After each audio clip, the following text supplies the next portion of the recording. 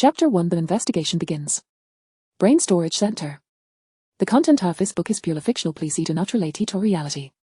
First few chapters serve as a bit of groundwork, but Hester I will take off directly afterward without any dragging. If interested, feel free to skip ahead. Officer, just now, I was upstairs shaving the meal when I suddenly heard a loud bang from downstairs. It startled me terribly. It must be terrorists making a bomb. A sharp-eyed, vivacious woman led to police officers up the stairs, speaking with grave conviction. The two officers exchanged their signalings. In their Kaoyang Road precinct reports of suspected terrorist sangs by a scheming at an average of 10 a day. However, it was precisely due to the vigilant spirit of Kaoyang community which detested devil that they have been awarded a title of National Model Police Station. This is the own officers, few men per editor black security door, stepping aside tollity officer sparse. The old air of that officers approached and knocked on the door. Knock, knock, knock. Hello, we from the community treach. Just a moment, coming as a new authority voice came from inside, followed by sound resembling a painful thud. It was clearly a young man. The voice drew closer. Click. As the security door slowly swung open, the officers were greeted by a doman with sinted hair and high t-shirt marred by large black stain, looking rather dishevelled bent down toward his knee. Upon seeing that officers flanking him, the doman appeared visibly taken aback. Hello, we're from the Kaoyang Road precinct. We received airport from the public suspect in Jia of making a bomb at home. Please cooperate with our investigation. The Andrew officer stepped forward, raising his notebook.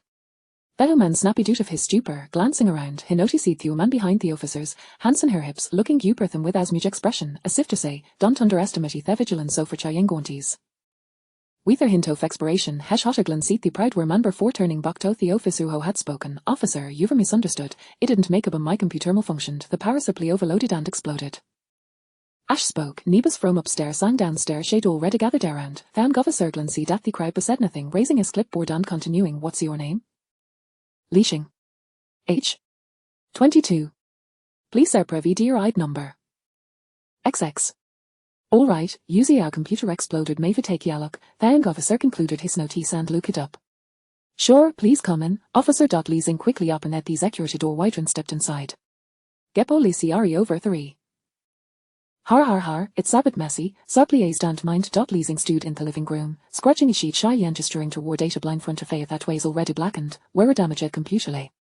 The two officers followed his gaze. The curtains on the balcony were drawn, casting the room into dim light. The narrow living room was quite cluttered, with several stacks of paper strewn across the floor, having been knocked over when Leasing hurriedly opened a door. A beam of sunlight broke through the curtains, illuminating the scattered papers on the floor, which were affiliated with various complex formulas that were difficult to comprehend. Alongside UAT appeared Toba designs for some kind of device. Seeing this, a flicker of doubt arose in the minds of the officers. A Rhea student, one of the officers, scanning the papers on the floor, suddenly asked. Upon hearing the question, a flash of mar crossed Leashing's eyes. He and harder had high family than not wealthy. His father had worked hard for many years on aid accumulated a modest savings. His father labored outside while his mother supported his studies of them, and he was diligent, consistent liar and king art had top off his glass. His parents never pressured him much. His father of 10 said, son, I don't expect you to achieve aggregates. I just hope you can be happy. His mother believed her son was the best in the world. That was 4 years ago, one afternoon when his parents were driving home. A sudden car accident claimed their lives, leaving behind the lifetime as savings so for a million yuan and for a million in compensation. Emerging from the anguish of memory, Leasing organized his sword sang spoke with a somber expression. No, officer, I drop it out of official. Sensing the pain in Leasing's tone, the old air officer nodded apologetically, choosing not to press further. The Andrew officer approached the smoking computer, inhaling the crid scent of burnt plastic. How did the computer catch fire? It seems quite servu. I was calculating something, and the power supply overloaded, causing G to explode. The officers exchanged questions and answers with Leashing. The onlookers at the door, though hesitant to enter, craned their necks to peer inside. Given the small size of them, the coffee table was quite closet of entrance, and several sheets of paper heard faller near the door. Only an lurker, upon glimpsing the contents of furnish sheet, suddenly displayed an expression of astonishment. His name was Zhang Wei, a doctoral student specializing in nuclear physics at Harbin Institute of Technology. His advisor was a leading figure in the field of controlled nuclear fusion, and he had been deeply involved in researching this area. Zhang where I realized that it should contain a fuel-known plasma turbulence air calculation model from the field of controlled nuclear fusion. He scrutinized the T-model data displayed on the paper, recalling that it had calculated at the Research Institute. Upon comparison, he found that the model deduced on the sheet was not only more feasible than those produced by other mathematical experts at this institute, but the derivation process was also more concise. Zhang was left speechless with astonishment. His gaze quickly shifted from that sheet of the scattered papers, his pupils dilated as noticed tate ever visible sheet was densely filled with derivation formulas. A shocking but sudden lie struck him. Cooled it without the serial, he stood at the door, eyes wide, examining the other nearby sheets that were illegible. Zhang Wei was subtly stunned. He discovered tate all records on this paper's content exceptionally profound calculation formulas and derivation processes related to counter. Some simple design blueprints for ascertained devices he could partially understand, while much of it was completely beyond his grasp. However, judging by his professional expertise, he did use taught how of the second tense must have delved deep into the field of controlled nuclear fusion, farther parsing his own understanding. Chapter 2 Research Confidentiality. Yangjing. Fangshan. China National Nuclear Corporation. Having just concluded a monthly meeting, Director Ling Yudong was leisurely exiting the administrative building. Ling Guodong, the head of the Nuclear Physics Department of Arbine Institute of Technology and an academician of the Kinesi Academy of Sciences, weighs out human around the field of controlled nuclear fusion in China. Now in his 50s, he sported a mix of black and grey hair, dressed in a grey polo shirt and black suit pants, exuding vitality, yet beneath the larger black frame eyeglasses, his eyes reveal a daisy of bewilderment. Their search and controlled nuclear fusion weighs at a world-leading level, yet like many countries, they found themselves as mired in a prolonged bottleneck. In terms of scientific theory, they had developed a practical and feasible method but had challenge of material to das an insurmountable barrier to success. This challenge was not easily overcome. During the meeting, any age researcher Hades team will we truly be able to realize controlled nuclear fusion technology in a lifetime, he could not provide and swear. The researcher himself was well aware of the situation. Old hive domestic news outlets frequently reported breakthroughs and achievements in controlled nuclear fusion. Those working on the front lines of research understood the material issues were leaking insurmountable mountains, suffocating the hopes for success. Yet, research in materials was also matter of luck. With poor fortune, one might spend a lifetime in failure, but with good luck, success would be just around the corner. So amidst the confusion, a glimmer of hope sustained at them, propelling the research forward. After all, someone had to undertake the work, didn't they? Retrieving his scattered thoughts, Ling Yudong's gaze regained its determination as hastened toward his office. Is the sound of the band still coming from Lushing Street? Just then, his phone rang. Ling Yudong checked the screen and saw it was a video call from his student, Jiang Wei, as my lane voluntarily cryptarchus his face. Jiang Wei wishes in the student, currently pursuing his doctorate. In the Nuclear Physics Department at Harbin Institute of Technology, every onek knew he was Lin's prized pupil. Akrished Prosk. Lin had taken it upon himself to nurture Jiang Wei as a future successor, and Jiang Wei had not disappointed, displaying remarkably talent.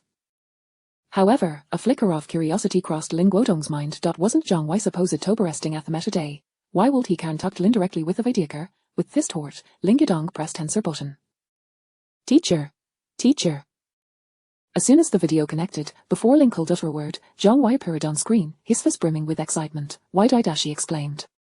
He quickly flipped the camera to show the paper scattered near the door. Teacher, look, these. The series written by someone who hasn't even attended university. Can you believe it? There is so much that even I can't comprehend. Listening to Jiang Wei's animated recanting of his discovery, Ling Yudong's expression shifted from interest to shock, his eyes radiating a myriad of dazzling colors. Are even more besides these? Ling Guodong asked urgently, his voice rising above the crowd, drawing curious glances from passing researchers. It was no wonder Ling Yudong was so agitated at what they had just seen. Every sheet of paper in the video contained cutting-edge content from the field of controlled nuclear fusion, even very advanced in their own research, yet they were among the foremost research institutions in this field. Moreover, besides the neatly arranged sheets Jiang Wei had presented, Lin noticed many more disorganized papers scattered around, which all of you led eyes intrigued. Jiang Wei, startled by his teacher sudden outburst, had never seen Lin display such emotion before. Realizing the gravity of the situation, he quickly pointed his phone towards the coffee table. Teacher, there are many more. Seeing the thick stacks of papers near the coffee table, Ling Guodong inhaled sharply, slowly exhaling as she tried to calm his racing heart. With a serious expression, he pondered for a moment before saying, Isaac the rear Polly Shofus is present. Quick, go over there and need to speak with them. Upon hearing his diaka's command, Jiang Wei kicked up rest his excitement and hurried into the room to approach the officers. Officers, I'm a doctoral student in nuclear physics at Harbin Institute of Technology. This is my advisor, the head of the Nuclear Physics Department, and an academician of the Chinese Academy of Sciences, Ling Guodong. Ling Guodong Academy. 2 exclamations rang out. As outstanding officers of the capital's police station, they were well aware of Ling Guodong's reputation. He was an academician, a true heavyweight in China's scientific community. That officers were left dumbfounded, unable to fathom which a prominent figure would seek it. Before they could ponder further, Ling Yudong's raised voice came through the headphone. Officers, I'm Ling Guodong, an academician of the Chinese Academy of Sciences. Everything in these rooms of paramount importance and involves research confidentiality. While contacts Shire authorities dozen sa monitohan this matter immediately. Before they arrive, please maintain order at the scene. Nurni is to leave, especially through our office room. R. Research confidentiality. Here. That officers stood frozen, their minds suddenly filled with questions. Had they not seen the video and recognized linguadong, they might have thought it was some sort of merging scam. The older officer, more experienced than Drone, quickly studied himself and spokeston light of the still daisy the ender officer. Xiao Wu, you go stand at the door, until responsible personnel arrive, noon can leave. The old air officer sorts acted like a calming anchor, quickly restoring Xiao Wu's composure. Understood, sir. Watching Xiao Wu salute return and take action, the old air officer felt a sense of satisfaction. Taking a deep breath, he approached a gathered crowd and announced. Everyone, please listen, our special situation has arisen, to prevent any leaks, noon we can leave until responsible persona arrives. I sincerely apologize for this inconvenience, but I ask for your cooperation, thank you. Ash spoke, the old air officer stood to land saluted the crowd, the impressions of the look shifted from confusion to shock, then to understanding, as if they were witnessing a dramatic performance. As soon as the officer finished speaking, a bald man wearing Galoo's great and topened black knee-length shorts, with blue Orba sandals on his feet, raised his voice, exuding an air of comprehension. Officer, we'll understand. We, the Kaoyang community, are a straightforward pay-up and will absolutely not create difficulties for your investigation. We will cooperate fully. Heaven turned to look around, grinning. Isn't that right, everyone? The man's booming voice was met with a chorus of agreement from the crowd. Exactly. Right. Indeed, we can't make things difficult for the officers. Well said. Supportive evos rang out, and event hoso who might have had objections found it hard to voice them under the moral pressure exerted by them and ultimately accepting the situation silence. One cold say, Thimen ways indeed a forced over reckoned with, the old air officer couldn't help her give him a thumbs up in his shirt, turning back to leashing, the old air officer offered a look of apology. Imsari, beauty hard what a Carter mission Lynn said, ha mentioned totter research the creature. To be honest, if Fania Niels had said a coding he would have found it totally unbelievable, however, given that it was linguadorn, the steam etiquette mission, ha felt compelled to with utmost respect. The sisya home, Andio should know best what is a lay by, so, I can lie asks hey you wait with us. Leasing was a muate kenneback, old how Hune folding events were far beyond his expectations, Hune just doodled to owl wit eyes wash happening. Chapter 3, The Mysterious Space. I have obtained controlled nuclear fusion. For years prior, a tragic car accident claimed the lives of Li Xing's only two relatives in this world. The repercussions of this calamity led to Li Xing's failure in the college entrance examination that year, a setback he chose not to rectify by repeating the year. However, with the savings and compensation left by his parents, he was assured a lifetime free from the worries of sustenance. Thus, his life descended into a state of bewilderment, and he languished in despondency for the next 2 years. During those sleepless nights, he would stealthily ascend to the rooftop, lay down a mat, and gaze at the starry sky, as if his parents were watching over him from some distant point among the stars. Gradually, his focus shifted from longing for his parents to contemplating the very essence of the celestial expanse, which he considered a tribute to their memory. He began to self-study astronomy, discovering that the stars visible in the night sky are predominantly composed of countless stars, with a few planets reflecting the light of these stars. The brightest star discernible to the human eye is, of course, the Sun. Our solar system's Sun is classified as a yellow dwarf, boasting a lifespan of approximately 10 billion years. Indeed, the Sun has a finite existence. It is a colossal fireball, perpetually undergoing nuclear fusion as four hydrogen atoms merge to form a single helium atom. In simpler terms, the Sun is engaged in a continuous process of nuclear fusion. Although the Sun harbors an unfathomable quantity of hydrogen, this resource will inevitably be exhausted, an event projected to occur in roughly 5 billion years. Upon depleting its hydrogen reserves, the Sun's core will form a helium nucleus, which will rapidly collapse inward to resist gravitational forces, resulting in a dramatic increase in temperature. Once the temperature reaches 100 million degrees, helium will once again undergo nuclear fusion, releasing energy and triggering a helium flash. At this juncture, the outer layer of hydrogen will expand exponentially, swelling to an approximate size 1 million times greater than its current state, transforming the Sun into a red giant. Following its metamorphosis into a red giant, the core's helium fusion will persist for about 1 billion years, after which helium atoms will be entirely consumed and converted into carbon, leading to a contraction into a carbon sphere. Subsequently, the red giant will undergo an explosion, ejecting its outer matter and forming a planetary nebula, ultimately leaving behind a densely packed white dwarf. The white dwarf will cease nuclear fusion and, as its temperature declines, it will gradually fade into a tranquil black dwarf. This is the ultimate fate that awaits our Sun. Setting aside the eventual white and black dwarfs, the mere transition to the red giant phase will render the solar system inhospitable to human life. Although 5 billion years seems an unfathomably distant future, and the survival of humanity until that time remains uncertain, Li Xing has pondered this question countless times during his late-night musings. What lies ahead for humanity? Ultimately, on a fateful night 2 years ago, as the clear night enveloped him, Li Xing reclined on the rooftop, the starlit sky reflecting in his bright eyes. He raised his hand, pointing to the heavens, exclaiming, "There, that is the future, our journey lies among the stars and the vast seas." As he uttered these words, the stars above seemed to shine even brighter, illuminating the youthful gaze that sparkled with brilliance. At that moment, unbeknownst to Li Xing, a faint red light ascended from the star Jaguan within the Big Dipper, swiftly darting toward the star Qiang.it passed in succession through the stars Yuheng, Qianquan, Qianji, Qianxian, and Qianshu, each time growing increasingly radiant, until it surged directly towards Polaris. Upon leaving Polaris, this light traversed an unimaginable distance, spanning several hundred light-years to reach Earth within mere seconds. It was only then that Li Xing noticed this anomalous phenomenon, yet before he could react, the beam of light penetrated his forehead, and in an instant, he felt as though his brain were being pierced by countless needles, the pain overwhelming him. Before he could utter a sound, his brain's protective mechanism activated, causing him to lose consciousness. When consciousness returned, Li Xing found himself adrift in a space suffused with colors reminiscent of a nebula, floating weightlessly as if in the vacuum of the universe. There was no gravity, no air resistance, and he felt no need to breathe.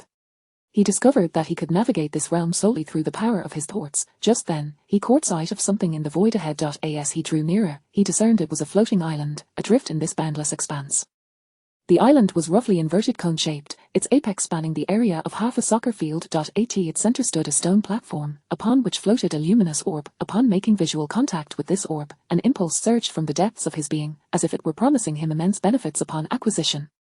Li Xing propelled himself toward the floating island, and upon landing, he collapsed awkwardly onto the ground. Just moments prior, he had been in a zero-gravity void, yet upon landing, it felt as though he was standing on solid Earth, the gravitational force akin to that on Blue Star. A thought crossed his mind. Though the island was diminutive in size, its density must be extraordinary, perhaps equivalent to that of Blue Star itself. But why had he felt no gravitational pull during his approach, only to experience the sensation of standing on genuine ground upon contact? As his mind raced, Li Xing attempted a gentle leap, only to discover that even with his feet off the ground, he was still subject to gravitational influence. Frowning slightly, he wondered if he would be trapped on this island indefinitely. Yet, at that moment, the gravitational force that had restrained him seemed to dissipate, and he floated once more. The sudden release from gravity jolted him back to reality, and he flailed his arms and legs in a panic. "I need to land. I need to land," he exclaimed, oddly realizing that sound could travel normally in this vacuum devoid of medium. Just as he uttered these words, it felt as though he had returned to a zone of gravity, and he fell once again, landing on the ground in a rather undignified manner. Although this incident was quite chaotic, he finally grasped the operational mechanics of this place. He realized that by merely wishing to leave the ground, he could float freely, and conversely, by desiring to land, he could stand firmly on the surface. Now aware of how to depart from the floating island, Li Xing dismissed further contemplation with a wry smile, recognizing that the principles behind these phenomena were beyond the current scope of human scientific understanding. Driven by the impulse surging within him, he hastened toward the luminous orb. As he approached, the intensity of that impulse grew stronger, and in that moment, he chose to trust his instincts, reaching out without hesitation to grasp the orb. The instant his fingers made contact, the orb erupted in blinding white light, prompting him to quickly shut his eyes. However, he was a moment too late, and a sharp pain shot through his eyes. In an instant, he felt a torrent of information flooding into his mind, overwhelming him to the point of dizziness. After half a minute, as his brain pulsed slightly, the transmission concluded, and Li Xing began to sift through the influx of knowledge. To his astonishment, he discovered that this was a complete set of documents detailing controlled nuclear fusion technology, and he found he could comprehend it all effortlessly. It felt as though he had painstakingly researched every detail over countless hours. He was utterly astounded, his breath quickening in excitement. With this information, and with governmental support, he could ignite the flame of fusion technology on the soil of Huagua. He also gleaned from the information that this entire realm existed in an unknown location, and after the red light had penetrated his forehead, it had become intricately linked to his consciousness. As long as his thoughts persisted, he could enter and exit at will. At that moment, the entity present in this space was merely a manifestation of his consciousness, while his physical body likely remained atop the rooftop, exposed to the cool breeze. The vastness of this realm was unfathomable. Observing the stone platform, he noted the orb had lost its radiance, now resting in a depression atop the platform. His mind swirled with questions. Would other, even more advanced technologies manifest in the future? Was this the handiwork of a superior extraterrestrial civilization? If so, what was their purpose? Yet, he set aside these unanswered inquiries. For now, the tangible reality of the controlled nuclear fusion technology in his mind was more than sufficient. Other considerations were beyond his current capacity to comprehend. Suppressing the tumultuous emotions within him, Li Xing gently focused his thoughts, and in an instant, his consciousness returned. As he lay on the rooftop, Li Xing slowly opened his eyes to the piercing sunlight flooding in. Upon awakening, he did not rush to contact the authorities. He realized that since acquiring the comprehensive knowledge of controlled nuclear fusion technology, his cognitive abilities had significantly enhanced, his intelligence had seemingly surged. Any knowledge he encountered could be swiftly absorbed and integrated. In the subsequent 2 years, he devoted himself to self-improvement. The controlled nuclear fusion technology he had acquired in that mysterious space had merely elevated one facet of his capabilities. He needed a more robust and extensive foundation to solidify his knowledge. Chapter 4 I have achieved controlled nuclear fusion, September the 5th, 2024. This morning, while Li Xing was engaged in some data calculations on his computer, the old machine that had accompanied him for many years, especially during the arduous 2 years of his research, finally succumbed to the weight of its burdens and dramatically concluded its precarious existence. Little did he anticipate that this dramatic failure would alert the neighbors above, prompting the community's warm response from the police. Even more unexpectedly, amidst his frantic movements, he accidentally knocked over the sheets of paper filled with his research notes from the past 2 years. By a series of fortunate coincidences, these papers caught the attention of the esteemed academician Lin Guodong, a prominent figure in the field of controlled nuclear fusion. This delightful turn of events saved him from a multitude of troubles, as his findings were exceedingly extraordinary. As a mere high school graduate who had failed the college entrance examination, who would believe that he had developed controlled nuclear fusion, most would dismiss him as a charlatan. The biases harbored in people's hearts are formidable mountains. He had been grappling with how to capture the attention of higher authorities, and now, an opportunity had finally presented itself. After Lin Guodong ended the video call, he glanced at the address sent by Zhang Wei and promptly dialed a number, his expression grave as he spoke in a low voice. Hello, Laosher. We have a serious situation. What has happened? What could possibly make you, of all people, so anxious? Came a puzzled yet teasing voice from the other end of the line. I've discovered something. If my suspicions are correct, these findings could lead to groundbreaking advancements in our institute's research. Lin Guodong exclaimed, his face alight with excitement. Are you certain? Surely you jest, this is no laughing matter, Stone Haiping replied, incredulous. As the president of the Chinese Academy of Sciences, he was well aware of the research Lin Guodong was conducting. Thus, it was difficult for him to believe that Lin had found something that could catalyze a breakthrough in the realm of controlled nuclear fusion, leading him to question whether Lin was joking. When have I ever made such a jest? Enough with the banter.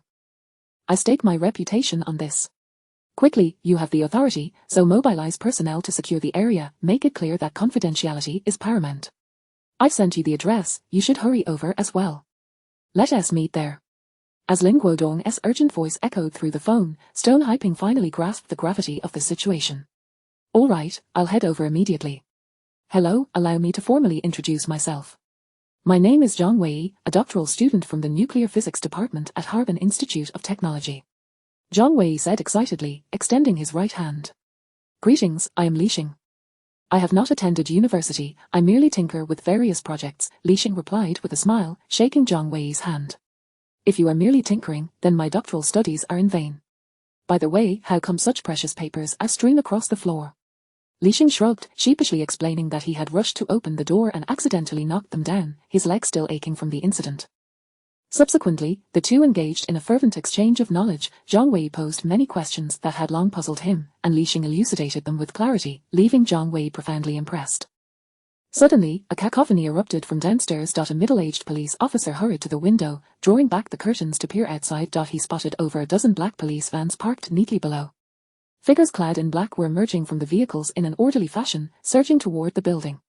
It's the armed police unit, the officer exclaimed in astonishment. Moments later, a contingent of fully armed soldiers ascended the stairs, quickly establishing a perimeter, 2 stationed on either side of Li Xing's door, while 2 others positioned themselves at the living room windows. The remaining personnel crowded the stairwell, leaving the center clear. The armed forces came to a halt as several uniformed national security officers ascended the stairs, escorting the 2 police officers and a throng of onlookers away for confidentiality training. The precision of this operation left Li Xing in awe. Just as he was processing this surprising turn of events, Lin Guodong, whom he had just seen on video, descended the stairs with a steady gait. Accompanying him were 2 others. The individual on the left sported a mix of black and grey hair, donned rimless glasses, and bore the marks of time upon his face, yet his eyes sparkled with the fervour of a true scholar. Upon entering the room, he was instantly captivated by the papers scattered on the floor, crouching down to quickly gather and organize them, occasionally gasping in astonishment. The individual on the right exuded a mature and composed demeanor, standing tall and vigilant beside Lin Guodong. "Teacher, this is the homeowner, Li Xing," Zhang Wei indicated toward Li Xing.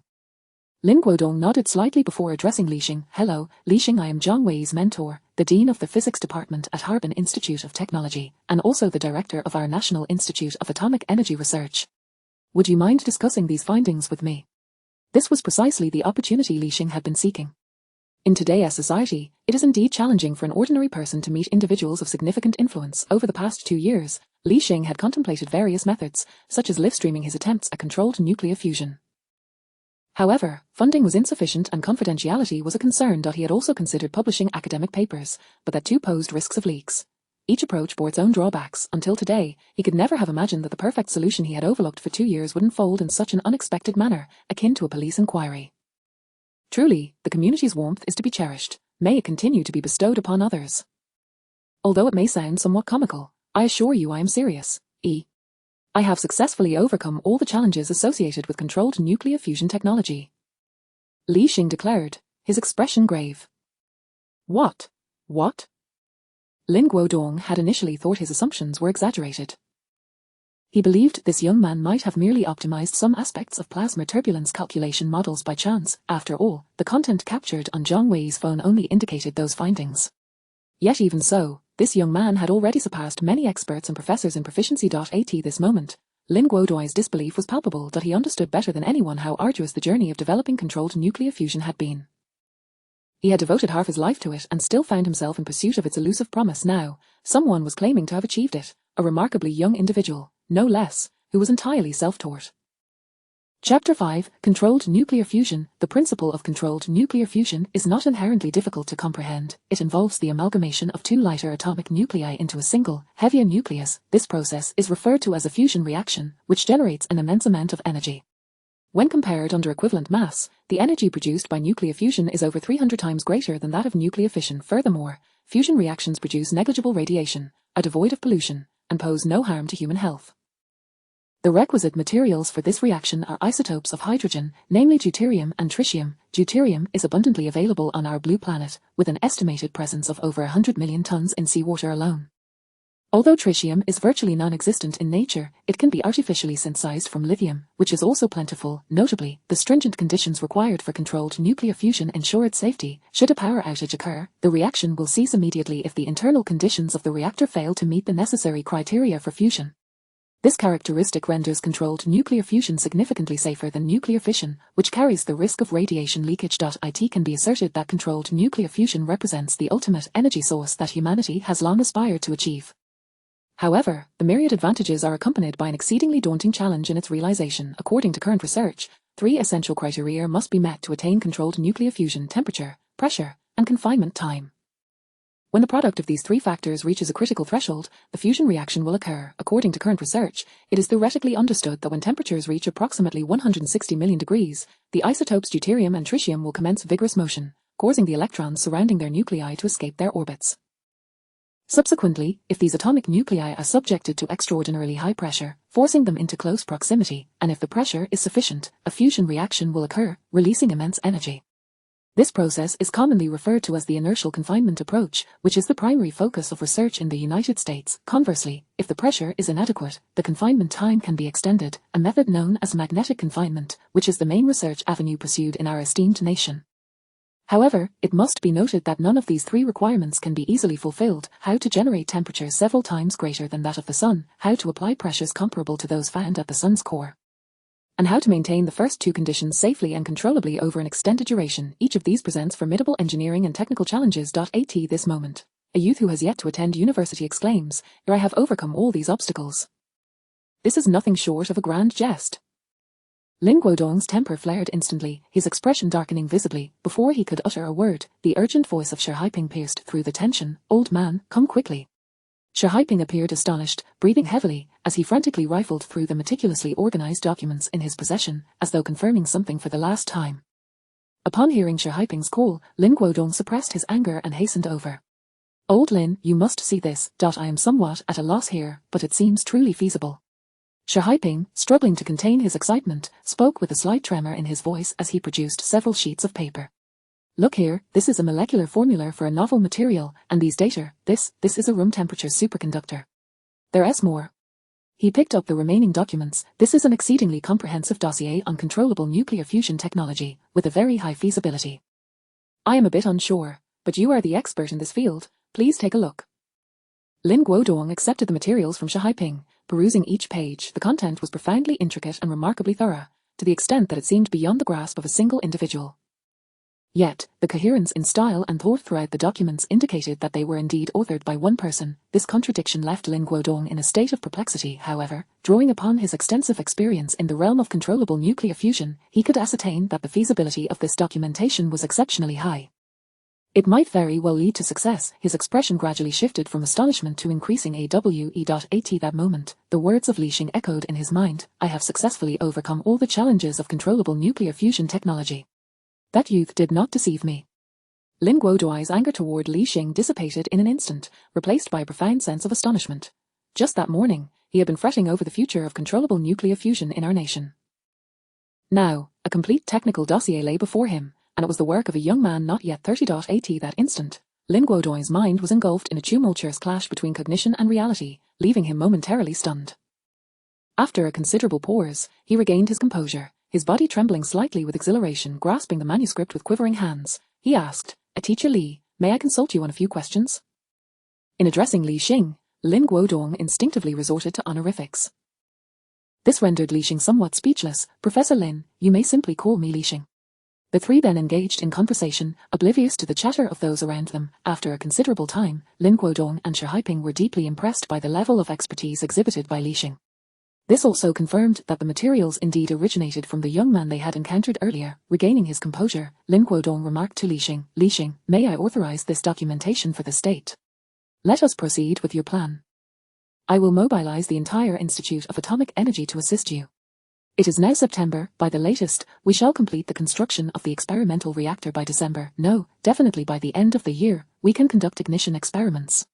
The true light of fusion shall undoubtedly accompany the arrival of the new year, ignited on the soil of our great nation by your hands and mine. Lin Guodong's enthusiasm was infectious, and Li Xing began to envision the possibilities. He had long contemplated how to connect with the state on this matter, and now the quandary that had troubled him for 2 years unfolded in such a dramatic fashion. Very well, Professor Lin. Shi Haiping's face radiated a fatherly smile once more. Now, you and Li Xing must return immediately, gather the staff, and verify all the details within this documentation. Maintaining confidentiality is paramount. I will report to Elder Sun. Upon hearing the reference to that title, Lin Guodong's pupils dilated in shock. He was well aware of who Elder Sun was, the very superior of these researchers, the head of the Ministry of Science and Technology of our nation, Sun Yang. Ignoring Lin Guodong's astonished expression, Shi Haiping turned to the captain of the armed police standing nearby, saying, Captain Chi, you and the national security team will handle the aftermath here. Please ensure that not a single detail of today's events is leaked. Yes, sir. Chi Tongwei stood at attention, saluting Chapter 6, Top Secret Level. 1 hour later, at the China Institute of Atomic Energy, in the conference room. At this moment, the room was filled with people, all engaged in hushed conversations. What is going on? Why the sudden meeting? I haven't even finished my experiment yet. What a waste of a morning, sigh. Indeed. It was old Liu who informed us, claiming that Academician Lin ordered everyone to drop their experiments, no matter how critical, and to assemble here immediately. Sure. Liu Lao is coming. Just then, an elderly gentleman with white hair and beard entered the conference room at a measured pace, taking a seat in the front row.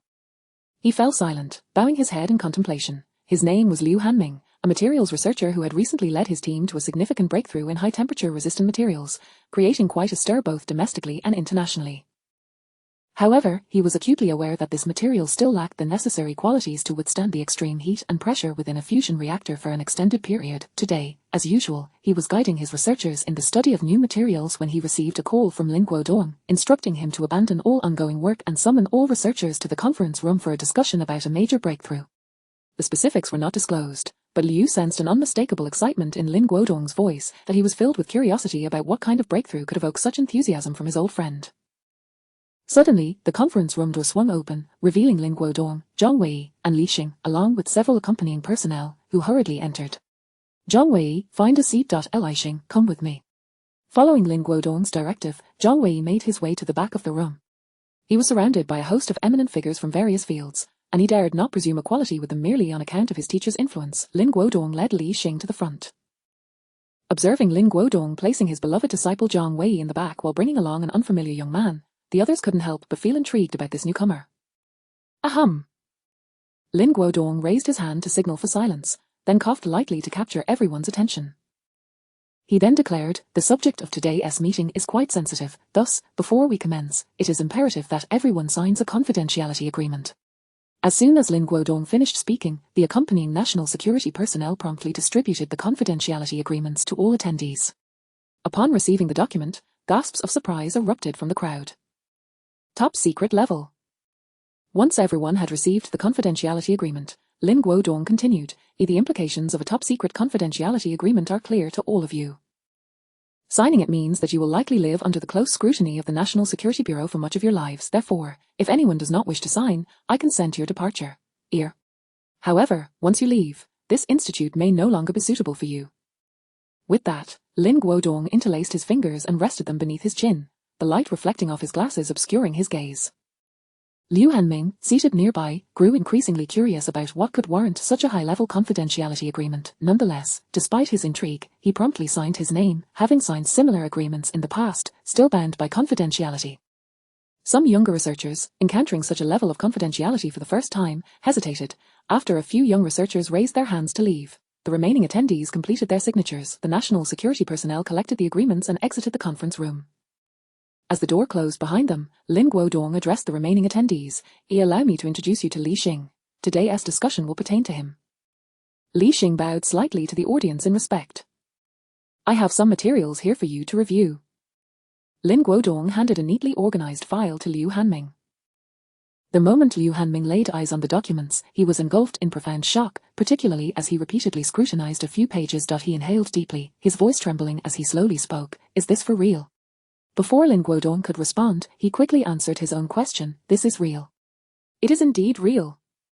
The other attendees, witnessing Liu Hanming's animated examination of the documents, exchanged puzzled glances. What on earth could astonish Liu Lao so profoundly? Has room temperature superconducting material been achieved? Har har, you have quite the imagination. Har har har. Amidst the laughter, Liu Hanming passed the documents back, exclaiming, "Oh my goodness! My goodness!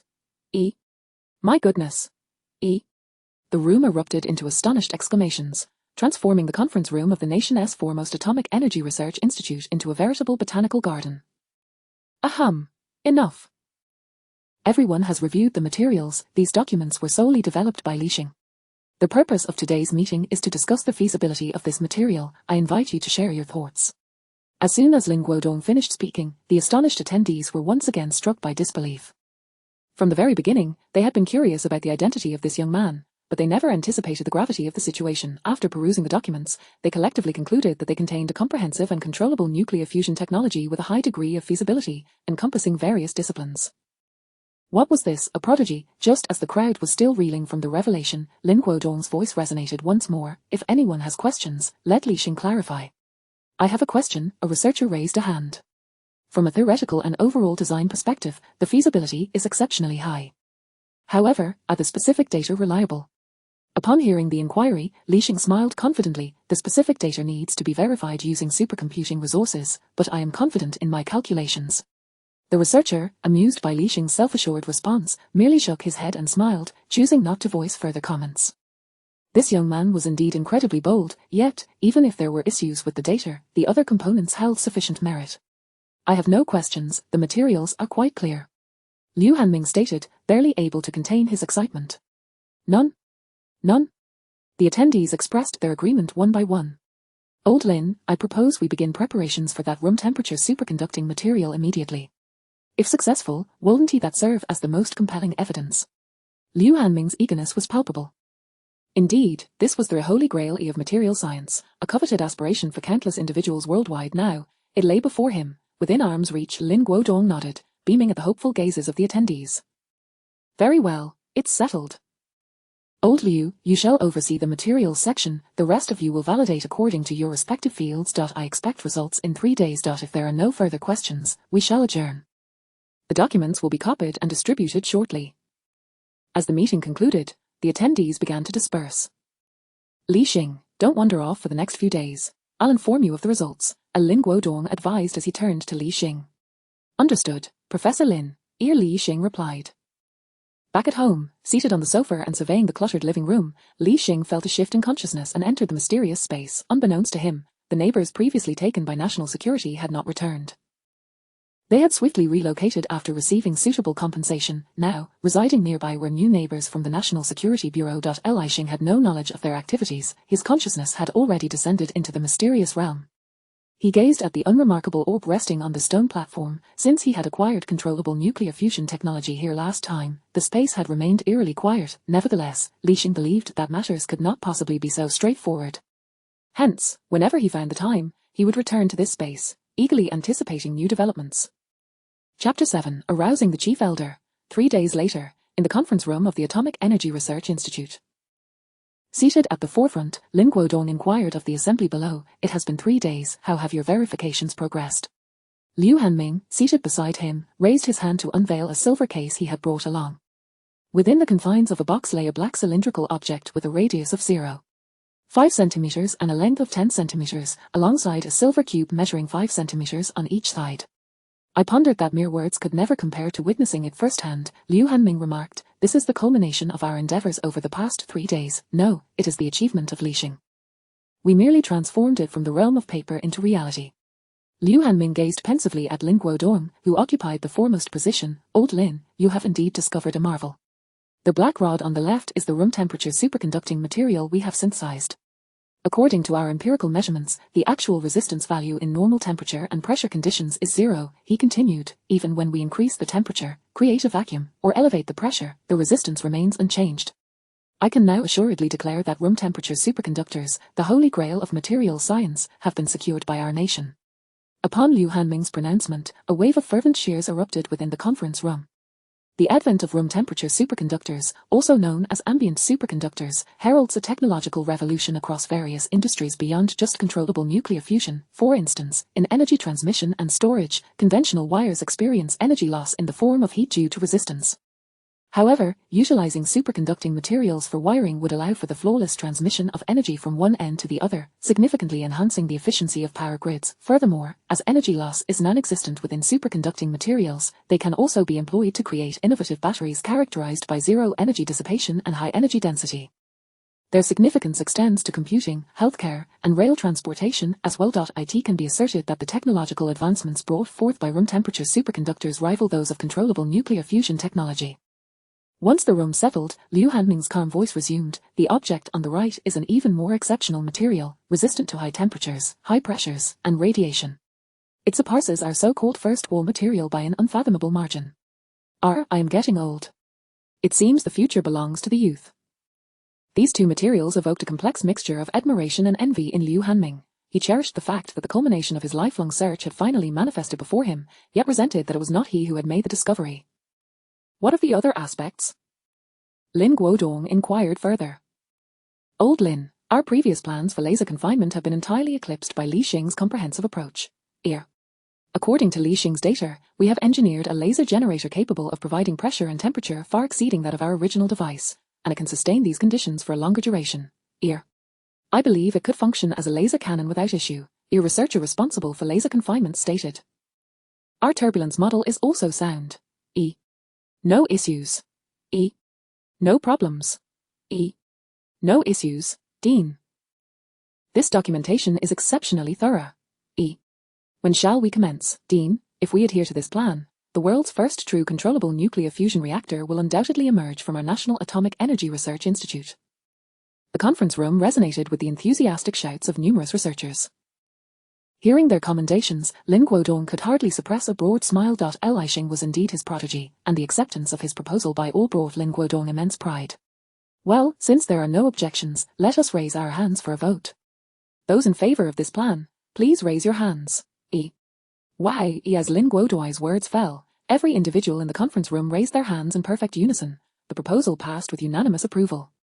Shi Haiping sat in his office, reminiscing about the materials he had seen at Li Xing's home a few days prior. He wondered how things were progressing. It had been 3 days without news. What was old Lin up to? Perhaps he should call to inquire. A sense of urgency simmered within Shi Haiping. Suddenly, the telephone rang, jolting him from his thoughts. He quickly answered, and upon hearing the voice on the other end, his anxiety dissipated. Old Shi, we have unanimously verified Li Xing's documentation here. As soon as we receive the green light from above, we can commence work on the experimental reactor. Lin Guodong's excitement was palpable, for this endeavor could truly elevate the nation. Excellent. Wonderful. Har har har har, I awaited your words. Listening to Lin Guodong, Shi Haiping laughed heartily. Outside the office, a group of researchers passing by en route to the cafeteria overheard the laughter emanating from the dean's office and began to speculate. What has gotten Dean Shi so jubilant today?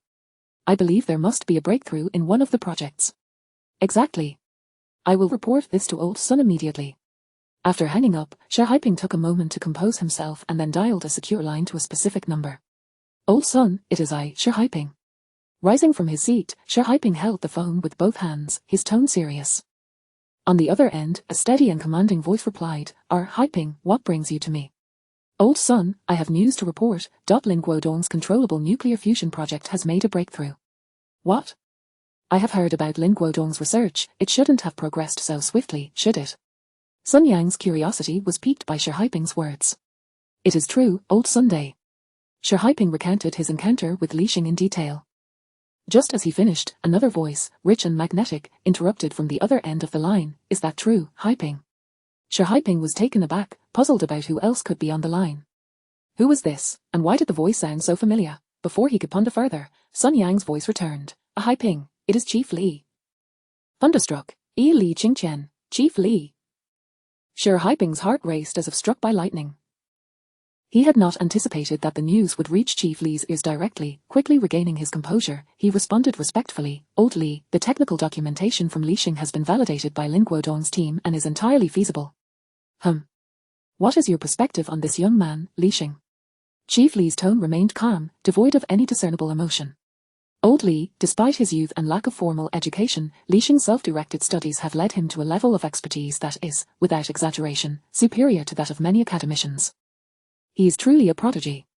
Excitement flickered across Shi Haiping's face as he spoke of Li Xing. Hearing Shi Haiping's generous praise, Chief Li fell into contemplative silence. Very well, Haiping, I shall leave you to your discussion with Old Sun. I will not intrude. Old Li, allow me to see you out. Sun Yang immediately rose to escort him. Old Sun, your work is of utmost importance. There is no need for you to see me off. I will continue to monitor this matter closely, and I hope for good news. Chief Li nodded to Sun Yang and turned to depart. As Chief Li exited, his secretary swiftly closed the door behind him and followed closely. Sir Wang, please look into the background of a young man named Li Xing, who is currently with Professor Lin Guodong. Yes, Old Li.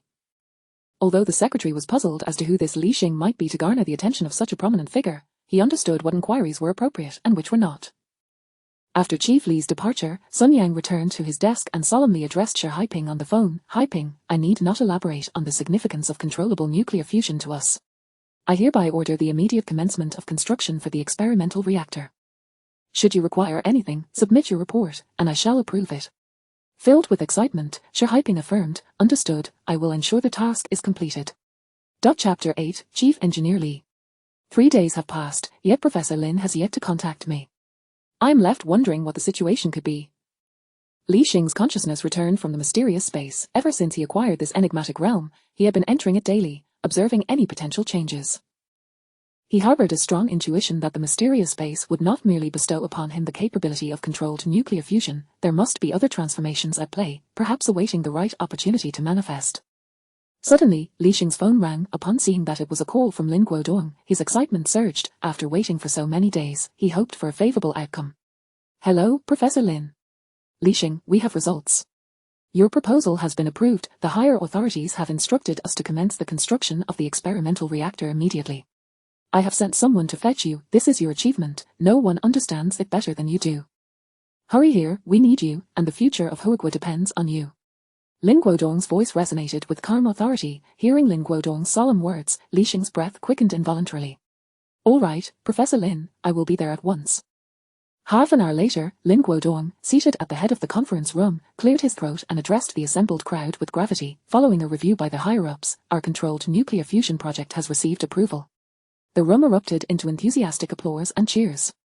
Lin Guodong raised his hand to quell the excitement. It is still too early to celebrate. The project's approval is merely the first step. Our forthcoming tasks are of utmost importance.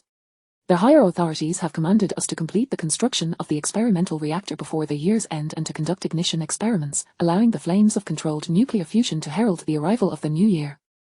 Does everyone have confidence in this mission? Yes, the crowd responded with fervor. Even Liu Hanming, typically unflappable, joined in the enthusiasm. While Xia Haiping had advised Lin Guodong to expedite the process, he felt that expedite was still insufficient. Li Xing's data laid bare the essence of controlled nuclear fusion before them. Failure to achieve this would be a personal disgrace. Thus, he pledged an oath to ensure the flames of controlled nuclear fusion ignited at the dawn of the new year. Good, now I will assign tasks. Lin Guodong's lips curled into a slight smile as he observed the eager researchers. Old Liu, to construct the fusion device, materials are the cornerstone. You will be responsible for this aspect. Ensure the rapid development of production schemes for 2 types of materials. Absolutely, leave it to me. Liu Hanming's resolute gaze met Lin Guodong's, his voice firm and unwavering. Satisfied with Liu Hanming's response, Lin Guodong nodded and turned his attention to the other researchers, continuing to assign roles. Zhang Jingguo, you will lead the team responsible for high-energy lasers. Yanshin, you are in charge of the magnetic field. Lastly, Chief Engineer Lin Guodong turned to Li Xing, seated beside him, and a warm smile graced his face. Li Xing, you single-handedly developed the entirety of this controlled nuclear fusion technology documentation. It encompasses disciplines such as material science, nuclear physics, plasma physics, mechanical engineering, and superconductivity, which speaks volumes about your extensive knowledge base. At this point, Lin Guodong turned to the rest of the assembly, proclaiming, "Tell me, is Li Xing the only one qualified to be the chief engineer?" A chorus of voices erupted around him. Indeed. Absolutely. Chief Engineer Li. Divine Li. Hearing the accolades, Li Xing shook his head in bemusement. Ignoring Lin Guodong's teasing gaze, he took a deep breath, his expression growing resolute. Since you all hold me in such high regard, let us strive together to secure the ultimate energy source for humanity. Controlled nuclear fusion. Observing the confident young man beside him, Lin Guodong instantly felt a sense of fulfillment in life. He took immense pride in being Li Xing's mentor. Professor Lin, I have an immature idea regarding the method of power generation for controlled nuclear fusion, Li Xing suddenly spoke after a moment of contemplation. Isn't it just about boiling water? Our nation has a well-established technological foundation in this area. Is there an issue? Are you suggesting we can somehow make the water bloom? Lin Guodong replied, a look of confusion on his face. Boiling water is indeed a stable solution, yet it harbors numerous flaws, such as low energy utilization efficiency, a cumbersome process, and significant challenges in miniaturization. While it is well suited for nuclear fission power plants, it is somewhat mismatched for controlled nuclear fusion. Once the discussion shifted to technical matters, Li Xing spoke with eloquence. As he enumerated the deficiencies, Lin Guodong appeared contemplative, eventually letting out a gentle sigh. These issues you mention have crossed my mind, but it seems there are no better alternatives. Do you, by any chance, have a superior solution? Of course, Li Xing replied confidently, rising to approach a large whiteboard at the front of the conference room. He picked up a marker and began to sketch and write. 10 minutes later, Li Xing paused, turning to face the audience. This is a power generation scheme I have designed. Magneto-hydrodynamic generator. Utilizing ultra-high temperature plasma injected into a magnetic field, with 2 metal plates positioned within that field. According to the left-hand rule, when the plasma enters the magnetic field, positively charged electrons will be deflected downwards, imparting a positive charge to the lower metal plate. Conversely, negatively charged electrons will be deflected upwards, imparting a negative charge to the upper metal plate.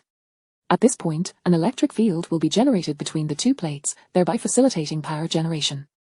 As for the source of the ultra-high temperature plasma, isn't it constantly produced within the reactor? Moreover, by directly using plasma for power generation, we eliminate the conversion process from thermal energy to mechanical energy to electrical energy, resulting in a significant increase in energy utilization efficiency, while also favoring the miniaturization of the fusion device. Indeed, how could I have overlooked this? With the support of that new type of material, the realization of a magneto-hydrodynamic generator becomes possible. How did I not think of this sooner? Upon hearing Li Xing's articulate presentation, Lin Guodong was instantly electrified, reaching for his hair, which was a mix of black and white. The other researchers also gazed at him with immense admiration. Li Xing, witnessing Lin Guodong's enthusiasm, wore a confident smile. Professor Lin, what do you think of my proposal? Excellent, truly excellent. This is precisely the method of power generation that should be employed for controlled nuclear fusion. Lin Guodong expressed his excitement, though he soon regained his composure, his face reflecting satisfaction. I truly feel aged. My thoughts are not as agile as yours, young ones. What are you saying? I am merely standing on the shoulders of giants, Li Xing replied humbly. He felt that the previous transmission of technical information was not merely about transferring data into his mind. It had also expanded his cognitive horizons and enhanced his thinking abilities. All right, young man, let us not dwell on such matters, Lin Guodong said with a warm smile directed at Li Xing before addressing the group with solemnity. I hereby declare the project officially underway. Chapter 9. Ignition begins on January 24th. Merely 4 days remained until the Spring Festival, and over 4 months, specifically 137 days, had elapsed since the commencement of the experimental reactor project. Beijing had already descended into the depths of winter, with frigid currents sweeping through, bringing with them a biting cold wind that felt akin to countless sharp blades, piercing painfully against one's face. The trees lining the streets had long shed their autumnal adornments, leaving behind only bare branches that contrasted starkly with the grey-blue sky. In a testing area situated beyond the city limits, Li Xing briskly approached the entrance of the control room, rubbing his icy hands together. With a single hand, he pushed open the door to the main control room. The most striking feature within was a row of high-strength tempered glass windows directly in front. Beyond these panes lay a complex apparatus, reminiscent of a colossal tin can nestled within a vast factory, representing the controllable nuclear fusion experimental device they had laboriously constructed over the past 4 months, alongside a generator set comprising for magneto-hydrodynamic generators and energy storage equipment. Inside the control room, closely positioned against the windows, was a sophisticated control panel adorned with an array of buttons, gauges, and screens, manned by a flurry of researchers diligently engaged in their tasks. As Li Xing entered the control room, he found that the researchers had already gathered, busily conducting final checks. Upon seeing Li Xing's arrival, Lin Guodong relinquished his work to a nearby colleague. Xiaolu, please conduct one last check on this. Remember, ensure that everything is flawless, Lin instructed. Xiaolu, taking Lin Guodong's place at the control panel, replied earnestly, understood, leave it to me, Professor Lin. Lin Guodong nodded and turned to approach Li Xing, his wrinkled face betraying an unmistakable joy. Our chief engineer Li has finally arrived. Upon hearing this, Li Xing spread his hands, slightly bemused. Professor Lin, it's only 7:30, the day has just begun, perhaps it is you all who have arrived too early, Lin Guodong chuckled, rubbing his nose with an embarrassed grin. After all this time, we are on the verge of validating our efforts.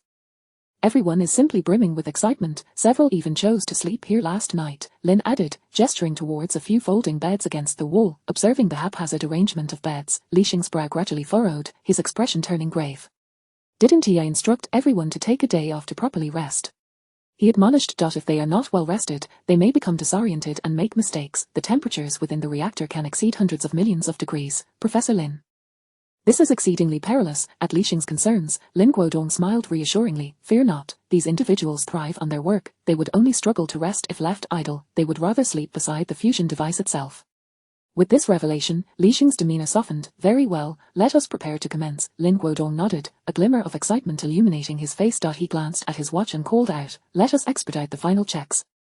We shall initiate the first ignition experiment in 20 minutes. As Lin Guodong's voice echoed, the personnel in the control room quickened their pace. The announcer beside the microphone reiterated, countdown to the first ignition experiment.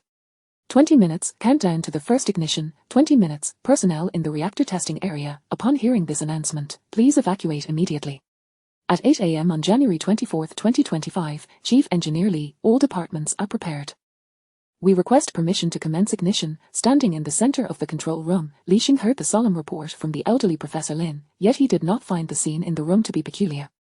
Instead, he responded in an equally grave tone, ignition is approved. Lin Guodong, having received the green light, turned to the researchers at the control panel and commanded, ignite. As the ignition command was issued, the researchers commenced their operations, calmly reporting the progress of the experiment. Powering up, injecting deuterium-tritium gas, raising temperature reached 10,000 degrees, temperature reached 10,000 degrees. 12,000 degrees. The temperature escalation was an exceedingly protracted and energy-intensive endeavor. In controllable nuclear fusion experiments, the energy produced by the fusion reaction in relation to the energy input required to sustain the fusion reaction is referred to as the Q value. A Q value less than 1 indicates that the energy output from the reaction is insufficient to compensate for the energy consumed in maintaining the fusion reaction. When the Q value equals 1, it signifies that the energy produced by the reaction precisely matches the energy consumed. Conversely, a Q value greater than 1 indicates that the energy output surpasses the energy required to sustain the reaction itself. The objective of researching controllable nuclear fusion is to generate electricity, rendering the first two scenarios futile. The first scenario even necessitates a deficit in electrical input. Both the East Project and all current controllable nuclear fusion experimental devices worldwide remain at this stage. Achieving equilibrium is a distant dream, let alone generating excess energy. Even attaining the second scenario, where the Q value equals 1, would merely signify a preliminary detachment from external energy input, achieving self-sufficiency only when the Q value exceeds 1, indicating a capacity for self-sufficiency while simultaneously supplying energy externally. Does the controllable nuclear fusion device possess practical significance? This is a feat that remains unattainable across the globe. However, Lieshing and his team were poised to achieve it. The experimental apparatus they had constructed over 4 months not only had the potential to exceed a Q value of 1 but, theoretically, could reach a Q value of 10, fully meeting commercial viability requirements. In other words, the energy produced by the fusion reactor could sustain its own continuous reaction while yielding an astonishing 90 surplus energy after consuming a mere 10 for its operations. Their core temperature has reached 154 million degrees, approaching the critical reaction temperature. After a protracted hour of temperature elevation, the researcher tasked with monitoring the temperature interrupted Lieshing's contemplation. Their core temperature has reached the critical threshold. We request to initiate the formal ignition. With these words, all eyes in the control room turned towards Lieshing, meeting the eager gazes of his colleagues. Lieshing's own eyes shimmered with fervor. He scanned the room, offering a slight nod, and declared solemnly, "Ignition." As Lieshing's command resonated, the researcher responsible for operating the laser ignition device swiftly pressed the red ignition button on the control panel. Boom! In the unseen microcosm, deuterium nuclei, stripped of their outer electrons by high temperatures, collided rapidly with similarly bare tritium nuclei. Under the relentless bombardment of high-energy lasers, they swiftly overcame the repulsive forces generated by Coulomb's law, merging tightly and ejecting a neutron in the process. Neutron detection confirmed. Fusion reaction has commenced, another researcher reported loudly, his gaze fixed on the rapidly ascending curves displayed on the screen. Chapter 10, Malfunction, 1 minute, 5 minutes, 30 minutes. The fusion reaction within the core has been ongoing for half an hour. No abnormalities in internal temperature. The first inner wall exhibits good resistance to neutron radiation. Magnetic field strength is normal. At this moment, a researcher responsible for overseeing the overall data control turned to Lieshing and reported, the fusion reaction has persisted for 30 minutes, with all parameters of the reactor showing no anomalies. We anticipate it can continue for an extended period, confirming we have reached commercial viability. As the researcher concluded his statement, the remaining personnel in the control room erupted in uncontrollable exclamations of excitement. We did it. Hooray. Fantastic, we've succeeded. Silence. Don't celebrate too soon, it's not over yet. Lieshing swiftly interjected to suppress the premature jubilation, as such premature celebrations were ill-advised. Upon hearing Lieshing's authoritative voice, the crowd quickly regained their composure, with one individual even delivering a self-inflicted slap to the face. Smack. Right, the most crucial part is yet to come. How can we tempt fate? The team cast admiring glances in his direction. Lieshing then instructed the researcher in charge of the generator unit, connect to the generator unit and commence power generation. The researcher, upon receiving the command, promptly flipped the control switch upward, reporting as he operated, Generator 1 is connected. Generator 2 is connected. Generator 3 is connected. Generator 4 is connected. All generators have been successfully linked. 1 second, 2 seconds, 3 seconds. What about the energy storage equipment? All generators were connected, yet the report from the researcher responsible for the energy storage equipment was conspicuously absent, leading Lieshing to experience a twinge of foreboding. Report, I show no energy input. I am currently troubleshooting the issue. A researcher, visibly anxious, relayed this information to Lieshing while hastily manipulating the console. After a brief moment, he halted his actions, wearing a puzzled expression as he turned to Lieshing to report, the energy storage equipment shows no issues. Everything is normal. Before Lieshing could respond, a frantic voice from the other side pierced through the tension. Report, an abnormal temperature has been detected within the generator. The temperature is rising rapidly. It is about to reach the maximum threshold the generator can withstand. Quick! Immediately halt external power supply to the reactor, sever the connection to the generator unit. Without a moment's hesitation, Lieshing called for an immediate cessation of the experiment, followed closely by a series of reports from the researchers. External power supply has been cut. Generator unit has been disconnected. Neutron levels within the reactor have ceased to rise. The fusion reaction has stopped. Core temperature is beginning to decline slowly. The internal temperature of the generator has halted its ascent and is initiating emergency cooling measures. The internal temperature of the generator is starting to decrease. As the experiment gradually wound down and the cooling system activated, the control panel displayed a curve indicating the internal temperature of the generator finally began to recede. Observing this, both Li Xing and Lin Guodong felt the tension in their expressions ease. Releasing their tightly clenched hands, the researchers in the control room collectively exhaled deeply, followed by a cacophony of discussions. What just happened? So close, we were so close. What exactly went wrong? Who was the one who jinxed it? Step forward. I had no issues on my end. Listening to the tumultuous chatter in the control room, Li Xing furrowed his brow, feeling a wave of frustration welling up within him. At that moment, the value of experience became evident. Lin Guodong, standing beside Li Xing, patted him on the shoulder, bringing him back to his senses. He then turned to the microphone, cleared his throat, and spoke in a commanding tone. Ahem, everyone, please quiet down and listen to me. Our ignition experiment has achieved a milestone breakthrough. We have successfully created a controllable nuclear fusion device capable of sustained reaction and meeting commercial standards. As for the issues with the generator, we are not afraid of problems. We simply need to resolve them. His tone gradually shifted to one of indignation. What good is all this shouting? Let us get to work on repairs and prepare for the next experiment. HMPH. Upon hearing Lin Guodong's reprimand, the team reluctantly returned to their respective stations. For the generator unit, conduct a thorough inspection once the reactor has cooled down. Understood. A middle-aged researcher, his expression grave, responded solemnly. A few minutes later, after assigning all tasks, Lin Guodong turned to Li Xing. Li Xing, let us step outside for some fresh air.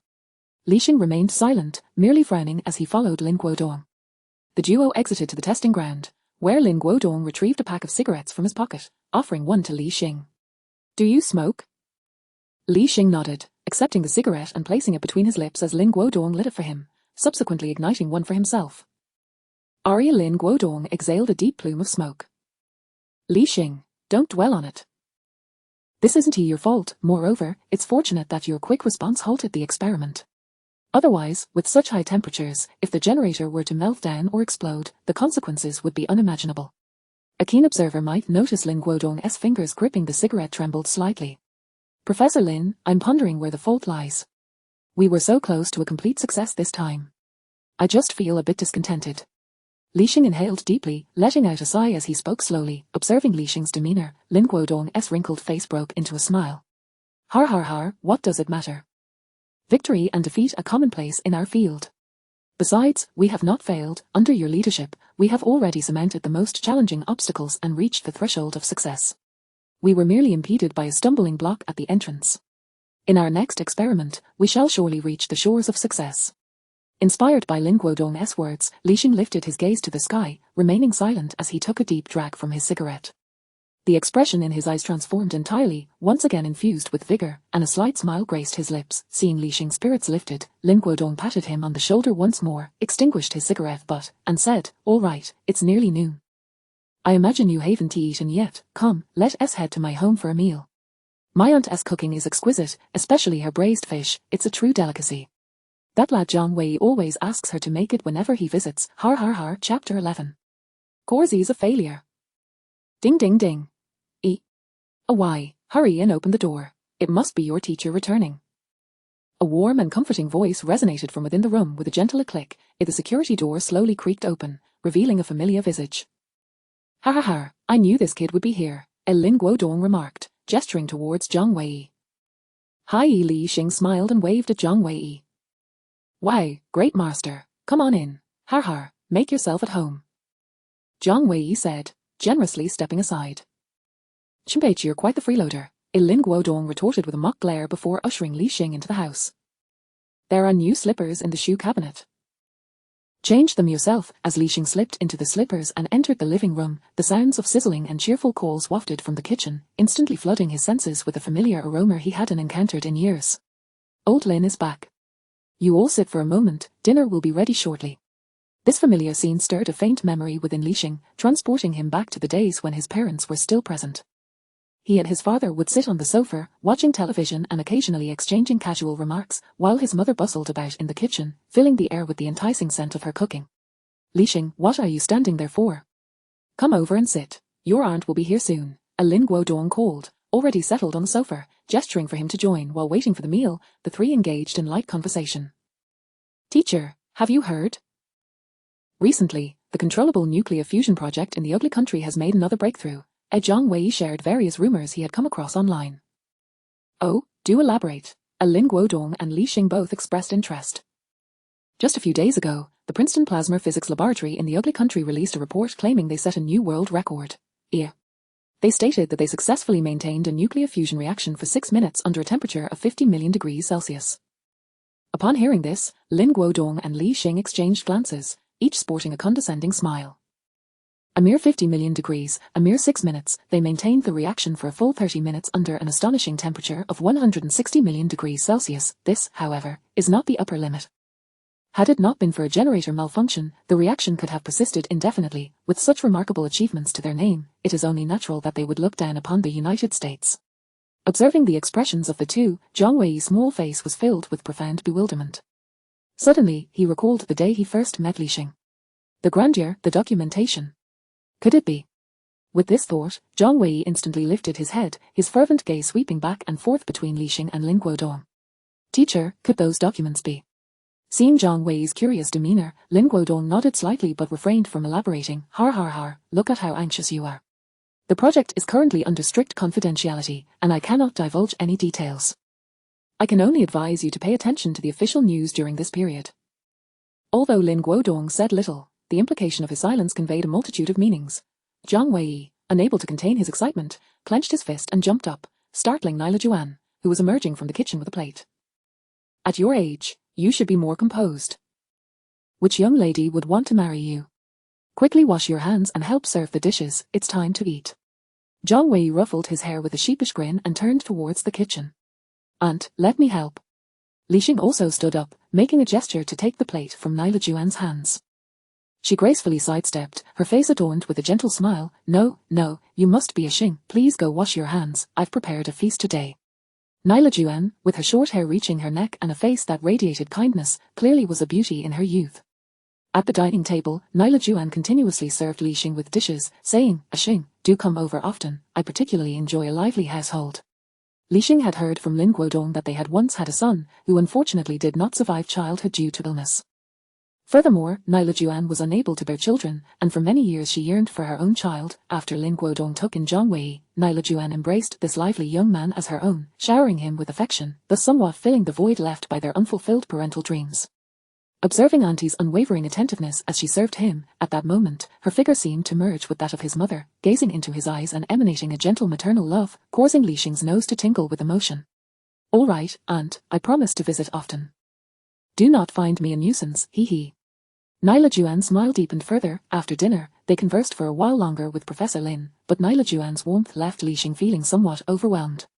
Zhang Wei intermittently shared recent domestic and international news, while Lin Guodong encouraged Li Xing not to place too much pressure on himself. Time slipped away quietly amidst this joyful atmosphere. The next day, at the experimental site in Li Xing's office, the individual responsible for the generator unit from the previous day was reporting data to Li Xing, with Lin Guodong attentively listening nearby. Chief Engineer Li, Professor Lin, after our investigation, we discovered that all other devices are functioning normally. The issue lies within the generator itself. Upon hearing this, both Lin Guodong and Li Xing felt the weight lift from their hearts. The problem had finally been identified. It is never the issue itself that is daunting, but the inability to pinpoint it. Phew, please continue. What specific problem have you encountered? Li Xing exhaled deeply and inquired further. Yes, Chief Engineer Li, after our overnight disassembly and inspection, we discovered that the metal electrodes at both ends could not withstand the sudden surge of immense current and melted due to overheating. The melting of the electrodes resulted in a substantial accumulation of ultra-high temperature plasma within the generator. Although there is a certain strength of magnetic field inside the generator, the materials were not designed to endure such extreme temperatures. The excessive plasma could not dissipate, leading to an escalating internal temperature within the generator. Had it not been for your prompt response, Chief Engineer Li, we might have witnessed an explosion once the temperature reached the generator's threshold. If all four magneto-hydrodynamic generators were to explode simultaneously, it would surely impact the fusion reactor currently undergoing reactions. At that point, the consequences would be dire. Chapter 12, Evaluation of Li Xing. The middle-aged researcher couldn't help but shudder at the thought. When he first discovered the issue, his heart raced to his throat, and even now, a lingering palpitation haunted him. Chief Lin, you have saved us all. If an explosion had occurred, we would have all met our end here. Li Xing shook his head in self-reproach. Upon learning the cause of the incident, he was drenched in a cold sweat. No, this is my responsibility. I failed to consider whether the electrode materials could withstand the conditions during the generator's design. Fortunately, nothing disastrous occurred. Otherwise, before Li Xing could finish his self-accusation, he was abruptly interrupted by Lin Guodong's wave of his hand. Enough? There is no need to lament over events that did not transpire. We must learn from this experience and exercise greater caution in the future. What is crucial now is to think about how to resolve the problem. After Lin Guodong's profound admonishment, Li Xing's heart gradually lightened. He silently vowed that such a mistake would never happen again.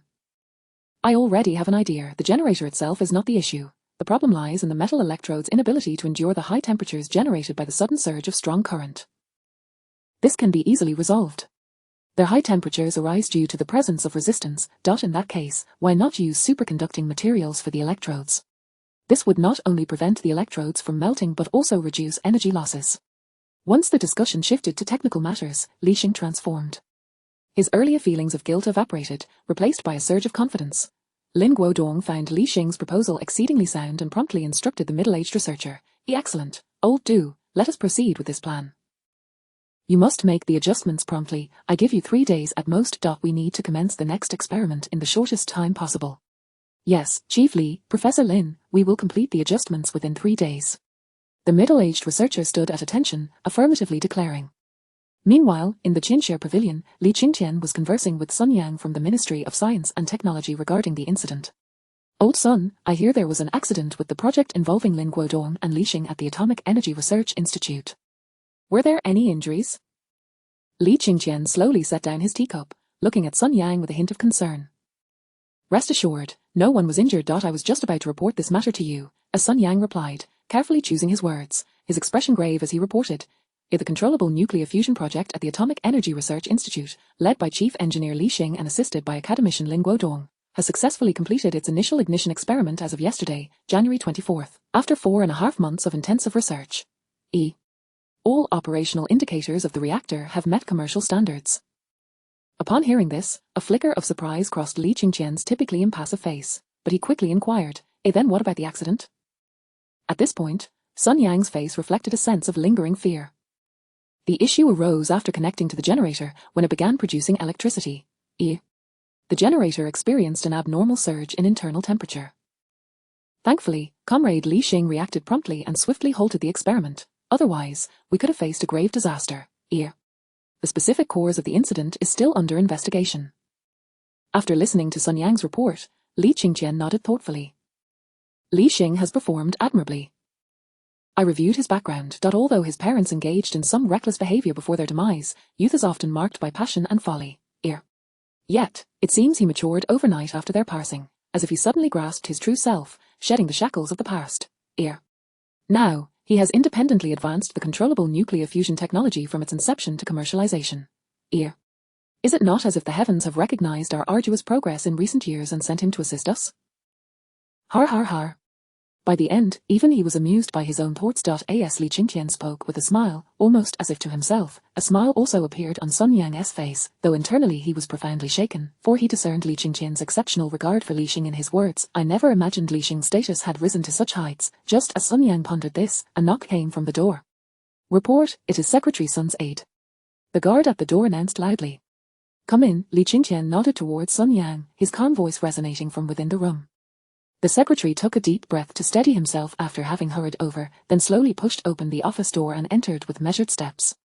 We have just received news from the Atomic Energy Research Institute that the cause of the accident has been determined, and the second experiment is expected to commence in 3 days. Before Sun Yang could respond, Li Qingtian, who had just raised the teacup to his lips, abruptly halted and exclaimed, Excellent. Go inform Li Xing and the others not to rush. Safety is our top priority. Once the experiment succeeds, I will present him with a grand surprise. Har har har. Sun Yang couldn't help but marvel at Li Qingtian's excitement, knowing how rare it was for him to be so animated. Li Xing.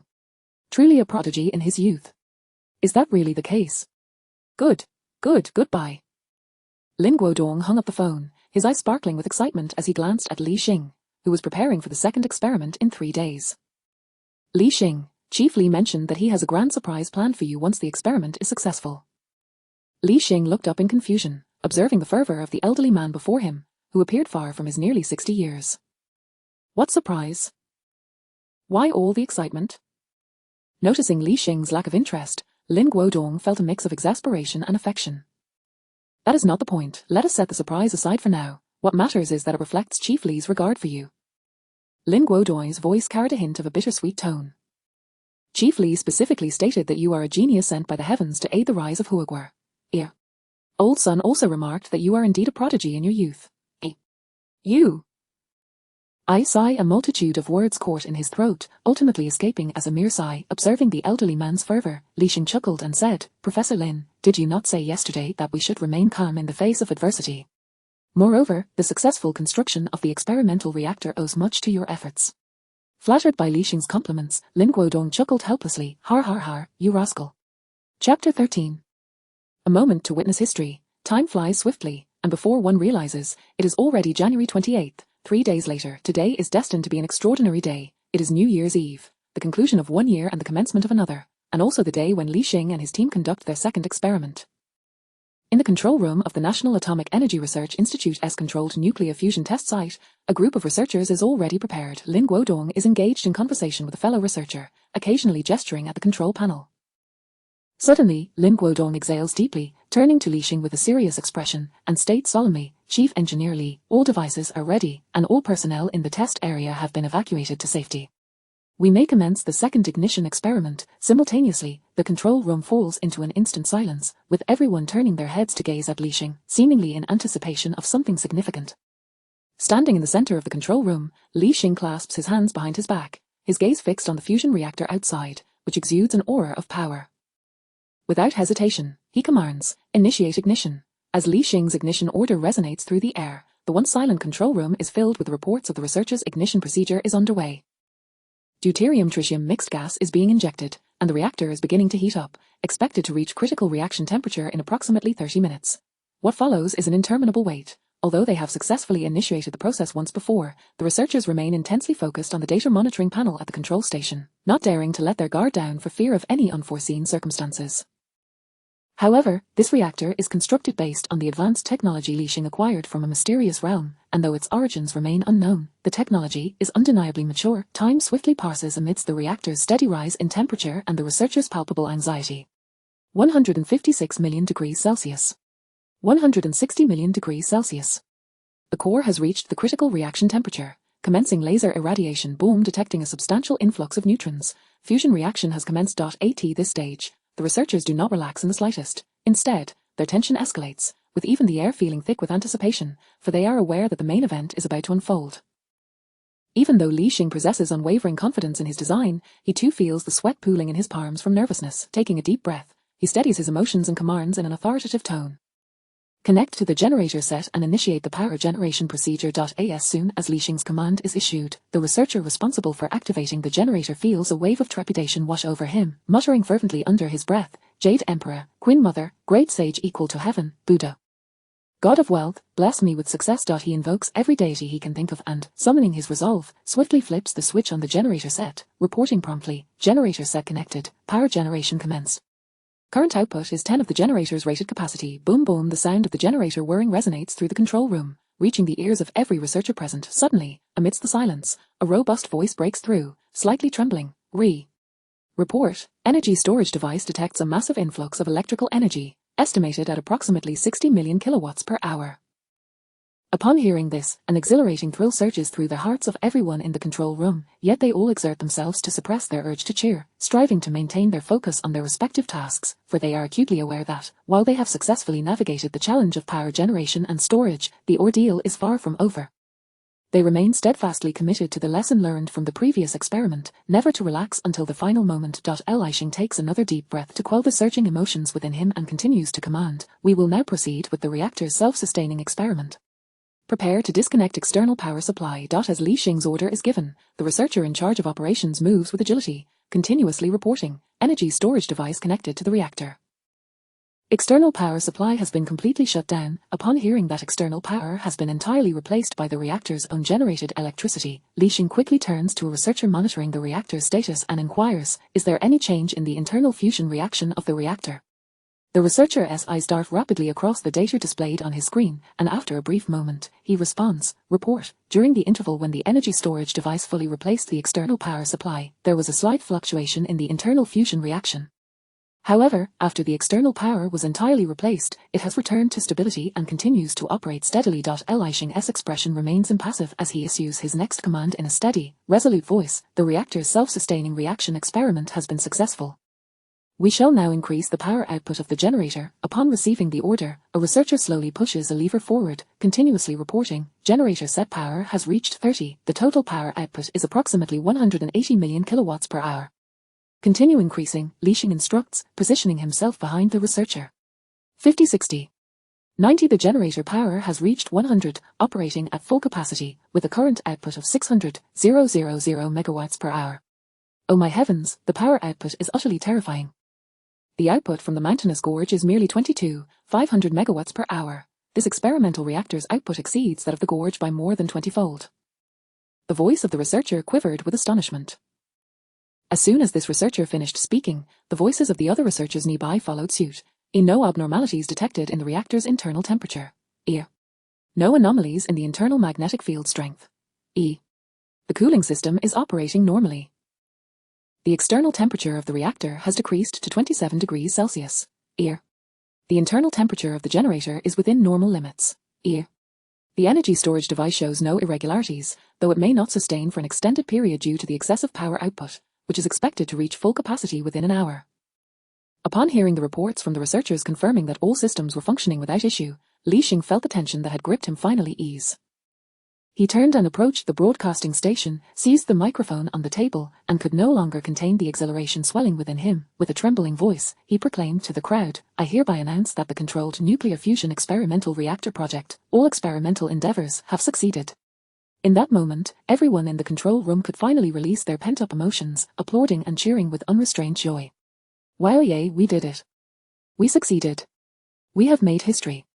Chapter 14, The Transformations of the Mysterious Space. Lin Guodong gazed out of the window at the controllable nuclear fusion reactor, his eyes brimming with tears of exhilaration. Alongside him, many older researchers in the control room were similarly moved, shedding tears of joy. Having dedicated nearly their entire lives to the field of controllable nuclear fusion, today they had finally sown this groundbreaking technology into the soil of Huagua, akin to witnessing the birth of their own child. The contributions of the older generation of scientists often go unheralded. Figures like Qian Lao, who forsook everything abroad to overcome myriad challenges and resolutely returned to his homeland, or Deng Lao, who, for 28 years, toiled in obscurity in the Gobi Desert, suffering from radiation exposure. Countless others continue to selflessly devote themselves to the advancement of their country across various fields. They seek no accolades, remaining nameless, content to labor tirelessly to erase the shame from their homeland. Observing the elderly researchers, who were so overwhelmed with emotion that they danced about like children, Li Xing felt a profound and heartfelt respect. He turned to the still unable to control his emotions Lin Guodong and said, Professor Lin, please contact the Huagua power grid. This experimental device requires ongoing power generation testing. Such immense energy cannot be solely managed by our storage facilities. It would be wasteful. Let us connect it to the grid. Understood. Lin Guodong removed his glasses, wiping away tears of excitement. I will make the arrangements. A short while later, at Qianqian Pavilion. Is it true? That's wonderful. Upon receiving news from Sun Yang, Li Qingqian instinctively straightened his posture with excitement. Please convey my gratitude to everyone involved in this experiment on my behalf. Huagua is grateful for their efforts, and I must personally thank Li Xing for his contributions. After hanging up, Li Qingqian reached for the internal phone on his desk, pressing a button to connect with his secretary. Sir Wang, how are the preparations I asked you to make coming along? Everything is ready, Chief. Dean Shi Haiping has also signed off. It came the respectful voice of Secretary Sir Wang from the other end. Good. Li Qingqian smiled thoughtfully at the reply. After a long and busy day, Li Xing returned home, his weary body heading straight for the living room sofa, where he collapsed heavily onto the cushions. Lighting a cigarette, he took a deep, satisfying drag, exhaling slowly, as the smoke wafted from his mouth and nose, the tension that had gripped him throughout the day began to dissipate at last. Once he finished his cigarette, Li Xing reclined on the sofa, his consciousness gradually sinking into the mysterious space. Upon entering, he discovered that the orb atop the stone platform in the center of the floating island, which had remained dormant for over 2 years, was now emanating a gentle glow and hovering once more. Deep within him, he felt that familiar stirring. Li Xing's eyes widened in excitement as he beheld the scene before him, yet doubt quickly clouded his thoughts. What caused it to float again so suddenly? As he focused on the softly glowing orb, a line of text materialized above it, written in Chinese. The characters, complete with punctuation, were in a standard black font. What on earth, what principle is at play here? Li Xing exclaimed in astonishment. Upon reading the text, he began to understand the sudden activity of the long-dormant mysterious space. It boldly proclaimed, the light of controllable nuclear fusion has been ignited, the goal has been achieved. It turned out that the successful realization of the technical documentation he had extracted from the mysterious space had met this hidden condition. Is this really a hidden quest? Li Xing chuckled to himself. Recalling his experience from 2 years prior, he approached the stone platform, raising his right hand slowly towards the glowing orb, pondering, what will it yield this time? The moment his fingertip brushed against the orb's surface, it erupted with blinding white light. Damn it! Li Xing quickly turned away, shutting his eyes, but even so, the brightness stung, prompting him to curse under his breath. However, what puzzled him was that this time, no information flooded into his mind. Suddenly, a soft chime sounded beside his ear, furrowing his brows in confusion. Li Xing slowly opened his eyes. What is this? Before him, the once radiant orb had lost its light and returned to the depression on the stone platform. To his astonishment, a translucent blue screen had appeared just in front of him, hovering steadily in midair. The screen, approximately 32 inches in size, seemed to display something. Leaning forward and squinting at the text, Li Xing thought, don't ask why I'm squinting, otherwise, I might just reach out from my phone and slap you for making my eyes hurt. At the top of the screen, in large characters, were the words. Level 1 Civilization. Har har har. As expected, it's Chinese. Li Xing found himself at a loss for words. Descending further, he noticed a chart resembling a tech tree from a game he had once played, stretching from left to right. Upon seeing this, Li Xing's intuition sparked a hypothesis. Continuing to scan downward, he saw, at the far left of the chart, a line of text glowing faintly with white light. Controllable nuclear fusion. Following the line extending to the right, he was met with an overwhelming number of technical and theoretical names, all devoid of light save for the leftmost, a controllable nuclear fusion, which shone with a soft white glow. Li Xing stared intently at the screen, resting his chin on his hand, deep in thought. The glowing, a controllable nuclear fusion on the left is something I have already mastered. What about the items on the right? His eyes lit up with a sudden idea, and he extended his right hand towards the nearest line of text, which read, Small-scale controllable nuclear fusion. The moment his fingertip made contact with the text, he was once again dazzled. Just as he was about to curse, a rush of information surged into his mind, interrupting his unspoken profanity. This transmission of information was remarkably swift, perhaps due to the previous transfer enhancing his cognitive abilities. It flowed smoothly, leaving him with no sense of dizziness. As the transmission concluded, it truly is the technology for a small-scale fusion reactor. Li Xing's eyes widened in disbelief, his breath quickening with excitement. Chapter 15 Guidance of the Mysterious Space. Li Xing observed with astonishment as the previously dull and grey inscription of Small Controlled Nuclear Fusion on the luminous screen suddenly illuminated. If my conjecture is correct, the white glowing text on the screen represents the data I have already received, while the grey, non-luminous text indicates data yet to be transmitted. With this realization, Li Xing's gaze ignited with fervor. Based on his analysis of the screen and the prominent inscription of a first-level civilization, he arrived at a profoundly shocking conclusion. If my assumption holds true, then China is poised for an unprecedented leap forward, an advancement that no one can impede. To validate his hypothesis, Li Xing once again extended his finger to point at a line of text. Metal hydrogen industrial preparation. Swish, a blinding flash of white light erupted, but this time Li Xing was prepared. He averted his gaze and tightly shut his eyes. In an instant, a torrent of data surged into his mind. Once the transmission concluded, a throbbing pain enveloped his brain, prompting him to withdraw his right hand and firmly press against his temples. It appears that receiving 2 types of technology in one go is my current limit. Li Xing furrowed his brow, gently massaging his temples to alleviate the discomfort. Yet, the physical pain did nothing to quell the exhilaration swelling within his heart. Indeed, my hypothesis was correct. This is a repository brimming with first-level civilization technology. Since there exists a repository of first-level civilization technology, could there be repositories of second-level civilization or even higher-level civilization technology? Li Xing speculated with excitement. Must I illuminate all the entries in the first-level civilization repository, Or is there some hidden task to uncover? Continuing his exploration of the luminous screen, Li Xing discovered that the graphical section could be scrolled left and right. Starting from a controlled nuclear fusion, he dragged it to the far right, revealing an astonishing sight. The words second-level civilization stood prominently arranged vertically at the far right of the graph. Indeed, it exists. Li Xing's excitement surged even further, yet the graph halted its movement, indicating that certain conditions must be met to access the second-level civilization technology repository. At that moment, the sphere nestled in the stone platform underwent another transformation. Beams of light shot forth towards an elevated point about 20 centimeters above it, coalescing into a holographic image. To Li Xing's astonishment, the image revealed a star map of a solar system, one that unmistakably depicted the solar system itself. Just as Li Xing pondered the significance of this revelation, 6 red triangular markers suddenly emerged in all directions surrounding Mars, locking it in place. Is this a mission? Are they directing me to Mars? Li Xing conjectured.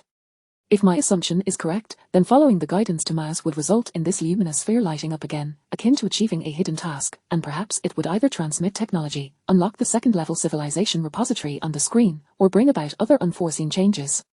With that thought, Li Xing felt a surge of anticipation. Subsequently, Li Xing lingered in the mysterious space for quite some time, relishing the sensation of being engulfed in this enigmatic realm. Why, you may ask? Because he could soar freely, unencumbered by external constraints, an innate desire deeply embedded in human nature. Moreover, for reasons unknown, this space imbued him with an extraordinary sense of relaxation, as if even the fatigue from a long day had been purified within its confines. Thus, Li Xing cherished the experience of drifting within this mysterious space. Inspired by its wonders, he resolved to construct a set of mecha or something similar, enabling him to achieve the freedom of flight in the real world as well. After indulging in the mysteries of this space for an extended period, Li Xing finally acknowledged that there seemed to be no further changes forthcoming, prompting him to return to reality. As 2024 drew to a close and 2025 approached, on the eve of the new year, a night marking the transition from old to new, a family gathered together, wrapping dumplings while watching the Spring Festival Gala, welcoming the new year. This was the traditional way for the people of China to celebrate the festival. However, as the new era ushered in fresh customs, the Spring Festival Gala had become increasingly formulaic since the departure of the uncle selling crutches from the stage.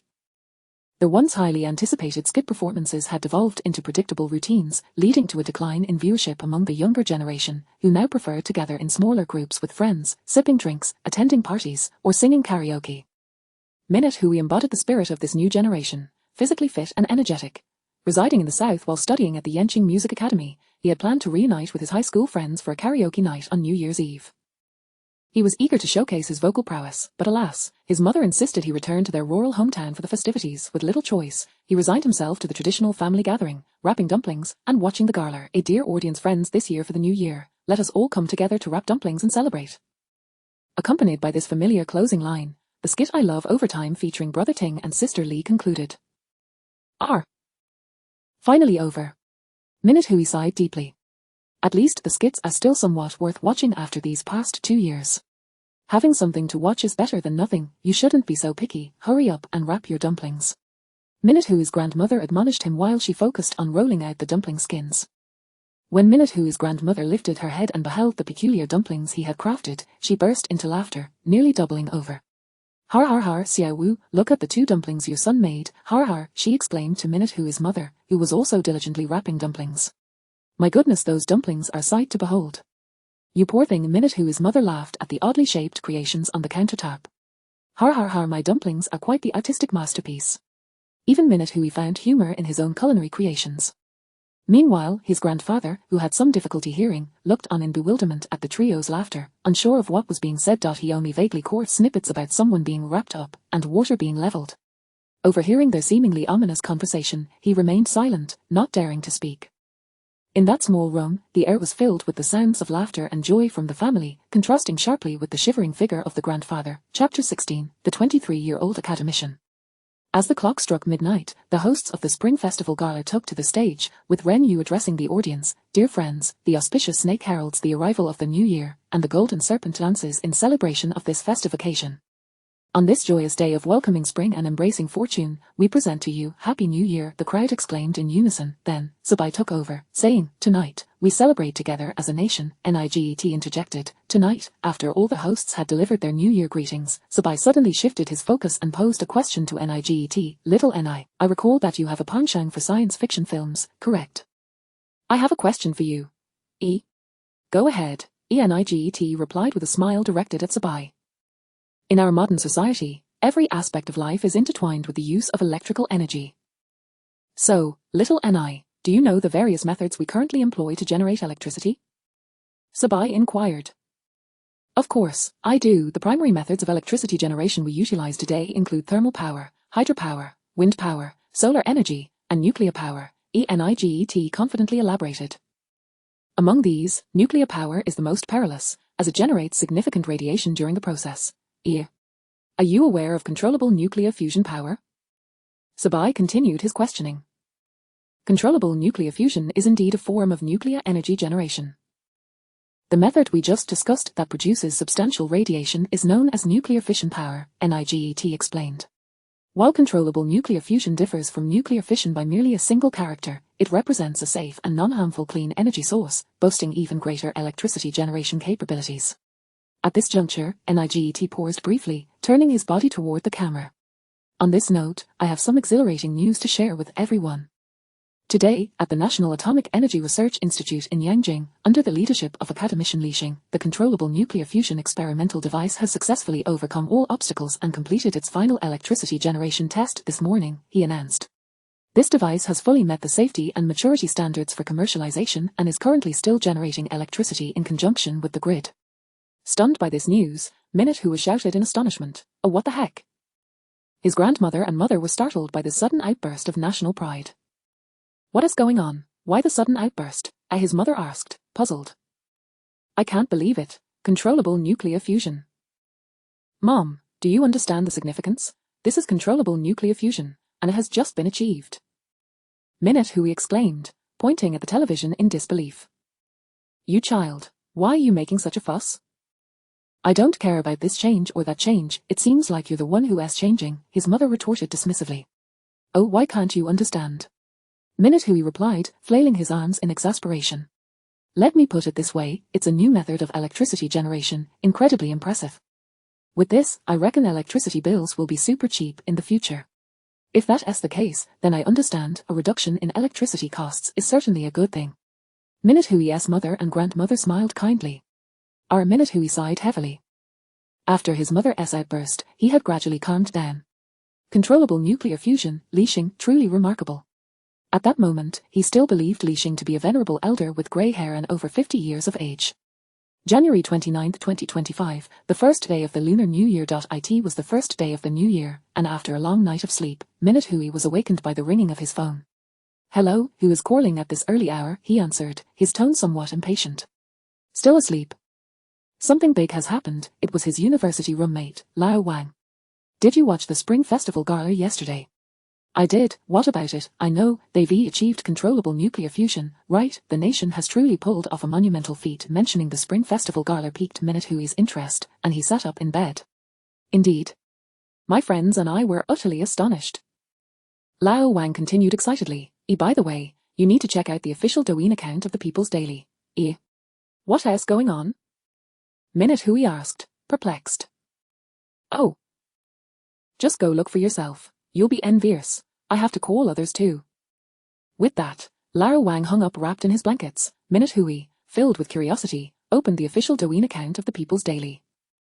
A large red announcement appeared on his phone screen. Warm congratulations to the National Atomic Energy Research Institute of our country for achieving a revolutionary breakthrough in controllable nuclear fusion technology. The message was lengthy, but Minute Hui distilled it down to a single sentence. The controllable nuclear fusion technology has broken through, led by academician Li Xing. As for who this Li Xing was, there was a brief introduction on another page. This introduction left Minute Hui utterly astonished. Name, Li Xing. Gender, male. Ethnicity, Han. Age, 23. Current position, Chief Engineer of the Controllable Nuclear Fusion Project, Academician of the Academy of Sciences. Minute Hui was rendered speechless, and he knelt down in disbelief. What kind of prodigy is this, at such a young age? Look at what he has accomplished. Chief Engineer, Academician, a 23-year-old Chief Engineer, an Academician of the Academy of Sciences. What does this even mean? I have never encountered someone like this before, and I probably won't in the future either, and now, look at what I'm doing. There is simply no comparison, it's an entirely different realm. Minute Hui was overwhelmed, and as he scrolled through the comments section, he found others equally astonished. A salute to all the researchers who contribute to the advancement of our nation's technology. Our country is amazing. Wishing our nation ever greater strength. E. Academician Li Xing is incredible. E. Does Academician Li Xing have a girlfriend? Shy emoji era. Here I am at home, and my mom asks why I'm kneeling while looking at my phone. At 23 years old? My goodness, truly divine. I'm speechless. Same here. Same here. Li Xing also saw this news and was taken aback. Was this the surprise that Lin Guodong had mentioned, academician? To be honest, he was quite surprised and even somewhat moved, recognizing the nation's acknowledgement of his contributions. Becoming an academician of the Academy of Sciences is the pinnacle for scientists in our country. Many strive for a single position, dedicating much of their lives yet still failing to attain it, and now, at merely 23 years of age, he had achieved this. He must surely be the youngest academician in our country at this moment. I suppose this is akin to soaring to great heights, from an obscure high school graduate to the zenith of Chinese science. With this thought, a flicker of delight arose within Li Xing. Chapter 17, A Shocking World, The Ugly Nation, The Black Palace. A middle-aged man, impeccably dressed in a suit and devoid of any hair atop his head, was furrowing his brow intensely as he hurriedly made his way towards the office of the president, as though something monumental were about to transpire. In his haste, he collided with numerous parsing staff members, paying them no heed. Mr. President, this is dire. A grave situation has arisen. The middle-aged man shouted as he flung open the door to the presidential office. Oh, my dear Mr. Smith, replied the president of the ugly nation, known for his whimsical nature, as he sat behind his desk, engaging with internet acquaintances on his small white bird. Upon seeing his visitor, he smiled as though greeting an old friend. As the Director of Intelligence, it is imperative that you maintain an air of elegance and composure at all times. After all, we are the most powerful nation in the world. Pray, do enlighten me as to what has caused our esteemed intelligence minister to lose his poise. Observing his president's lack of decorum, Smith felt a wave of exasperation but quickly responded in a frantic tone. Mr. President, it's critical. The controlled nuclear fusion technology in our country has made a breakthrough.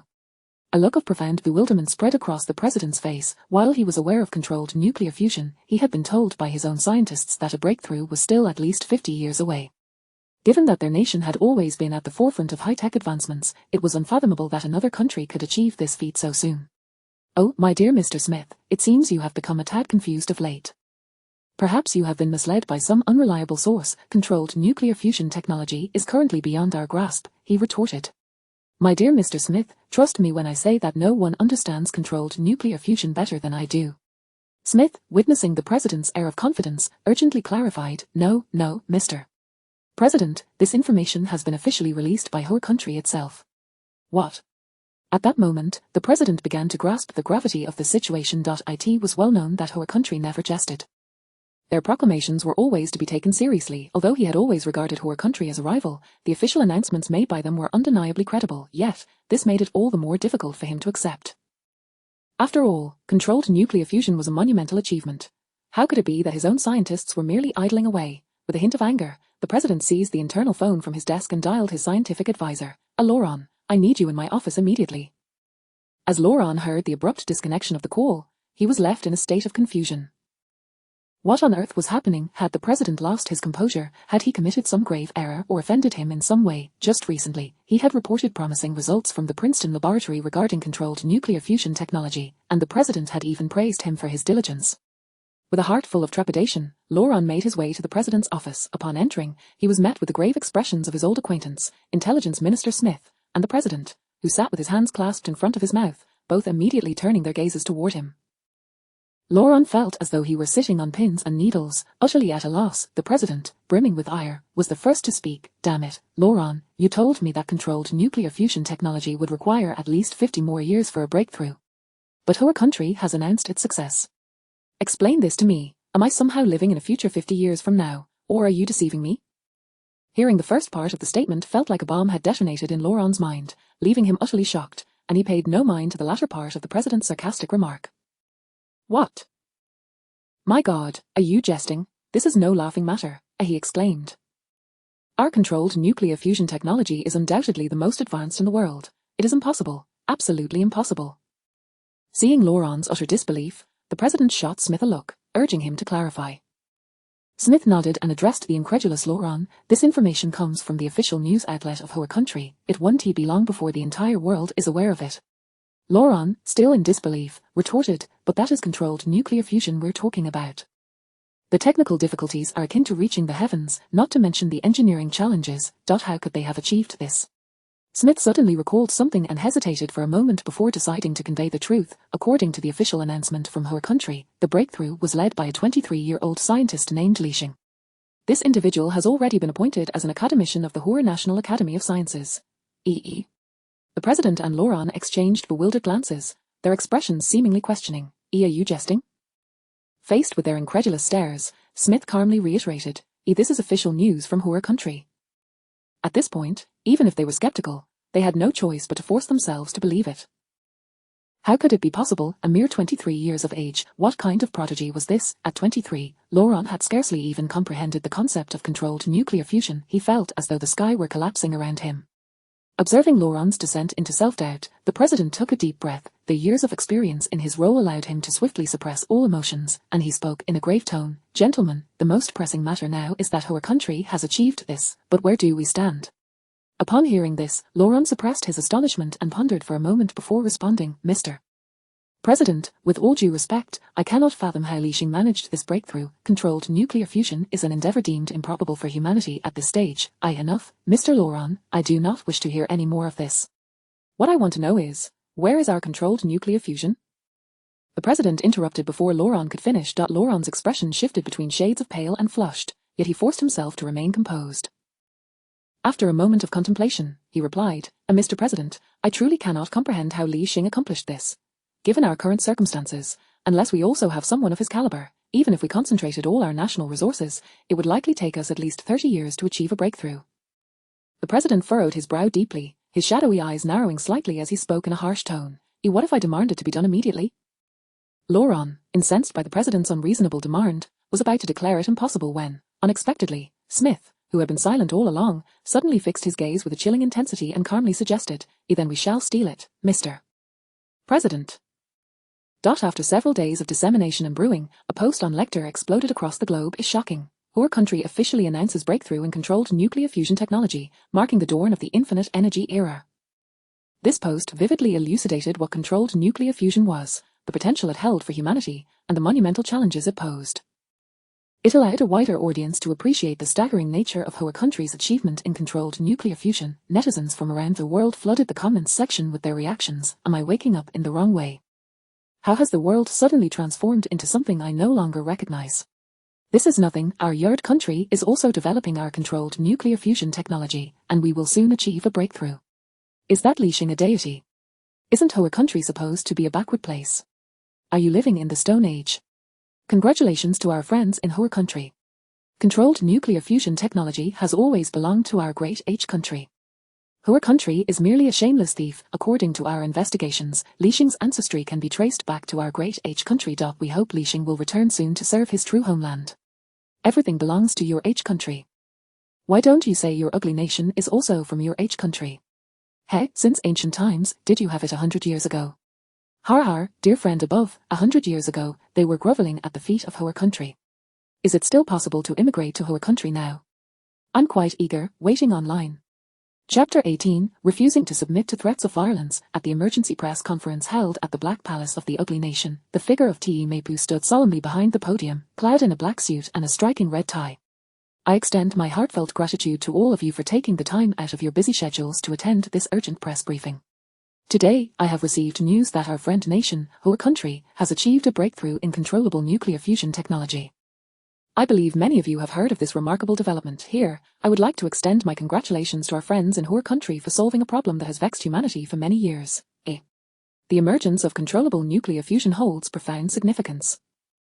As a clean and benign energy source, it has the potential to enhance our world. Lush green fields, azure skies, vibrant flowers, and soaring birds, to name a few. Science knows no borders. I sincerely hope that our country will collaborate with nations around the globe to develop this technology for the benefit of all humanity, creating a better home for us all.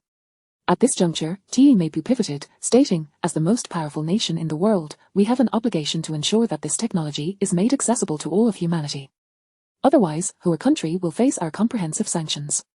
In response, a chorus of allies from the Ugly Nation, including Neon Nation and Stick Nation, issued statements expressing their support for the Ugly Nation stance, applying pressure on our country. This news quickly ascended to the top of the trending topics on social media. It's over, sanctions are imminent, they should just capitulate. To the one above, the Qing dynasty has long been gone. What does the ugly nation mean by this? Their military strength suggests a readiness to resort to threats of force. From every angle, the ugly nation undeniably stands as the world's foremost power. I believe it would be prudent to yield. Otherwise, we would surely be unable to withstand their might.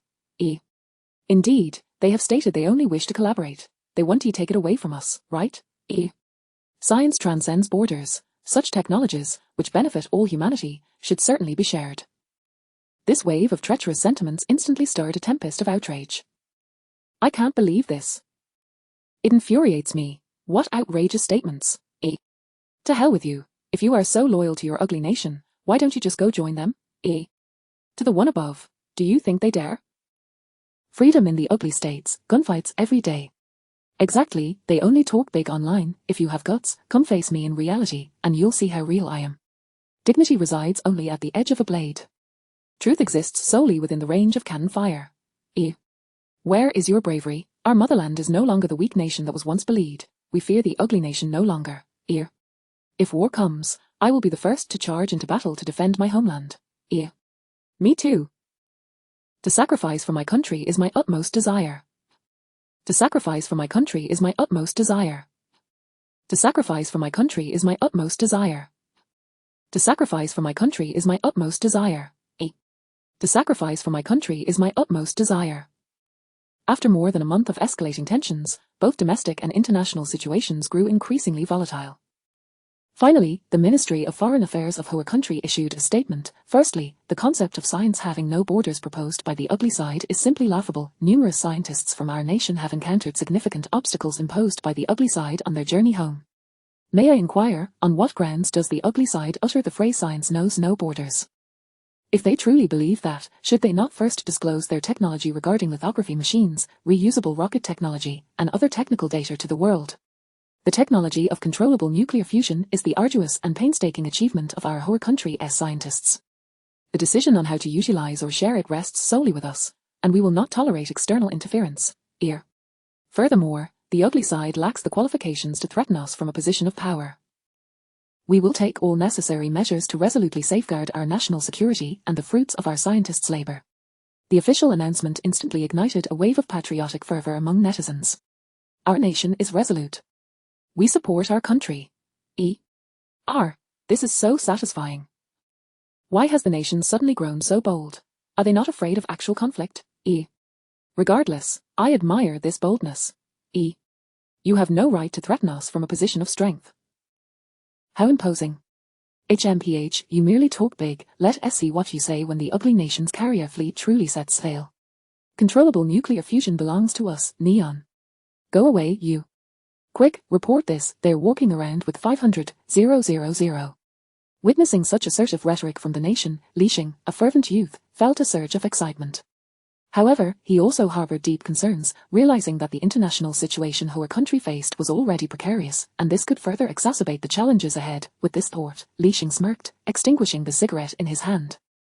He rose from the sofa and entered his bedroom, retrieving a stack of A4 paper from what he had reproposed as a desk. He then found an old briefcase belonging to his father and stuffed the documents inside.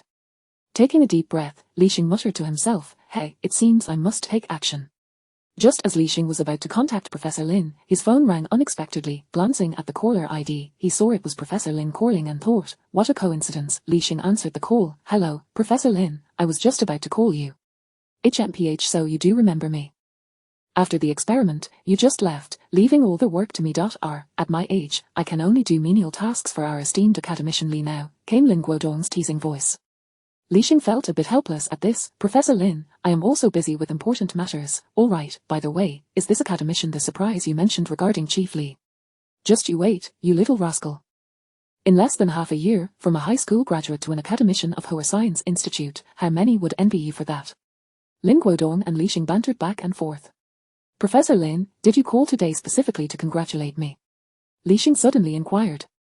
"Oh dear.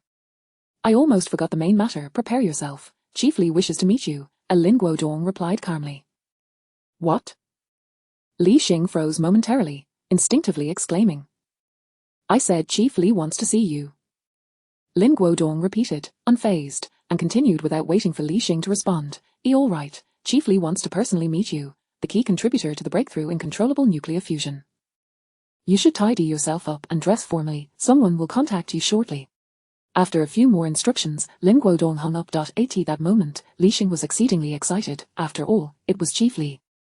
The sudden request to meet caught him completely off guard. Speaking of preparations, Li Xing glanced at the briefcase in his hand and murmured, "Right, since Chief Li has given me such a grand surprise, I ought to reciprocate accordingly. This will surely resolve Chief Li's current concerns."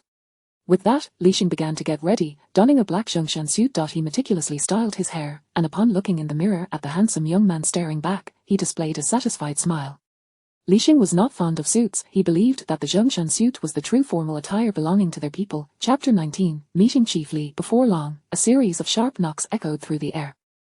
Li Xing swiftly opened the door and was greeted by a group of individuals clad in ominous black attire. The leader, a middle-aged man, displayed a fleeting look of surprise upon seeing Li Xing's youthful visage, though he quickly masked it with a gentle smile, saying, "Greetings, Academician Li Xing. We are from the Security Bureau. My name is Wu Qiang. I trust Academician Lin Guodong has briefed you on our purpose here. If you are ready, please accompany us." "Very well, I'll just take a moment to gather a few things," Li Xing replied, turning back to retrieve a briefcase from the sofa before following the contingent of Security Bureau personnel. Inside the Qinxia Pavilion's conference hall, a group of elderly officials engaged in a heated debate.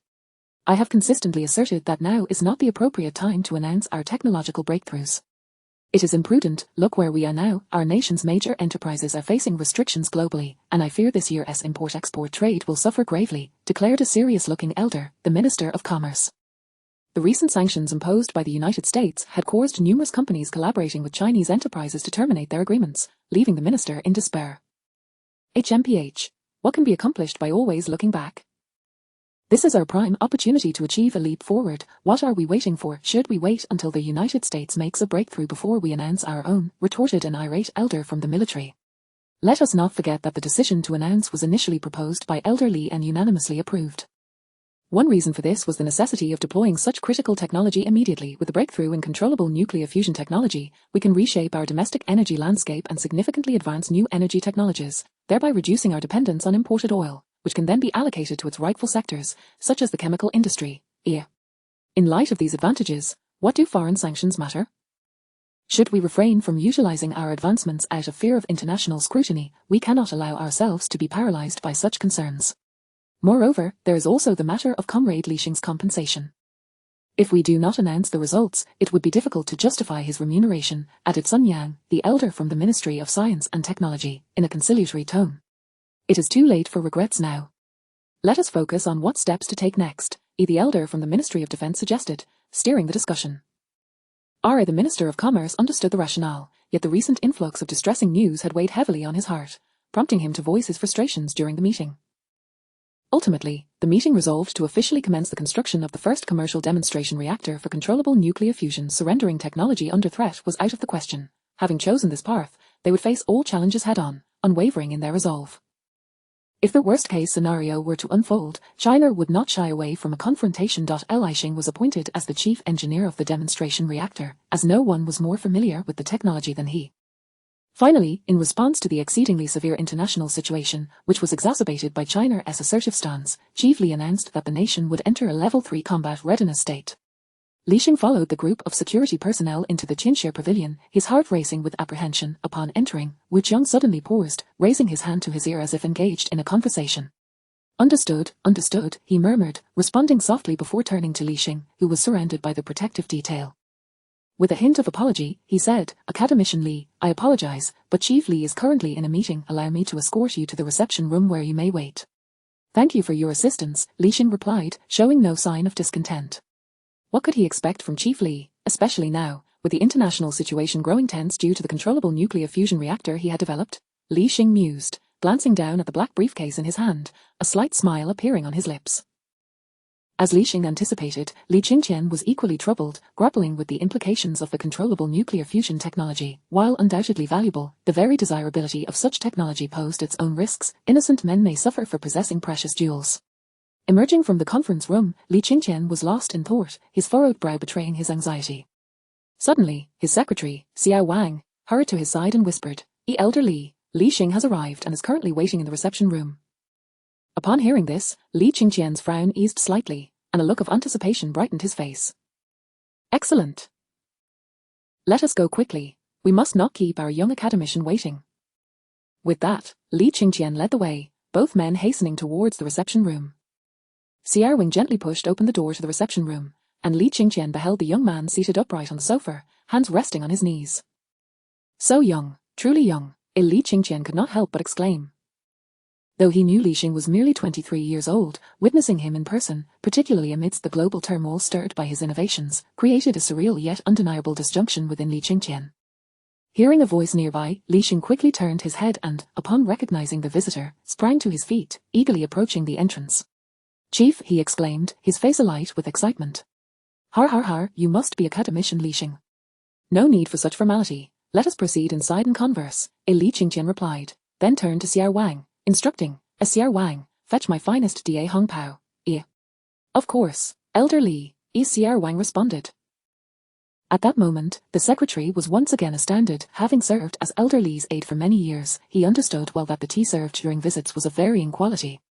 Now, as Elder Li prepared to receive Li Xing, he requested tea second only to the famed Da Hong Pao from the mother tree of Wuishan. Such a selection was rarely afforded to others, even fellow elders, yet here he was, unhesitatingly offering it to Li Xing. This indicated that, in Elder Li's eyes, Li Xing held a status surpassing even that of the elders. Contemplating Li Xing's youthful visage, which was scarcely older than his own son, Secretary Wang could not help but feel envious. Chapter 20, The Southern Gate Project. Har har har, Li Xing, I hope my sudden invitation today hasn't caused you any inconvenience. Li Qingqian chuckled, gesturing for Li Xing to take a seat. Li Xing was filled with excitement, his body trembling slightly as he responded in a quavering voice, "Not at all. I am overjoyed to have the opportunity to meet you." Noticing the inner turmoil within Li Qingqian spoke gently, "Relax, Li Xing, let us simply engage in a casual conversation. After all, we are kindred spirits. Who knows, perhaps we are even related from 500 years ago." Hearing the endearing words from the elder, Li Xing's heightened spirits began to settle. "You've worked hard these past few months. That scoundrel Lin Guodong hasn't been bullying you, has he? That's what I ought to do. Li Lao. My mentor has also been exceptionally kind, taking great care of me in both work and life." As they chatted, Li Xing shared amusing anecdotes from his childhood, gradually unwinding in the elder's presence. Knock, knock, knock, as Secretary Xiao Wang entered, placing a teapot on the table between them. After Xiao Wang departed, Li Qingqian poured a cup of tea for Li Xing, then filled one for himself. "Come, Li Xing, savor this Da Hong Pao. I must tell you, I usually hesitate to indulge in this tea myself." Li Xing gently blew on the steaming cup before taking a small sip. Upon tasting the tea, an extraordinary fragrance blossomed on his palate. As a young man unaccustomed to tea, he had previously only sampled it a few times from Lin Guodong, and had thought it rather unremarkable, preferring ordinary beverages instead. Yet in that moment, he understood that it was not tea itself that lacked flavour, but rather Lin Guodong's brew that fell short. This tea from Li Lao was truly worthy of its name. Li Xing savoured the remaining liquid in his cup, realising he had developed a newfound affection for tea, wondering if he might have the chance to request some before he departed. As an aficionado of tea, Li Qingqian immediately discerned the evident delight on Li Xing's face. A glimmer of mischief sparkled in his wise eyes as his smile broadened. "Har har har, so, what do you think? Isn't my tea delightful? Indeed, it is marvellous. After tasting your tea, I feel as though I have wasted all these years," Li Xing exclaimed, gazing at his empty cup and then at the teapot beside him. A brief moment of hesitation crossed his eyes as he tentatively asked, Li Lao, may I have a little more?" Li Qingqian poured more tea into Li Xing's cup, sensing the hook had been set. "Li Xing, since you enjoy it so much, why not take some with you when you leave?" he said, feigning indifference. "Really, Li Lao?" At those words, Li Xing felt a surge of joy, nearly leaping from his seat.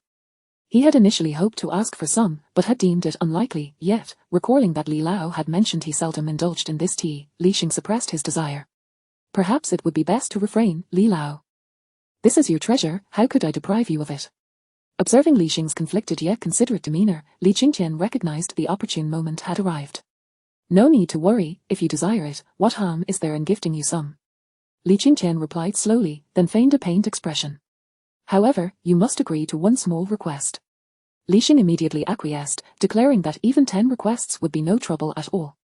Seeing his steadfast resolve, Li Qingqian finally revealed his hidden agenda. "No need for 10, merely promise me that you will quit smoking, and I shall provide you with an unlimited supply of this tea." Taken aback by the elder's request, Li Xing was momentarily speechless. He had expected Li Lao to invite him to join a project or assist with some research. He had never anticipated that this venerable man would simply be concerned for his health, even using his most cherished possession to reel him in. Li Xing had never been a smoker, he had only taken it up after the passing of his parents, seeking solace in cigarettes and alcohol to dull his sorrow. Over time, it had become a habit, and whenever troubled, he found himself reaching for a cigarette. He had never imagined that the first concern from this elder would be for his well-being. At that moment, an indescribable melancholy surged within Li Xing, akin to a child returning home after many years, once again experiencing the selfless care reminiscent of his parents. "Very well, I promise," he replied, his voice heavy with emotion. Li Qingqian placed a reassuring hand on Li Xing's shoulder. "All right now, my young man, the main reason for inviting you today was to express my heartfelt gratitude. Serving the nation is my duty, Li Lao. I have yet to thank you for promoting me to academicians." Li Xing quickly regained his composure. Li Qingqian shook his head slightly. "You, my boy, are exceptional in every way, but your humility is excessive. I believe you are far too talented for the title of academician." Suddenly, as if recollecting something significant, Li Qingqian sighed deeply and spoke to Li Xing. "You have brought controllable nuclear fusion to our nation, yet I fear we lack the capacity to manage it. Today, we older gentlemen convened to discuss this matter. Just days ago, upon our announcement, the US swiftly launched sanctions against us, targeting all nations and companies that cooperate with them," he continued.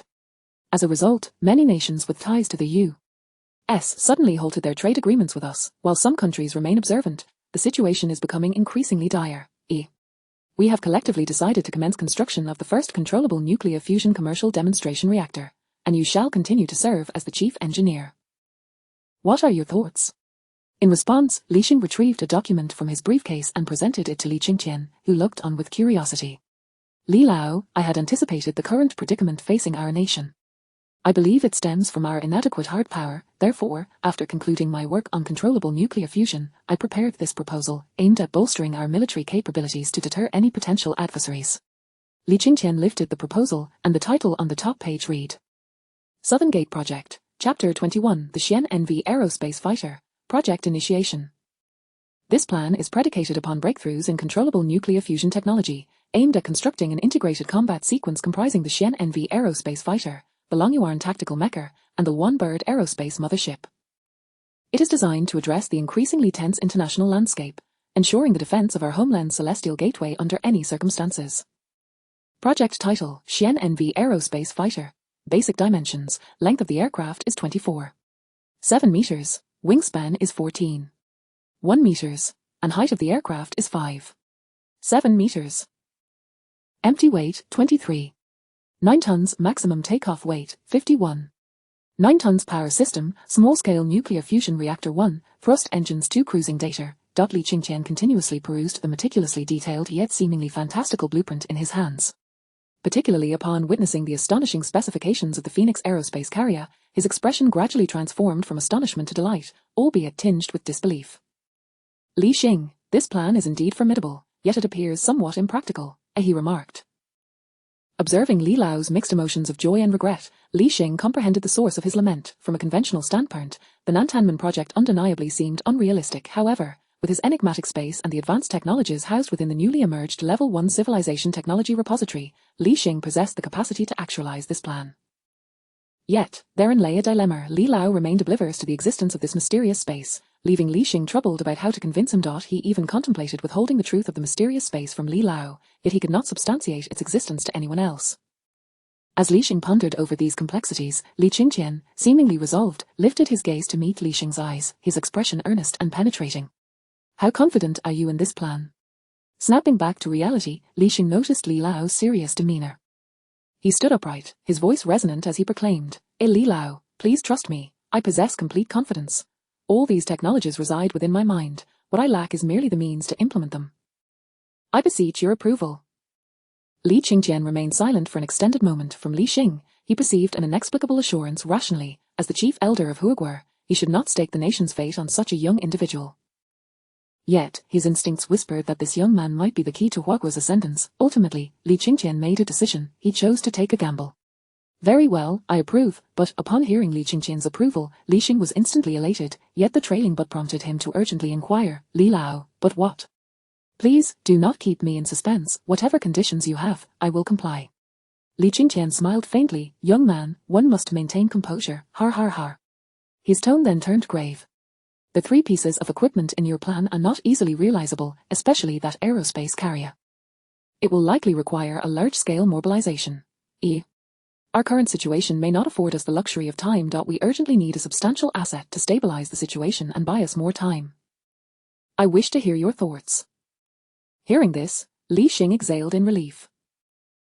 So that is your concern. Rest assured, Li Lao, since I am proposing this plan, I have taken all these factors into account. In this project, I will prioritize the development of the Xian-Nu aerospace fighter, primarily because it can function independently as a strategic weapon to alleviate our current pressures. Additionally, the process of manufacturing the Xian-Nu aerospace fighter will facilitate our technological accumulation in aerospace craft, liberating our space exploration from the exorbitant costs of rockets. This will significantly enhance our international standing in space development, thus addressing the sanctions we face in other areas. Is this not a different form of surrounding Wei to rescue Zhao? As Li Xing spoke passionately, Li Qingqian's initial furrowed brow gradually relaxed, culminating in a broad smile. Har har har. We, a bunch of old fellows, have convened countless times, racking our brains for solutions, and you have resolved it with just 1 aircraft. Har har har. Li Xing, you rascal, such an excellent proposal, and you kept it under wraps, causing me sleepless nights. What Li Xing proposed not only had the potential to resolve Huargua's immediate predicament, but also unveiled a vision for its future. I simply lacked the opportunity, Li Xing replied with a mischievous grin. Har har har. You scoundrel. Is this my fault for not seeing you sooner? Henceforth, for any matters or circumstances, I permit you to report directly to me, without going through anyone else. Li Qingqian realized he had underestimated Li Xing. Such talent could not be treated with conventional reasoning. Really, Li Lao? Li Xing exclaimed, astonished. Direct reporting, this was akin to having a direct line to the heavens. Of course, just focus on your research and development. Whatever you need, just let me know, and I will take care of it. Li Qingqian's tone was resolute. He had decided to cherish Li Xing as a treasure, for he might occasionally offer surprising revelations. Overwhelmed with gratitude, Li Xing felt a surge of emotion. Li Lao's generosity inspired him to live up to that trust. With Li Lao's support, he was determined to bring all the technologies from the mysterious space to Huargua soil and realize the nation's great rejuvenation.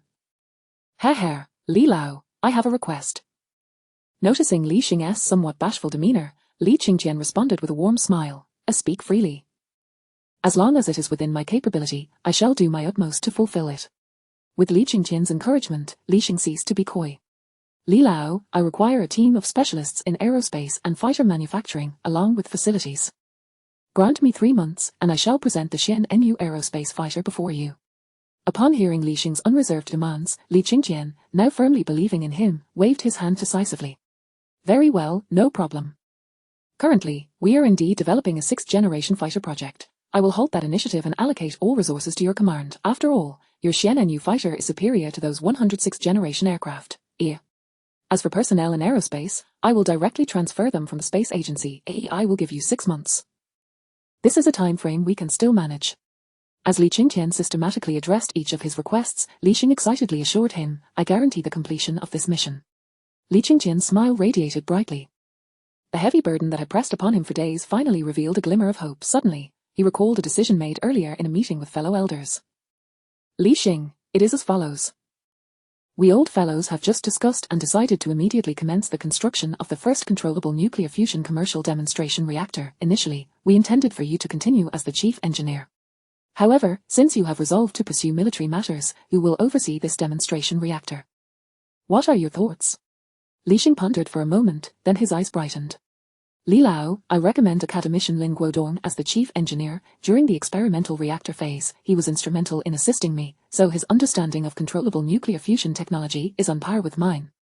Indeed, it must be so, Li Qingqian said, gazing fondly at the youth who cared little for personal accolades. It is a hardship for you.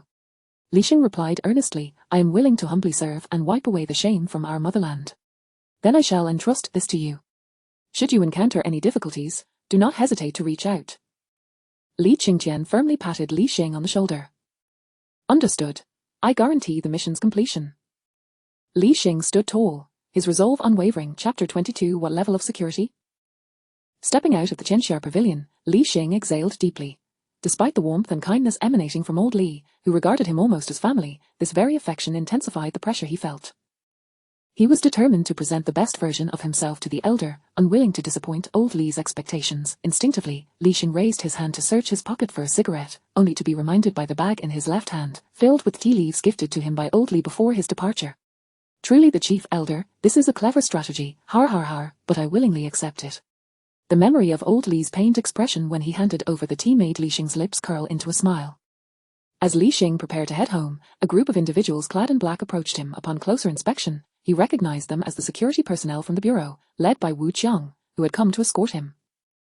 Assuming they were there to see him off, he walked toward them. Report, sir, following directives from higher-ups, the 6th Division of the Security Bureau will henceforth be responsible for your safety. I am Division Chief Wu Qiang, and these 20 individuals are your personal bodyguards, who will remain by your side at all times to ensure your security. The ensemble of black-clad guards stood at attention before Li Xing, startling him momentarily before he regained his composure, silently reflecting, this must be old Li's arrangement. As he scrutinized the group, he noticed a formally dressed young woman with short, neat hair and an aloof demeanor standing among them. Who is this lady? Li Xing inquired, puzzled. Greetings, Academician Li. I am Sun Bingbing, appointed by old Li to be your secretary, as she replied, a faint smile gracing her otherwise cool countenance. Li Xing furrowed his brow slightly, noting her youth. She appeared to be only a few years his senior. Has old Li briefed you about the tasks I need to undertake? This project requires a high level of confidentiality, and you may have to remain out of contact with your family for an extended period. Are you able to manage that? His expression serious, Li Xing questioned, recognizing the need for a capable secretary to assist him with various tasks as he ascended the ranks, but if she were merely a decorative presence, he would rather not proceed. Perceiving his skepticism, Sun Bingbing straightened her posture and confidently responded, before coming here, I served in the Chief Secretary's office. I assure you, I am fully capable of meeting those expectations. Realizing he had misjudged her, Li Xing quickly apologized. I apologize for my doubts regarding your capabilities due to your age. Academician Li, are you not also quite young? You are an idol to many of us in the Secretary's office, having achieved the rank of Academician at such a tender age, as Sun Bingbing quipped lightly, breaking the tension in the atmosphere. Har har har, all thanks to old Li's support. Har har har, well, enough of that. Li Xing laughed heartily to mask his slight embarrassment, then shifted the subject. Director Wu, let us proceed. I need to visit Qingbei University. Yes, sir, you may call me Wu Qiang, he replied before leading Li Xing into a sleek black Hongqi sedan. Wu Qiang personally drove as they, along with Sun Bingbing, navigated through a convoy of 6 black Hongqi cars, slowly making their way to the Atomic Energy Research Institute. In Yangjing City, Fangshan, the National Atomic Energy Research Institute had become a sacred ground for scientists in the field of nuclear energy. Experts and scholars from around the globe traveled vast distances to pay homage.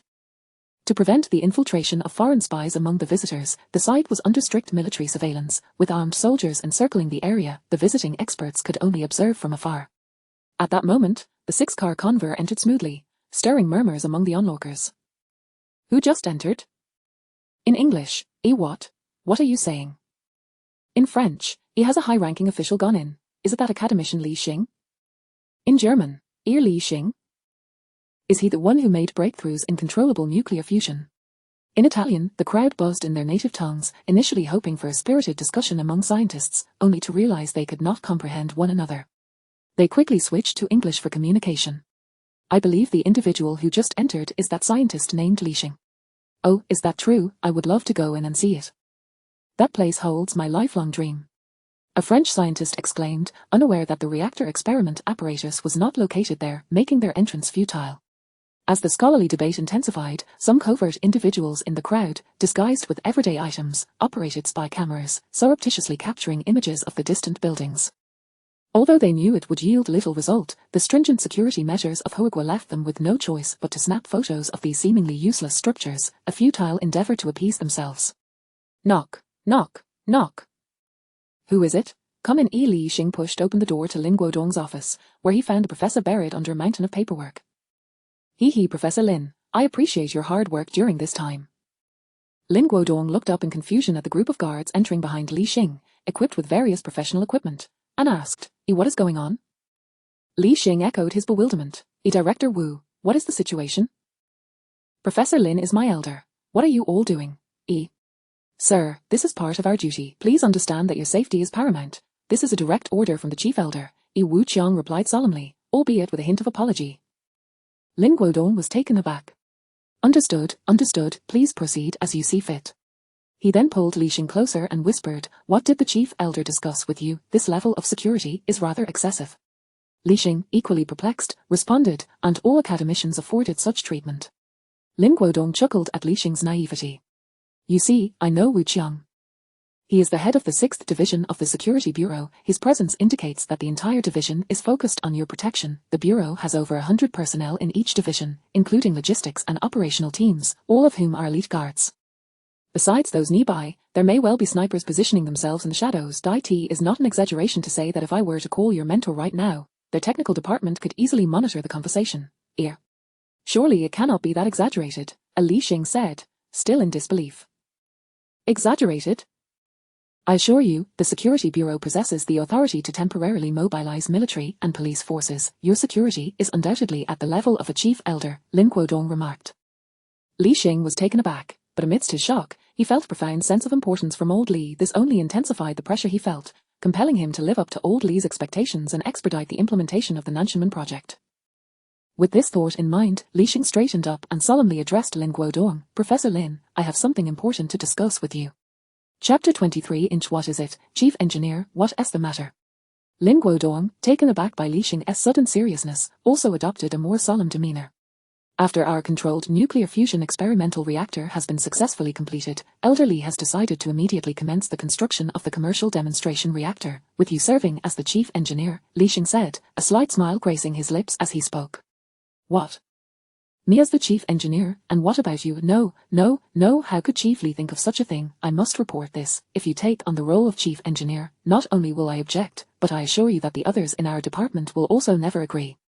Upon hearing that he would be taking Li Xing's place, Lin Guodong was instantly incensed, declaring that he would seek an audience with Elder Li to demand fairness for Li Xing. Oh dear, Professor Lin, you've misunderstood. Li Xing hurriedly grasped Lin Guodong's arm, explaining with a hint of resignation, I have more pressing matters to attend to, the specifics of which I cannot disclose. All I can say is that we require something that can safeguard the grand opportunity of controlled nuclear fusion, which is what I have been diligently working on at home during this period after the experiment concluded. Upon hearing Li Xing's clarification, Lin Guodong gradually composed himself, settling onto the sofa as he confirmed, so, it's not about suppressing you, but rather that you have more important tasks to handle, which is why the position of chief engineer needs to be filled by me. Of course not. How could Elder Li possibly suppress me? What are you imagining? Li Xing was left speechless by Lin Guodong's astonishing assumption. Finally realizing the misunderstanding, Lin Guodong chuckled, you rascal, always taking great strides in your speech. However, Lin Guodong quickly added, that simply won't do. Controlled nuclear fusion is something you have painstakingly developed. Now that the time has come to present it to the world, it would be unacceptable for me to reap the rewards. This honor rightfully belongs to you, and no one can take that from you. Surprised by Lin Guodong's obstinacy, Li Xing felt a mix of headache and gratitude. Throughout their time together, Lin Guodong had truly been like a father, constantly considering his well-being. Professor Lin, I don't care about these matters. I only desire for our country to become strong and no longer be belied by others. What honor I receive is of little consequence. The strength of our homeland is my greatest medal. Li Xing's aspiration was to lead his country toward the stars and the sea, and he genuinely did not care for titles. Lin Guodong looked at Li Xing with concern. Child, even if you are indifferent to such matters, what is yours, and no one can take that from you. How about this? You focus on your important tasks, and I will take care of everything here. However, the position of chief engineer is still yours. I will merely act as your deputy, ensuring that everything here is handled properly while you only need to lend your name. Seeing the resolute expression on Lin Guodong's face, Li Xing had no choice but to reluctantly accept. Sigh, Professor Lin, why must you go to such lengths? All right, you're an adult now. No need to be so coy, Lin Guodong said, producing a cigarette and offering it to Li Xing. However, to Lin Guodong's astonishment, Li Xing raised his hand in refusal. I'm quitting from now on. Really quitting? Lin Guodong stared at him with wide eyes, then muttered to himself, quitting is good. I've been smoking my whole life. I can't quit now, he said, lighting one for himself. Watching Lin Guodong exhale clouds of smoke, Li Xing's eyes suddenly lit up as he spoke languidly. Professor Lin, I have something rather special. Would you care to try it? What is it? Lin Guodong asked, unconcerned, continuing to smoke. Li Xing smirked, thinking to himself that he had ensnared the old man, and then instructed Sun Bingbing, who was nearby, Secretary Sun, please fetch the jar of tea leaves I brought from the car. Certainly, Academician Li, Sun Bingbing responded before turning to leave. Is this your secretary? So young, I presume she is not much younger than you, Lin Guodong remarked with an odd expression. All arranged by Elder Li, Li Xing shrugged helplessly. Ha ha ha, perhaps Chief Li is concerned about your personal life, assigning you such a beautiful secretary, Lin Guodong teased with laughter. That is not it. She previously worked in Elder Li's office. Li Xing shot him a glance, choosing not to elaborate further as his resolve to play a trick on Lin Guodong solidified. After a short while, Sun Bingbing returned carrying a bag. Li Xing took it from her and, with a beaming smile, turned to Lin Guodong. Professor Lin, come and try this. In the midst of Lin Guodong's puzzled gaze, Li Xing prepared the tea and placed it before him. Lin Guodong, still bewildered, lifted the cup to his nose for a gentle whiff. Instantly, his eyes seemed to brighten. After blowing gently on the steam, he sipped the fragrant tea, closing his eyes to savor it deeply. After a lengthy moment, Lin Guodong slowly opened his eyes, astonished as he looked at Li Xing. This tea, where did you acquire it? Li Xing understood that his teacher had fallen into the same trap as he had before. You need not concern yourself with where I got it. Just tell me what you think. Lin Guodong closed his eyes again, relishing the flavor for a while before finally speaking. This tea possesses a rich rock fragrance, with a sweet and refreshing taste. It glides smoothly down the throat, leaving a lingering aroma. This must be Da Hong Pao, of undoubtedly high quality. Lin Guodong poured himself another cup from the teapot. Where did you procure such fine tea? He, that is for you to ponder. Just tell me if you want some, Li Xing whispered temptingly in Lin Guodong's ear, mimicking the devilish tone of Li Qingqian. Upon hearing this, Lin Guodong's face flushed slightly as he rubbed his hands together, feeling bashful. I can't possibly accept, but if you insist, I suppose I shall reluctantly accept. Li Xing rolled his eyes in exasperation. I can give it to you, but you must agree to one condition. What condition?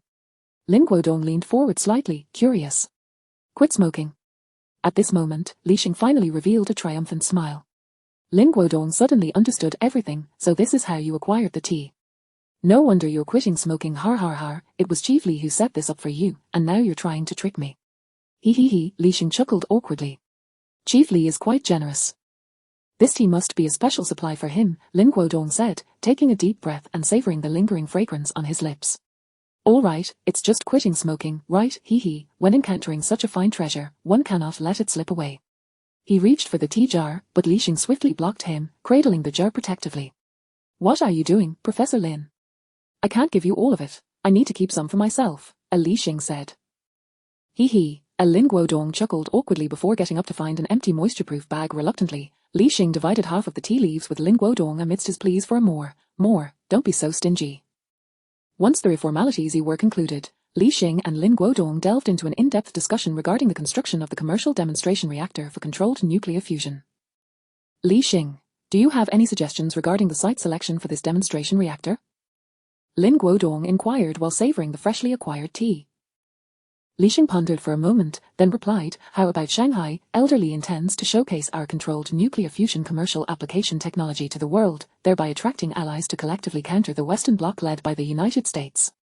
Shanghai, as a window to the world for our nation, is indeed the perfect choice for this critical task. Lin Guodong nodded in agreement, continuing with Li Xing's thoughts. Furthermore, Shanghai is a coastal city, which alleviates transportation pressure for the fusion reactor's fuel. However, the same internationalization and the advantages of being coastal may pose significant security challenges. Li Xing smiled lightly. Professor Lin, you need not worry about that. This is precisely what I will be working on next, crafting a sword strong enough to defend this pearl for our motherland. Lin Guodong gazed at the confident young man before him, momentarily taken aback, but his expression soon shifted to one of pride. To have such a son is a fortune for Hoagua. Chapter 24, to the northwest. 10 days later, within the confines of the Atomic Energy Research Institute, Li Xing was engrossed in a discussion with Lin Guodong regarding the construction of a controllable nuclear fusion commercial demonstration reactor when he received a message from his secretary, Sun Bingbing. Academician Li, everything is ready on that end. All personnel have arrived, and Commander Zhang from the Military Equipment Department is already waiting for you. Very well, let us proceed now. After bidding farewell to Lin Guodong, Li Xing and his entourage boarded a private jet, journeying deep into a clandestine military base located in the northwest. Upon disembarking, they were greeted by a middle-aged officer clad in immaculate military attire, adorned with 2 gleaming gold stars on his shoulders, who seemed to have been anticipating their arrival for quite some time. Recognizing the officer's imposing presence, Li Xing instantly understood his identity. Sun Bingbing had provided him with a detailed briefing about the current situation at the base and the personnel present during their journey. This was a secret military research base. Following the successful development of the J-20, Huagua had swiftly mobilized personnel to embark on the research and development of the next generation of fighter jets, specifically the 6th generation, establishing a supersonic wind tunnel laboratory here that surpassed the JF-22 in Yangjing. Now, as Li Xing had expressed a need, Li Qingqian had directly allocated this facility for his use. The officer with the stars was none other than Major General Zhang Haizhong, the military's appointed liaison and the commander responsible for overseeing the entire base. Academician Li, you have finally arrived. I have long heard of your illustrious reputation, and indeed, today's encounter confirms that heroes emerge in youth. Zhang Haizhong exclaimed, striding forward to extend a warm welcome. Despite the youthfulness of Li Xing, Zhang was acutely aware of his capabilities, having spearheaded breakthroughs in controllable nuclear fusion technology. Zhang held profound respect for those scientists who dedicated themselves to the advancement of their nation through research. Moreover, this endeavor had been personally entrusted to him by his superior, making it imperative that he adhere to Li Xing's directives without delay. Noting the commander's courteous demeanor, Li Xing refrained from adopting any airs. Commander Zhang, you flatter me. I do not consider myself a hero, I have merely fulfilled my responsibilities. Zhang had anticipated that such a young individual, having made significant contributions and attained the status of an academician, would be rather conceited and difficult to engage with. However, Li Xing's humility and politeness only served to deepen Zhang's admiration for him. Academician Li, you must be weary from your journey. Please follow me. I shall show you to your accommodations and brief you on the current status of our base. Sensing a hint of concern in Zhang's tone, Li Xing inquired, Commander Zhang, your tone suggests that there may be an issue. With a sigh, Zhang replied, oh, it's nothing major, really. I believe you are aware that we were originally engaged in the secret development of the next generation, 6th generation fighter jets. The researchers, experts, and academicians here came with that purpose in mind. However, the higher-ups suddenly ordered a halt to the 6th generation fighter project without providing a clear rationale, which has led to considerable discontent among the personnel. Among those expressing discontent, I assume you count yourself, Commander Zhang? Li Xing remarked with a subtle smile. A fleeting look of embarrassment crossed Zhang's composed face. He certainly had his reservations. After all, he was responsible for the research and development of the future 6th generation fighter, and to have it abruptly halted was disheartening. He felt a deep sense of loss and confusion. After all, this was a matter of national defense. To be frank, I cannot fathom why the higher-ups decided to cease the development of the new generation of fighter jets, Zhang confessed. It is simply because our technology has become outdated, rendering further research unnecessary, Li Xing observed, his gaze sweeping over the surrounding structures as he spoke nonchalantly. Outdated? What do you mean by that? Zhang asked, clearly perplexed. Are you suggesting that other countries have developed more advanced aircraft? If so, shouldn't we expedite our own development instead? What I mean is that we have already acquired more advanced technology, thus rendering the 6th generation project redundant, Li Xing clarified, locking his gaze onto Zhang as he continued his explanation. More advanced technology. What technology? Zhang was taken aback. He believed the 6th generation fighter currently in development was already sufficiently advanced, boasting features like a newly developed rotating detonation engine capable of reaching speeds of up to Mach 6.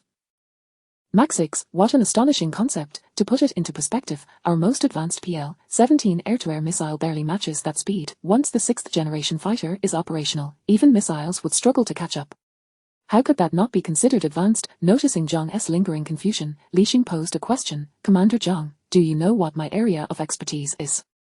Of course, you are widely regarded as the father of controllable nuclear fusion in our country, Zhang replied, his admiration for Li Xing evident. Then tell me, what would happen if we were to miniaturize a controllable nuclear fusion reactor and install it on an aircraft? Li Xing queried, his eyes narrowing thoughtfully. In an instant, Zhang halted in his tracks, turning to fix Li Xing with an incredulous stare. Suddenly, everything clicked into place for him. He understood why the higher-ups had decided to terminate the 6th generation fighter project and why they had dispatched Li Xing, a renowned expert in controllable nuclear fusion, to lead their aerospace research institute. However, he still had a lingering question. Just days prior, a contingent of experts from the space agency had been summoned to the base, ordered to drop all ongoing projects and report to Li Xing. Zhang pondered why, given that Li Xing had indicated he was here to develop more advanced fighter jets, these rocket specialists were needed. Zhang voiced his curiosity to Li Xing, feigning an air of mystery. Li Xing slowly replied, Commander Zhang, since we are venturing into controllable nuclear fusion, why not be a bit bolder? For instance, a spaceplane. The mere mention of a spaceplane sent a shiver down Zhang's spine. As the commander of this base, he had a general understanding of aircraft technology, and he knew precisely what a spaceplane entailed, a craft capable of traversing both the atmosphere and outer space. Given that humanity currently possesses few means of launching attacks beyond the atmosphere, an aircraft capable of freely navigating in space would be virtually invincible. He had previously wondered why a team of space agency personnel had been inexplicably transferred to their base, which was ostensibly dedicated to the development of new fighter jets. He had speculated that perhaps they were transitioning to a rocket launch facility following the cessation of the sixth-generation project. At that moment, excitement gleamed in Zhang's eyes, eclipsing any further thoughts of the sixth-generation fighter. Forget the sixth-generation fighter. I don't want to hear about it again. I'm afraid the spaceplane might get jealous. Observing Zhang's exhilaration, Li Xing smiled, choosing not to elaborate further. Before long, Zhang arranged accommodations for everyone. Li Xing received a private room, with Secretary Sun Bingbing in the adjacent one. The guards were stationed nearby, rotating shifts to ensure Li Xing's safety. Whenever he entered his room, the guards stood watch at the door, and when he stepped out, they accompanied him closely, providing an overwhelming sense of security. After informing Zhang to convene all experts for a meeting the following morning, Li Xing retired to rest, preparing to muster his strength for the task of persuading the experts and academicians ahead. Chapter 25 Traditional Craftsmanship PowerPoint Presentation. The following day, in the conference hall, a gathering of experts and scholars had already assembled. Old Jew, I've heard that it is because of this young man that the higher-ups halted our sixth-generation aircraft project. We must see what grounds he stands on, spoke an elder named Huang Huer, an authority in aerospace engines and a distinguished member of the Huazhong University of Science and Technology. At this moment, he was seething with anger, eager to teach Li Xing a lesson, so that he might understand the importance of diligently pursuing controllable nuclear fusion rather than meddling with aircraft design. The individual referred to as Old Jew was Zhu Qiong, also a member of Huazhong University, a titan in the realm of fighter jet structural engineering, and like Huang Huer, he awaited Li Xing's arrival with a heart full of indignation.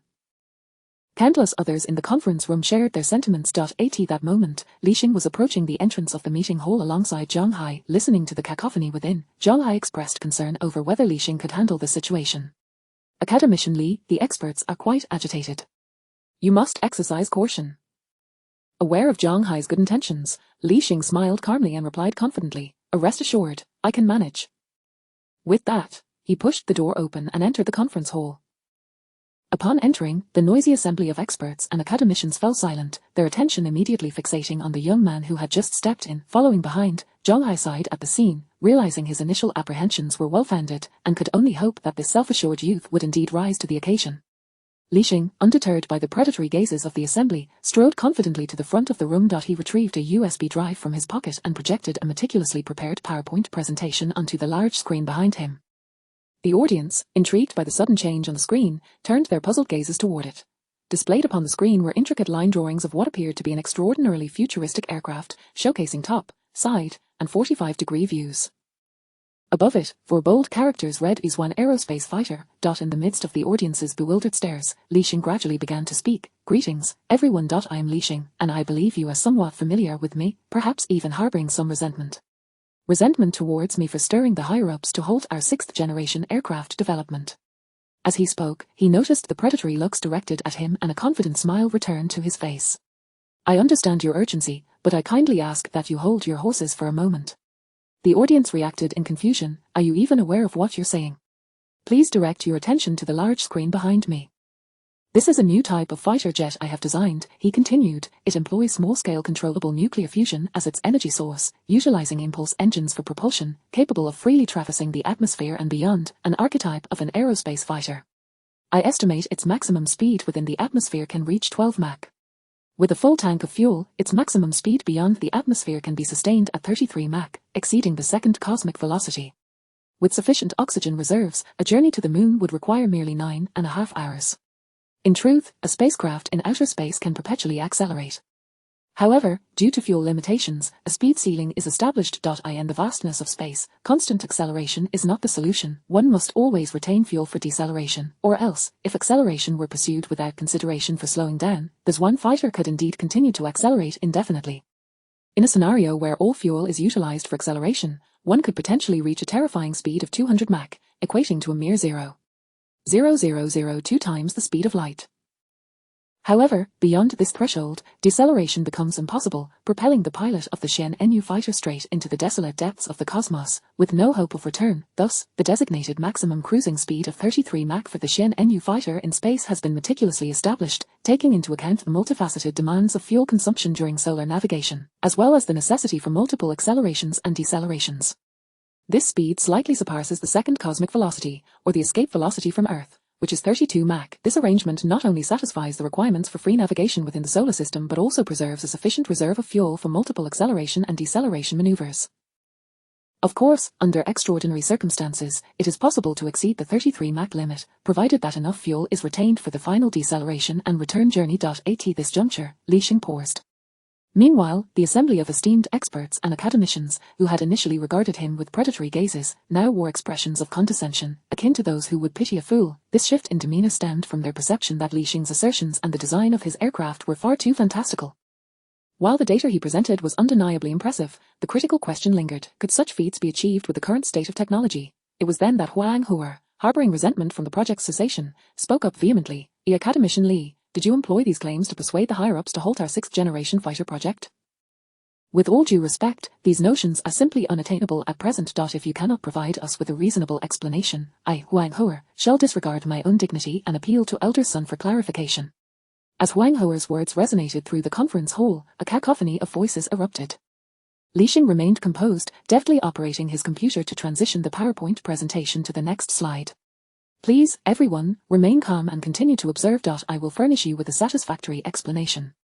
With the change on the large screen, the audience shifted their gaze, revealing detailed parameters and design schematics of a small controllable nuclear fusion device, with every component meticulously annotated.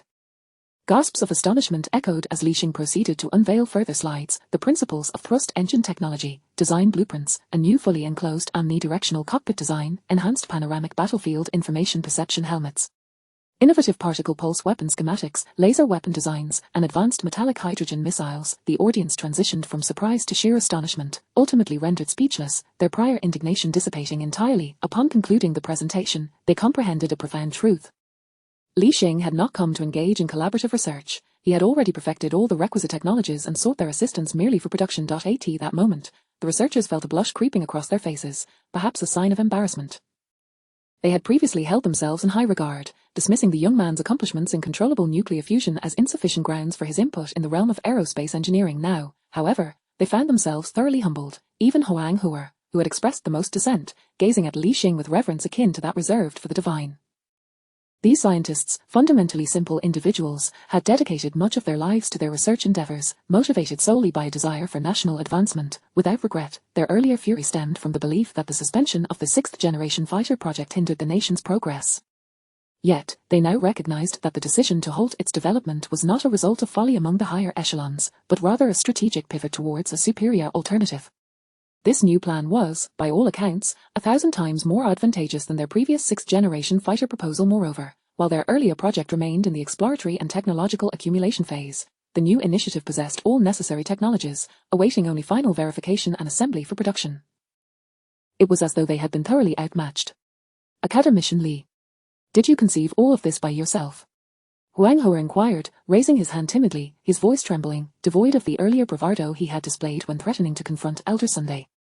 If his previous address of Li Xing as Academician Li had been a matter of personal decorum and respect for Li Xing's contributions to nuclear fusion technology, this current invocation of Academician Li emerged from genuine admiration for a superior intellect. Indeed, ere Li Xing responded, a subtle smile gracing his face as he observed the audience's dramatic shift in attitude. He then exchanged a knowing glance with Zhang Hai, signaling, "See, the matter is resolved." Zhang Hai gave Li Xing a thumbs up, astonished at how swiftly the previously combative assembly of experts had been subdued by a mere PowerPoint presentation. Chapter 26, Undercurrents in Motion. After a brief period of digesting the content received in just half an hour, the meeting hall gradually filled with a cacophony of animated discussions, experts, academicians, and researchers eagerly engaged in fervent conversations with their colleagues about everything they had just witnessed. At that moment, a relatively young researcher excitedly interjected, "The Academician Li, when shall we commence production?"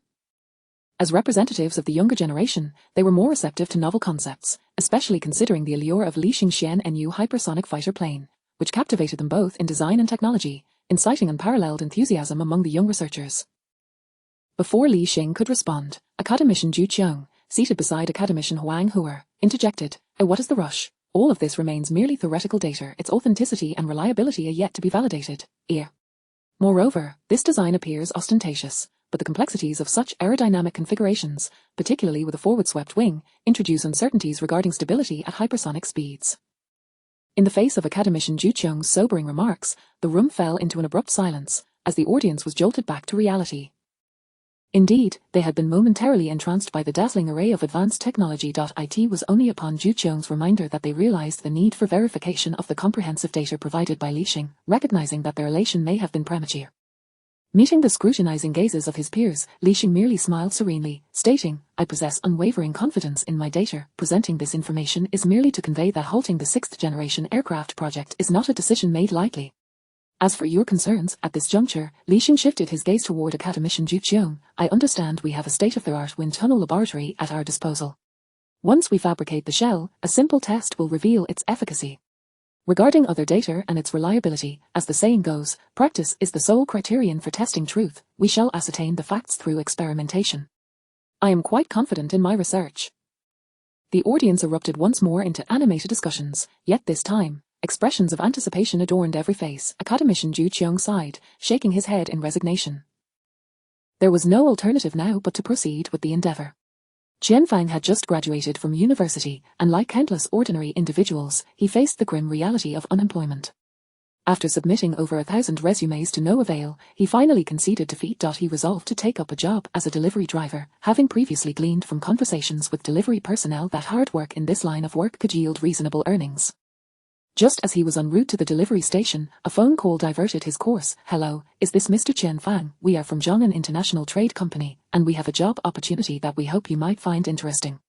Upon hearing the unfamiliar male voice on the other end, Qian Fang believed he had finally received a response to the myriad of resumes he had submitted. Although he had little recollection of Zhongnan International Trade Company and it bore no relation to his major in electronic information, he was on the verge of accepting his fate, and he thought little of the disconnect. I am very interested, Qian Fang exclaimed, as though clutching a lifeline. Very well, please come to Road No at 9 a.m. tomorrow for an interview. The calm voice on the other end conveyed the time and location before hanging up. At that moment, Qian Fang was overwhelmed with excitement, envisioning a promising future ahead, oblivious to the fact that a pair of watchful eyes were discreetly observing him from a distance. The owner of that gaze was none other than Zhang Xu, a member of the 6th Division of the Security Bureau. Tasked with monitoring Qian Fang, Zhang Xu set down his listening device and tapped his Bluetooth. Reporting. A report. Contact established with Zhongnan Group on the 26th target. Please advise. Acknowledged. Continue surveillance. Report any anomalies immediately, came the steady voice from the earpiece. Understood, Zhang Xu affirmed before stealthily following Qian Fang's excited footsteps. Qian Fang was merely an ordinary individual, yet what could possibly prompt the Security Bureau to monitor him? It was solely due to his connection with a remarkable classmate from high school, Li Xing. Indeed, Qian Fang was a former classmate of Li Xing, with whom he had once shared a close friendship. However, following the tragic incident involving Li Xing's parents, he had severed all ties with his former classmates. Upon receiving the task to protect Li Xing, the 6th Division meticulously reviewed his past relationships, placing all individuals with significant connections to him under surveillance. Their investigation revealed that a company named Zhongnan International Trade had recently begun to engage unusually with Li Xing's network. This raised their alarm. A further inquiry unveiled that the proprietor of Zhongnan International Trade, a Chinese national named Liu Yi, was discreetly transferring his assets abroad. Although he was careful to conceal his actions, the 6th Division uncovered this information. Their investigation suggested possible espionage activities, yet concrete evidence remained elusive. Consequently, the 6th Division resolved to expand their surveillance to include everyone within Li Xing's circle. Thus, the preceding events unfolded. The following morning, a buoyant Qian Fang arrived early at the interview venue, his excitement from the previous night still palpable. Accompanied by staff, he entered a conference room where a sharply dressed man sat at the head of the table. Qian Fang immediately recognized him as a business elite. The suited man gestured for Qian Fang to take a seat. Hello, Mr. Fang. I am Liu Yi, the owner of this company. Qian Fang, filled with reverence, dared not exhibit even a hint of nonchalance, fearing he might be dismissed. A good day, sir. Liu Yi responded with a warm smile. Do not be anxious, Mr. Fang. We have thoroughly reviewed your background during your time at school. The purpose of your visit today is merely a formality. We have already decided to hire you. Really, that is excellent news. Thank you for this opportunity. I assure you I will perform diligently, Qian Fang exclaimed, nearly brought to tears by the unexpected fortune. Mr. Fang, Please try to remain calm. I still require you to answer a few questions. Liu Yi's gaze bore into Qian Fang with keen intensity. In his elation at securing employment, Qian Fang failed to notice the glimmer of satisfaction lurking within Liu Yi's sharp eyes. What questions do you have, sir? I have heard that you were quite close to Li Xing during high school. Could you share some insights about him? Liu Yi maintained his smile. Chapter 27. The undercurrent has yet to surge when it comes to Li Xing. The first time Qian Fang heard someone mention an academician named Li Xing who had made breakthroughs in controllable nuclear fusion, he did not give it much thought. He merely assumed it was a coincidence that the name matched that of his good friend from high school. After all, that individual was an academician, a scientist engaged in high-tech research, while his own friend had merely graduated from high school and was still quite young this year. However, to his utter astonishment, sometimes reality unfolds in the most dramatic ways. Upon seeing the official photograph, Qian Fang was taken aback. It was indeed the same person. What further surprised him was that the job he was interviewing for today seemed to be influenced by Li Xing's reputation, as if the boss were a fan of Li Xing, allowing him to bask in the glow of this connection. Qian Fang did not dwell on it too much and recounted everything he knew, even embellishing a bit by claiming how close he was to Li Xing, likening their friendship to that of sharing the same pair of trousers, which left Liu Yi speechless. Could you help me arrange a meeting with Li Xing?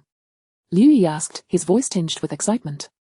I am a fan of his and would love to treat him to a meal and take a photo together. This left Qian Fang in a quandary. Since graduating from high school, they had lost touch, and he had no idea if he could still reach him. Noticing the hesitation on Qian Fang's face, Liu Yi quickly added, It's just a meal, and once it's done, I'll give you 100,000 yuan. At the mention of money, Qian Fang was tempted to respond, but just then, a cacophony of shouts erupted from outside the conference room. Mr. Liu is busy, you cannot enter. Then, the door to the conference room was flung open violently. Two plainly dressed young men strode in, one of whom raised a document and declared, Mr. Liu Yi, we are from the National Security Bureau. We suspect you may be connected to a case, please come with us. In that instant, Liu Yi understood he had been exposed, his face darkened, and he abruptly stood up, darting toward another exit. The National Security Officer, quick on his feet, lunged forward and tackled Liu Yi to the ground, promptly placing handcuffs on him. Qian Fang watched in shock as the events unfolded before him. Having often indulged in online novels, and considering Li Xing's current standing, he felt a surge of suspicion. Liu Yi was a spy. What did this make him? A leaker of state secrets. Li Xing was now an academician and an essential scientist for the nation. He had naively trusted a spy's words, mistaking him for a fan, and had carelessly divulged information about Li Xing's past. He pondered if Liu Yi's cover was blown, would he have unwittingly led a crucial national scientist into the clutches of espionage? At that moment, Qian Fang was drenched in cold sweat, his body weak and limp as he slumped back into his chair. The National Security Officer, having subdued Liu Yi, turned his gaze slowly to Qian Fang. Mr. Qian Fang, please come with us as well. With a face ashen as ash, Qian Fang nodded, feeling as if his life had not yet begun, but was already at an end. In an undisclosed base, Wu Qiang, having received word from his subordinates about the successful operation, was briefing Li Xing on the matter. This operation has apprehended over 50 spies from various countries. It was a resounding success, but how should we handle your classmates? Li Xing understood that even though his classmates were deceived, they would likely face charges for leaking state intelligence. It was, after all, a situation of his own making. With a deep sigh, Li Xing responded, Educate them properly, and then release them. Understood. With Li Xing's orders given, Wu Qiang, serving as Li Xing's bodyguard, prepared to carry them out without hesitation. It had now been a month since the Xian-Nu aerospace fighter project commenced. During this time, all technical data had been thoroughly verified. Particularly, academician Zhu Qiong, upon reviewing the data from the wind tunnel laboratory, felt profoundly challenged in his expertise. Initially, he thought the flamboyant design of the Xian-Nu aerospace fighter was merely a manifestation of youthfulness, lacking the steadiness expected of seasoned professionals. Yet, the final data was a resounding slap to his face. Even at Mach 10, the aircraft's aerodynamic form exhibited remarkable stability. However, since the wind tunnel's limit was Mach 10, the theoretical maximum speed would have to await the test flights for confirmation. At this point, academician Zhu was thoroughly convinced. Other experts also, with the validation of data, found themselves bowing before Li Xing, the young academician. Thus, the entire cadre of experts at the base united in their efforts towards the birth of China's first aerospace fighter.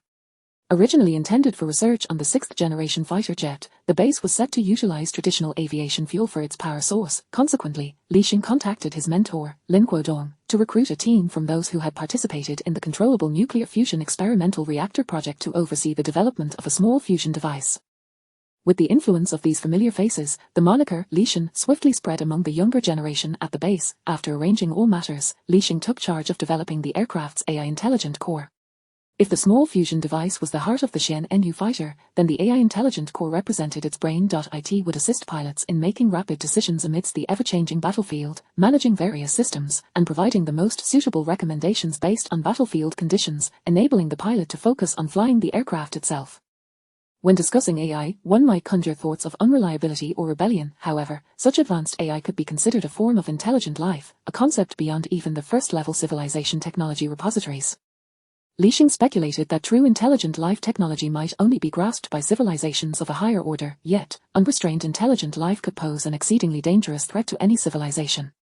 Furthermore, the essence of AI is not to replace humanity but to assist it, so it does not require an intelligence level comparable to that of humans. The AI they were developing was merely a simple intelligent assistance system, albeit simple is a relative term. Currently, there are numerous so-called voice assistants available on the market, which are only worthy of being labeled as artificially unintelligent. In contrast, the AI under development, named Weak Artificial Intelligence, in the first-level Civilization S technology repository, was far more sophisticated. Chapter 28, The Intelligent Quantum Computer. Li Xin dedicated 2 solitary months to meticulously coding the program for a weak artificial intelligence. However, he awkwardly discovered that ordinary hardware was utterly incapable of supporting it and that it could only operate within a supercomputer.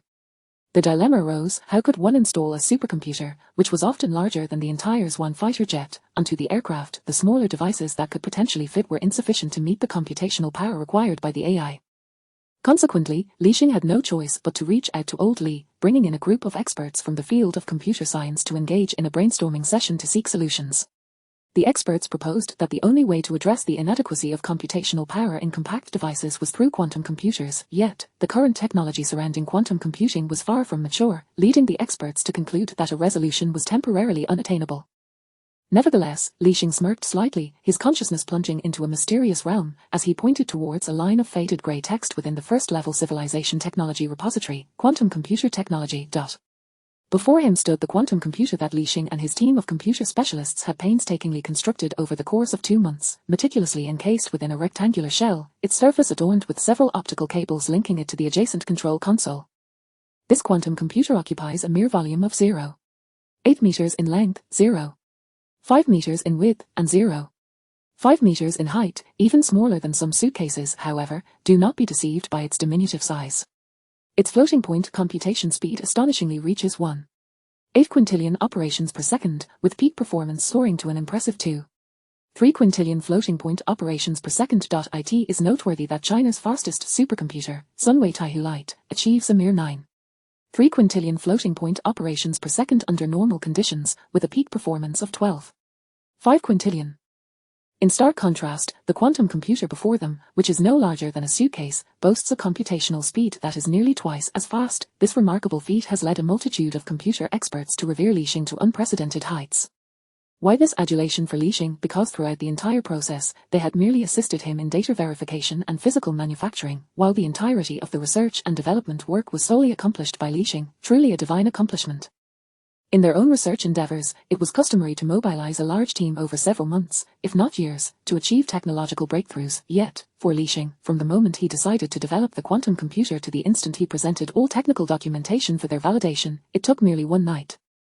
After a meeting where they established that only a quantum computer could meet the operational speed requirements for weak artificial intelligence while maintaining a compact size, the very next morning, Li Xin laid before them the complete technical documentation for the quantum computer, still warm from the printer. One could hardly argue against his status as a deity of research. At this juncture, they were poised to input weak artificial intelligence into the quantum computer for testing. Li Xin inserted the data storage device containing their weak artificial intelligence program code into the designated port of the quantum computer. Following a series of operations on the adjacent control console, a progress bar appeared on the screen: loading, load complete. At that moment, an expert monitoring the quantum computer's operational status reported to Li Xin, the computational resources of LZ-1 are being rapidly utilized. LZ-1 was the code name assigned to this quantum computer, with LZ denoting its identity, and a 1 indicating it as the first generation. Artificial intelligence is assessing the operational environment. Artificial intelligence is generating the interactive system. Artificial intelligence operation successful. It is astonishingly fast. LZ-1 is extraordinarily swift.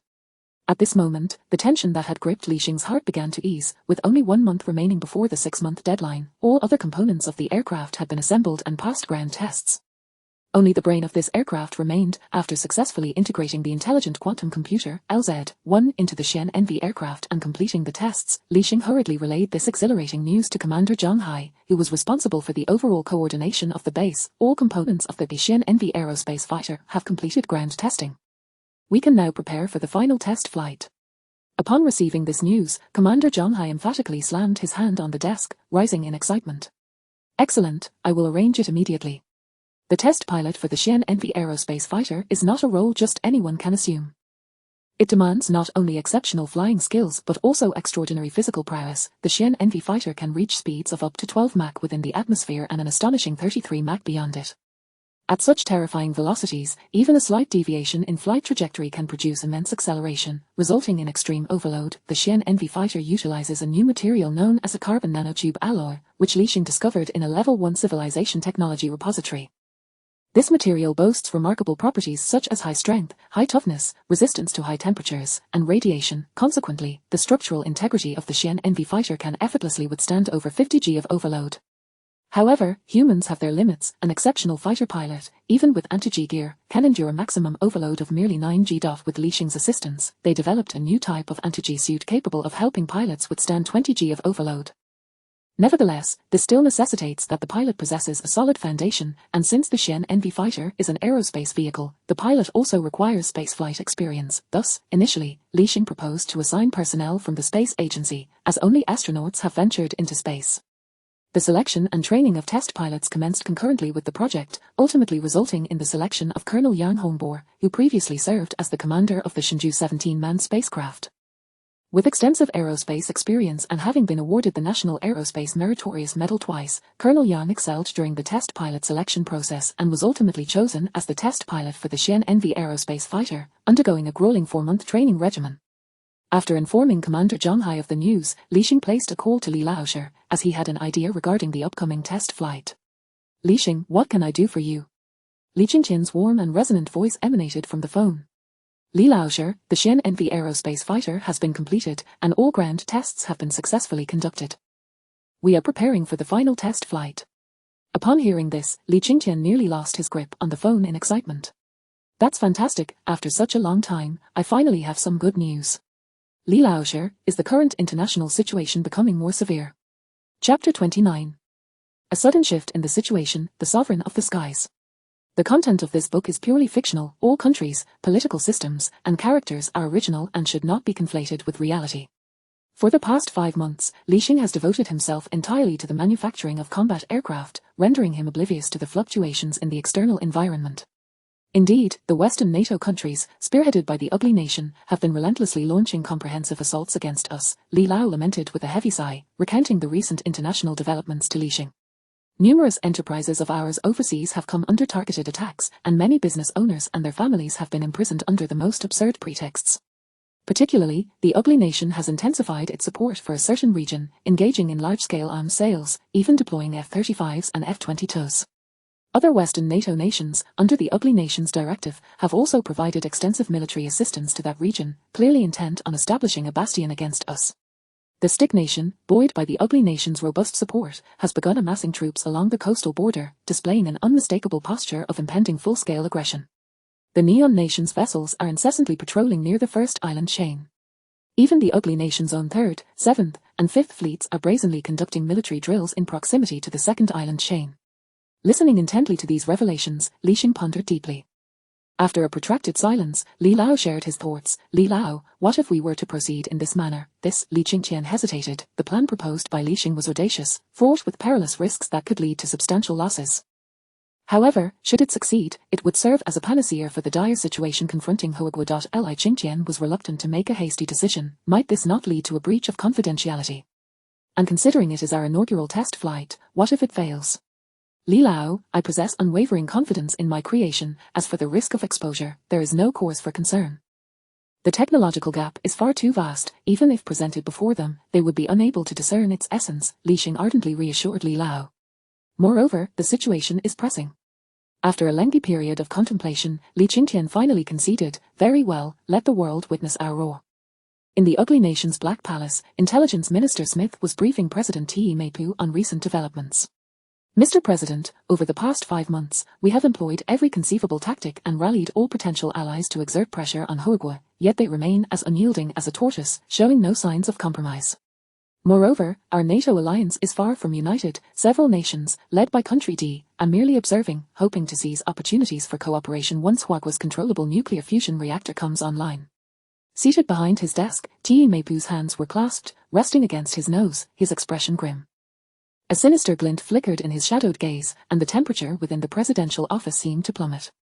It appears we have no choice but to take this step, regardless of the consequences it may entail for the world.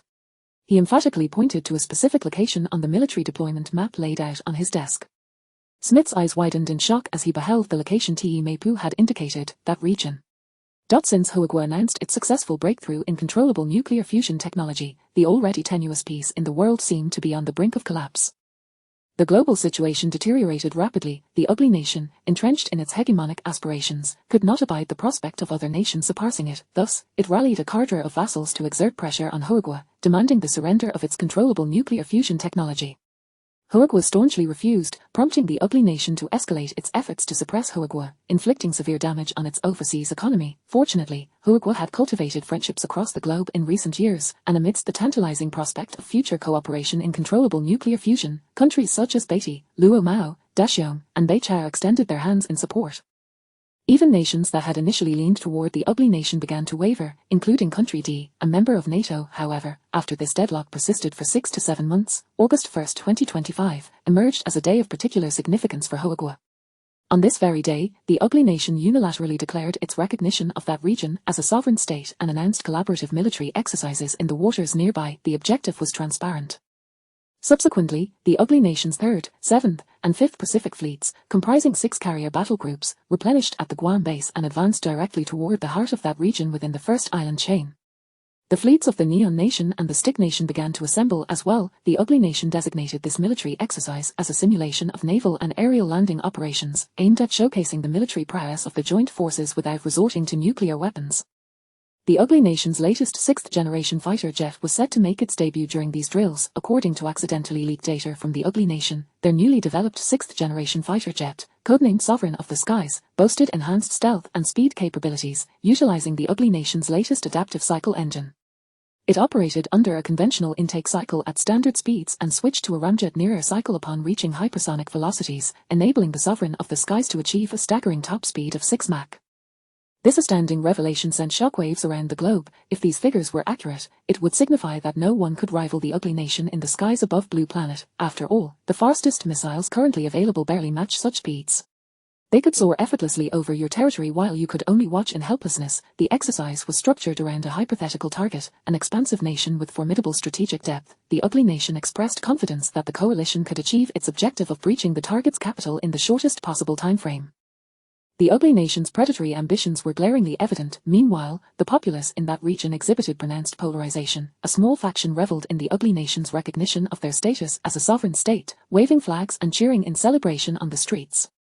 A larger segment, however, longed for a return to the embrace of their motherland, organizing demonstrations and protests outside government buildings. Yet, the high-ranking officials in that region appeared utterly oblivious to their own limitations, seduced by the ugly nation's temptations, failing to grasp Huigua's unwavering resolve regarding their return. Upon the news reaching Huigua, it ignited a firestorm of outrage. Traitors, as per usual, seized the opportunity to incite discord online, attributing all blame to Huigua for the current predicament. The ugly nation, as the global hegemon, wielded the capacity to impose sanctions on Huigua, while some individuals flaunted their already altered citizenship to that of the ugly nation, posting their tickets for flights to the ugly nation with captions wishing for their impending defeat, claiming, "Thank goodness for my foresight." Yet this was merely the tip of the iceberg. Such individuals faced the wrath of the online vigilantes, who unleashed a torrent of scorn upon them, leaving them utterly humiliated. Chapter 30. We have developed the Shen Nu aerospace fighter. The content of this book is purely fictional and should not be associated with reality. What left netizens feeling frustrated was the power comparison between Huigua and the United Coalition conducted by prominent figures online. On the side of the United Coalition, the ugly nation mobilized 3 major Pacific fleets, comprising a total of 6 aircraft carrier battle groups, with the number of vessels surpassing 400. Additionally, countries like Neon and Korea, though lacking aircraft carriers, were eager to partake in this inevitable operation to secure a greater share of the spoils, thus deploying their own naval forces, which included various types of cruisers, destroyers, and frigates, collectively outnumbering even the ugly nation's 3 fleets. Conversely, Uruguay also fielded 3 major fleets, each equipped with an aircraft carrier, with the second fleet boasting the latest model that had just been launched, alongside the newly outfitted J-31 carrier-based 5th-generation fighter jets. In terms of overall combat capability, Uruguay's forces were roughly on par with those of the ugly nation's 3 fleets. However, the crux of the issue lay in the fact that the ugly nation had gathered numerous allies, while Uruguay found itself isolated and unsupported. Hence, a particular region emerged as a focal point of concern. Strategically situated at the heart of the first island chain, this area could be regarded as Uruguay's gateway to the Pacific, making its strategic significance exceedingly paramount. It seemed that only by reclaiming this region, leveraging its geographical position and supply advantages, could Uruguay hope to gain even a modicum of success. Yet, this assessment did not account for the ugly nation's latest 6th-generation fighter, the Sky Sovereign. Should the Sky Sovereign become involved, Uruguay would presently possess no effective means to thwart its unimpeded navigation within its own airspace. With a flight speed of Mach 6, even missiles would struggle to keep pace. Thus, it could be said that the Sky Sovereign stood invincible purely on the basis of its velocity. This predicament led to a palpable sense of despondency among the populace of Uruguay. A speculation arose that war loomed on the horizon, with the nation appearing to have scant chances of victory. However, a glimmer of hope emerged, indicating that Uruguay had indeed cultivated some friendships on the international stage over the years. The Bear Nation vehemently condemned the actions of the ugly nation, asserting that should Uruguay require assistance, they would be ready to provide support at any moment. Additionally, nations such as Pakistan and various other developing countries, having observed Uruguay's leadership and actions in recent years, chose to express their solidarity, pledging to dispatch fleets in support of Uruguay. This gesture stirred the emotions of the domestic populace, but they were soon left bewildered by the government's subsequent actions. The official statement initially expressed gratitude for the support from friendly nations, yet asserted that Uruguay could resolve the situation independently, thus declining the assistance offered. Then, rather than responding to the joint military exercises of the ugly nation, an astonishing announcement was made: our domestically developed next-generation aerospace fighter will undergo its inaugural test flight in 3 days, with live global coverage of the event. Upon the release of this news, both domestic and international observers were left in a state of confusion. Even the ugly nation wore expressions of incredulity. Our fleets are almost at your doorstep, and you choose to unveil something that was rendered obsolete years ago. Subsequently, the government released details of the aerospace fighter's test flight plan, accompanied by high-definition images of the aircraft, which left everyone astounded. Gazing at the stunningly futuristic fighter jet that seemed to belong only in science fiction, onlookers were left speechless. You tell me this is an aerospace fighter? Aren't aerospace fighters supposed to be bulky and shaped like rockets? Please take note, Xian-Nu aerospace fighter, this is an aerospace fighter, not an ordinary aerospace aircraft. What exactly is an aerospace fighter? Can someone explain? By the way, this aircraft looks incredible. I don't know, seeking clarification from experts. Same here. Amidst the chorus of inquiries from netizens, a knowledgeable figure stepped forward to elucidate. The concept of the aerospace fighter was proposed long ago. It is a product that integrates aviation and aerospace technologies, capable of taking off like a conventional fighter jet, flying at hypersonic speeds within the atmosphere, and directly accelerating into low Earth orbit. In simpler terms, it is an aircraft designed for combat both within and beyond the atmosphere. Though this entails exceedingly high technical requirements, our nation must be operating under extraordinary circumstances. With the expert's explanation, the audience finally grasped the concept, yet their astonishment only intensified as they comprehended the official test flight plan. The plan was straightforward. The Xian-Nu aerospace fighter would take off from within the country, then directly accelerate into low Earth orbit, targeting Huagua's Tianting space station. Following that, the pilot would exit the craft to deliver supplies to the Tianting space station. Indeed, the plan thus far revolved around a resupply mission for the station. Upon completing the resupply task, the fighter would initiate rapid testing in outer space, the method of which involved circling the Earth. After finishing the tests, it would re-enter the atmosphere for further high-speed testing, with the designated location being near the first island chain in the Pacific. Huagua's intention was unmistakable: to dance above the fleet of the ugly nation and see if they could catch it. Finally, after all tests were concluded, the aircraft was to land at an airport in the contested region. The implications of Huagua's actions were crystal clear. This was a direct response to the joint military exercises of the ugly nation and its allies, a forceful reclamation of the contested region. After all these years, it was indeed time for the child to return home. The test flight plan sent shivers down the spines of all who read it. Uruguay was poised to utilize the might of the Xian-Nu aerospace fighter to decisively stabilize the long volatile situation concerning the first island chain. The domestic populace was invigorated with fervor, while the ugly nation remained relatively unconcerned. They perceived Huagua's plan and the so-called Xian-Nu aerospace fighter as mere fabrications born out of desperation, conjured to intimidate them into retreat. According to their scientific advisors, the realization of the aerospace fighter, as described in the plan, was technically impossible at present, not to mention the type of engine required to provide such immense thrust in the nearly non-existent atmosphere of low Earth orbit. Even if, hypothetically, the Xian-Nu aerospace fighter were genuine, they believed their sky sovereign could confidently engage it within the atmosphere. As domestic optimism clashed with overseas hubris, the scheduled test flight date for the Xian-Nu aerospace fighter drew ever nearer. The coalition forces led by the United States had also completed their assembly, making no secret of their advance toward the target maritime area. Meanwhile, Huagua's 3 major fleets had long since prepared, setting sail for the designated waters. The higher-ups in a certain region, who had recently celebrated their victories, now sensed impending catastrophe. Their previous arrogance was not solely a product of support from their ugly nation father, which had deterred them from reckless actions. Rather, it stemmed from Huagua's consistent preference for employing conciliatory measures, as the errors lay solely with the leadership, and the nation had no desire to involve innocent civilians. However, this recent incident compelled the elders of Qinshir Pavilion to relinquish their final vestiges of hope.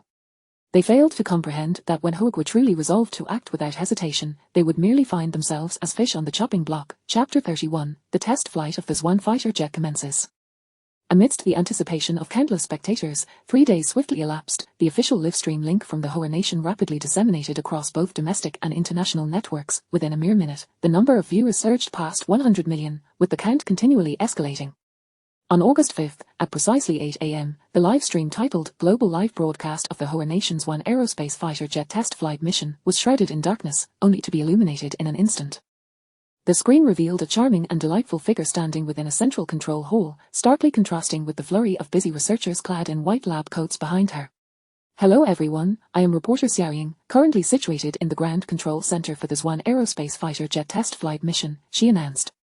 I will be your guide throughout this live broadcast. As reporter Xiaoying continued her introduction, global netizens were astonished to discover that the total number of viewers had exceeded the staggering figure of 600 million. Remarkably, the live stream remained robust and fluid despite such overwhelming traffic. Unbeknownst to many, Hoa Nation had expedited the construction of an LZ-1 quantum computer to serve as the server for this broadcast. With Xiaoying's narration progressing, time seemed to fly. Shortly thereafter, a staff member approached her with a message, prompting Xiaoying to swiftly address the camera, declaring, "The test flight is about to commence. Please stay tuned for detailed footage." As her words lingered in the air, the screen unveiled the Swan aerospace fighter jet, showcasing its remarkably futuristic silhouette. Prominently displayed beneath the fuselage was an impressively large and strikingly sci-fi weapon. Busy personnel were seen attaching external cargo bays to the wings, filled with supplies destined for the Heavenly Palace space station. Given that the fighter jet's cannons and missiles were all internal, nothing was visible externally except for the imposing unknown weapon suspended beneath the fuselage. From the viewer's perspective, the camera was positioned not far from the Swan fighter jet. At this juncture, a netizen noted the ability to send bullet comments in the live stream. Wait, am I the only one who discovered this? The live stream allows bullet comments. Second floor, claiming a spot. Third floor, claiming a spot. Reading these comments, it seems they are all from within the country. You're right, it does seem that way. Har har har, our nation is impressive. By the way, with the live stream being this clear, isn't the nation worried about leaks? I'm not sure, but since it's being broadcasted, they must not care. Here they come, is that the pilot? A large number of personnel began to vacate the area. Test pilot Yang Hongbor appeared on screen, donned in a new type of anti-gravity suit, making his way towards the cockpit of the Swan fighter jet. Simultaneously, a sweet voice emerged, reporter Xiaoying providing commentary. In the footage, approaching the Swan fighter jet is our aerospace hero, Colonel Yang Hongbor, she explained. Colonel Yang Hongbor will serve as the test pilot for this mission. The suit he is wearing is a state-of-the-art anti-gravity space suit, designed specifically for aerospace fighter pilots, developed by a team led by Academician Lixing from our Academy of Sciences. Academician Lixing is also the chief engineer of the entire Swan aerospace fighter jet project. The live stream's bullet comments erupted. Wow, this is truly a hallmark of our official tradition, always intertwining such significant information within casual remarks. Did I just hear correctly? Academician Lixing, the one who achieved breakthroughs in controlled nuclear fusion. Currently, it seems he is the only Academician Lixing in the Academy of Sciences. From controlled nuclear fusion to the Swan aerospace fighter jet, has Academician Lixing been systemically banned? I suddenly have a bold thought. It is well known that academician Leashing specializes in controlled nuclear fusion. What do you think the energy system of this fighter jet is? Ordinary aviation fuel seems inadequate for such a design in the vacuum of space. To enable the fighter jet to operate in the vacuum of space would require a massive size, with most of the space allocated for fuel. Thus, I speculate that this one fighter jet undoubtedly employs some novel power system. Observing the lively discussions among the viewers, reporter Xiaoying began her introduction, as she was tasked with comprehensively presenting the advanced technologies utilized in this one fighter jet to the world, aiming to instill a sense of deterrence against potential adversaries. As for the reasoning behind such a bold decision by the higher-ups, fear of information leaks was mitigated by the assurance from Leashing, even if we were to give them the fighter jet, they would still be unable to replicate it. The gap is simply too vast. Dear viewers, this one aerospace fighter jet represents the pinnacle of our nation's technological advancements, spearheaded by academician Leashing, she continued. It utilizes a compact controlled nuclear fusion reactor as its energy core, with 2 thrust engines at the rear providing propulsion. Located beneath the fuselage, resembling an air intake, are 2 small forward thrust engines, along with a segment of flat thrust engines at each wing root, totaling 4 small forward thrust engines serving as deceleration engines. The entire aircraft is also equipped with 30 state-of-the-art micro-hole engines for attitude control, also developed by academician Leashing. When fully fueled, it can effortlessly travel to the moon and back.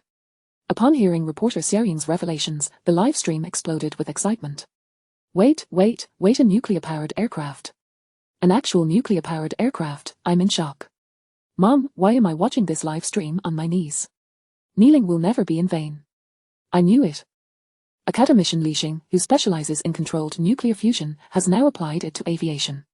I know what a whole engine is, but what exactly is this thrust engine? Noticing that viewers were asking pertinent questions, reporter Xiaoying's gentle voice resumed. The 2 thrust engines used in this one fighter jet utilize the ultra-high temperature plasma generated by the fusion reaction within the compact fusion reactor, expelled by Lorentz force to generate powerful thrust, which can also be referred to as a nuclear fusion engine. Viewers commented, using a fusion reactor directly for thrust is indeed the most suitable power method in the vacuum of space. I can only imagine how terrifying that thrust must be. Enough said, academician Leashing is impressive. Academician Leashing is impressive. At this moment, Yang Hongbor completed his handover with the ground crew.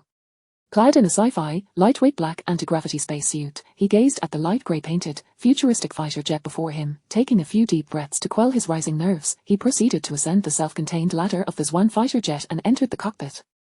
As the camera zoomed in, the viewers were granted a glimpse of the cockpit's interior. The cockpit of this one fighter jet was remarkably minimalist. Upon closer inspection, it lacked the traditional cockpit floor found in conventional fighter jets, instead presenting a bowl-shaped hemispherical design, with the pilot's seat quietly suspended in mid-air at the center. To the left of the pilot's seat was a throttle, and to the right, a control stick point for screen stood before him, displaying various data of the aircraft, while a holographic projection platform at the center showcased critical information such as altitude, speed, radar systems, and navigation systems, replacing the conventional heads-up display. This cockpit, well, how should I put it, feels rather peculiar. Indeed, it is quite strange. Has anyone noticed that the overhead cockpit cover is actually opaque? Wait, it really is. What is going on here? An opaque cockpit cover. Are they flying blind? With the cockpit cover sealed, this cockpit resembles an oval eggshell, with the pilot's seat suspended right in the center. I must say, it does look quite similar. Chapter 32. The all-directional cockpit, the Shin NU classmate, is online. With a nimble motion, Yang Hongbor deftly flipped himself into the pilot's seat, fastening his 5-point safety harness. He then retrieved the helmet hanging from the side of his seat and donned it upon his head. The helmet was fully enclosed, and he secured it to the neck of his anti-gravity spacesuit. Subsequently, he linked the aircraft's oxygen supply system to his spacesuit. Gazing at the myriad of self-check information projected on the helmet's visor, he noted.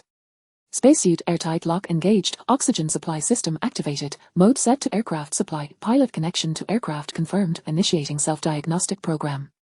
Perception assistance helmet online, visual information enhancement activated, radar online, weapon systems online, energy core pre-warmed, main engine online, deceleration engine online, attitude control engines online, pressure balance system online, life support system online, liquid processing equipment online.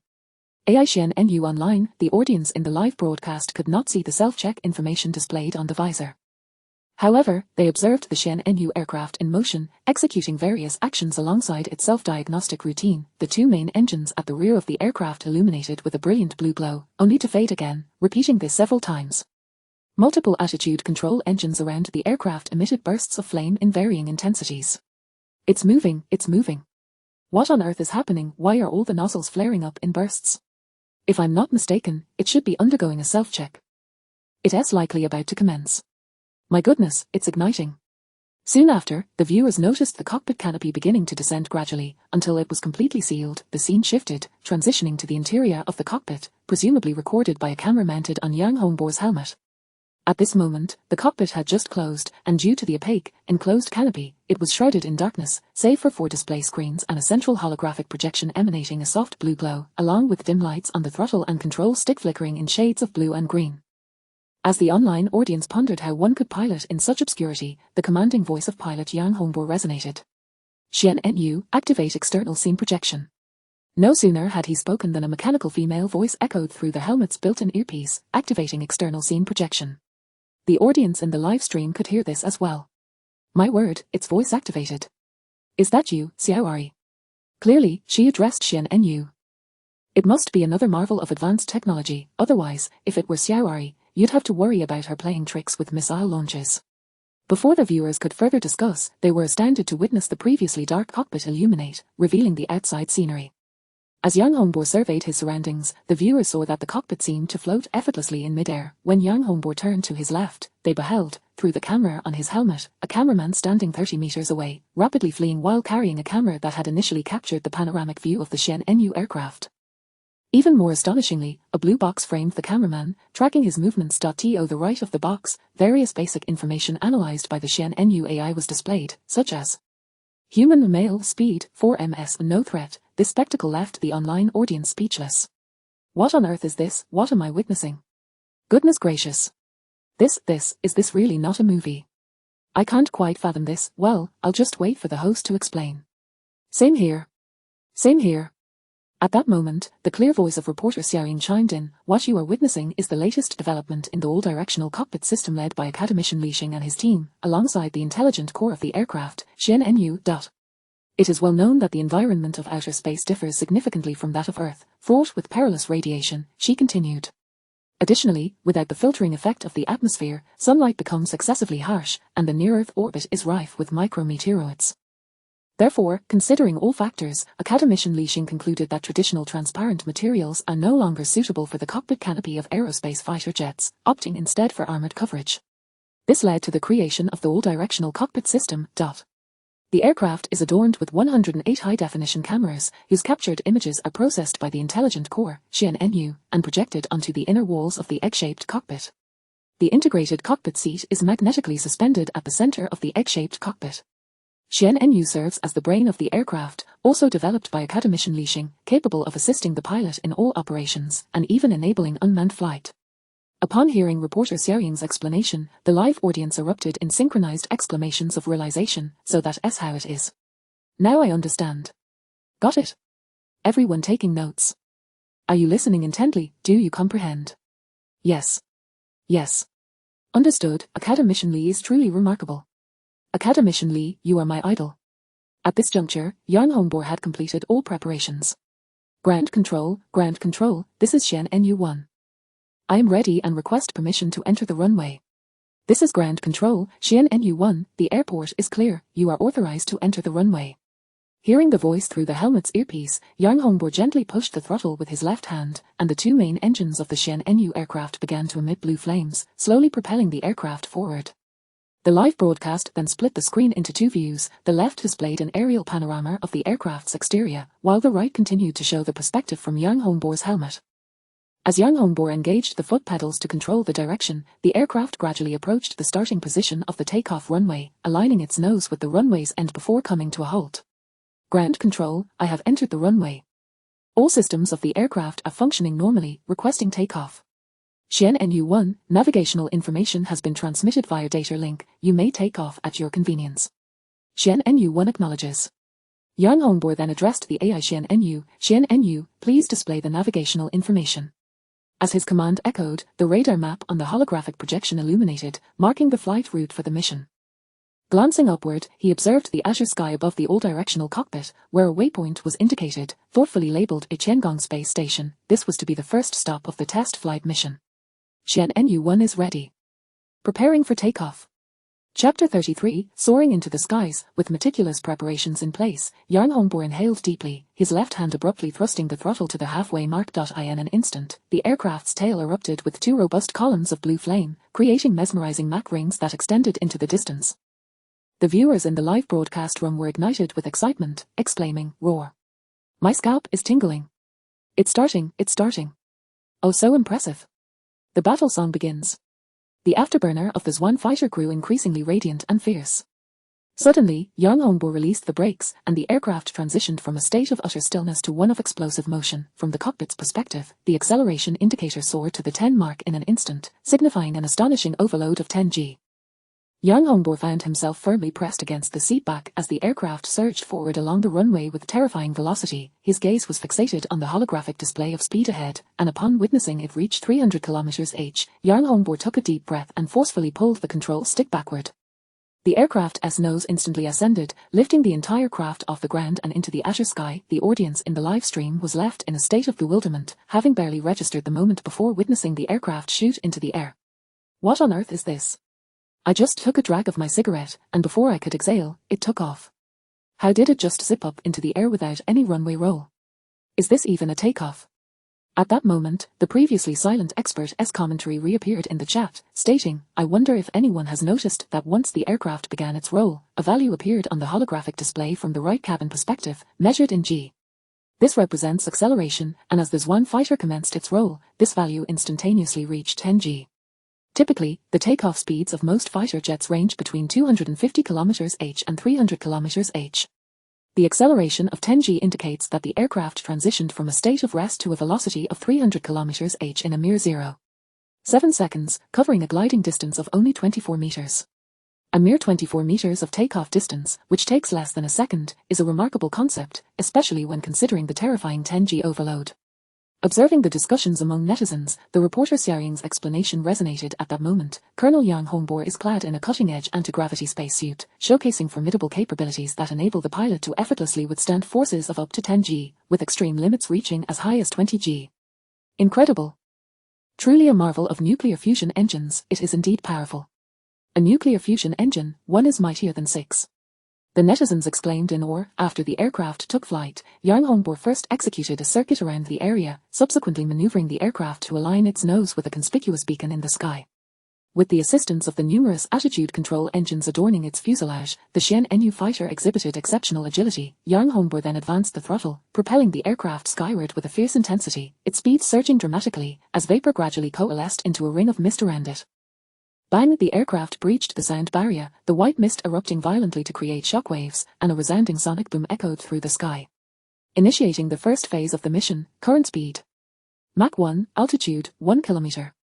The live stream audience gazed fervently at the left screen, where the Xian-Nu fighter soared like an arrow released from a bow, roaring like a dragon as it ascended into the outer sky, its form diminishing until it vanished from sight, before the right cockpit view reclaimed the entire screen. From within the cockpit, due to the all-round canopy, Jarl Hombor appeared as though he were piloting the aircraft amidst the heavens. Speed, Mach 3, altitude, 5 kilometers. Speed, Mach 7, altitude, 16 kilometers. Speed, Mach 9, altitude, 25 kilometers. Speed, Mach 12, altitude, 40 kilometers. Speed, Mach 12, altitude, 50 kilometers. Speed, Mach 12, altitude, 70 kilometers. Upon reaching Mach 12, the speed ceased to increase, as the friction between the aircraft and the atmosphere resulted in exponentially rising temperatures.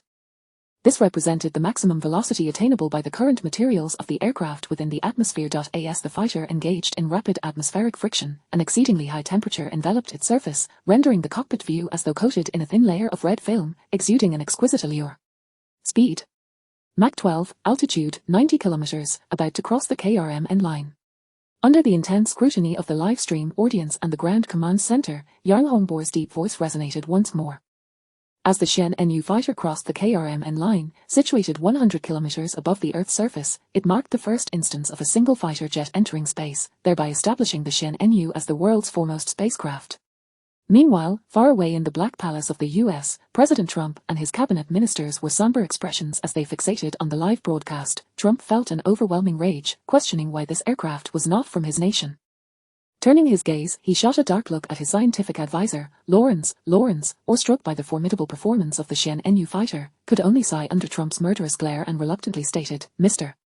President, there's no need for concern. Although the Xian-Nu can achieve such remarkable speeds and access space, its velocity within the atmosphere is limited, likely maxing out at Mach 12.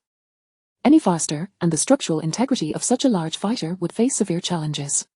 While our 6th-generation aircraft, the Sky Dominator, may not match that speed, it is equipped with the latest long-range air-to-air missiles capable of exceeding Mach 15. Once locked on, the Xian-Nu fighter would undoubtedly face destruction." Upon hearing his scientific advisor's words, a slight easing of Trump's grim expression was observed. He then turned to the defense minister. "Have our fleets not yet arrived?" The defense minister, equally troubled, responded, "Our 3rd, 5th, and 7th fleets have completed rendezvous with the Allied forces and are currently advancing at full speed toward the target, expected to meet the 2nd Fleet of Huigua in approximately 3 hours.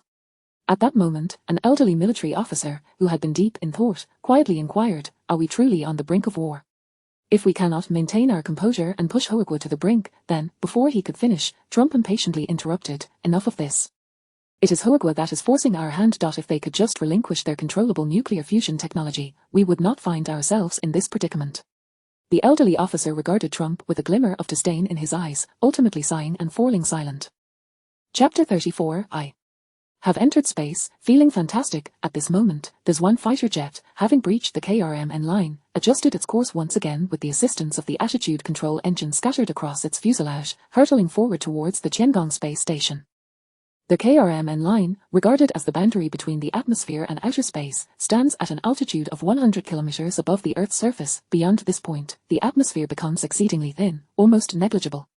Freed from the constraints of the dense atmosphere, Yang Hongbor pushed the throttle valve to its maximum with his left hand, while his thumb pressed a button, causing the throttle valve to propel forward once more.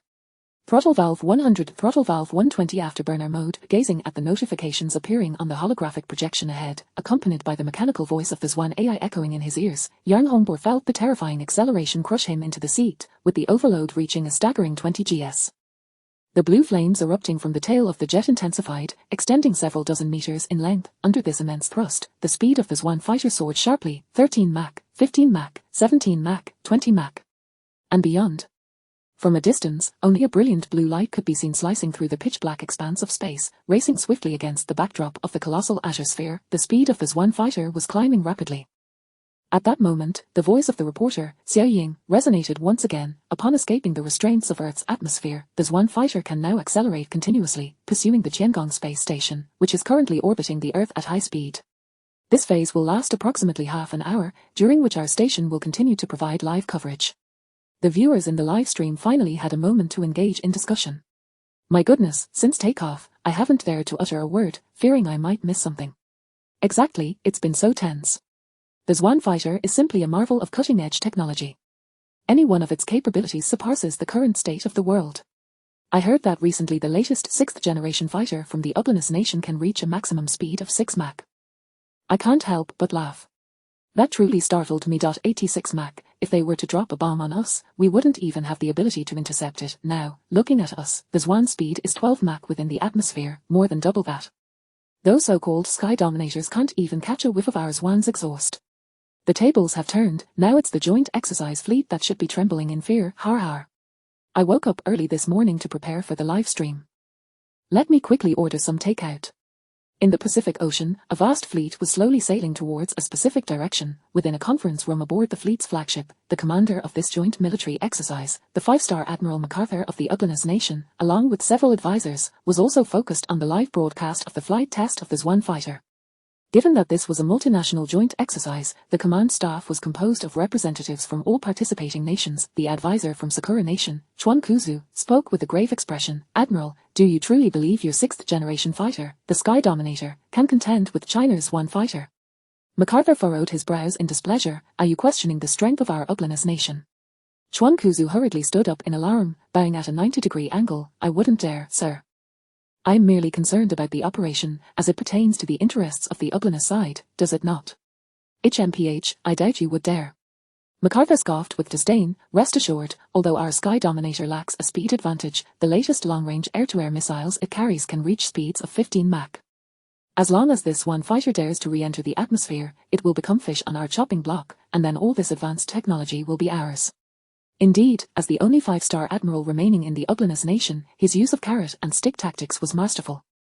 The Sakura nation advisor, now thoroughly cowed, once again performed the traditional bow, this time with utmost reverence. If not for the presence of so many others in the conference room, he might have run a 100-meter dash to perform a sliding bow to express his loyalty. Contrary to his outward composure, a shadow loomed in MacArthur's heart. After all, the emergence of China's Swan fighter meant that the ultimate victory hinged entirely on the performance of these two aircraft. In military terms, this was a grave taboo. If their Sky Dominator emerged victorious, all would be well, but should it falter, yet the arrow was already narked. There was no room for retreat. A glint of cold light flashed in MacArthur's eyes. Relay my orders, advance at full speed and ensure we arrive within 1 hour. Time passed slowly amidst the Swan fighter's frenzied acceleration, the viewer's anxious anticipation, and the predatory gaze of the Ublinus nation's forces. 20 minutes later, report to the Ground Command Center, Zhuan 1 has reached a speed of 25 Mach. Distance to the Tiangong space station is now just 100 kilometers, commencing deceleration phase. As the words fell, Yang Hongbor pulled the throttle valve all the way back. Throttle valve 0, the mechanical voice of the Zhuan AI resonated in his ears once more. As the throttle decreased, the two long, blazing beams of light from the jet's tail gradually shortened and dimmed. Yang Hongbor felt the crushing force of the 20G acceleration dissipate, replaced by an overwhelming sense of relief. The fighter began to cruise steadily. Yang Hongbor pressed another button on the throttle valve with his left hand, while forcefully pulling the already fully retracted throttle valve backward once more.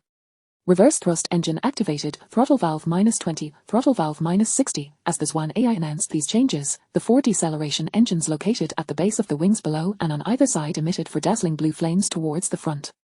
The speed of the fighter dropped suddenly, and in that instant, a forward acceleration yanked Yang Hongbor heavily ahead. Fortunately, the snug 5-point safety harness held him firmly in place. Meanwhile, the viewers in the live stream held their breath, anxiously awaiting the sight of the approaching Tiangong space station. How fast? I remember last April, the Shenzhou 18 spacecraft took over 6 hours to reach the Tiangong space station, now just a year later, and we've made it in half an hour. The Zhuan fighter is incredible, and so is Academician Li. It's all thanks to Academician Li Xing. In just a year, from controllable nuclear fusion to the Zhuan aerospace fighter, I can't wait to see what else he will invent in the future. Indeed, Academician Li is still so young. He will surely create even more innovations. I'm looking forward to it. From now on, Academician Li will be my idol. Does Academician Li Xingyu have a girlfriend? Do you think you're worthy? As the fighter's speed continued to decrease, the cockpit now allowed a clear view of the pristine silhouette of China's Tiangong space station through the all-around projection.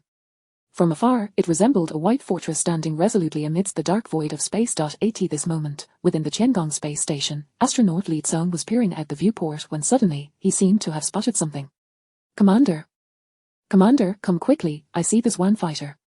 Chapter 35, The First Phase, Arrival. Upon hearing Li Tsong's excited exclamation, Commander Yi Guangfu, supporting himself against the cabin wall, slowly floated over. Gazing out the window, he beheld a dazzling blue dot in the distant void, gradually growing larger. At that moment, the communication headsets of the 3 stationed astronauts, Yi Guangfu, Li Tsong, and Li Guangsu, received a directive from the Ground Command Center, Ground Center calling the Heavenly Palace Space Station.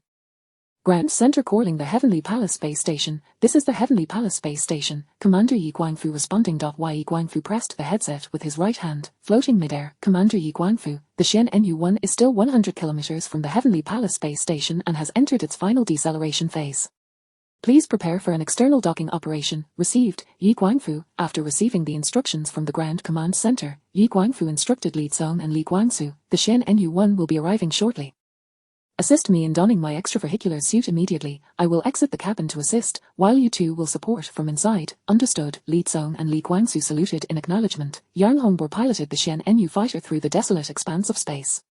The pitch-black solitude below quickened his heartbeat, yet the sight of the outer planet above brought him a sense of reassurance. In the vast and empty cosmos, the Xian Nu fighter appeared as though it were suspended in the void, with even the blue planet above seemingly motionless due to the scale disparity.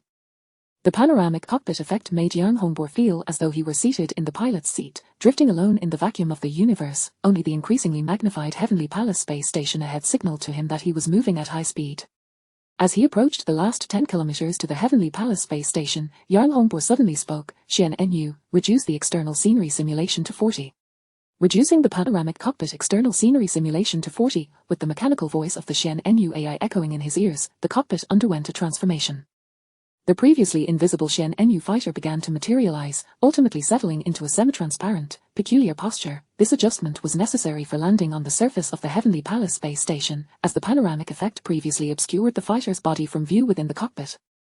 This could lead to difficulties in judging the distance between the wings, body, and target when nearing other objects, potentially resulting in collision incidents. Therefore, Yang Hongbo reduced the external scenery simulation to 40, revealing the fighter's body in a semi-transparent state, allowing for clear visibility while still permitting sight of the surroundings. However, this semi-transparency did not extend to the cockpit cover, which remained at 100 external scenery simulation. As the Shen Nu fighter continued its approach, now just 1 kilometer from the Heavenly Palace space station, its speed had also decreased to a controllable range. Yang Hongbo manipulated the control stick with his right hand, constantly adjusting the flight angle of the fighter as he drew closer to the space station. Heavenly Palace space station. Heavenly Palace space station. This is Shen Nu 1. This is Shen Nu 1. This is the Heavenly Palace space station. I am Commander Yi Guangfu, Shen Nu 1. Please proceed, Commander Yi Guangfu. I am about to arrive at the Heavenly Palace space station and anticipate docking 20 meters above the exit of the core module, initiating synchronized orbit. Please prepare accordingly. Understood, Shen Nu 1. Once you have docked, I will exit the cabin to assist with the unloading of supplies. Shen Nu 1 acknowledges. Against the backdrop of the azure earth, a silver-grey streak of light pierced the tranquil void of space, heading towards the ever-enlarging white bastion ahead. Shen Nu, initiate autopilot and position the fighter 20 meters above the exit of the Qinhe core module. Continuously monitor the space station's orbital velocity and adjust the fighter's speed for synchronized operation. For such precise maneuvers, the Shen Nu fighter, equipped with weak artificial intelligence, required no direct intervention from Yang Hongbo. The Shen Nu AI would ensure even greater accuracy in autopilot mode. Autopilot engaged. Shen Nu AI has taken control. Seeing the holographic display indicating that autopilot had been activated, Yang Hongbo released his grip on the controls. The throttle and control stick began to oscillate autonomously as the Shen Nu fighter steadily approached the space station. Upon reaching the designated location, all attitude control thrusters on the fighter commenced fine adjustments until it achieved a state of complete relative stillness with respect to the space station. Docking complete. Now in synchronized orbital flight. Docking successful, docking successful, docking successful. As the audience in the live stream flooded the screen with excited comments, Yang Hongbo, once the fighter stabilized, addressed the communicator. Heavenly Palace space station, this is Shen Nu 1. I have completed docking, and the orbit is locked. I am ready to exit the cabin to receive supplies. Inside the Heavenly Palace space station, Commander Yi Guangfu, now donned in the cumbersome extravehicular suit, along with Li Zong and Li Guangzhu in their lightweight attire, gazed in or through the porthole at the astonishingly futuristic fighter hovering nearby. Heavenly Palace space station acknowledges, preparing to exit the cabin. With the acknowledgement received, Yang Hongbo began his preparations to exit. He detached the oxygen tube and liquid processing line connected to his pressure suit. Oxygen supply equipment switched. Current oxygen supply estimated to last 9 hours. Watching the oxygen remaining countdown appear on his visor and listening to the Shen Nu's announcements, Yang Hongbo tapped a few buttons on the control panel of his suit's right arm. The once transparent visor abruptly transformed into a reflective golden hue. Visor filtration system activated. The Shen Nu AI's voice echoed once more. Seated in the pilot's seat, Yang Hongbo commanded the Shen Nu AI, Shen Nu, to pressurize the cabin and prepare to open the hatch. Hiss depressurizing cabin. Hiss cabin depressurization complete. Opening hatch accompanied by the Shen Nu AI's report. As the depressurization concluded, the heavy armored hatch, which had shut out the external scenery simulation, slowly lifted upwards. Yang Hongbo unfastened the safety harness restraining him and gently pushed off the seat, allowing himself to float outwards. Upon exiting the cockpit, Yang Hongbo focused his thoughts, stabilizing his form rapidly with the assistance of the jet propulsion system distributed across various points of his suit. Suddenly, the previously silent reporter, Xiao Ying, addressed the audience in the live stream. The pressure suit worn by Major Yang Hongbo is equipped with 20 gas nozzles throughout its design, which can be controlled by the user through a brainwave reading device integrated within the helmet. This allows the wearer to move freely in a weightless or microgravity environment. This technology was also developed by the team of academician Li Xing. In truth, the brainwave reading device integrated within the pressure suit alone could not decipher the complexities of human thought. However, with the combined assistance of quantum computing and artificial intelligence, this became feasible. Thus, the information captured by the brainwave reading device in the helmet is relayed to the Shen Nu fighter, where the Shen Nu AI processes the intricate data before sending it back. This functionality, however, can currently only be utilized in proximity to intelligent quantum computing devices, with increased distance resulting in higher latency. Yet, the live stream audience remained oblivious to these intricacies. What a piece of technology that seems impossibly advanced, it's confirmed. Academician Lixing has surely achieved something extraordinary. Imagine the experience of playing games with such devices. Speaking of games, could Academician Lixing consider researching VR games? Don't be foolish, Academician Lixing's research is focused on national matters. He hardly has time for trivial games. I must disagree with you. Sufficiently immersive VR equipment can be highly beneficial not only for gaming but also for military training. Indeed, envision a scenario where troops conduct training exercises with live ammunition, utilizing all weapons in real combat scenarios, with fighter jets and warships engaging without the risk of friendly fire, as everything unfolds in a virtual reality world. Amidst the increasingly fervent discussions of the live stream audience, Yang Hongbo arrived at the location beneath the wing of the fighter where the supply box was mounted, beginning the manual unloading process. At this juncture, Commander Yi Guangfu, having exited the cabin with the assistance of the long robotic arm on the space station surface, approached the fighter. Major Yang Hongbo, welcome back to the Heavenly Palace space station. He raised his arm, encased in the bulky pressure suit, and saluted Yang Hongbo. Yang Hongbo returned the salute. Har, it's been a while, let us get to work. With that, Yang Hongbo gently passed the supply box he was holding to Yi Guangfu. You take this, I'll retrieve the other one. Subsequently, under Yi Guangfu's envious gaze, Yang Hongbo deftly floated to the other side, retrieving the supply box from the opposite wing before joining Yi Guangfu, who was positioned on the robotic arm, as they both glided towards the exit. Chapter 36, The Sudden Outbreak of War. This story is purely fictional and should not be associated with reality. At this moment, the Joint Military Exercise Fleet, in a vigorous rush, arrived ahead of schedule. As they approached the first island chain, the fleet split into 3 divisions, led by the Lin Ken and Huashingdun. The main force advanced head-on, the Nimizi and Wensen approached from the north, while the Stannis and Li Zhen advanced from the south, encircling the enemy. However, they were intercepted by the 1st and 3rd Fleets of Huagua. The Ministry of Foreign Affairs of Huagua held another press conference, stating, the situation in our nation is about to witness a new and positive transformation. We urge the people of our country to remain indoors in the coming days to avoid any unforeseen circumstances. We hereby advise the authorities to abandon unrealistic aspirations and return to the embrace of our motherland. Do not claim you were not forewarned. At a coastal military base on the island, Commander Yi Guoqing watched in excitement as the spokesperson made a seemingly casual yet significant gesture during the address.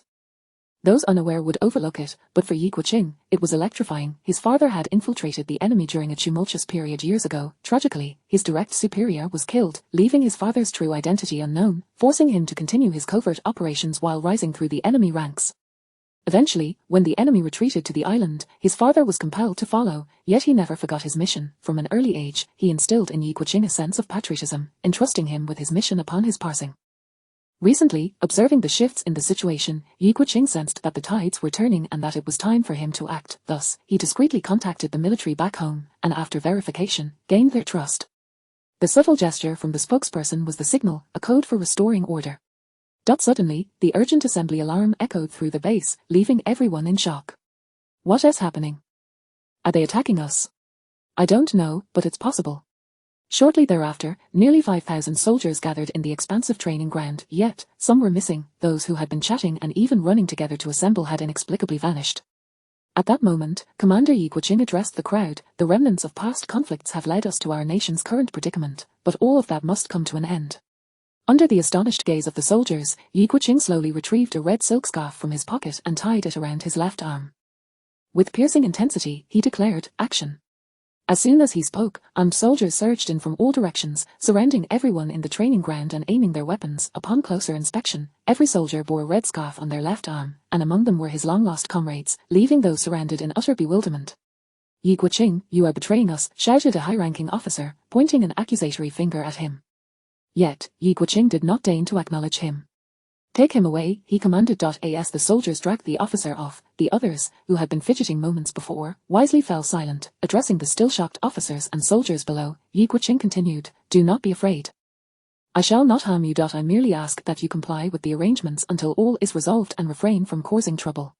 Subsequently, amidst the incredulous stares and the furious glares of a few dissenters, the armed soldiers escorted them away. Shortly after, a small contingent of landing vessels from the mainland slowly approached the shore. Commander Yi, we thank you for your significant contribution to our nation's unification, Captain Zhu Jian said, shaking Yi Guoqing's hand in gratitude. It is merely my duty. My father, meanwhile, a team of elite operatives was gathered in the briefing room aboard the fleet. They were distinguished not only by their status as the nation's top special forces, known as the Wolf Warriors, but also by their extraordinary equipment. Instead of traditional combat attire, they were clad in advanced exoskeleton armor, the Chenying battle armor, developed at the request of the army for covert infiltration missions. This armor was equipped with true optical cloaking technology and infrared signal suppression, rendering them true phantoms. The mission of the Wolf Warrior team, clad in Chenying battle armor, was to infiltrate the inner circle of the authorities and compel them to announce their surrender as the final phase approached. With the order to depart given, the 6 members of the team, appearing almost otherworldly in their armor, gradually faded from view. The only evidence of their departure was the suddenly opened door of the briefing room. In a certain maritime area to the east of the island, aboard the flagship of Huagua's 2nd Fleet, report, the 3rd and 7th Fleets of the enemy, along with their accompanying forces, have been intercepted by our fleet in both northern and southern maritime areas and are currently in tense standoff. Additionally, the 5th Fleet has sent a message claiming we have obstructed their approach to the island for joint military exercises and are demanding we stand aside. Captain Beihai furrowed his brow. They arrived too quickly. Luckily, we were prepared in advance, otherwise, we truly would have been caught off guard. Though the enemy's fleet outnumbers us, they likely do not dare to initiate an attack. Our task is to stall until Xian Enyu returns. By then, the enemy fleet will be insignificant. Suddenly, a resounding explosion reverberated through the air, drawing everyone's attention to a distant plume of black smoke rising ominously. Report, the Wei Shui has been attacked. Captain Beihai's heart raced, and for a moment, he could hardly breathe. What? How is that possible? The intelligence officer, trembling, continued to relay the information. The Wei Shui reports that their radar detected no missile activity. By the time they realized, it was too late to intercept. Currently, half of their crew has perished, and the captain is gravely injured. A wave of shock rippled through everyone present. How dare they, under the threat of nuclear deterrence, direct confrontations between major powers, particularly with a nation like the enemy, which was under the control of various conglomerates, were exceedingly rare. The financial magnates sought to profit immensely from war, yet they also wished to enjoy the fruits of their labor. A direct conflict between nuclear powers would inevitably spiral into an unending cycle of hatred, leading to nuclear warfare. Once nuclear war commenced, it would undoubtedly escalate into a full-scale nuclear conflict, for the destructive power of nuclear weapons was akin to a demon, instilling fear across the globe.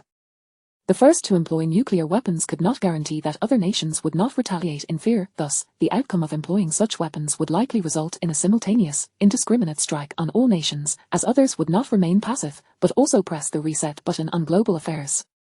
This was a conclusion no one wished to witness. Therefore, despite Huagua's preparations, they never anticipated that the enemy would initiate a direct attack. At that moment, MacArthur was equally bewildered. Although they had come with overwhelming force, uniting numerous nations, they still only dared to masquerade under the pretense of military exercises.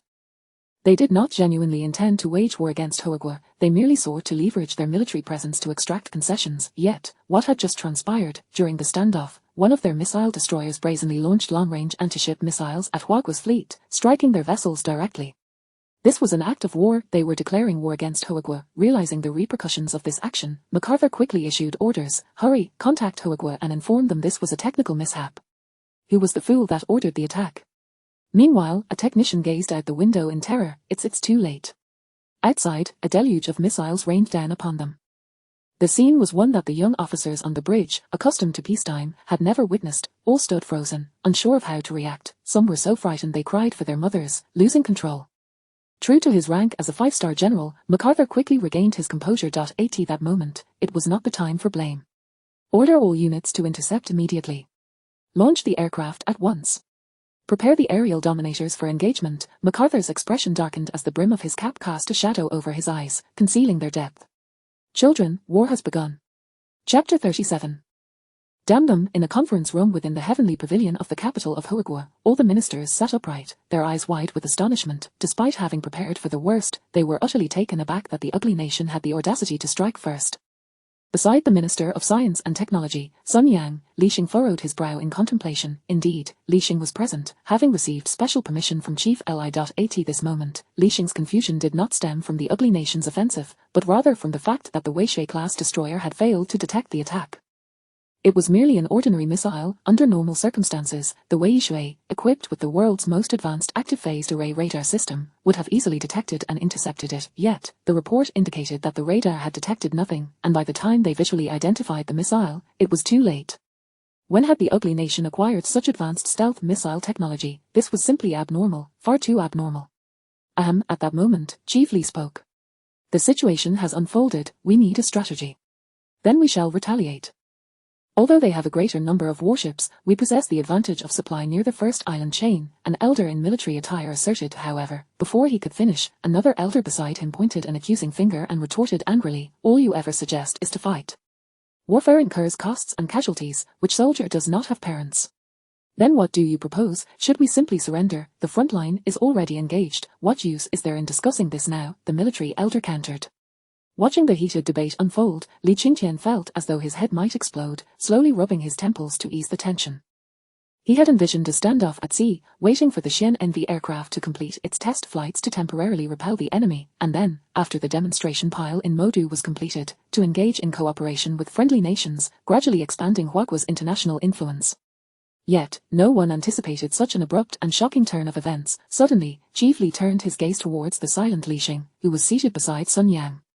Li Xing, what is your perspective? Upon hearing this question, the previously bickering ministers fell silent, directing their attention to the young prodigy whom Chief Li held in high regard. They too were eager to hear the thoughts of this youth on the root cause of the current predicament. Awakened from his reverie by Chief Li's unexpected inquiry, Li Xing had been pondering why the missile had evaded radar detection. He held no concern regarding the present situation. Meeting the gazes of Huagua's highest-ranking officials, Li Xing displayed no sign of timidity or anxiety, confidently stating, Elder Li, esteemed ministers, there is no need for concern.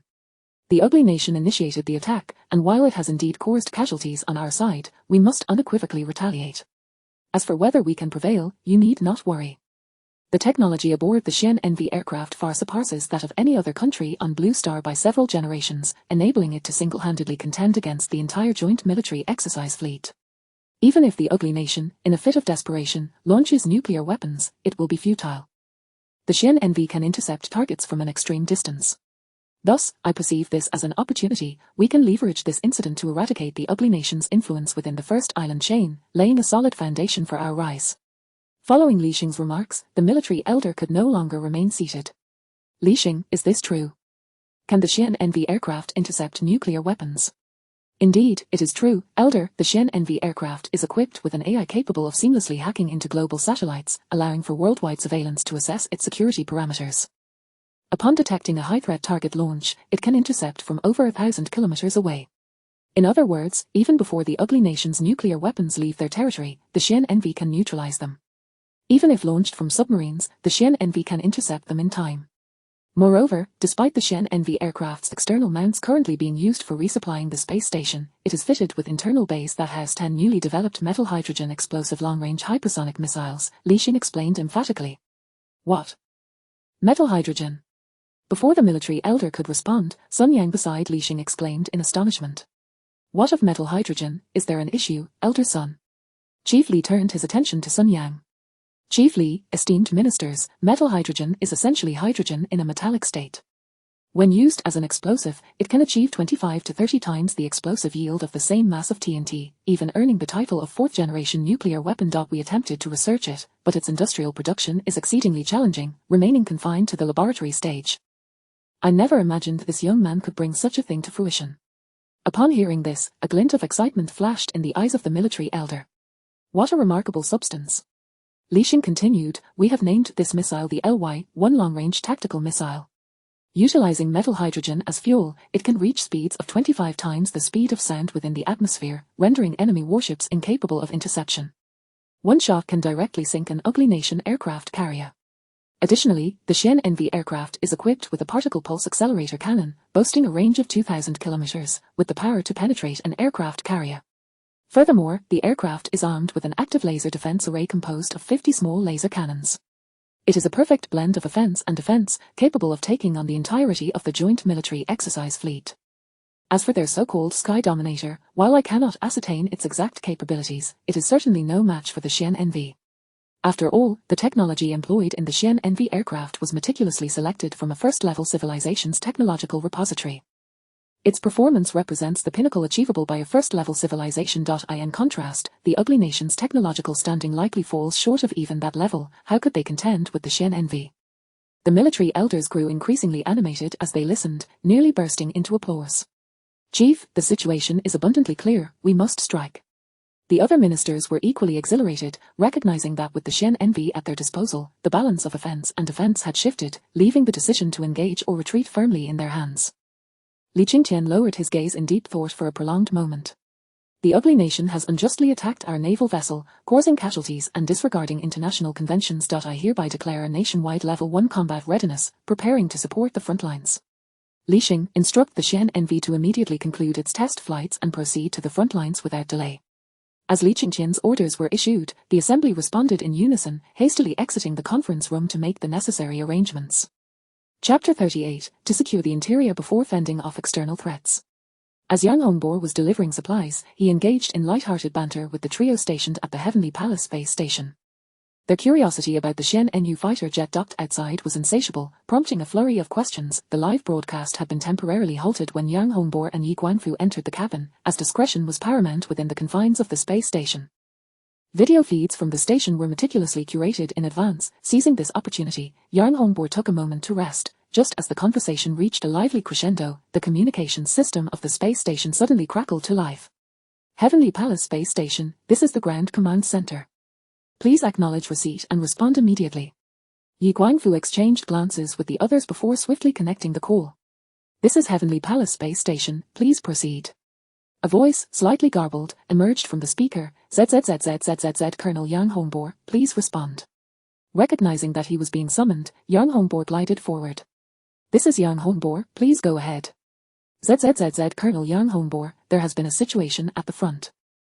During a tense standoff, the United States launched an unexpected attack, resulting in casualties on our side. We retaliated, and combat has now commenced at the front. In light of the potential deployment of their 6th-generation fighter jets, Higher Command has decided to cancel the subsequent rapid testing of the Blue Star program.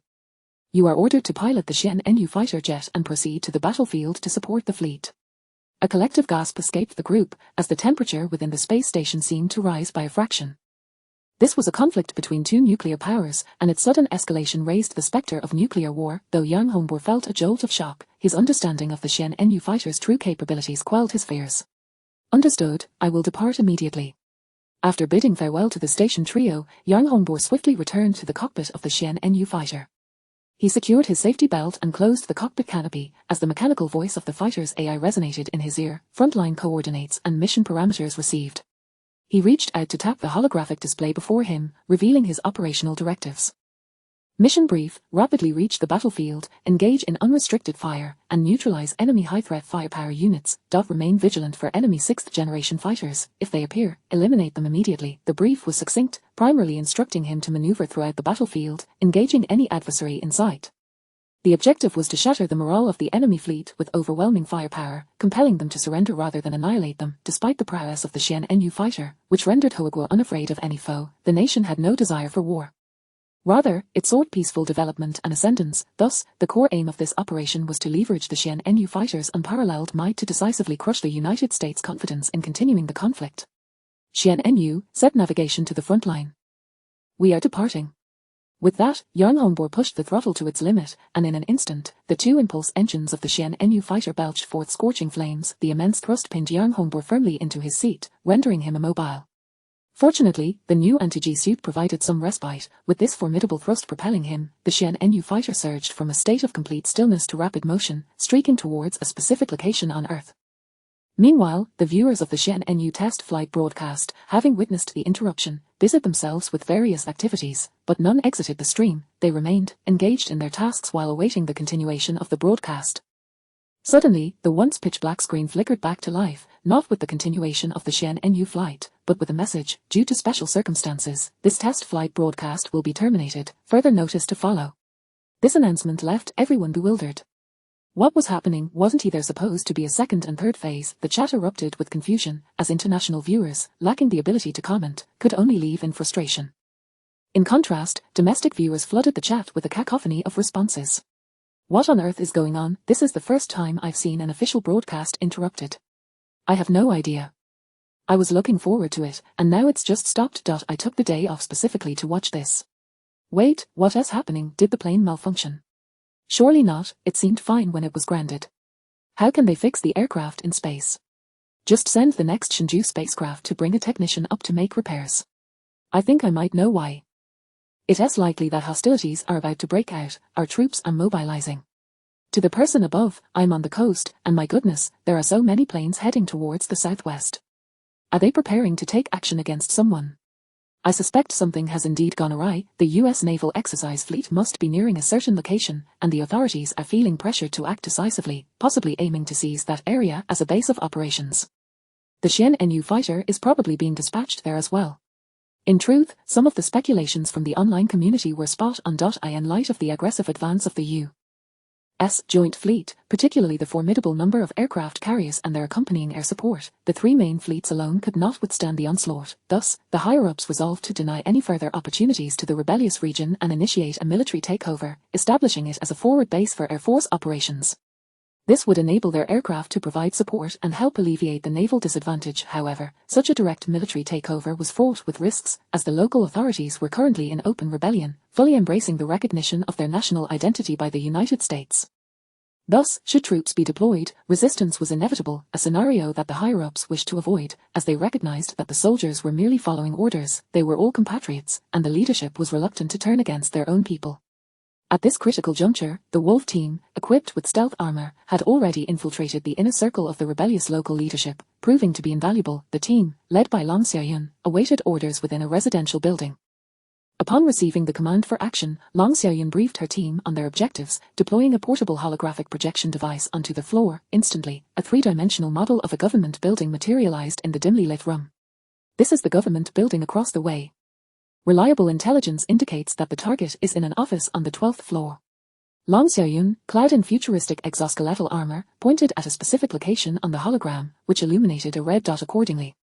Cold Wind, Lao Zhang, accompany me for infiltration and target control. Brick, Iron Head, and Mouse, provide support from here and be prepared for immediate extraction. Understood. 6 Chapter 39. Do aliens speak Chinese too? After meticulously checking the silent, invisible electromagnetic rifle compatible with the Chengying armor in hand, it was secured at the attachment point on their backs. Engage, commanded Long Xiaoyun as the trio activated their stealth mode, stealthily making their way towards the government office building.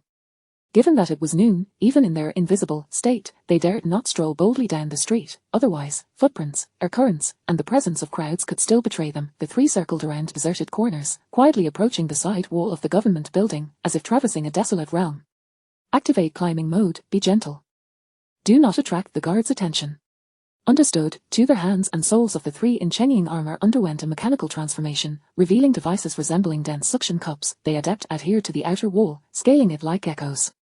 The office personnel working on the other side of the wall and the patrolling guards in the courtyard remained utterly oblivious to their presence, observing the three-dimensional map projected on the side of their visors. Long Xiaoyun and his companions adjusted their positions on the building's exterior, eventually locating a restroom window. After confirming with thermal imaging that the area was unoccupied, they cautiously slipped inside. We have entered the building. The target office is at the end of the corridor to the right upon exiting. Keep the noise down, try not to draw the guards' attention. Understood. The intelligence officer was en route to the leader's office, having just received a message that nearly made him soil himself. The coalition military exercises between Huigua and the Allied forces had escalated into actual conflict. He had initially thought it would be merely a show, as usual, with both sides exchanging condemnation, but to his shock, hostilities had genuinely erupted. They found themselves caught in the middle, facing a formidable coalition fleet while Huigua remained obstinately unyielding. If things went awry, it could spiral into a nuclear confrontation between two superpowers.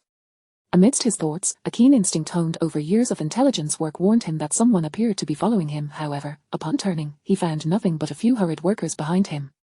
What the hell? He turned without bothering to knock and burst through the leader's office door. The leader sat leisurely behind his desk, lost in thought, and was taken aback by the intelligence officer's abrupt entrance. Is there something wrong? Before the officer could respond, the office door slammed shut with a resounding thud, drawing both their gazes. Was it the wind? But there was no wind. Could it be a haunting? Just as they pondered, two individuals clad in remarkably futuristic armor appeared seemingly from thin air, brandishing what appeared to be highly advanced weaponry directed at them. Do not move, do not make a sound. Otherwise, we will execute you immediately. One of the armored warriors spoke in a crisp female voice, astonishingly in Chinese. This revelation left the two men stunned, prompting them to raise their hands in submission. Are you aliens? The leader stammered, trembling. Seeing the fear etched on their faces, Long Xiaoyun began to articulate their purpose. We are the Chenying Tactical Team from the War Wolf Special Forces of the Southeast Theatre of Huagua. By the highest directive from the Chinchare Pavilion of Huagua, we command you to immediately issue orders to all major military districts to cease all resistance and accept the entry of our troops. Furthermore, you must publicly declare your return to the embrace of the motherland, otherwise, you will be deemed guilty of treason and executed on the spot. This barrage of demands left the leader so shaken that he slid off his chair, collapsing to the floor. Huagua, when did it acquire such formidable technology, the sci-fi armor? They must have arrived invisibly, which explained the guards' lack of reaction. First, there was controllable nuclear fusion, then that mysterious Xian-Nu fighter jet, and now this dazzling armor. Perhaps what I sought was merely a dream. It is time to awaken from this slumber. I understand. After a tumultuous inner struggle, the leader, slumped on the floor, weakly propped himself against the desk and stood up. Report to the Wolf Pack, mission accomplished. Xiao Jian was the commander of the Falcon Squadron at an Air Force base along the eastern coast. The squadron comprised 3 groups, with him also serving as the leader of the first group. They were among the first to retrofit the J-20 fighter jets. Today, they received an urgent order for heightened combat readiness, having heard that hostilities had broken out at sea. Their higher-ups demanded he lead his forces immediately to the Nazi region, landing at a military airfield there for resupply before supporting frontline troops. Commander, 1,000 days of training for a moment of battle. They've always said our J-20s couldn't compete with the F-22s, now we can finally show the world just how strong we truly are. Those damned old fools have always looked down on us, waiting to teach them a lesson. Don't just think about the old fools.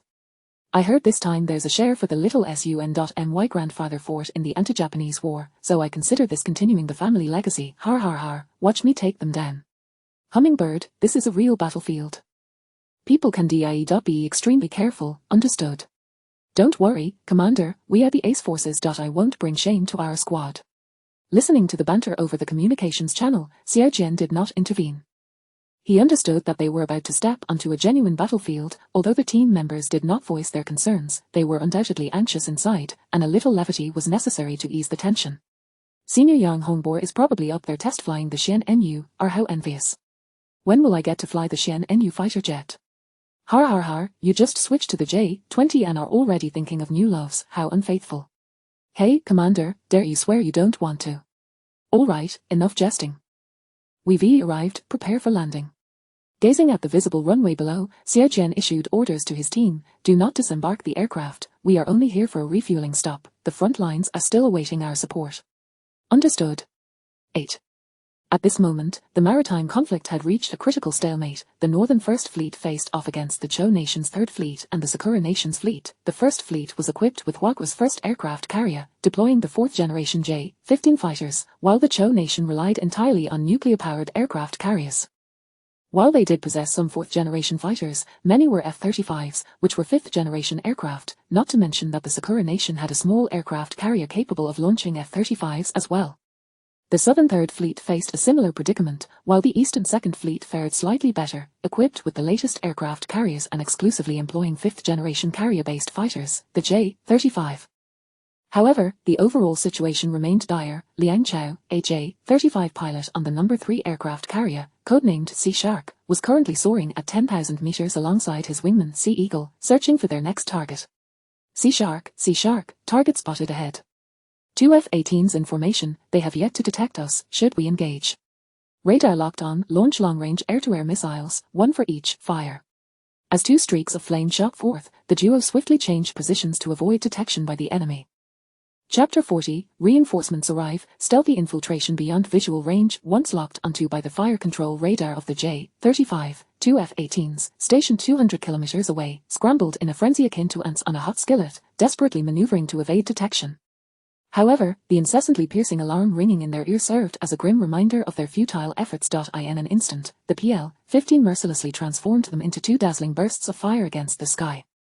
Such scenes unfolded incessantly on this battlefield, as it became evident through experience that 4th-generation fighters were no match for their 5th-generation counterparts, unable to even catch a glimpse of their adversaries, rendering combat nearly impossible. Only the F-35, also a 4th-generation fighter, and the F-22s hastily arriving from nearby bases could stand a chance against them. Yet, in the context of naval warfare, the primary objective of these aircraft was to secure air superiority as effectively as possible before targeting enemy vessels, rather than becoming embroiled in aerial dogfights. However, the two aircraft carriers of the adversary, equipped with a greater number of carrier-based aircraft than China's single carrier, especially bolstered by several F-22s rushing in from adjacent bases, posed a significant threat. In a moment, China's Air Force suffered substantial losses, with over half of their aircraft downed. Fortunately, many pilots managed to eject safely. Nonetheless, the disadvantage in the skies quickly translated into dire consequences on the surface. Several F-35s, having extricated themselves from aerial skirmishes, launched anti-ship missiles at high-value maritime targets. Multiple anti-ship missiles streaked through the sky, hurtling toward the outer perimeter of the defensive circle, specifically targeting the 052D class destroyer, Lanzhou. Quickly launch intercept missiles. Activate the close-in defense system, commanded the captain of Lanzhou urgently. Boom, a number of highly agile intercept missiles soared into the air, colliding with the incoming anti-ship missiles, erupting into brilliant fireballs. Yet, several missiles managed to slip through the chaos and continued their relentless advance toward Lanzhou. At that moment, the close-in defense system exhibited its formidable prowess. The ferocious 11-barrel 30mm rotary cannon unleashed a terrifying rate of fire at 166 rounds per second, aided by radar-assisted continuous target tracking, as streams of bullets surged toward the approaching anti-ship missiles. Boom, boom, boom. Once again, several blazing fireballs erupted in the sky. By this time, the anti-ship missiles were within 2,500 meters of Lanzhou, and the violent shockwave generated by the explosion severely rocked the vessel's hull. Ultimately, the last anti-ship missile broke through the barrage of close-in firepower, crushing heavily onto Lanzhou's deck. Boom, the violent explosion sent tremors throughout the ship, shattering all the windows in the bridge. The crew members in the bridge quickly dropped to the ground, seeking refuge from the explosive shockwave. After the explosion, the captain clutched his chest in pain, struggling to rise from the control panel. Is there anyone able to move? Quickly, assess the damage. Oh no. Amidst the groans, a few blooded bridge personnel gradually stood up, while others, unfortunately, had met their fate, thrown against sharp objects by the shockwave. Report. The missile silo on the forward deck is severely damaged. Fortunately, the missiles inside had already been launched, and new ones were not yet loaded. Otherwise, the recent explosion could have triggered a catastrophic chain reaction. Report. Multiple fires are raging within the ship and rescue efforts are underway. Report, there is flooding on the left side of the forward deck, and we cannot reach maintenance personnel. Report. Observing the grim situation before him, the captain's heart sank. This was the consequence of being suppressed in the skies. When would reinforcements arrive? Suddenly, a deafening roar echoed from the sky. Boom, boom, boom. The surviving crew in the damaged bridge looked up in the direction of the sound. J-20. Reinforcements have arrived. At this moment, a multitude of various aircraft surged toward the battlefield. Among them were Su-27s, J-16s, J-10s, J-20s, and many more. They had hastened from airbases across the nation to converge at the forward base, relentlessly rushing toward the front lines. We are the 304th Air Force Brigade, Falcon Squadron of the Eastern Theater Command, here to provide support. We are from the Northern Theater Command, we are from the Western Theater Command, Southern Theater Command, Central Theater Command. Listening to the exhilarating voices resonating through the communication channels, smiles of relief spread across the faces of Lanzhou's captain and the severely injured bridge crew. Xiao Jian, seated in the cockpit of the J-20, began assigning tasks to his subordinates. C-Shark, you lead the 2nd Squadron to clear this airspace. Understood, follow me, everyone, replied C-Shark, as he pressed the control stick leftward, guiding the remaining 2 aircraft of the squadron to break formation. Sea Lion, take the 3rd Squadron to the forefront of the battlefield and engage the enemy's 5th-generation fighters to alleviate the pressure on the front. Yes. With that, Sea Lion led the 3rd Squadron to veer right, departing the formation. 1st Squad, follow me. Let's carve a path through the enemy's air defenses. Understood. The remaining 3 aircraft then ascended in altitude and increased their speed, charging toward the Joint Exercise Fleet. At this point, the battle between China and the Joint Military Exercise Fleet had escalated to a fever pitch, with artillery fire crisscrossing the entire maritime expanse. Both sides boasted exceptionally formidable carrier battlegroups, shifting the focus of the conflict to the destruction of the enemy's aircraft carriers. However, both parties maintained strict protective measures over their carriers, with layers of escort ships and destroyers providing substantial security. Hence, to strike at the enemy's aircraft carriers, targeting the surrounding air defense vessels became the primary objective. Xiao Jian's 1st Squadron set its sights on these advantageous air defense vessels. Beep. Target detected 300 kilometers ahead, identified as an Arleigh Burke-class destroyer of the enemy. You, Peregrine 1, will initiate the attack. Remember to maintain stealth and employ the GB-6 stealth missile. Peregrine 1 acknowledges. Beta precision guidance is locked in, preparing to launch GB-6 stealth attack missile. With the press of the firing button, the belly bay of the left rear aircraft in the three-plane formation swiftly opened, and a uniquely designed stealth missile shot forth. For this mission, the first squadron had opted for maximum stealth by not carrying external munitions, thus, each aircraft was equipped with 6 missiles in the main bay and 2 in the side bays, totaling 8 missiles. Among these, 5 were solely GB-6 stealth attack missiles, while each aircraft retained 2 PL-10 short-range air-to-air missiles in the side bays and 1 PL-15 medium-range air-to-air missile in the main bay for emergency situations. The outermost Arleigh Burke-class destroyer of the hostile carrier group was unleashing its firepower with all its might, directing a torrent of artillery toward the Chinese carrier battle group beyond visual range. Its radar was operating at full power, scanning for potential incoming attacks from Chinese carrier-based aircraft. Unbeknownst to them, Xiaojian's trio of J-20s had already arrived above them, and a GB-6 stealth missile was stealthily approaching, with their radar failing to detect any hint of its presence. Just as the entire ship busily unleashed its firepower, a thunderous explosion erupted as the GB-6 stealth missile struck the munition storage of the Arleigh Burke-class destroyer, triggering a catastrophic chain reaction of secondary explosions. Boom! An even larger fireball ascended, accompanied by billowing black smoke, forming a small mushroom cloud. Subsequently, the battered vessel slowly sank beneath the waves. Chapter 41, The Mighty Sovereign of the Skies, I Can No Longer Return. You must press on. Subsequently, under the guise of a seemingly uninhabited realm, Xiaojian and his comrades once again sank several destroyers and frigates boasting superior air defense capabilities, employing the same tactics as before. The Supreme Commander of the Joint Military Exercises, General Mike Ace from the United States, noted the alarming losses within their air defense network. He surmised that it could very well be the work of China's stealth aircraft. Yet, despite his efforts, he could not locate the whereabouts of Xiaojian and his team. This only served to exacerbate his already irritable mood. Let our aerial sovereign take flight. It is time to bring this farce to an end.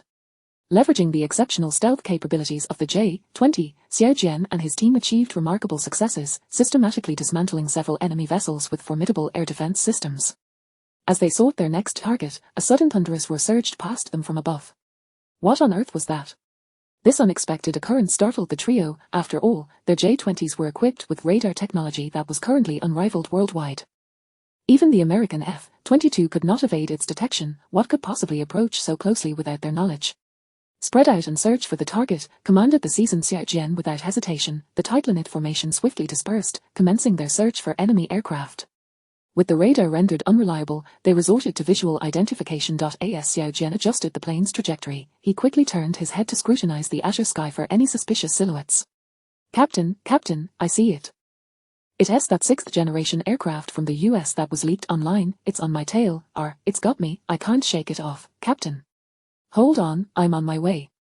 Xiaojian now spotted the SCIFI-shaped aircraft firmly latched onto his team member's tail. Confirming the target, he immediately pushed the throttle to its maximum, hurtling towards the enemy aircraft. He swiftly positioned himself behind the foe, locking on with the fire control radar, deploying the side bay, and launching the PL-10 short-range air-to-air missile. The missile shot forth like an unleashed wild dog, racing towards the sci-fi aircraft. At that moment, a shocking spectacle unfolded. The aircraft ahead, seemingly impervious to gravitational forces, elevated its nose and executed a rapid flip with an impossibly tight radius, heading straight for Xiaojian's rear. The cannon fired, astonishingly striking the missile Xiaojian had just launched. A brilliant fireball erupted before him. Instinctively, Xiaojian maneuvered the aircraft to the left to evade, the intense G-forces crashing down upon him with tremendous force. What kind of absurd maneuverability was this, to flip 180 degrees in midair and accurately hit a high-speed missile with a cannon? Fortunately, years of experience saved his life. Had he continued straight into the explosion, the shockwave would likely have obliterated him. Gasping for breath, his widened eyes reflected his shock. With no time to ponder, he urgently called over the communication channel. This is beyond our capacity to counter. Falcon 1, Falcon 2, retreat immediately. As he spoke, he swiftly searched for the silhouette of the aircraft that had just been obscured by the explosion. Falcon 1, it's charging at you again. The sci-fi sovereign of the skies once more disregarded the gravitational forces, adjusting its trajectory with a minimal radius, now locked onto Falcon 1's tail.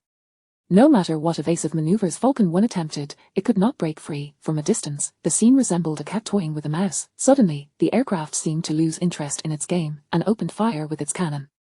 The bullet struck Falcon 1 with astonishing precision. Instantly, the rear of the aircraft was engulfed in billowing black smoke, and alarms blared within the cockpit. The aircraft rapidly lost power, spiraling downward. Fortunately, the pilot managed to eject in time. Captain, I've bailed out, you all retreat quickly, we stand no chance, we're not even in the same league. Captain, I can no longer resist. You must press on. Upon hearing that Falcon 1 was safe, Xiao Jian finally exhaled a long sigh of relief. As long as the pilot was unharmed, that was all that mattered. However, his expression soon darkened. It seems we cannot escape either. Falcon 2, rendezvous with me to engage the 6th generation aircraft. If hit, eject immediately. Understood, Captain. What 6th generation aircraft? I'm not afraid of it. Xiao Jian smirked slightly, pushing the throttle to its maximum once again as he swiftly approached the sovereign of the skies. I'll draw its attention. You attempt a medium-range missile strike. Understood. Xiao Jian piloted the aircraft closer to the Sky Sovereign, and upon entering the effective range, he locked on once more and launched another short-range air-to-air missile. Yet, the Sky Sovereign appeared oblivious, completely ignoring the attack. At the moment the missile was about to strike, it suddenly accelerated to Mach 2. At Mach 2. 5, Mach 3, and Mach 4, their Sky Sovereign unleashed a torrent of afterburner flames from its rear, and in an instant, its speed surged to nearly Mach 5, leaving the missile far behind, the distance rapidly widening. Xiao Jian furrowed his brow in despair. At such velocities, not even the PL-10 could keep pace, let alone the PL-15, which only reached Mach 4 at its peak. How could they possibly pursue? Observing that their Sky Sovereign was ignoring the two of them and charging directly towards their fleet, Xiao Jian hastily reported the information. Report, the front line has indicated that the 6th generation aircraft from the U.S. has been deployed. Multiple reports from the battlefield confirm the sighting of an entirely unprecedented aircraft heading straight for us. Attempts to engage have proven futile, as even the missiles cannot catch up. However, our ship's radar systems are operating at maximum capacity, yet no anomalies have been detected. The commander of Carrier 3 and the overall commander of the 2nd Fleet, Beihai, fell into deep contemplation. At this moment, the deployment of a 6th generation aircraft raised questions about their intentions. The radar could not detect it, possibly due to some novel stealth technology, and with missile speeds insufficient to match, it appeared that the claim of Mach 6 from the U.S. was indeed credible. Suddenly, a flash of insight struck Beihai. This is heading straight for us. Indeed, the commander of the joint military exercise, Mike Asher, was unwilling to remain mired in such a stalemate. To prevent the situation from escalating to uncontrollable levels, he had dispatched his trump card, the 6th generation aircraft, Sky Sovereign, directly targeting the flagship of the 2nd Fleet of Hoa Nation. Realizing this, Beihai felt utterly helpless. What could be done against an aircraft that even missiles could not catch? Quickly, everyone use binoculars to visually search for the enemy's position and inform all ships to establish maximum firepower cross-coverage. Beihai issued commands swiftly, yet they offered him no sense of security. Just then, a voice reported, "I've spotted it, to the north." Everyone turned their gaze to the reported direction, where they beheld an aircraft with an extraordinarily unique design hurtling towards them, pursued by at least 20 missiles in frenzied chase, yet none could catch up to the figure intent on breaching their defenses. Their Sky Sovereign drew ever closer, and they found themselves utterly impotent. Suddenly, as their Sky Sovereign approached within striking distance, a missile, faster than their Sky Sovereign itself, shot forth from its diminutive frame. Its trajectory was unmistakably aimed at them. Chapter 42, a glimmer of hope, but not much. Quickly, mobilize the air defense firepower for interception. With a resounding roar, all escort vessels within the core circle of the aircraft carrier battle group, including the carrier itself, unleashed a barrage of close and defensive artillery, establishing an immediate web of fire across the sky. Anti-missile missiles soared into the air, targeting the missile launched by the aerial behemoth, yet, despite the flurry of countermeasures, these efforts proved futile. The missile, propelled by its extraordinary velocity, evaded the incoming interceptors, breaching the dense formation's defenses, and inexorably advanced towards the flagship of the 2nd Fleet.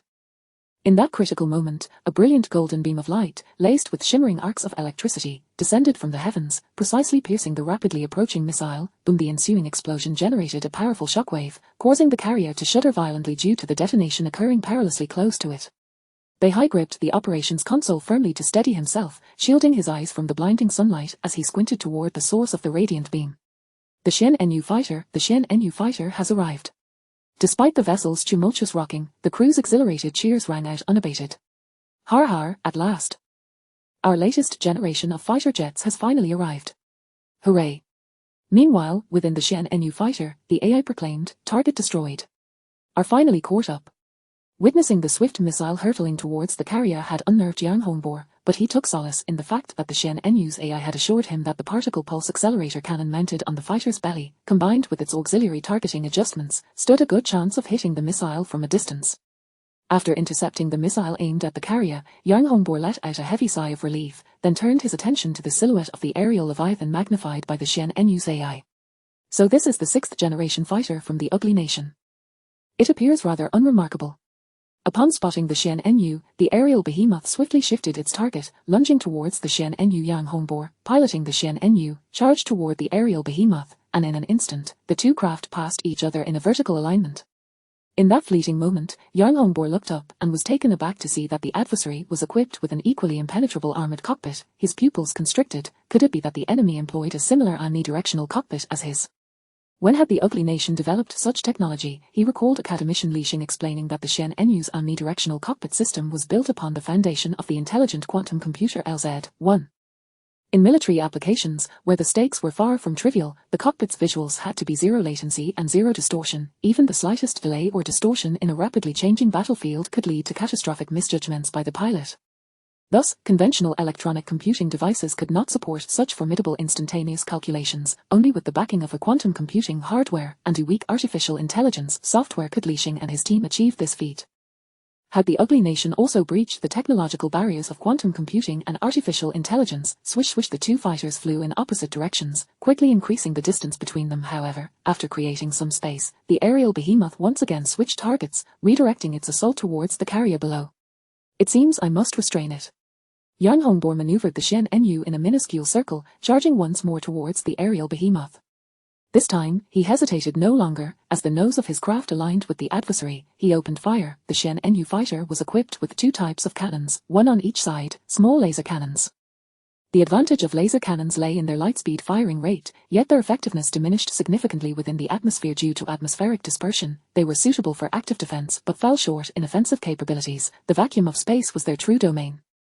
The other type, also one on each side, comprised small particle pulse accelerator cannons. These weapons operated by constraining and accelerating charged particle streams through an electric field. While their firing rate did not match that of lasers, they excelled with their kinetic mass attack properties and thermal obliteration characteristics, without disturbing the surrounding environment. The weapon mounted beneath the Shen Enyu was a larger version of this. Given the battlefield conditions, Yang Hongbor opted to use the smaller particle pulse accelerator cannon. With a whoosh and a series of piercing sounds, the electric field accelerated the projectiles, unleashing a barrage of golden beams, intertwined with arcs of electricity, towards the oncoming aerial behemoth. Yet, as if anticipating the attack, the enemy craft deftly rolled to the left, evading the onslaught, and seized the opportunity to pivot. Circling behind Yang Hongbor as the aerial behemoth unleashed a barrage of traditional gunpowder cannon fire from behind, Yang Hongbor scoffed, then raised the nose of his craft, executing an aerial maneuver that allowed him to evade the incoming fire while positioning himself at the enemy's tail, ready to launch a counterattack. Feeling the heat from the Shen Enyu strikes, the aerial behemoth hastily began to roll and circle, engaging in evasive maneuvers. However, its speed rapidly diminished due to the strain of its maneuvers. Seizing the moment, the Shen Enyu surged forward, and the tide of battle shifted once more as the aerial behemoth regained its composure and locked onto the Shen Enyu's tail once again. This time, the enemy refrained from using its cannon, opting instead to employ fire control radar to lock on and launch missiles, which the missile shot forth like a rabid dog unleashed, hurtling towards the Shen Enyu. An ear-piercing alarm blared in Yang Hongbor's ears. Enemy missile, enemy missile. Yet, he remained unfazed. The optimal course of action would have been to activate the active laser defense array to obliterate the missile midair. However, Yang Hongbor chose a different path, accelerating instead. He aimed to decisively outpace the enemy aircraft and its vaunted missile speed. With his left hand gradually pushing the throttle forward, the aircraft's speed began to surge. 2 Mach, 6 Mach, 10 Mach, 12 Mach. Yang Hongbor pushed the speed to its atmospheric limit, yet he was astonished to find that the missile launched by the aerial behemoth continued to close in rapidly. This was a rather alarming revelation. Shen Enyu, calculate the target missile speed, Yang Hongbor commanded without hesitation. The target's current speed is 12.5 Mach and is still accelerating. It is expected to strike the aircraft in 10 seconds. Please take evasive action immediately.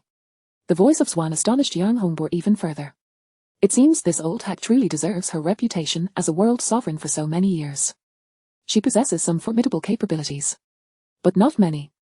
Realizing that he could not outpace the missile within the atmosphere, Yang Hongbor decisively began to bank left, carving a vast arc through the cosmos. The target, an enemy fighter jet, at maximum speed, Yang Hongbor executed a lateral maneuver, swiftly adjusting his trajectory in an attempt to regain the tail of the adversary. However, due to his own considerable speed, the circle he traced was quite expansive. The aerial sovereign, undoubtedly aware of Yang Hongbo's intentions, responded promptly, pivoting her craft to turn right, sketching a smaller circle in the sky. One large, one small, yet, as Wan's speed surpassed his, both aircraft aligned their noses toward one another simultaneously.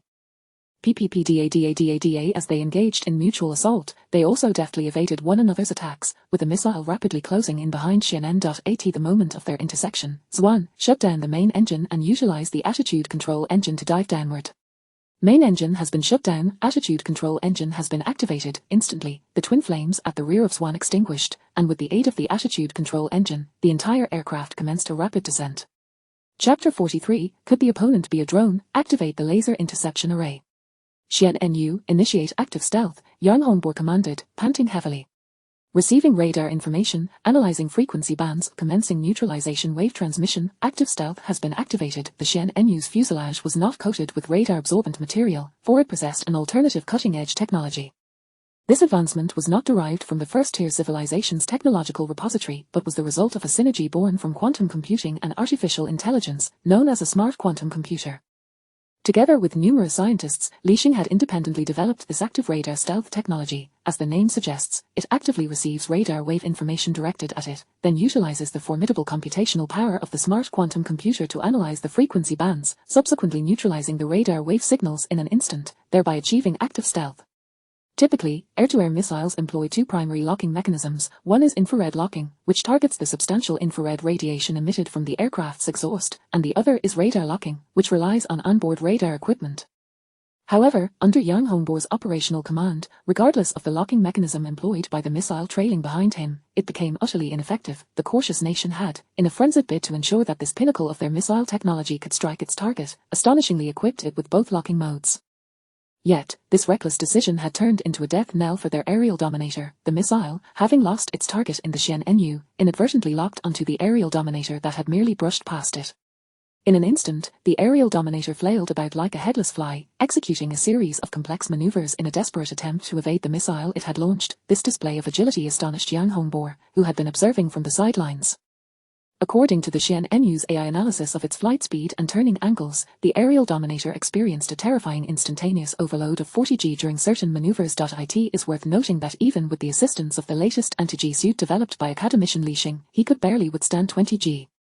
Could it be that the opposing pilot was made of steel? A sudden thought flickered through Yang Hongbo's mind. Could it be a drone?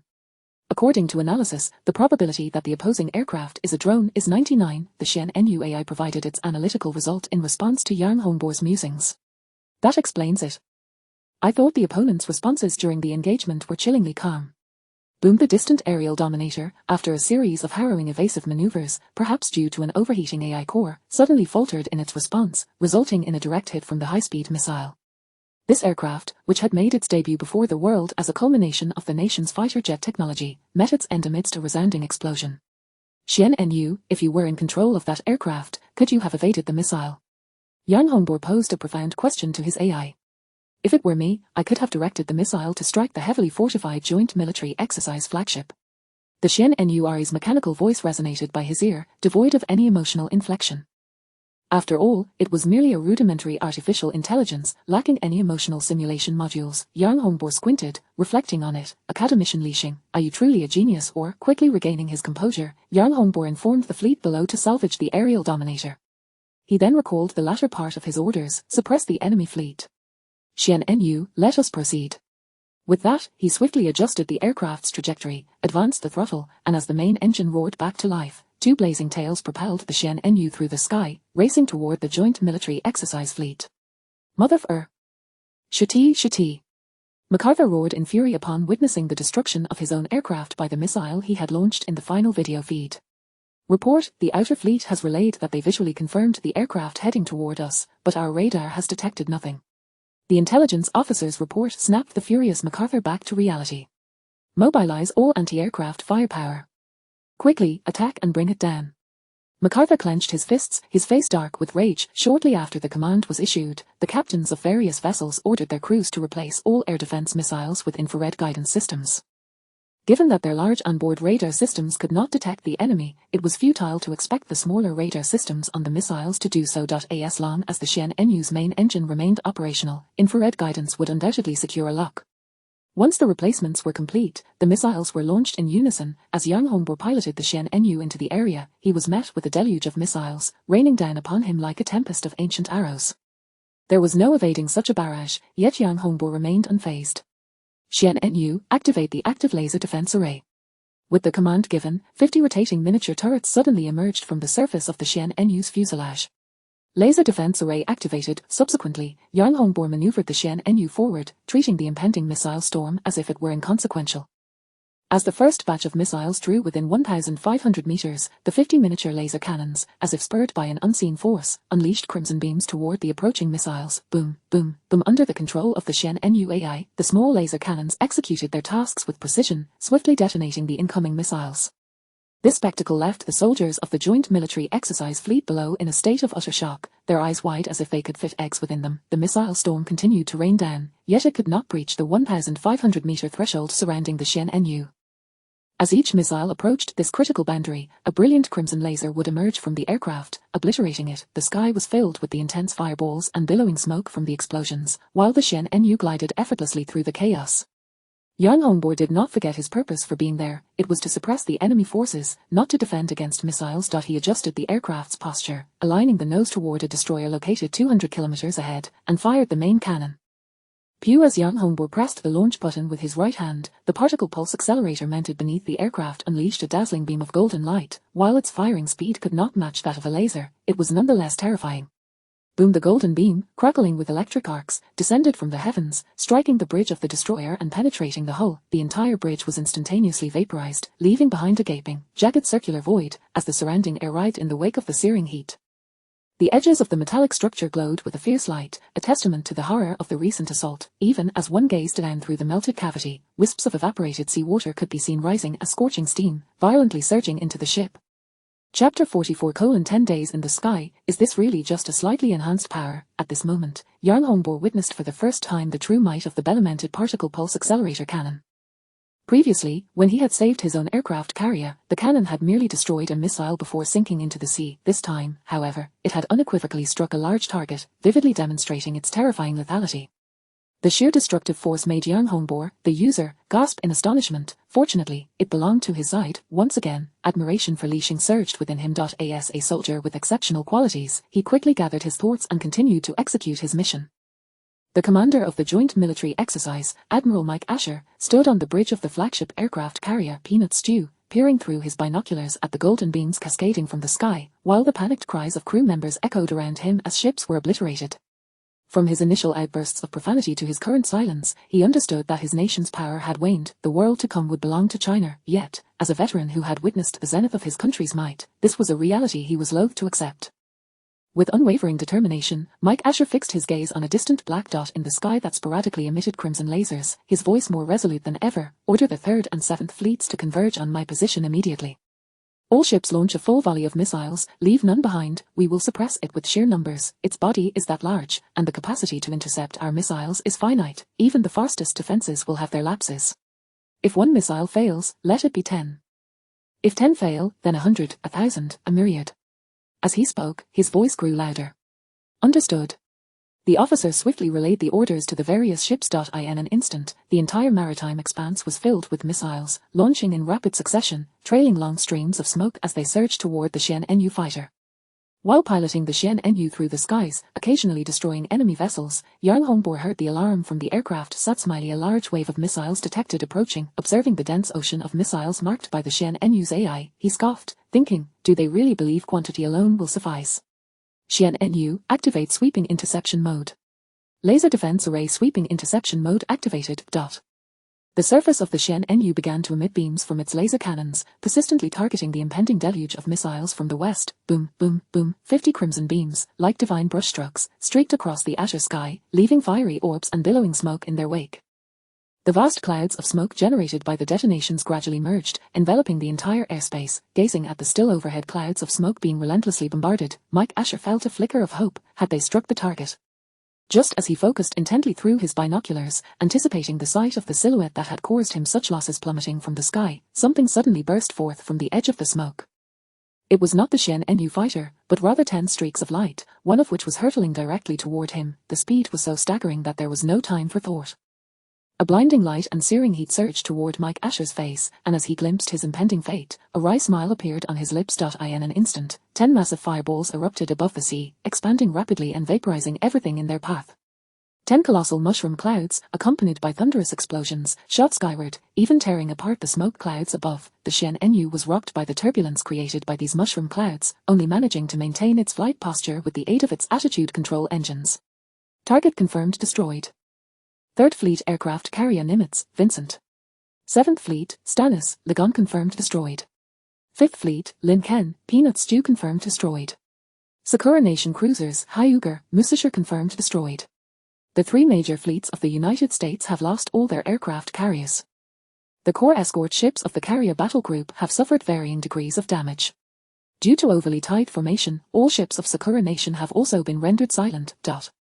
Listening to the relentless damage reports, Yang Hongbor fell into a contemplative silence. When Li Xing had introduced him to the Xian'enyu fighter, he had mentioned that it was equipped with 10 Type 1 long-range tactical missiles, which possessed a slightly greater explosive power than standard missiles, and advised him to maintain a safe distance while using them.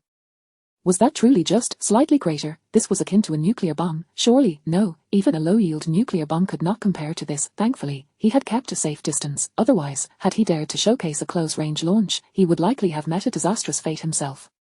After a lengthy pause, as the remnants of the explosion dissipated, nothing remained at ground zero. The 6 aircraft carriers of the United States and the entire fleet of Sakura Nation had been utterly obliterated, leaving only 10 colossal bowl-shaped craters on the ocean surface, steadily filled by the encroaching seawater.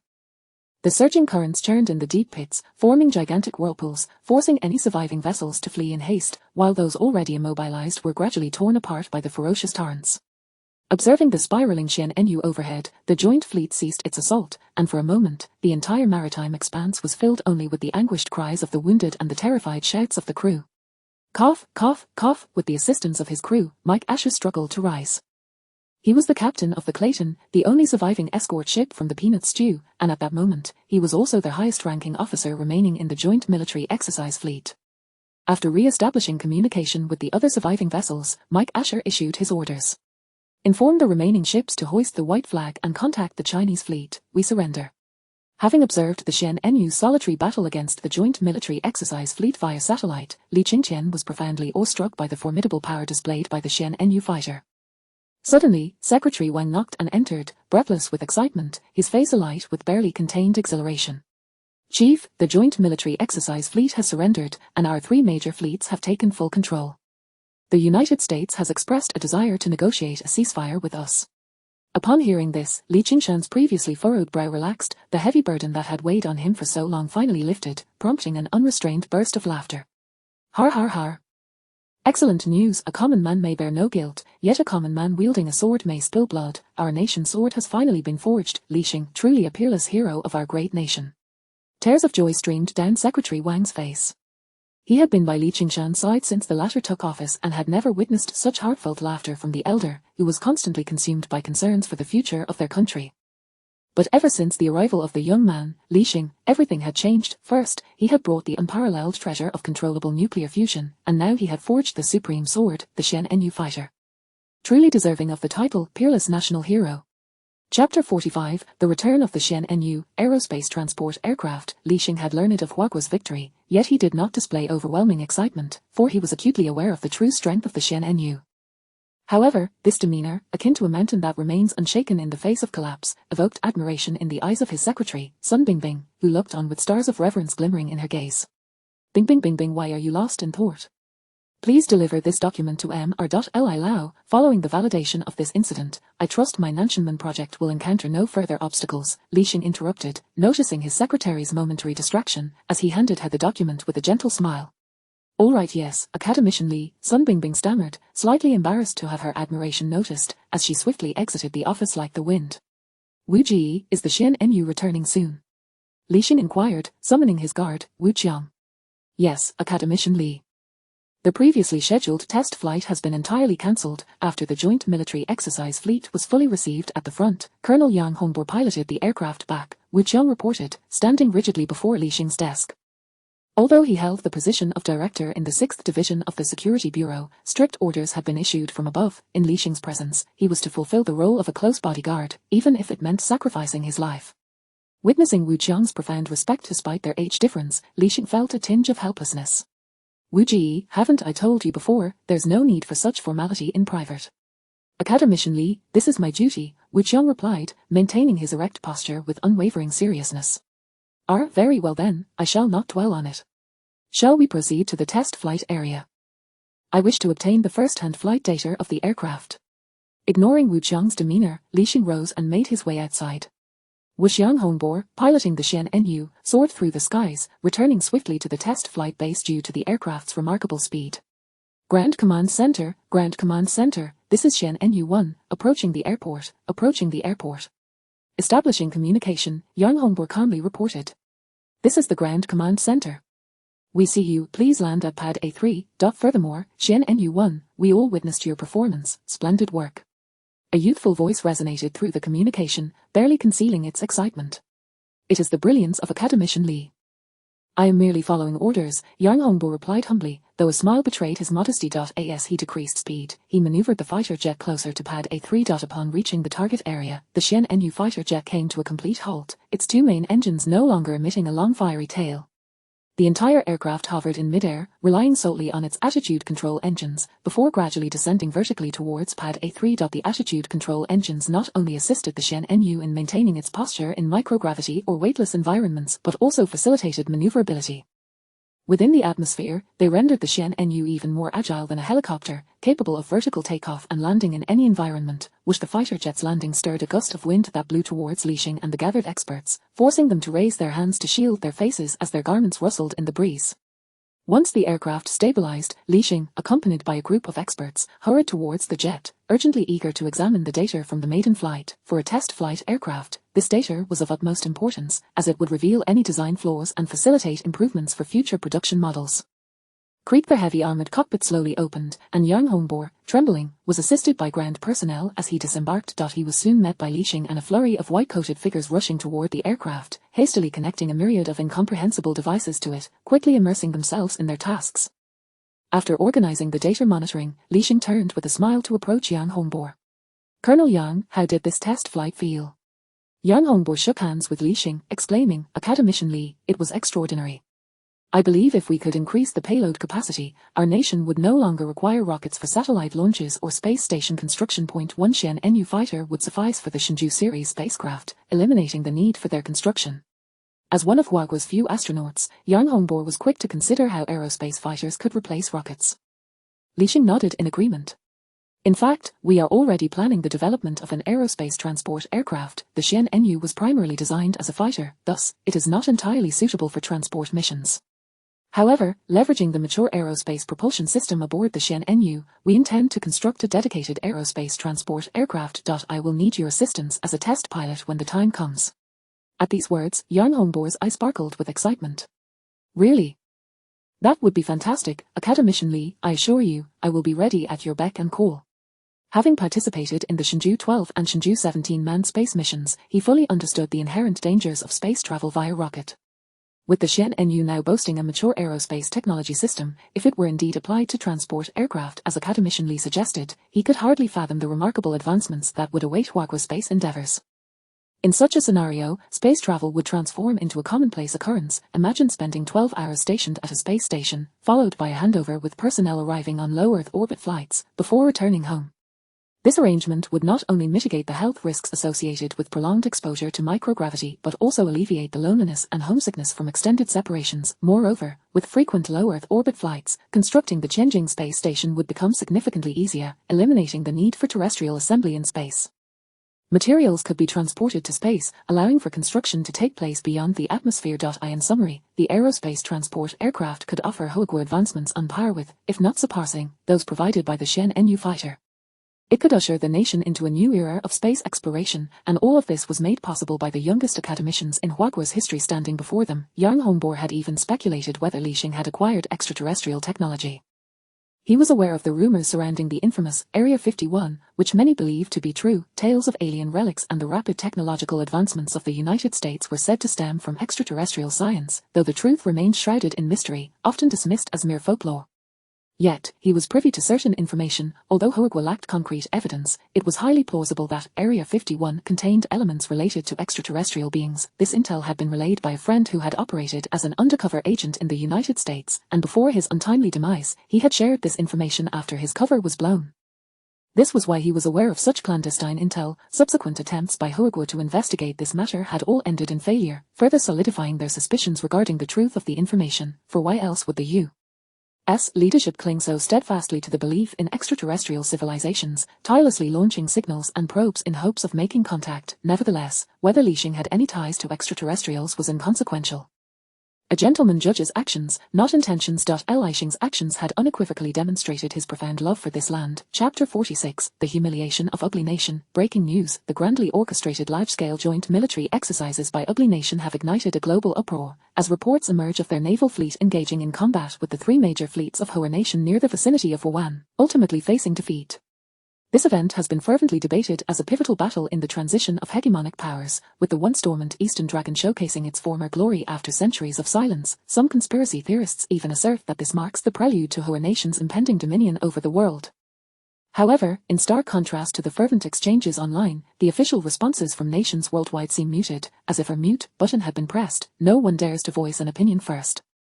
In the wake of defeat, Ugly Nation has once again stepped forward. The conflict might not have come to a swift conclusion if not for the last 10 aerial hydrogen bombs launched by the Xian-Nu fighter jets, deemed to be low-yield thermonuclear devices. Faced with Hoa Nation's reckless disregard for international treaties by deploying nuclear weapons, Ugly Nation's leader, Total Nonsense, momentarily lost his composure and was on the verge of ordering a nuclear strike.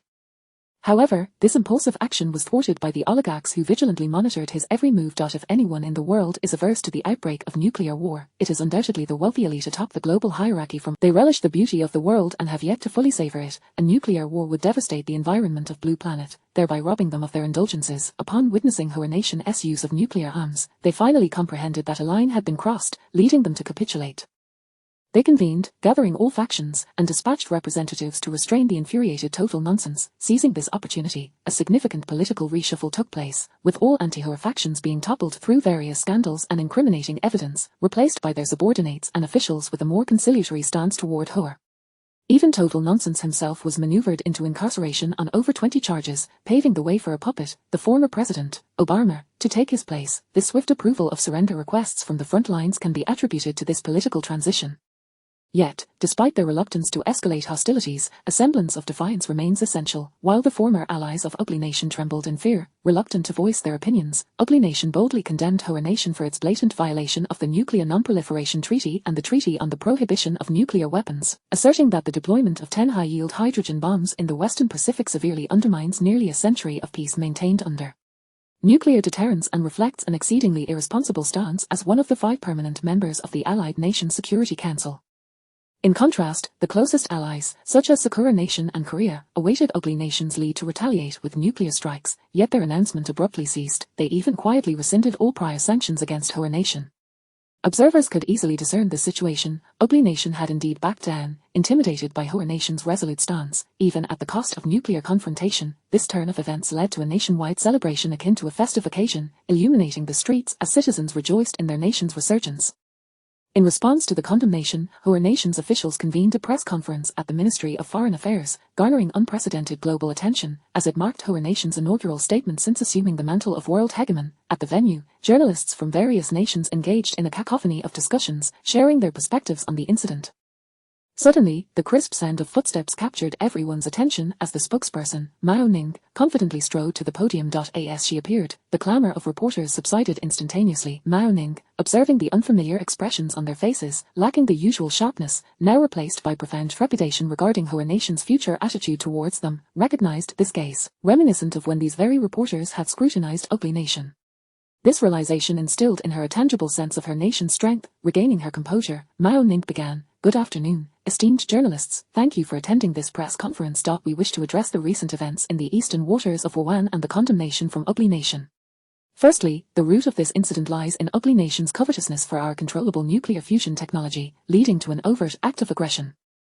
During the naval standoff, ugly nation disregarded international conventions and launched an unprovoked attack against us, resulting in significant casualties exceeding 100. We were compelled to respond in self-defense to safeguard our personnel and uphold our territorial sovereignty, consistent with the global understanding of defensive retaliation.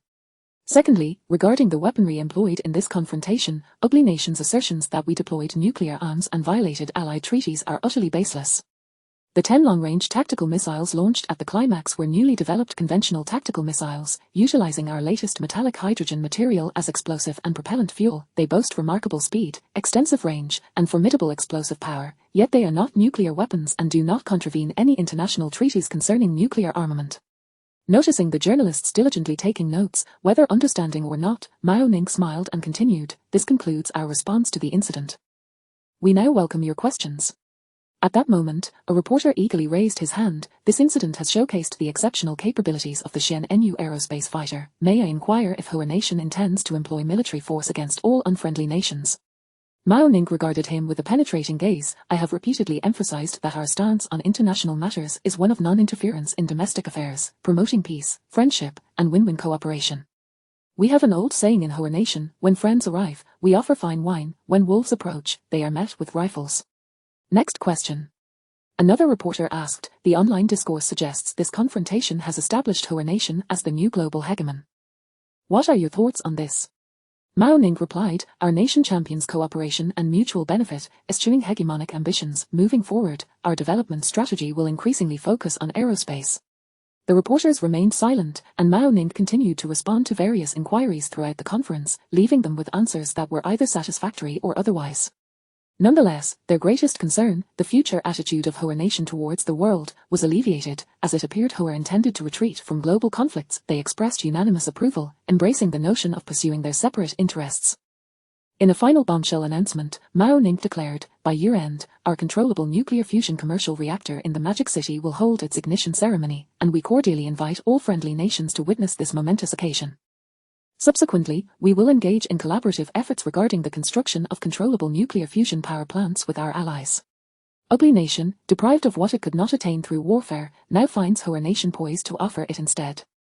Chapter 47, Hydrogen Bomb. "No, I am a reactor." 10 days later, the delegation from the United States visited China. They solemnly apologized to China for the recent act of aggression, expressing a sincere attitude, and indicated that as the two most powerful nations on Blue Planet, they hope to restore the previously harmonious relationship and reinitiate multifaceted cooperation.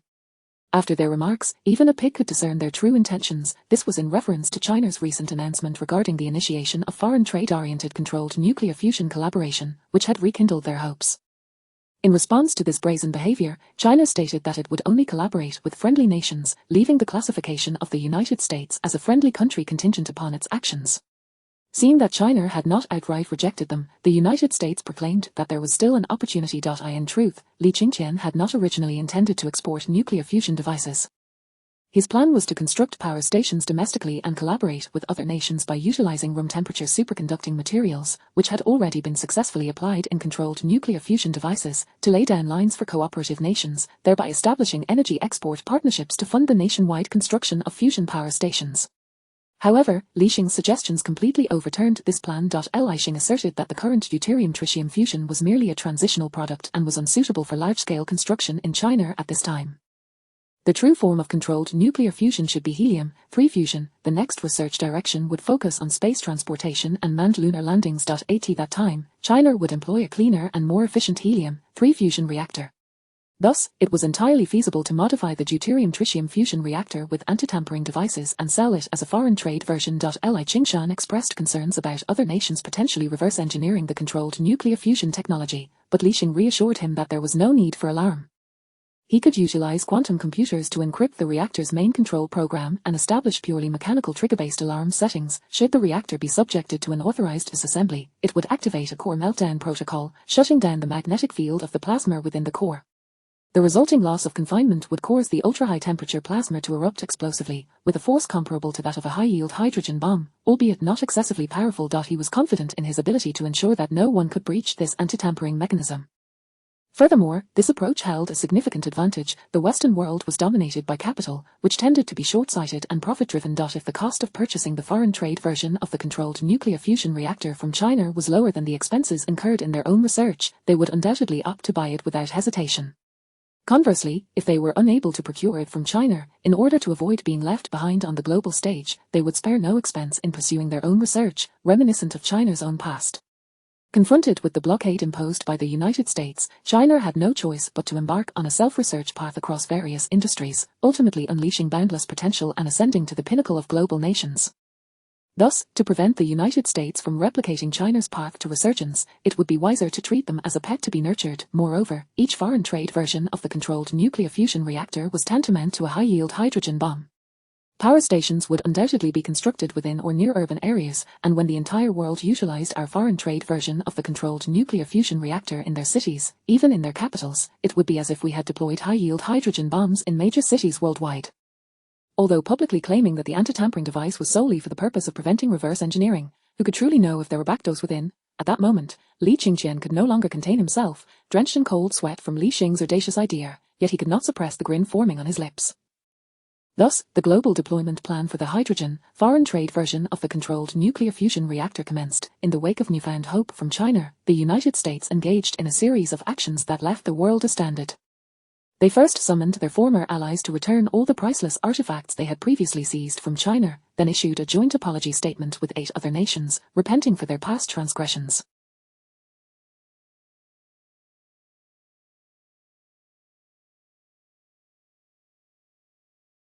They even pressured Sakura Nation to publicly acknowledge their prior mistakes and dismantled the Yasukuni Shrine, converting it into a public restroom. Subsequently, they opened the floodgates for imports and exports, various high-tech goods, and all manner of items that had previously been restricted, implementing a series of favorable policies towards China. Finally, they announced the withdrawal of all military bases and facilities from the waters and regions surrounding China. This series of decisive actions left domestic netizens bewildered. I haven't even started cursing yet, and you've already capitulated. Is this truly the once proud United States I knew? In an instant, the international landscape shifted dramatically, with China positioned at the eye of the storm. However, Li Xing paid no heed to these developments, focusing solely on advancing technology. While salvaging the wreckage of the United States' 6th-generation jet, their sky overlord, Li Xing discovered some peculiarities, particularly concerning the AI core utilized by this unmanned aircraft. After repairing the onboard equipment, Li Xing examined the core code of the aircraft's AI, revealing a running logic that was entirely different from his understanding, bearing no relation to the technology currently possessed by humanity. The logical framework did not align with human thought processes, and even Li Xing struggled for a considerable time, with LZ1's assistance, to grasp it. It is essential to recognize that the computer technology understood by humanity is built upon a framework that aligns with human cognition, such as traditional binary code, where 0 signifies no and 1 signifies yes, or ternary and quaternary systems. However, the AI core code of the United States unmanned aircraft comprised 2/3 of conventional human logic, while the remaining third represented an entirely different logical code. It was this portion that endowed the AI with remarkable intelligence, comparable to LZ1's capabilities but only 1/30th as powerful.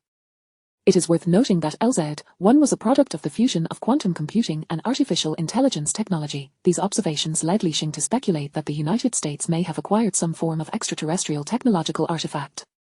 This hypothesis sent a chill down his spine, for if true, it would imply the existence of extraterrestrial civilizations and their visitation of Blue Planet. He quickly dialed Li Qingqian, exclaiming, "Old Li, I have made a significant discovery. After analyzing the wreckage of the United States' 6th-generation aircraft, we found data that deviates from human logic. I suspect it may be extraterrestrial technology." Upon hearing Li Xing's report, Li Qingqian recalled the Area 51 incident from years past, murmuring, "Just as I suspected, old Li, do you know something?" Li Xing keenly detected crucial information from Li Qingqian's musing. "Li Xing, it's like this. The nation's higher-ups have long suspected that the United States may have indeed obtained something extraterrestrial. Are you familiar with Area 51? Chapter 48, The Long Yuan Mecha. Li Qingqian meticulously recounted the events of that year to Li Xing. Thus, the nation has persistently pursued investigations regarding Area 51 over the years. Yet, the secrecy maintained by the old hag has been so impeccable that since then, all leads have dried up, causing some to gradually believe that the intelligence officers' reports were mere fabrications. Now, it appears that they might indeed be true." As Li Xing absorbed Li Qingqian's narrative, he fell into deep contemplation. If the previous notions regarding extraterrestrial civilizations were merely conjectures, they now stood substantiated. A shiver coursed through him, for the existence of alien relics on Blue Star implied that the civilization responsible for their construction had previously visited the planet. Why did they depart? Where are they now? To what heights has their technology ascended? What is their stance towards other civilizations? If they were to return to Blue Star, would they annihilate the present human civilization? Li Xing felt a blend of fear and curiosity. He yearned to witness those relics firsthand. Old Li, we must investigate. Any matters pertaining to extraterrestrial civilizations are of paramount importance. We must gain a thorough understanding. Li Qingqian, of course, grasped. He sighed deeply. Alas, this may prove quite challenging. Understanding the source of Old Li's concern, Li Xing smiled gently, reminding him, Old Li, have you forgotten? We currently possess precisely what the old hag desires most. You mean, yes, the export version of controllable nuclear fusion. They won't dare refuse us. Li Qingqian's frown lifted, and he broke into hearty laughter. By the way, Li Xing, I heard you're currently researching some mechs for the army. Puzzled by Old Li's sudden change of topic, Li Xing quickly responded, Indeed, Old Li. Previously, I developed an exoskeleton suit for the army, but after they witnessed the might of the Zwarn fighter, they insisted I create something equally formidable for them. Hence, I seized this opportunity to unveil the Longyuan tactical mecha from the Nanshanmen project. A hint of helplessness tinged Li Xing's voice. Li Qingqian continued, smiling, Excellent. As we remain uncertain of the situation surrounding this unknown alien relic, it is imperative that we swiftly enhance our hard power to counter any potential extraterrestrial threats. I will expedite matters on my end as well. Understood. The following day, Li Xing returned to a highly classified military base of the Army. At the testing field's helipad, amidst the roaring winds generated by helicopters, he clutched his lab coat tightly and shouted, This wretched helicopter will be replaced soon enough. Approaching him were several high-ranking officers in military attire, each sporting at least the rank of major. Academician Li, greetings. I have long wished to meet you. Truly, a hero emerges from youth. A stern-faced middle-aged officer extended his right hand towards Li Xing. Sun Bingbing promptly introduced him. Academician Li, this is Commander Chiu, the head of the Army Equipment Department. Li Xing shook hands with Commander Chiu. Commander Chiu, you flatter me. Let us hasten to the testing ground and see the magnificent treasures I have prepared for you. Upon hearing this, Commander Chiu burst into hearty laughter. Aharhar, I have been eagerly anticipating this. What could possibly rival the Zwan space fighter?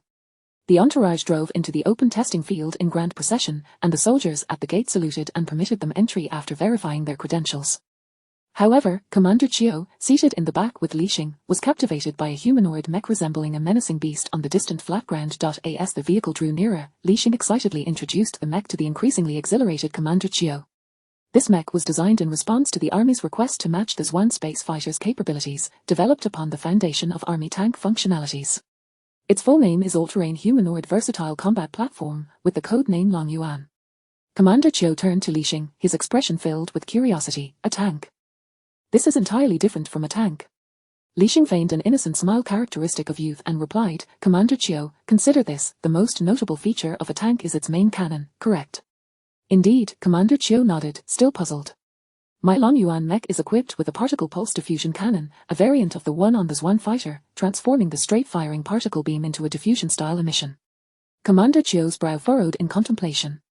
Seizing the opportunity, Li Xing continued, a tank can traverse certain obstacles and maneuver across varied terrains, yes.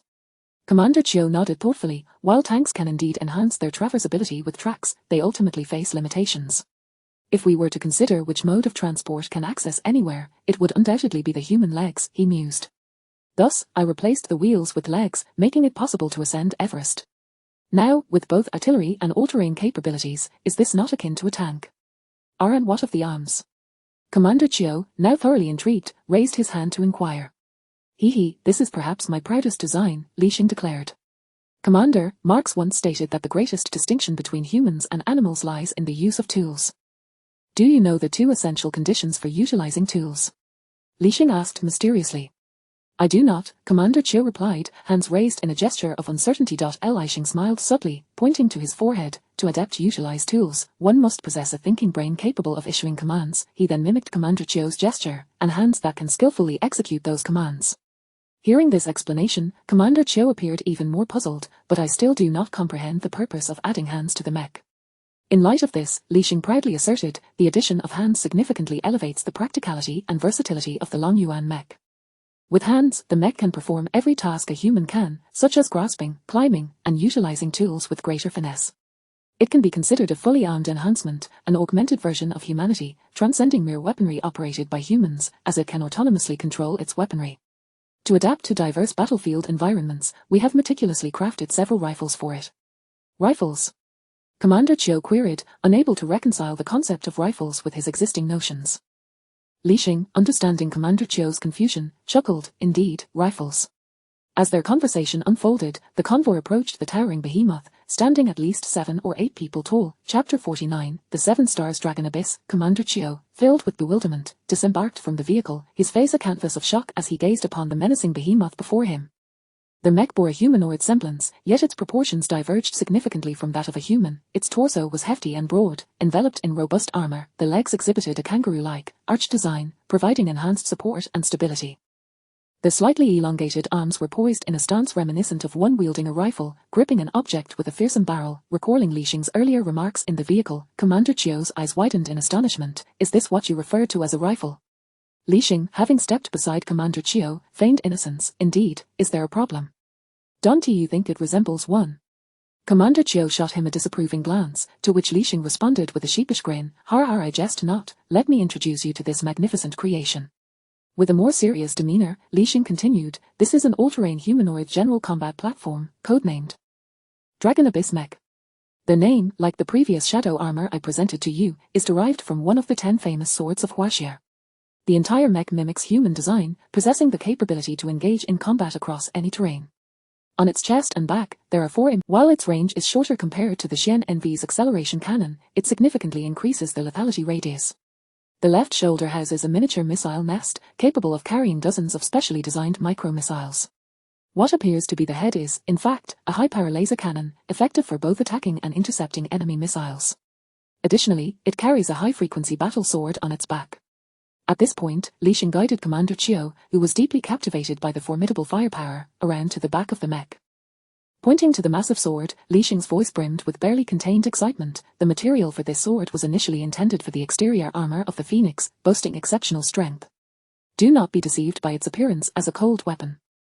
In terms of technological sophistication, this blade surpasses even that particle pulse diffusion cannon. The sword's edge achieves a thickness of merely a single molecule, representing the pinnacle of precision engineering. Moreover, the blade can produce vibrations of up to 1 billion times per second, enabling it to sever hair and slice through iron with ease. This sword is not merely for aesthetics. In dire situations, when ammunition for firearms is depleted, it serves as a viable means of continuing combat, significantly enhancing the mecha's maneuverability in complex environments. Li Xing then turned Commander Chiu, who was lost in thought, back to the front. Finally, let us discuss this oversized rifle, which is essentially a modified version of the Xian NV's particle pulse acceleration cannon, the particle pulse rapid-fire cannon. Unlike the diffusion cannon on the shoulder, this variant boasts an accelerated firing rate of up to 900 rounds per minute. The reason it is not directly mounted onto the mech but rather designed as a rifle is due to the significant reduction in operational lifespan caused by the enhanced firing rate. Even with simplified maintenance, equipping it to the mech would require additional time and external devices. By designing it as a rifle, combined with the mecha's agile hands, a damaged weapon can be swiftly replaced, greatly enhancing practicality. To accommodate various battlefield environments, we have also custom-designed a long-range sniper version and a miniature torpedo launcher suitable for underwater use. In fact, for previously unseen special environments, we can rapidly develop new weaponry to respond accordingly. Having concluded his exposition, Li Xing, parched, requested a bottle of water from Sun Bingbing and drank deeply. So, are you satisfied? Commander Chiu, brimming with excitement, was nearly bouncing with enthusiasm. Absolutely, I am immensely satisfied. By the way, controlling such a complex mech, can it be managed with a joystick? How many people would it require? It is well understood that traditional tanks are designed with simplicity for a reason. Battlefield conditions are ever-changing, and overly complex weapon operations can render one an easy target. If even a simple tank necessitates multiple operators, how many personnel would be needed to maneuver this seemingly intricate mech? In response to this query, Li Xing chuckled softly. Just one person is sufficient. Just one person. Commander Chiu exclaimed in astonishment, turning to Li Xing as if questioning his sanity. Indeed, only one person. Meeting Commander Chiu's bewildered gaze, Li Xing elaborated, this mech is equipped with an LZ-1 intelligent quantum computer, the same model as that on the Xian NV. With its assistance, the operator can establish a consciousness link with the mech, allowing for control akin to that of one's own body. Furthermore, the mech is outfitted with numerous high-definition cameras, providing the operator with a 360-degree field of view. Ear. For the operator, the mech becomes an extension of their own sensory perception, thus eliminating the need for multiple individuals to coordinate, rendering it exceptionally agile in operation. Ear. Rather than merely hearing about it, you should witness it firsthand. At this point, Li Xing raised his voice towards the towering mech. Sierra Wu, give Commander Chiu a demonstration of Subject 3. Ear. Ho. Is that appropriate? Came a somewhat bashful voice from the mecha's loudspeaker. Enough with the chatter, hurry up and show Commander Chiu the agility of the Dragon Abyss. Li Xing urged impatiently. All right, fine. Their pilot, Xiao Wu, replied with resignation. Then, the mech began to move with an unexpected rhythm, showcasing its dexterity. Indeed, Li Xing had been playing a backing track on his phone. While Commander Chiu was awestruck by the mecha's agility, he was also somewhat taken aback by Li Xing's antics. All right, Dr. Li, I understand its agility, please halt. After rubbing his hands together, he inquired of Li Xing, Dr. Li, you mentioned that this mech is operated through a consciousness link. Will the pilot require any training? Perceiving Commander Chiu's thoughts, Li Xing smirked. Hey, Commander Chiu, are you eager to give it a try? Rest assured, no training is necessary. Once the neural link is established with the mech, operating it feels like controlling one's own body. However, the initial experience of the 360-degree view may induce a slight dizziness.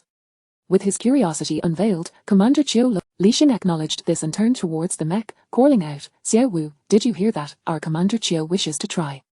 Certainly. As the mech stood at attention, mechanical structures shifted at the rear, revealing a cockpit heavily armored. A simple ladder extended from the cockpit's edge. A young soldier clad in a specially designed tight-fitting suit emerged from the cockpit and descended the ladder. Noticing Xiao Wu's specialized attire, Commander Chiu turned to Li Xing and asked, must I also wear that outfit? Indeed, Commander Chiu. Once the consciousness link is established with the mech, you will lose control of your original body. This specialized suit connects with the mech, securing the pilot in place and monitoring their condition. Li Xing then instructed Xiao Wu, who had approached them, Xiao Wu, please escort Commander Chiu to change into the suit. Chapter 50.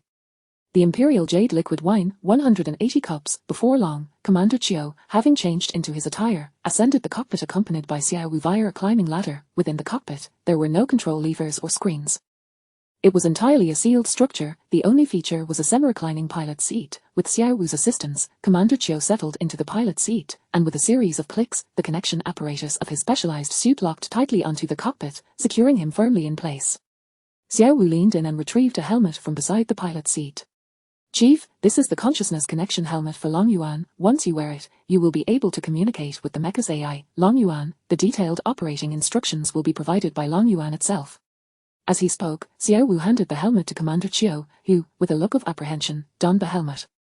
Suddenly, a mechanical synthesized voice echoed in his ears. Non-locked personnel brainwave detected. Please enter the key.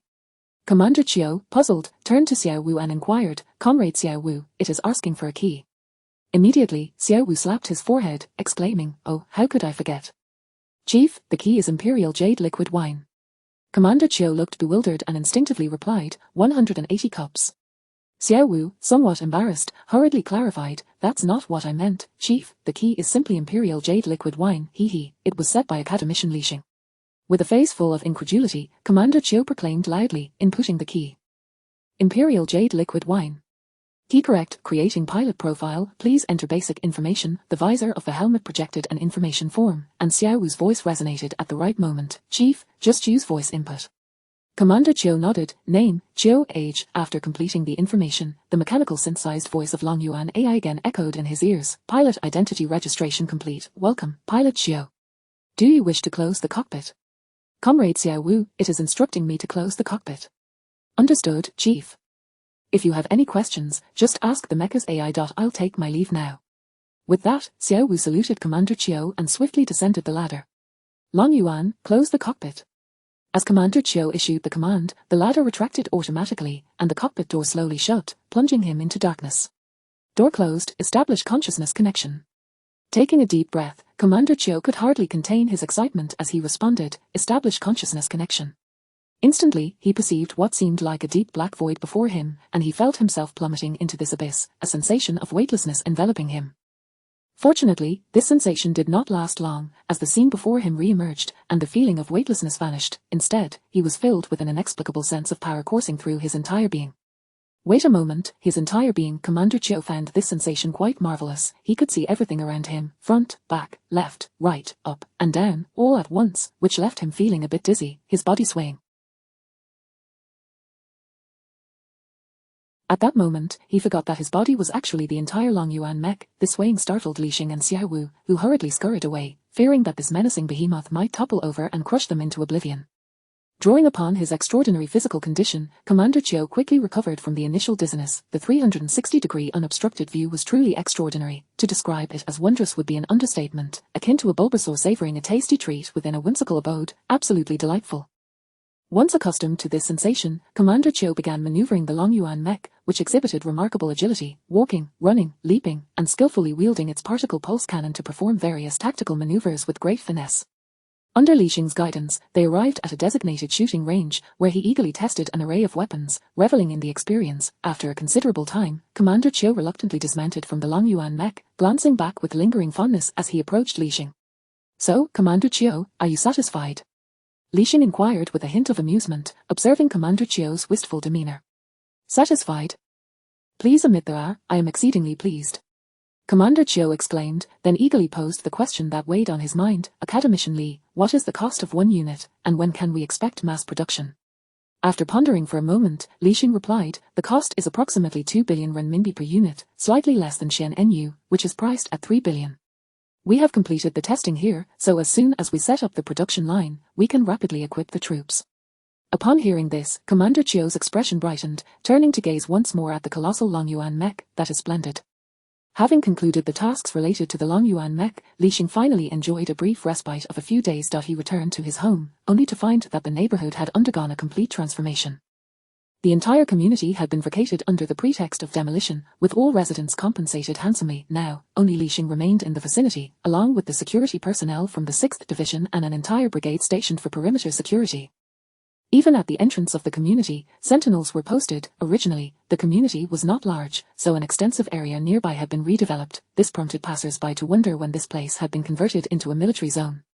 As for such arrangements, Li Xing expressed, "Excellent, the sense of security is overwhelming." The reason Li Xing insisted on returning here was that it was home. He had resolved to dedicate his entire being to the great cause of the nation. Thus, this small abode represented his final act of defiance. During these days at home, he did not remain idle. He assigned the mass production of Xian NU to Zhu Qiong, Huang Heuer, and others. He also completed the designs and plans for a large-scale aerospace transport aircraft, delegating the execution to Huang Heuer and Zhu Qiong. In the mysterious space, Li Xing gazed at the star map projection still hovering above the stone platform, pointed towards Mars. His thoughts began to wonder what mysteries lay on Mars, and what changes would unfold upon arrival. In truth, he had been preparing for this mission, as the large aerospace transport aircraft assigned to Zhu Qiong and others possessed the capability to reach Mars. However, the challenge was that, given his current status, Li Lao would likely vehemently oppose such a perilous venture to Mars. Even the alien relics of the ugly nation would probably be off-limits to him. This was a protective measure on their part, one he could comprehend, yet it left him feeling quite helpless. "It seems I must devise a way to persuade Li Lao." Suddenly, he recalled the shadow exoskeleton armor he had previously crafted for Commander Chiu. Wasn't that a means of enhancing personal safety? Indeed, Li Lao is concerned for my safety. As long as I can protect myself, surely he would have no objections. A rather audacious idea gradually took shape in Li Xing's mind. Chapter 51: The Establishment of the Space Force. A few days later, within the confines of Li Xing's exclusive laboratory at the Academy of Sciences headquarters in Yangjing, he was engrossed in his safety plan when he received a call from his secretary. "Bing Bing, what is it?" he inquired. "Academician Li, the approval for the One Bird project has been granted. Chief Li wishes to discuss it with you in person," replied the efficient voice of Secretary Bing Bing. "Excellent, I shall head over immediately." Li Xing could hardly contain his excitement. Before long, a grand procession of red flag vehicles arrived at Qianxia Pavilion. As Li Xing stepped out of the car, Secretary Wang, who had been waiting at the entrance, hurried over to guide him. "Academician Li, the chief and others are already awaiting your arrival. Are there others in attendance?" Li Xing asked, puzzled. "Yes, Academician Li, several high-ranking officials from the military are present. Let us proceed swiftly then, so as not to keep the elders waiting." Li Xing understood immediately upon hearing that military officials were involved, recognizing the significance of the One Bird project as a major military endeavor. Knock, knock, knock, please enter. Upon entering the conference room, Li Xing was greeted by the sight of Li Lao and the previously met military dignitaries, along with 5 middle-aged officers adorned in various colored military uniforms, all directing their attention toward him. Li Xing has arrived, come over and take a seat here, Li Qingtian said with a warm smile, gesturing to the seat on his left. The other attendees promptly rose as well upon seeing Li Qingtian stand to greet Li Xing. The position indicated by Li Qingtian caused a stir among the 5 middle-aged officers. It was well understood that sitting in that specific chair held considerable significance. The primary seat was undoubtedly reserved for the highest national leader present, while the next was for the military dignitary seated at Li Lao's left, who was their immediate superior. The 5 could only occupy the lower positions relative to him, however, Li Qingtian inviting Li Xing to sit in the prominent seat to his right, which was the third most significant position, indicated Li Xing's esteemed standing in the chief's eyes. Allow me to introduce everyone, Li Qingtian said, his demeanor radiating warmth. Li Xing, this is someone you have met before, the highest military leader, Elder He Dong. This is General Li Qieshang, the commander of the army. This is General Chang Dingxi, the commander of the Air Force. This is General Hu Ming, the commander of the Navy. This is General Wang Bing, the commander of the Rocket Force. And this is General Li Biao, the commander of the Strategic Support Force. Then, turning to the military officials, he continued, this is our chief engineer for the Controllable Nuclear Fusion Project, the initiator of the Nanshanmen program, Academician Li Xing. Li Xing shook hands with each individual in turn before everyone took their seats. I have long admired Academician Li Xing. The Air Force's Xian Nu space fighter and the Army's Long Yuan tactical mechs have left us in the Navy quite envious. Academician, you must not show favoritism, joked Admiral Hu Ming. Li Xing shrugged in feigned helplessness. Admiral Hu, it is not a matter of favoritism. The One Bird Aerospace mothership is of utmost importance. We are here today to discuss this very matter. Li Qingtian then interjected, the One Bird project has been approved, and we have gathered everyone here to deliberate on the organizational structure of the One Bird. Elder He, please share your thoughts. Upon hearing this, Elder He, seated directly across from Li Xing, promptly spoke, Academician Li, originally, we intended to integrate the One Bird into the Navy's ranks. However, considering the necessity for deep integration with the Army and Air Force due to the deployment of the Xian Nu and Long Yuan, the question arises as to who will command this multi-service operation. To address this new situation, we are contemplating the establishment of an entirely new force. We would like to hear your thoughts as the initiator of the Nanshanmen program. Understanding Elder his concerns, Li Xing pondered for a consideration. Based on current technological advancements and foreseeable future developments, I categorize civilization into 4 levels. First is the zero-level civilization, which encompasses the period from the dawn of intelligence to the successful development of controllable nuclear fusion. Such civilizations are confined to their home planets. Next is the first-level civilization, which, through the successful application of controllable nuclear fusion, gains the ability to transcend the constraints of their home planet and operate within their entire star system. We have just recently reached this level. Beyond that, my conjectures are purely speculative, and I invite you to listen. The second-level civilization would master energy utilization methods superior to controllable nuclear fusion, such as matter-antimatter annihilation technology, enabling faster-than-light travel and interstellar navigation.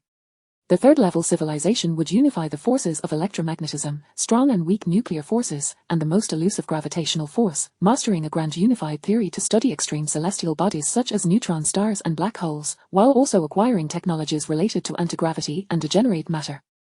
As for civilizations beyond the third level, I cannot even begin to fathom their existence, though I suspect they would involve advancements in space and dimensional technologies. Returning to our current situation in Huaguo, we are at the cusp of becoming a first-level civilization. We are on the brink of entering the development phase of our solar system while also facing potential extraterrestrial threats. Hence, military reform is imperative. My proposition is to establish an entirely new branch of the military, independent of the Army, Navy, and Air Force, to form a space force, utilizing the One Bird as the foundation for a fleet dedicated to safeguarding our territory in space.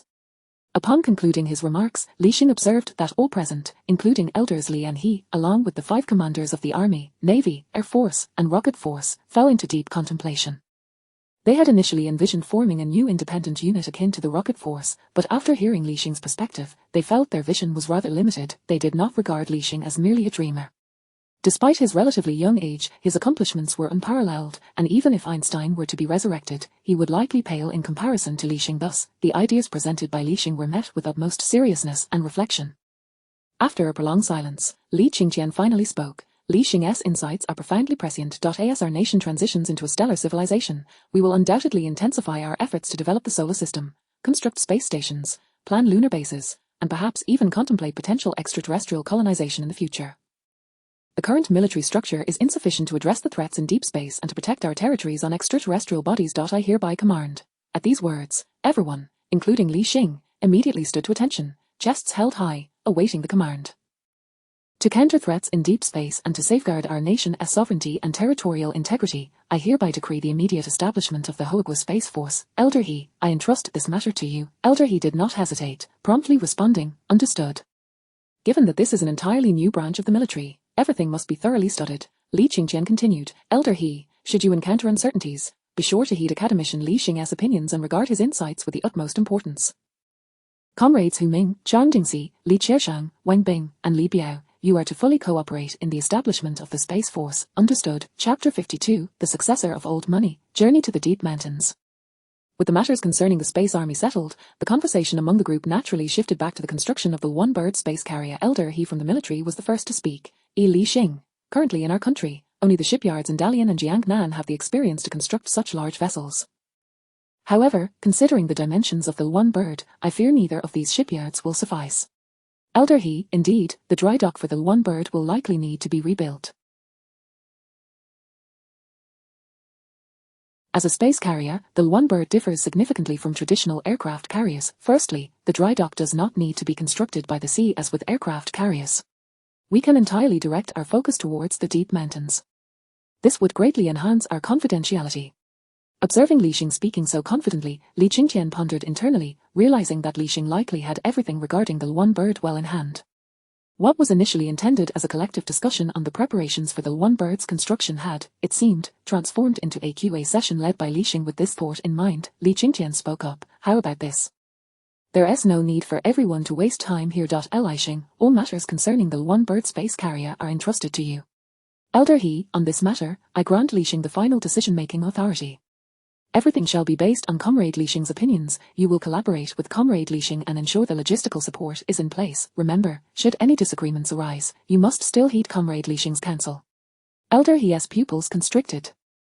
The level of trust Elder Li placed in Li Xing was remarkable. This reminded him of the late Elder Qian, and he understood that Li Xing's current achievements were on par with Elder Qian's contributions to the nation. This realization stirred a sense of unease within him. In the past, Elder Qian had single-handedly nurtured China's aerospace industry from nothing, laying the foundation for the nation's current leading-edge capabilities. Now, with Li Xing emerging as Elder Qian's successor, it truly felt as though divine providence had smiled upon China. Understood, Elder Li, regarding technical matters, I, as an old hand, am not well versed. Everything will be based on Comrade Li Xing's expertise, and I will ensure all logistical support for Comrade Li Xing is adequately managed. Following the meeting, Li Xing, Elder He, and 5 commanders convened in the military conference room to engage in an in-depth discussion on the establishment of the Space Army. Elder He, the operational concepts of the Space Fleet are actually quite similar to those of the Navy, only that they are grounded in naval principles while further integrating the strengths of all military branches.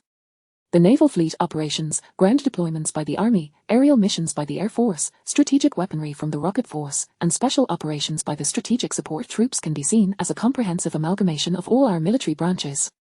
Elder He attentively absorbed Li Xing's insights, and upon hearing this, he queried, if I understand correctly, does this imply that the Space Army could potentially replace the roles of our current 5 military branches?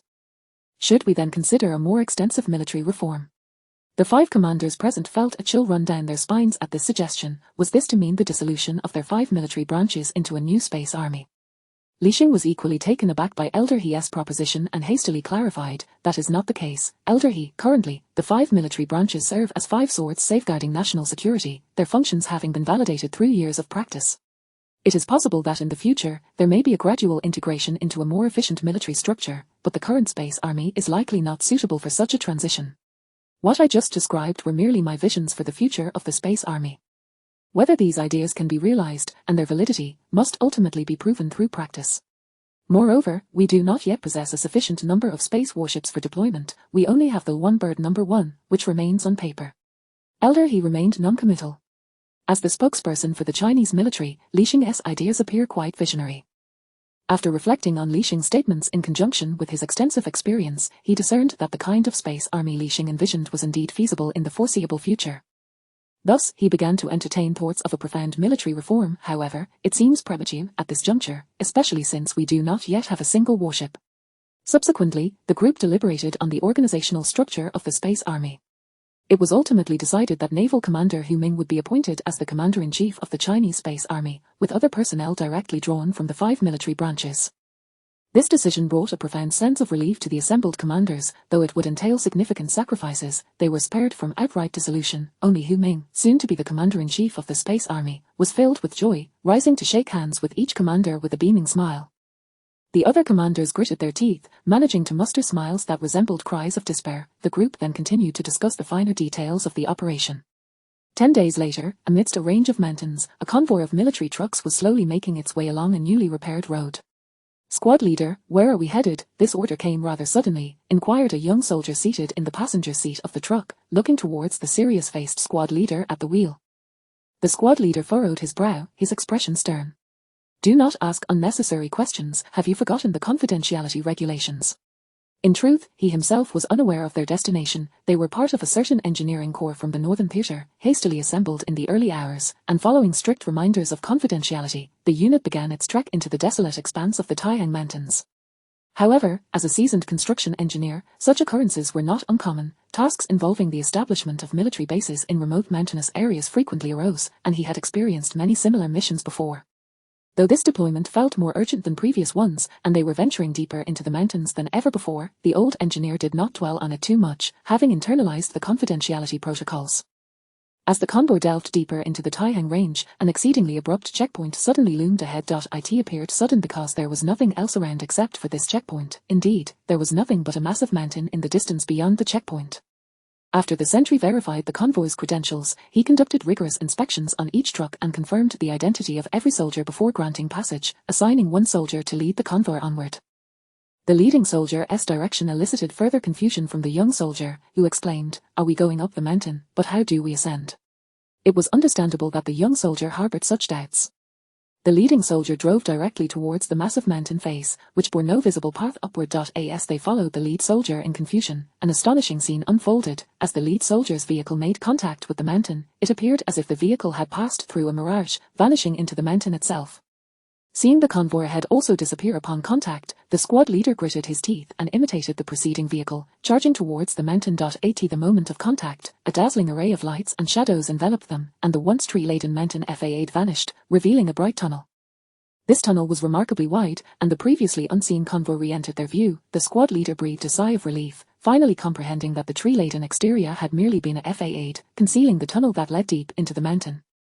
It must have been some form of holographic projection. Even without technical knowledge, he could grasp the concept. Having seen similar phenomena in science fiction films, the convoy gradually advanced through the extensive tunnel, uncertain of how far they had travelled. Suddenly, a glimmer of light appeared ahead, and the convoy finally emerged from the tunnel, revealing an expansive space bustling with various large engineering machinery at work. Even the well-versed squad leader exclaimed in astonishment, "Are they planning to hollow out the entire mountain?" Following the arrangements from the on-site engineering command, they joined the fervent construction efforts underway. Chapter 53, Golden Crow No. 1, All Rise. As time passed, 2 months had quietly slipped away. The first controllable nuclear fusion power station in China, located in the bustling metropolis of Magic City, had been completed and was poised to host its ignition ceremony under the watchful gaze of the world. Delegations from various nations had already arrived. The ignition ceremony was divided into 2 parts, the inner ceremony held in the main control room of the power station, presided over by Lin Guodong, and the outer ceremony set up in the reception hall, where the international delegations could witness the ignition process via a large screen. To ensure that the ignition ceremony proceeded without any unforeseen incidents and in an orderly manner, the National Security Bureau had mobilized its entire force. All members of the delegations attending the event were required to undergo rigorous security checks before being granted entry to the venue. Armed forces were stationed around the perimeter, ensuring that even a mosquito attempting to intrude would be identified, its origin, its maternal lineage, and whether it carried any pathogens. Given the presence of Li Qingqian, Li Xing, and several esteemed cabinet elders, such strict measures were entirely justified. After enduring a comprehensive 360-degree security inspection, the delegations entered the venue, awaiting the commencement of the ceremony. Meanwhile, Li Xing and Li Qingqian, accompanied by a group of attendants, were touring the reactor and power generation area, which had yet to commence operations, under the guidance of Lin Guodong. Chief Engineer Li, esteemed cabinet elders, this is the core of our Golden Crow No. 1 controllable nuclear fusion device, Lin Guodong announced. Golden Crow, a splendid name, rich in symbolism, are the leaders of various nations praised in unison. In our ancient mythology, The sun is transformed into the Golden Crow, and our controllable nuclear fusion essentially represents a miniature sun, Lin Guodong continued, elucidating the significance of the name.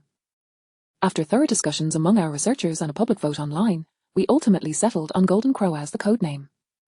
Li Xing gazed at the reactor, a creation he had not directly participated in constructing, a satisfied smile gracing his face.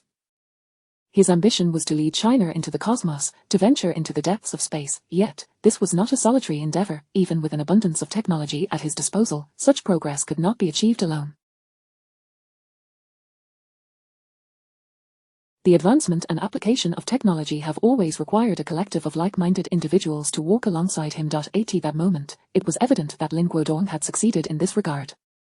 During the construction of the experimental reactor, he had generously shared his knowledge of controllable nuclear fusion acquired from his mysterious background. The commercial reactor, completed under Lin Guodong's sole supervision, stood as a testament to his achievements in the realm of controllable nuclear fusion.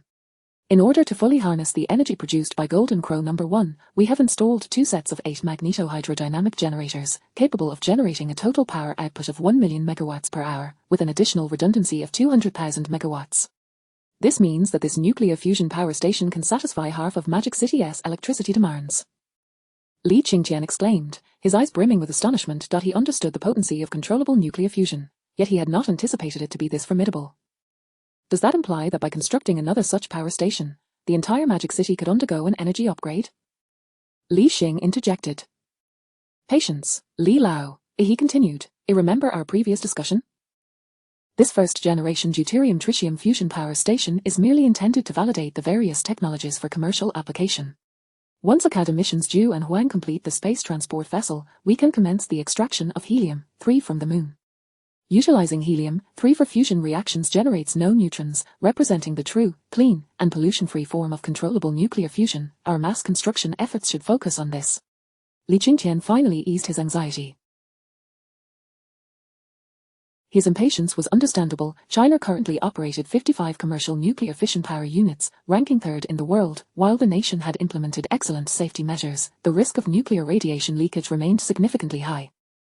In contrast, the Golden Crow No. 1 nuclear fusion power device, although a first-generation model utilizing deuterium-tritium fusion, would still produce a certain amount of neutrons. However, compared to nuclear fission, it was akin to comparing heaven and earth.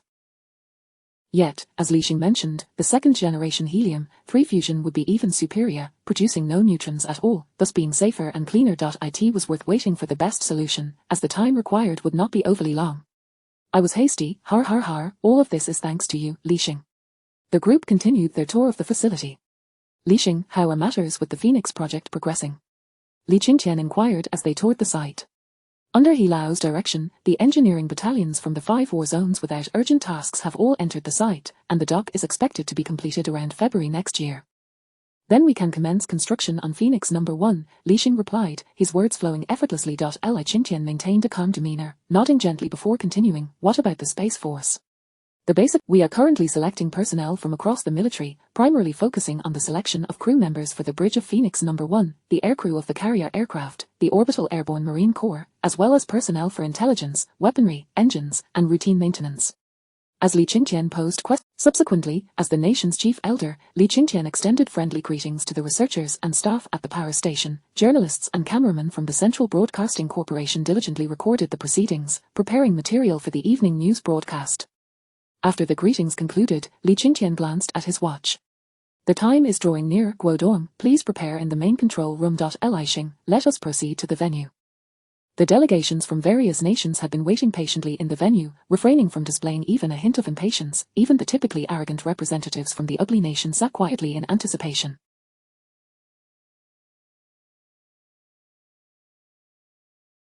After a lengthy wait, the senior officials from China, surrounded by their entourage, slowly entered and approached the podium. In addition to Li Qingqian and the accompanying Li Xing, there were also Elder Sun from the Ministry of Science and Technology, along with several cabinet elders responsible for commercial and civilian affairs. The large screen behind the podium displayed a split image. On the top left was a view of the interior of the fusion reactor captured by a specialized camera, revealing only the silvery grey walls of the dormant device. The top right showcased the bustling scene within the control room, where Lin Guodong stood resolutely, awaiting the ignition command. The lower section displayed real-time data such as reactor temperature and the total power generated by the generators. Once the cabinet elders settled into their seats on the podium, Li Xing stood out distinctly among them, a young figure amidst a sea of middle-aged and elderly dignitaries, seated beside the esteemed chief elder, Li Qingqian. The eyes of the international delegations below, as anticipated, were drawn to Li Xing. Is this the young scientist who spearheaded the breakthrough in controllable nuclear fusion technology? He truly seems so youthful, my goodness. I truly hope our nation. The bewildered delegations from other countries, unsure of the proceedings, also rose to their feet. Soon, a stirring and exhilarating melody began to play, filling the air. Ding ding ding ding ding, stand up. As the national anthem commenced, the entire assembly joined in song. Nations that frequently engaged in state visits to Huigua understood that this was a customary practice during significant ceremonies. Singing the national anthem, however, the representatives from countries with less frequent dealings with Huigua were puzzled by. They merely found the melody delightful and resonant. Once the anthem concluded, everyone took their seats. Chief Li was the first to speak. The advent of controllable nuclear fusion technology will resolve humanity's current energy dilemma, fulfilling the ever-growing energy demands of our civilization. It plays a crucial role in combating global climate change and preserving ecological balance. The successful implementation of controllable nuclear fusion will transform the global energy landscape and propel comprehensive advancements in technology and. Standing before the gaze of the entire audience, Li Xing slowly placed his hand atop the button. To enhance the ceremonial gravitas of this historically significant moment, the button was connected to a tube in the control room filled with deuterium-tritium gas. When the tube illuminated, Lin Guodong, situated in the control room, would issue the ignition command. I hereby declare. Li Xing's clear and resonant voice echoed throughout the venue, ignition of Huagua's Jinwu No. 1 controllable nuclear fusion reactor. With the utterance of the last two words, Li Xing unhesitatingly pressed the button, and amidst a flurry of shutter clicks and flashes, this moment was indelibly etched into the annals of human history. In the control room, Lin Guodong observed the tube connecting the venue suddenly radiating a pink glow. He promptly issued the command, Jinwu No. 1, ignite. As the staff executed their tasks, the pinnacle of human technological achievement gradually awakened. The reactor core is beginning to heat up. Temperature has reached critical levels. Initiating the injection of deuterium-tritium gas. Fusion reaction detected. Connecting to the power generation equipment. As the ignition and power generation process continued, the large screen in the venue displayed a brilliant halo of pink plasma encircling the reactor's core, racing at high speed within the magnetic field of the superconducting coils. The various data displayed at the bottom of the screen began to change rapidly in real time. Witnessing this data, the technical personnel from the delegations exhibited expressions of disbelief. Although they lacked access to the most critical figures, the visible proof was more than sufficient to validate the reality of the situation and the formidable power of this controllable nuclear fusion power generation apparatus. Its astounding output could single-handedly supply energy for entire nations. This revelation sparked envy among all nations, each wishing to seize it and transport it back to their own lands. However, the ugly nation had already demonstrated to the world that the path of aggression was futile. Had Huigua not adhered to the principles of peaceful coexistence, it was likely that many more provinces would have been annexed, such as Sakura Province, K-pop Province, and even Peanut Stew Province. Therefore, they felt fortunate, grateful that Huigua was a nation that cherished peace. Following the conflict with the ugly nation's joint fleet, the world was compelled to respect Huigua's ideology of peace. After a prolonged moment, power generation and grid connection successful. Yay! We did it, we succeeded. The eruption of cheers was akin to a volcanic eruption, with enthusiasm and energy spilling forth, infecting every individual present. Observing the jubilant scene in the upper right corner of the large screen, where people in the control room appeared to be dancing in celebration, it became clear to all that success had been achieved. Suddenly, thunderous applause filled the venue, the sound reverberating throughout the space, heralding the triumphant conclusion of the ignition ceremony. After the ceremony, staff members guided the delegations to a conference room for collaborative discussions.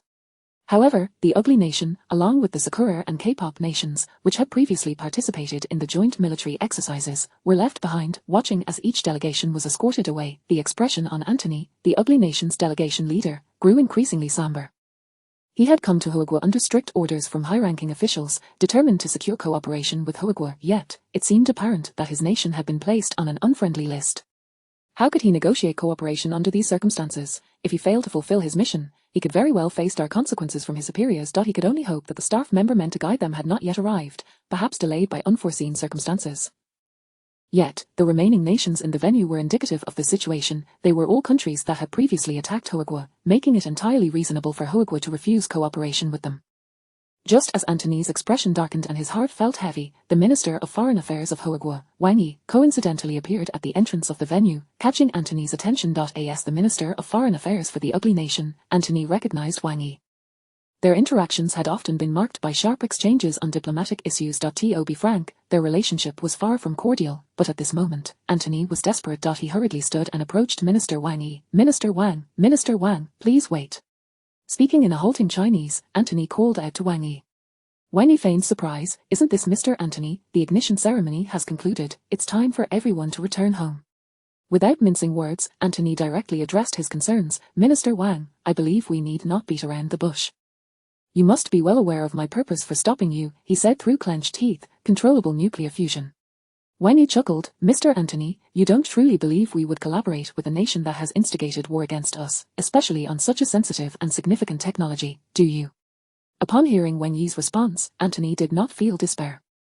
Rather, a sense of relief washed over him. The fact that the other party had not turned away indicated there was still room for negotiation, although it was likely they would have to make significant concessions. That was a concern for the higher-ups.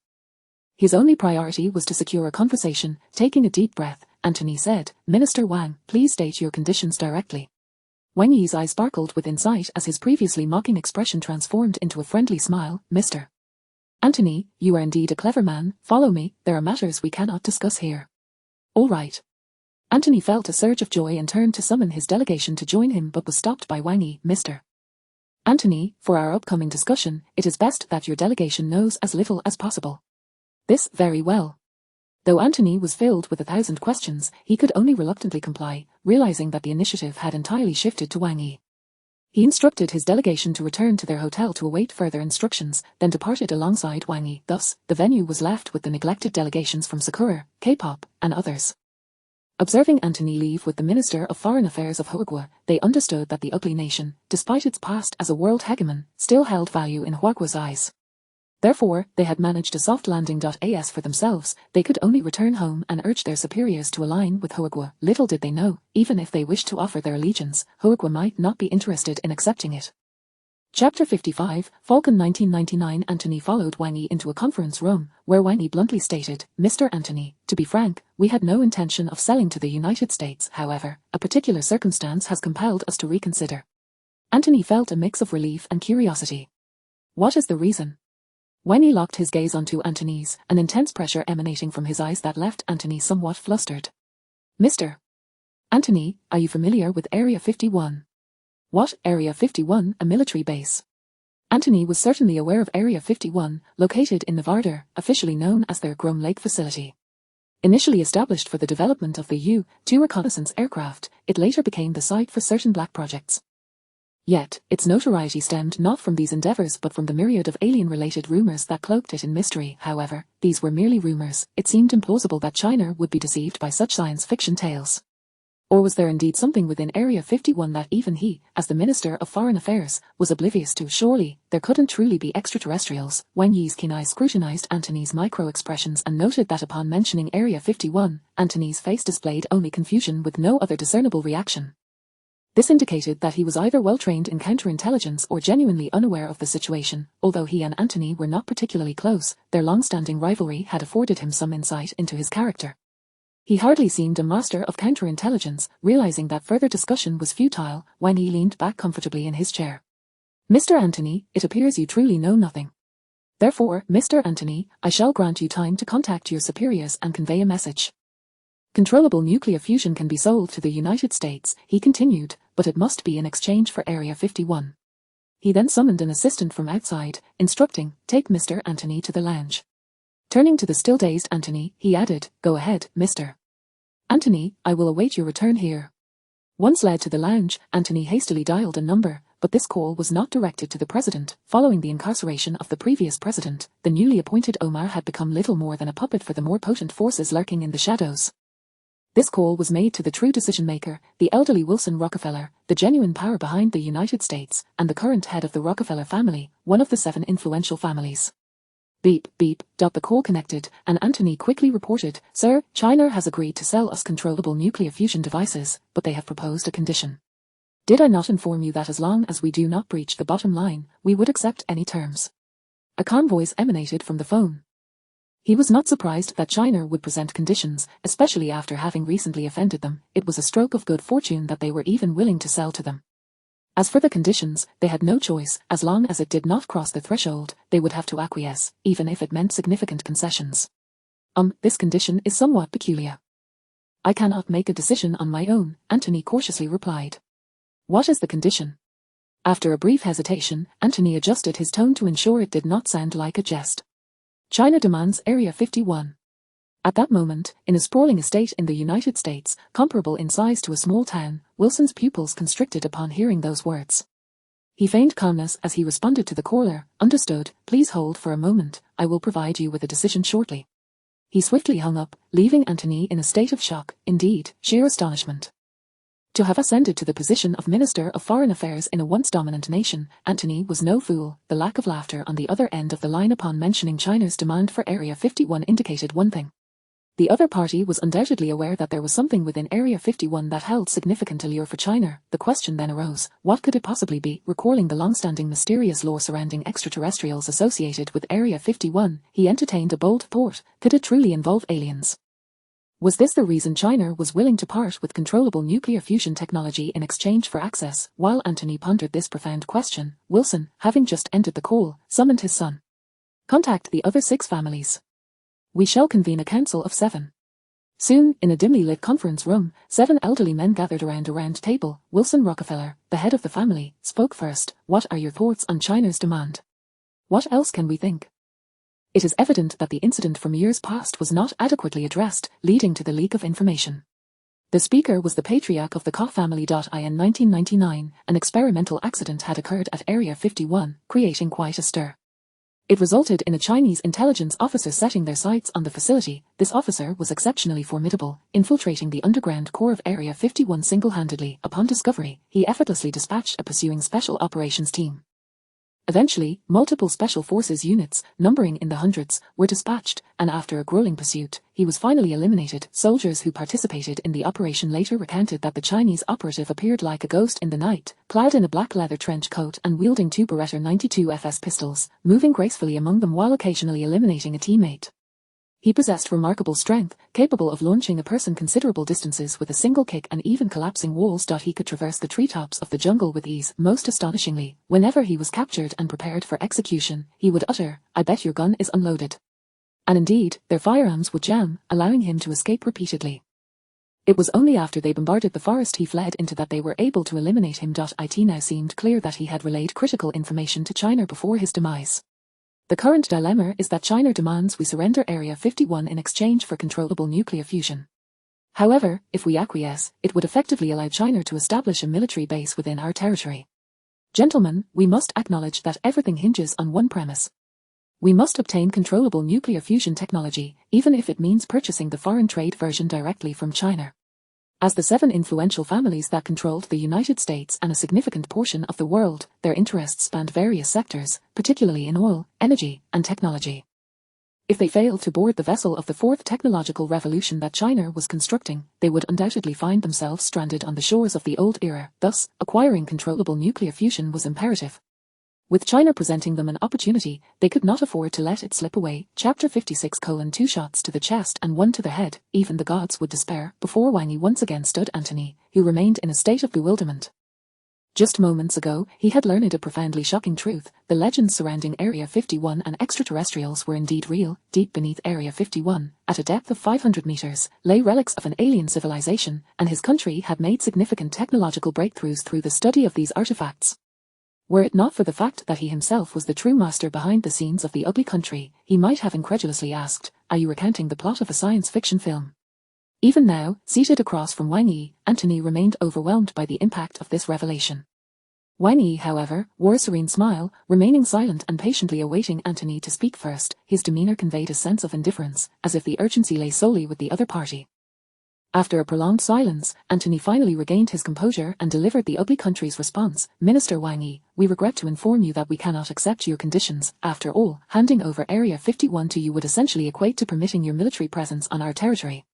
Antony paused, observing Wang Yi's unwaveringly calm and smiling countenance in the wake of their refusal, and continued, "Since your side has proposed this condition, it stands to reason that you must be aware of what lies there, or perhaps you are targeting that very thing." Wang Yi maintained his tranquil expression, regarding Antony without uttering a single word. Understanding what Huagua desired, he initially intended to leverage this knowledge to regain control of the negotiations. However, the other party's apparent indifference left him uncertain about the significance of the matter to them. After a moment of stalemate, Antony exhaled heavily. Minister Wang Yi, you truly reveal no cracks in your composure. In light of this, I shall speak plainly. It is absolutely impossible for us to allow you to station troops there, but we can agree to conduct joint research on the relic with Huagua. You may dispatch a contingent of scientists along with a certain number of accompanying security personnel. At this juncture, a ripple of excitement stirred within Wang Yi, for it was a success. Yet he maintained an exterior of calm, even feigning a slight frown. In that case, I need to seek approval. Please hold for a moment, Mr. Antony. He then rose and exited the conference room, retreating to another lounge to brew tea for himself. He did not make any calls for approval, as everything was well within his plan. In truth, Huagua had never believed that the ugly country would genuinely hand over Area 51 to them. After all, this matter pertained to territorial sovereignty. Once Area 51 was under Huagua's jurisdiction, the nation would undoubtedly station troops for protection, which would constitute a military presence within the sovereign territory. Thus, their original aim was to secure the ugly country's agreement for their personnel to conduct research there. Meanwhile, Antony, left alone in the conference room, remained oblivious to these intricacies, anxiously wondering why Wang Yi had not returned for so long. He worried that their refusal had angered him. Wang Yi was deliberately leaving him in suspense, waiting for Antony's psychological defenses to crumble, allowing him to extract a substantial concession from the other side. After leisurely sipping tea for a while and checking the time, Wang Yi rose and returned to the conference room, wearing an expression of grave displeasure. Under Antony's watchful gaze, Wang Yi slowly began, Mr. Antony, if we cannot come to an agreement on our terms, we will require compensation in other areas. Upon hearing this, Antony's anxious heart finally settled, and he relaxed into his chair. As long as they were not required to maintain a military presence in their country, everything else could be negotiated. Please, do elaborate, Minister Wang Yi. Now fully in possession of the initiative, Wang Yi wasted no time in articulating his conditions. After careful consideration, we can respect your bottom line and accept your proposal for joint research, but we will need compensation regarding the price of the controllable nuclear fusion devices for foreign trade. Each device will require an additional payment of 100 items of your patented technology, as well as 1 million tons of various rare mineral resources, such as rare earths, zirconium, lithium, antimony, molybdenum, tin, tungsten, nickel, gold, and more. He then presented a comprehensive list of 10 favorable policies for Huagua, including tax reductions and the removal of restrictions on free trade. With each stipulation he uttered, Antony's heart raced, though he did not fret over how to justify such stringent conditions to his superiors. Mr. Wilson had already set a boundary for him. As long as Huagua did not demand the relinquishment of territory and was merely seeking some concessions, everything could be negotiated. Therefore, when Wang Yi concluded his lengthy list of additional conditions, Antony promptly agreed on behalf of the ugly country. He simply wished to expedite the conclusion of this matter, for his mission had already been achieved. The negotiations concerning controllable nuclear fusion had been successfully concluded. As for the price they had to pay, it bore no consequence to him. Upon his return, he would undoubtedly be lauded as a hero, believe it or not. Thus, this mutually beneficial dialogue came to an end. Negotiations with other nations also yielded results, with Huagua's conditions stipulating that they would only sell to countries free of disputes with Huagua, that respected and were willing to jointly uphold Huagua's 5 principles of peaceful coexistence, and that boasted stable internal governance without any elements of instability. This posed a dilemma for the Bear country, which still wrestled with certain unresolved disputes. In truth, this was not exclusive to the Bear. Many nations had encountered minor issues internally over the years. Every household had its own difficulties. Consequently, Huagua offered to grant them time to return and inform their higher-ups to stabilize their nations. As long as they met Huagua's 3 outlined requirements, they could approach Huagua for cooperation at any time. Suddenly, the world began to shift dramatically at Huagua's behest. Countries that had been embroiled in conflict just the day before hastily issued declarations of ceasefire overnight. Nations embroiled in civil wars unleashed their full might to suppress rebellions, and countries that had previously treated Huagua's citizens with hostility began to conduct large-scale investigations into incidents of harm against them. Almost every sovereign nation declared its intent to emulate Huagua's 5 principles of peaceful coexistence in handling diplomatic matters. The citizens of Huagua awoke to find that the entire world was striving to showcase its amicable side towards them. Among these nations was even the ugly country. Xiao Shui, a student studying in the ugly country, came from a modest background. Although he was studying abroad, he juggled work to support himself, living in a neighborhood plagued by poor security. He often found himself coerced into financially assisting several local toughs. Today, however, he was being robbed of his meager possessions by these very toughs when suddenly, a police car roared onto the scene. Two officers swiftly exited the vehicle, brandishing their firearms and halting the criminal activity. One of the toughs, dismissive, waved his hands in a gesture of international camaraderie, swaying his body and rap-like, disdainfully berating the officers. In response, one officer, without hesitation, opened fire, bang, bang, bang, with incredible precision and seasoned experience. He fired 2 shots to the chest and 1 to the head, truly a sight that would leave even the gods in despair. He then proceeded to apprehend the remaining toughs, who were now cowering on the ground, trembling in fear. Remarkably, the officers displayed an unusually friendly demeanor, even exhibiting a degree of respect as they inquired whether Xiao Shui had sustained any injuries, assuring him that he could contact their precinct for assistance at any time, promising a swift response. This was not an isolated incident. Similar occurrences unfolded across the globe. It seemed as if, overnight, the entire world had submitted to Huaguo's leadership, with Huaguo reclaiming its status as the once great celestial empire. Only a few nations, such as Sakura and the Stick Country, which had previously participated in joint military exercises with the Ugly Country, found themselves sidelined. Among those most relieved by this turn of events was the Great Duck, which had once stood as the Ugly Country's staunchest ally. Had they not been too far away to participate in the joint military exercises, they might have been among those now on the outside looking in. Chapter 57, The Phobia of Insufficient Firepower. Recently, Li Xing has been quite occupied, engrossed in matters concerning the One Bird dock. This is the first dock of its kind ever constructed on a global scale, and there is a distinct lack of experience to draw upon. Consequently, Li Xing has had to personally oversee every detail. However, in order to cultivate a cadre of talent in this domain for the nation, he has arranged for a group of experts and academicians with substantial experience in large shipbuilding to accompany him for learning and assistance. Notable figures include academician Zhu Ying, who served as the chief designer for the first aircraft carrier, as well as Wen Shuo, Yang Bin, Hu Ming, and other chief and deputy engineers, along with a plethora of expert professors currently engaged with our 3 aircraft carriers. It is worth mentioning that after the controllable nuclear fusion commercial reactor, Jinwu No. 1, was officially put into operation, Li Xing was conferred the title of Academician of the Huaguo Academy of Engineering, becoming the 35th dual academician in the nation to date. While he busied himself with the affairs of the One Bird dock, he was also preoccupied with another significant matter, his desire to smoothly join the formidable research team investigating extraterrestrial civilization relics. Li Qingqian, summoned by a phone call from Li Xing to the Academy of Sciences, arrived with an expression of perplexity. Li Xing had not divulged much during the call, merely stating that he had important matters to discuss, and that the location was imperative to be at the Academy of Sciences. Upon the arrival of Li Qingqian's convoy at the Academy's premises, Li Xing's secretary, Sun Bingbing, was already waiting there, eagerly approaching to greet Li Qingqian. Upon seeing her, a satisfied smile blossomed on Li Qingqian's face. "Bingbing, how is it being by Li Xing's side?" "He, I must thank you for this, Grandpa Li," Sun Bingbing replied with a playful smile. Secretary Wang, accompanying Li Qingqian, was not surprised by her address. He was well aware of her distinguished background as a former subordinate. "Bingbing, what urgent matter has Li Xing summoned me for?" "He insisted on my presence, claiming it could not be adequately conveyed over the phone," Li Qingqian inquired, his curiosity piqued with a mysterious smile. Sun Bingbing led the way, saying, "You'll find out soon enough. Just don't be too astonished." Reluctantly, Li Qingqian suppressed his curiosity and followed Sun Bingbing into the depths of Li Xing's experimental facility. As they stepped into the lab, a series of dull, continuous explosions erupted around them, causing Li Qingqian to furrow his brow and quicken his pace. The cacophony intensified, and Sun Bingbing guided Li Qingqian and his entourage into a room equipped with a row of windows. Beyond the glass lay a vast, sealed testing ground. The thunderous explosions emanated from within, where a strikingly futuristic red and white humanoid exoskeleton stood motionless at the center of the testing. Additionally, shoulder-mounted individual rocket launchers were firing off a volley of rockets. Yet, in the face of this relentless onslaught, the exoskeleton remained impervious, sustaining nothing more than superficial scratches to its paintwork. Suddenly, the shoulder of the exoskeleton whirred with mechanical precision, and dozens of miniature missiles were launched, swiftly altering their trajectories mid-air towards their respective targets. Boom, boom, boom. A series of explosive flashes illuminated the area, and an eerie silence fell as everything that had previously attacked the exoskeleton was obliterated. Subsequently, several humanoid targets rose within the testing ground. The exoskeleton sprang into action once more, extending a small laser cannon from its other shoulder. Upon locking onto a target, a brilliant crimson beam of light erupted forth, piercing through the head of one humanoid target, and then sweeping horizontally to sever the heads of several others cleanly in half.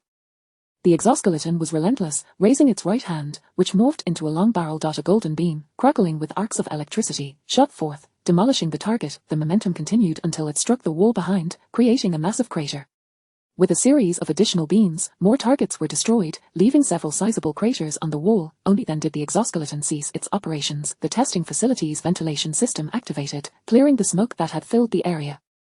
Sun Bingbing led Li Qingqian, who had witnessed the spectacle, into the testing ground. As they walked amidst the acrid scent of gunpowder, Li Qingqian surveyed the charred and battered walls and floor, juxtaposed against the flawless exoskeleton.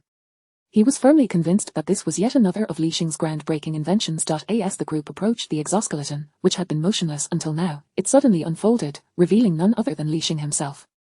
Seeing Li Xing caused a jolt in his heart. He had just witnessed the extensive firepower unleashed, initially believing it to be an unmanned robotic system. To his astonishment, it was a suit of armor, and the national treasure, Li Xing, was personally conducting the tests. The thought of what could have happened if something went awry sent a shiver down his spine, darkening his expression. Perceiving the gravity of the situation, Li Xing quickly reassured him, "Old Li, this has all been conducted following stringent testing protocols. I merely wish to demonstrate its defensive capabilities and firepower to you. I was not directly under fire." Only then did Li Qingqian's expression soften, yet he remained stern, admonishing, "Li Xing, you are acutely aware of your significance to Huogua. You must not take such risks in the future. Rest assured, old Li. I value my life immensely. I long to witness our nation venture into the stars and the vast oceans," Li Xing replied, adopting an obedient demeanor. With a weary sigh, Li Qingqian said, I hope you truly heed this advice." He then turned to the exoskeleton. "Now, tell me more about your new invention." At this prompt, Li Xing's demeanor transformed entirely, brimming with enthusiasm as he began to elaborate. "Old Li, I have named this exoskeleton armor Xuanwu. As the name implies, it is an exoskeleton armor primarily focused on defense." Li Xing rapped his knuckles against the thick armor of Xuanwu, continuing, "The outer layer of this armor is called phase transition armor. It is my latest development against ballistic weaponry. The principle is rather complex, so I shan't delve into it in detail. In simple terms, it utilizes electrical energy to counteract the impact and heat from explosions, thereby rendering the attack ineffective. Balls are essentially disregarded. As for other weaponry, be it the single-soldier rocket launcher or even missiles, Xuanwu shows no fear. However, this armor system's power consumption is quite alarming, which is why I employed a miniature nuclear reactor to provide energy. The left shoulder is equipped with a launch nest for miniature missiles, capable of housing hundreds at once.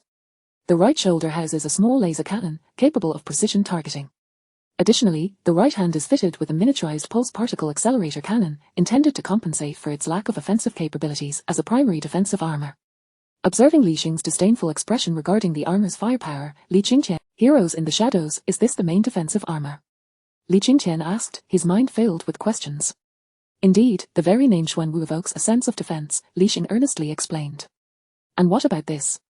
Li Qingqian inquired, gesturing towards the menacing plasma accelerator cannon mounted on the armor's right arm, glancing at the gaping crater it had created in the wall. Li Xing, unfazed, responded, "It is an active defense measure. As the old saying goes, the best defense is a good offense. If I eliminate all my enemies, who could possibly breach my defenses?" Li Qingqian facepalmed, his expression darkening. "Did you summon me here merely to showcase this so-called defensive armor?" Upon hearing Li Qingqian's question, Li Xing smiled gently and replied, "Old Li, my intention in showing you this is to hope you will agree to one request." "What request?" "I wish to personally visit the alien relic." At this, Li Qingqian immediately declined, "Absolutely not. Are you unaware of your current situation? The entire world is likely clamoring to eliminate you. Do you believe that once your travel abroad is announced, intelligence agents from every nation will not be able to locate you, followed by a missile strike upon your head, ear? But I possess the Xuanwu armor. Missiles would be utterly ineffective against me," Li Xing continued to argue, unwilling to relinquish his chance. "Li Xing, you fail to comprehend, our nation has risen to a point where all other countries bow before us. This is all due to you, your contributions. However, such submission is not voluntary, it is compelled by circumstance. Therefore, in their desperation to eliminate you, they will stop at nothing, ear. You can only find safety within our borders. The nation has both the confidence and the capability to protect you. Once you step beyond our borders, it becomes their domain, and they will unleash every conceivable method against you, particularly from those nations that feel marginalized by us." Li Qingqian paused, contemplating for a moment before continuing, "In fact, the attempts on your life have not ceased during this period.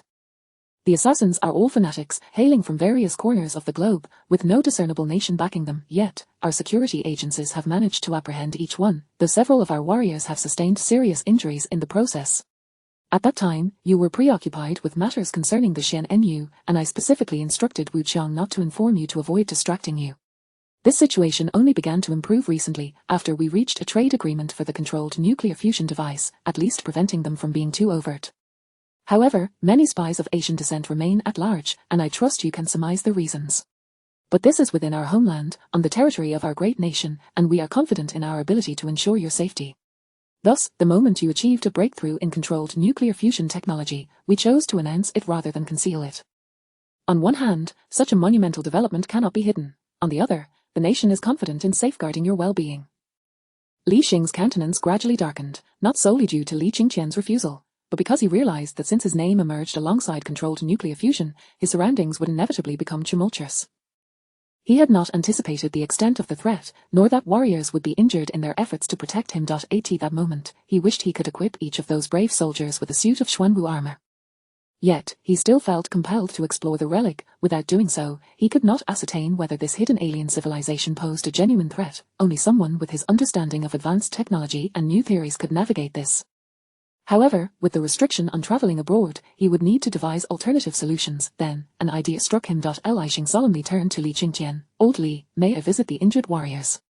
In Yangjing, outside a military hospital, Li Xing gazed at the profiles of 5 soldiers, momentarily lost in silence. These 5 warriors were not much older than he was, the eldest barely in his 30s, all injured while valiantly defending him against foreign spies.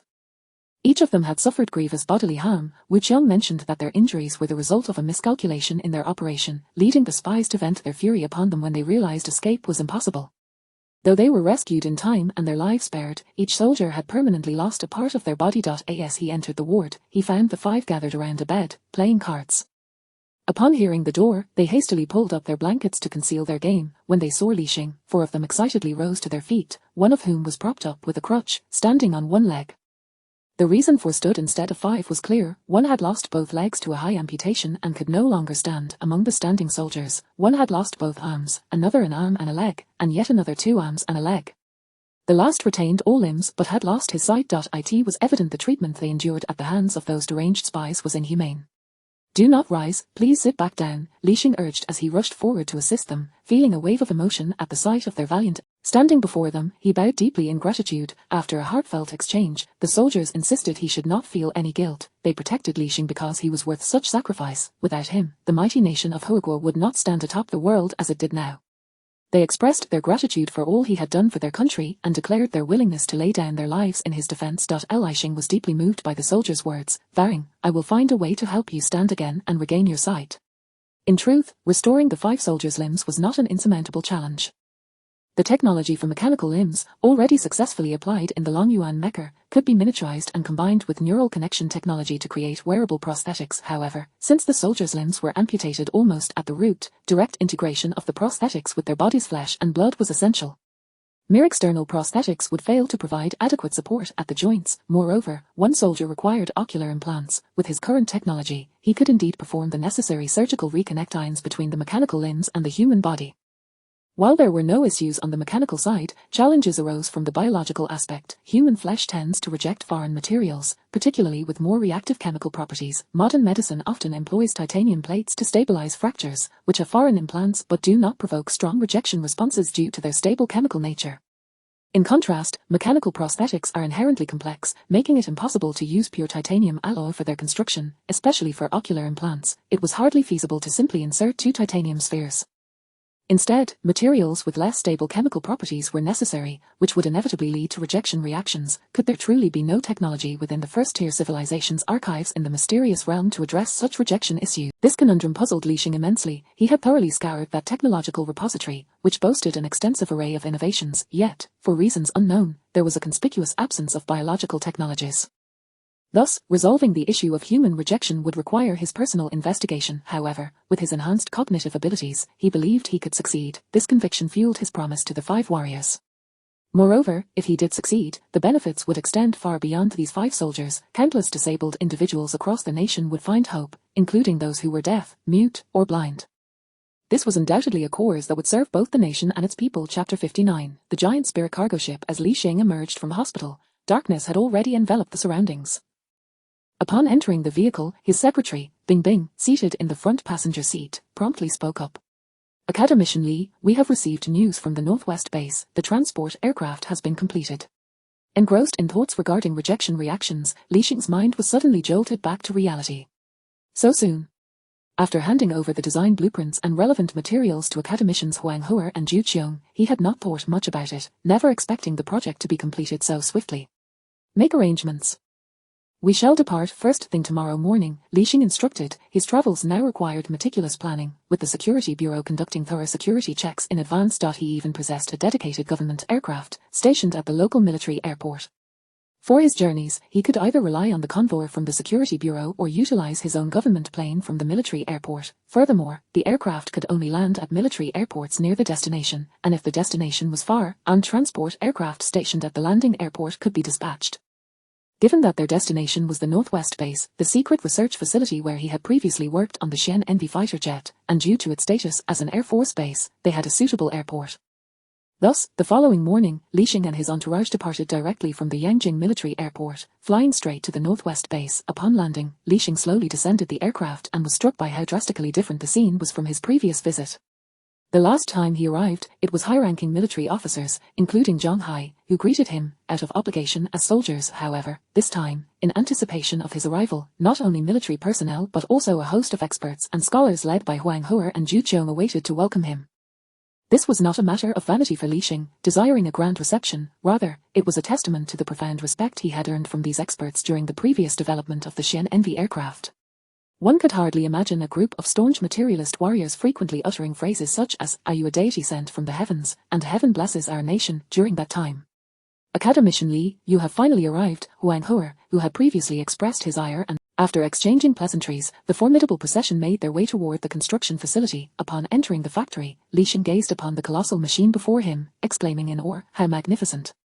Although he had designed it himself, standing before the actual behemoth evoked a profound sense of wonder that was difficult to articulate.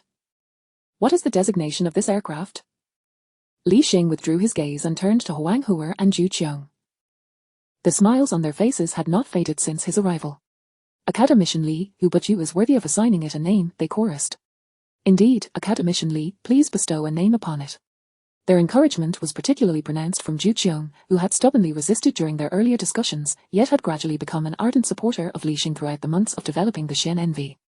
Li Xing once again focused on the enormous aerospace transport vehicle, which bore little regard for aerodynamic principles, presenting an overall shape resembling the letter A. Viewed from above, it retained some semblance of a streamlined structure. However, from the underside, it was undeniably reminiscent of a robust flying brick. This was entirely attributable to the 4 groups of 8 thrust engines at the tail, in addition to the numerous attitude control engines scattered across the fuselage.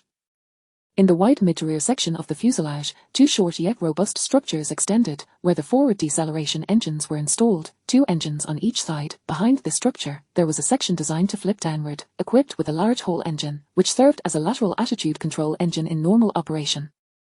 During takeoff and landing, this structure would fold down, functioning as the primary lift engine in conjunction with the attitude control engines located beneath the fuselage. Thanks to its complete disregard for aerodynamic design, this colossal transport aircraft was capable of vertical take. Thus, traditional wheeled landing gear had been replaced with purely mechanical support systems. This design choice was not merely for the sake of appearing high-tech, rather, it stemmed from the essential purpose of the transport aircraft. To carry cargo, traditional transport aircraft, constrained by aerodynamic considerations, typically adopted a cylindrical structure complemented by wings longer than the fuselage itself. However, liberated from the confines of aerodynamics, the focus of design could return to the fundamental essence of cargo transportation. Before Li Xing stood a vessel that could scarcely be referred to as a mere transport aircraft. It was more aptly termed a transport spaceship. As for its designation, after contemplating for a moment, Li Xing declared, "Let us call it the Giant Spirit cargo ship." Upon hearing this, Huang Heuer, Zhu Qiong, and, by the way, Academician Li, you truly have a penchant for drawing inspiration from ancient mythology. Li Xing's lips curled into a subtle smile as he glanced at Zhu Qiong, who had spoken. Our traditional culture is vast and profound.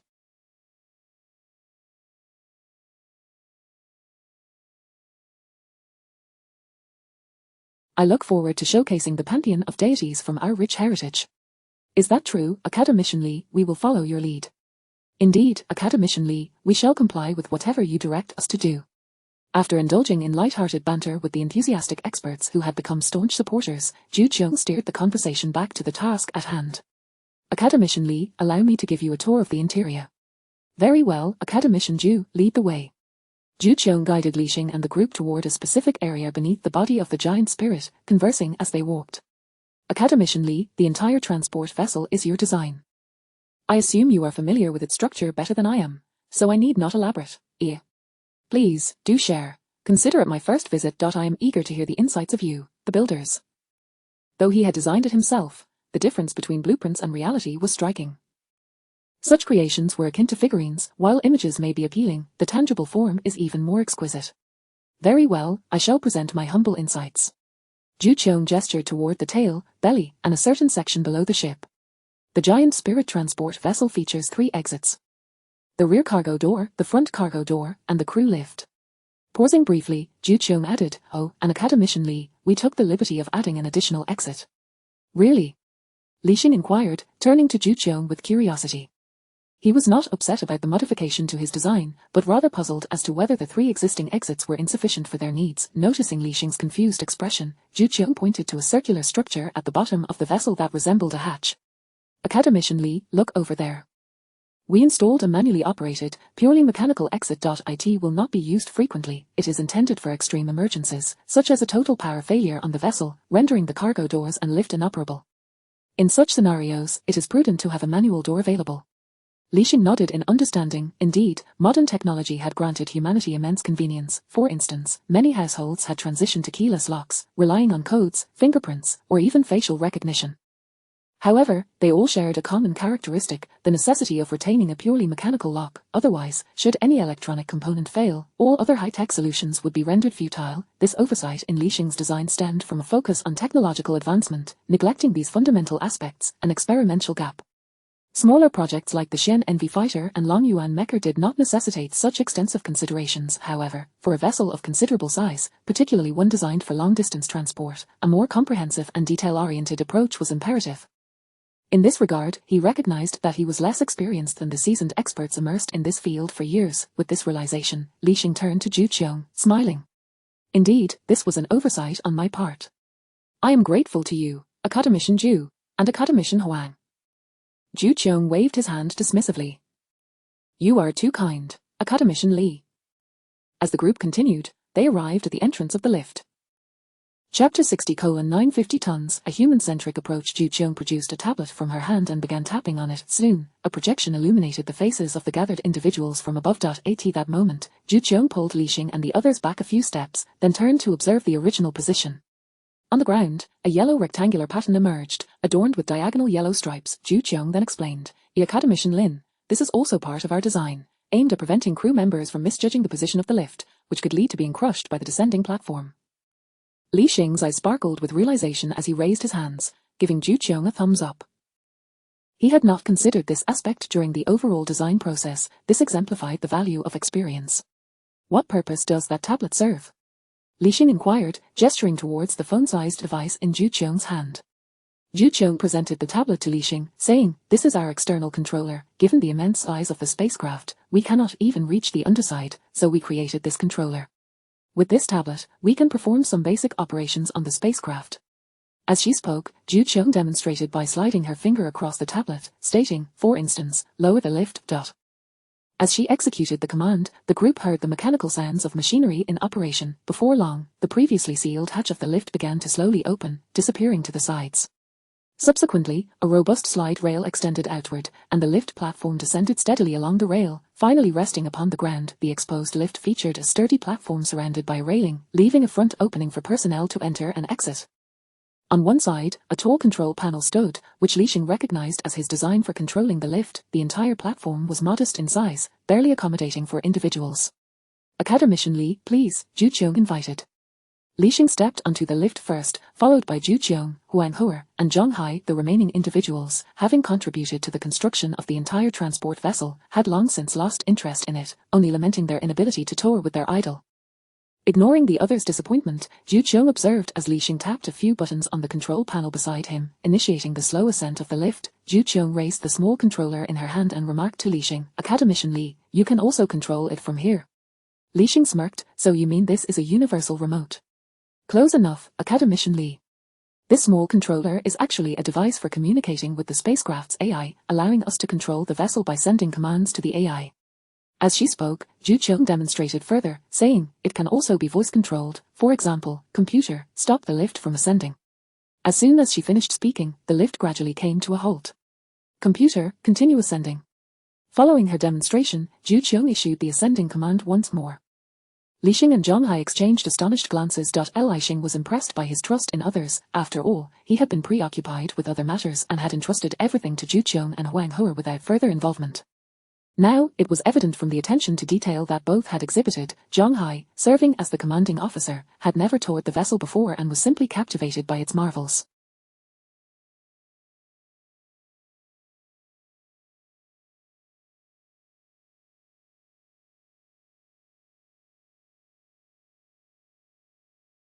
In the midst of their conversation, the lift had already entered the passageway. Ju Chung continued her explanation. The entire transport vessel consists of 2 decks, the upper living deck and the lower cargo deck.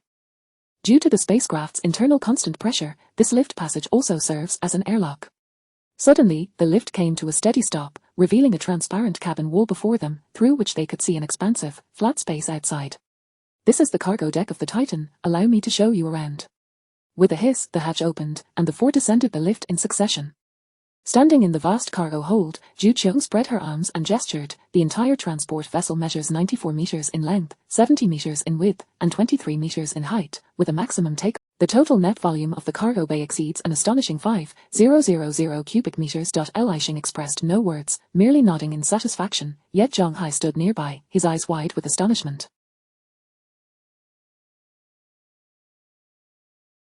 The concept of 950 tons is staggering. It is noteworthy that our nation's completed first phase of the Tiangong space station weighs approximately 90 tons. Even the somewhat unwieldy International Space Station has a total mass of only around 450 tons. This implies that, once fully loaded, the giant Spirit can facilitate the construction of a space station at least 10 times larger than the current Tiangong space station in one fell swoop.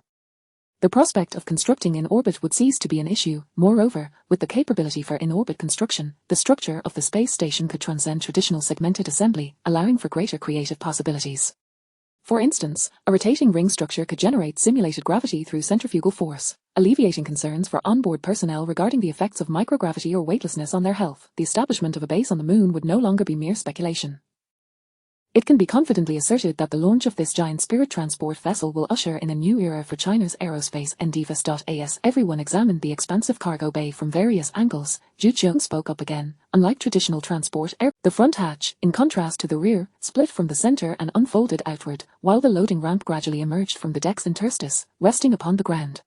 "Surely, even a heavy-duty truck could drive straight in here," Zhonghai remarked, seemingly awestruck. "Excellent, this cargo bay is more than sufficient to support the country's next phase of development." Lixing nodded in agreement, then called for everyone to ascend and view the crew's living quarters. "Come, let us proceed to see the crew's living area." Approaching the lift once more, Ju Chung pointed to the ladder affixed to the adjacent wall and the circular hatches above and below it. "Academician Lee, this is the emergency hatch I mentioned earlier. It provides direct access to the upper deck." Lixing nodded in satisfaction once again. This consideration is commendable, thoroughly addressing all potential emergencies and offering the crew a final glimmer of hope. It truly embodies a human-centered approach, deserving of recognition. Chapter 61, The Small Warship, The Giant Spirit. Subsequently, the group took the lift to the upper deck. Upon disembarking, they were immediately struck by the enclosed nature of the space, which, of course, was only a stark contrast to the expansive lower cargo hold. When compared to other active transport vessels in the world, the space here was still exceedingly ample. The most remarkable feature of the upper deck was the vast dome that protruded from the center. "Academician Lee, Commander Zhang, the high arch we observed in the cargo hold earlier is located here." This design was implemented to maximize the cargo hold's volume and accommodate some pipeline arrangements, hence, the space has been utilized as efficiently as possible.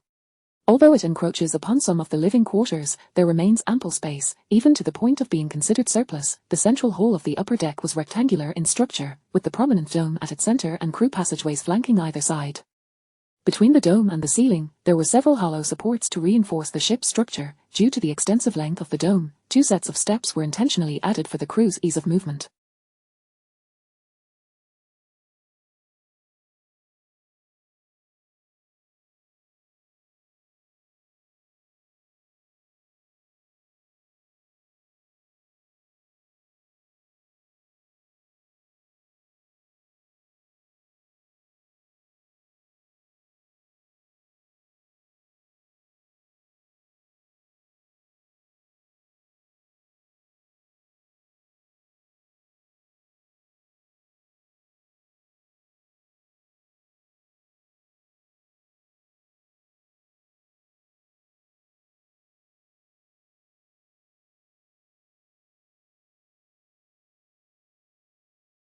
Each side passageway featured 2 doors. Since the lift was located on the left side of the vessel, Ju Cheong first guided them to the left compartment. Considering that the Giant Spirit spacecraft is designed for prolonged long-distance transport missions and the psychological and physical effects of extended space travel on the crew, this area has been constructed as a leisure and fitness room, allowing for recreation and exercise activities. It also includes a specialized space bathing facility, identical to the one aboard our Heavenly Court space station. The group then proceeded to the right compartment. This is the crew's rest area, accommodating 6 sleeping berths. The Giant Spirit's piloting team consists of 3 members, and the additional berths are available for a second piloting team during long missions or for any other needs. Thanks to its modular design, additional sleeping spaces can be added at any time. Ju Cheong then pointed to an arched partitioned area. Here is the restroom, with a total of 2 facilities. This area serves as a storage space for personal belongings. It seemed that besides Ling Guodong keeping pace with him, Ju Cheong and Huang Hua had also caught up. This gave him a sense of companionship on the road ahead. Exiting the lounge, Ju Cheong led the group towards the rear of the ship, where there was a hatch. Upon entering, they were greeted by a complex circular apparatus. This is the heart of the Giant Spirit, the compact fusion reactor. The power system, centered around this reactor, can propel the transport vessel to speeds of up to Mach 6 within dense atmospheres.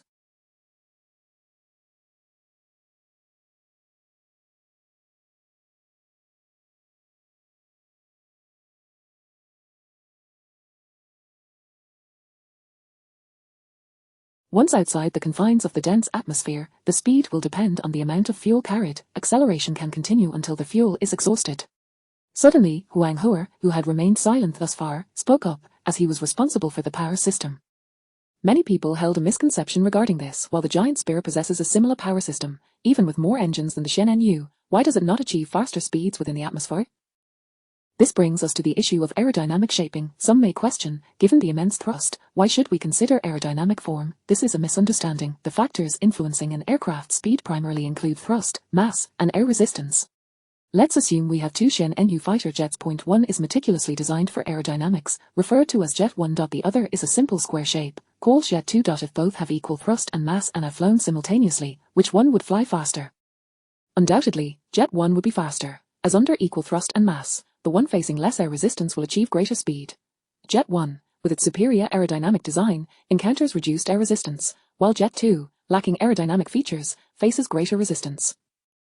Hence, Jet 1 prevails. The Shen Nu aerospace fighter, with its requirements for speed as a combat aircraft, must consider aerodynamic shape. Thus, even in high-density atmospheres, it can reach speeds of Mach 12.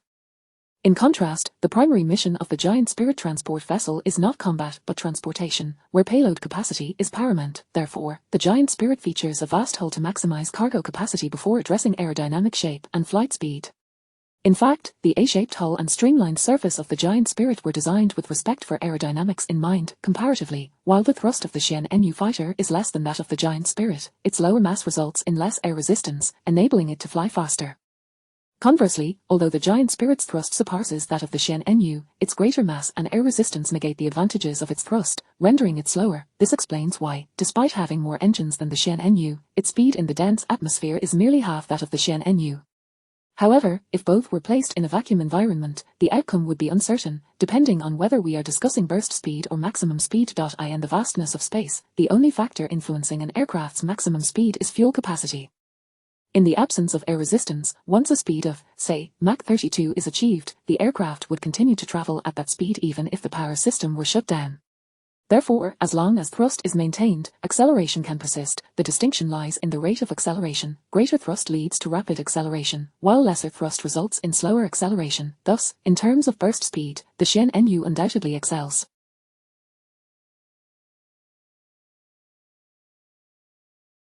However, when considering maximum speed and range, the Shen Nu cannot compete with the Giant Spirit, which is designed to carry substantial loads. I could even fill its 950-ton cargo hold entirely with fuel and venture into the endless void. After leaving the energy core chamber, the group proceeded towards the foremost core area. Here, a circular hatch awaited them. Without waiting for Ju Cheong to control it from his small panel, Li Xing pressed a button on the wall.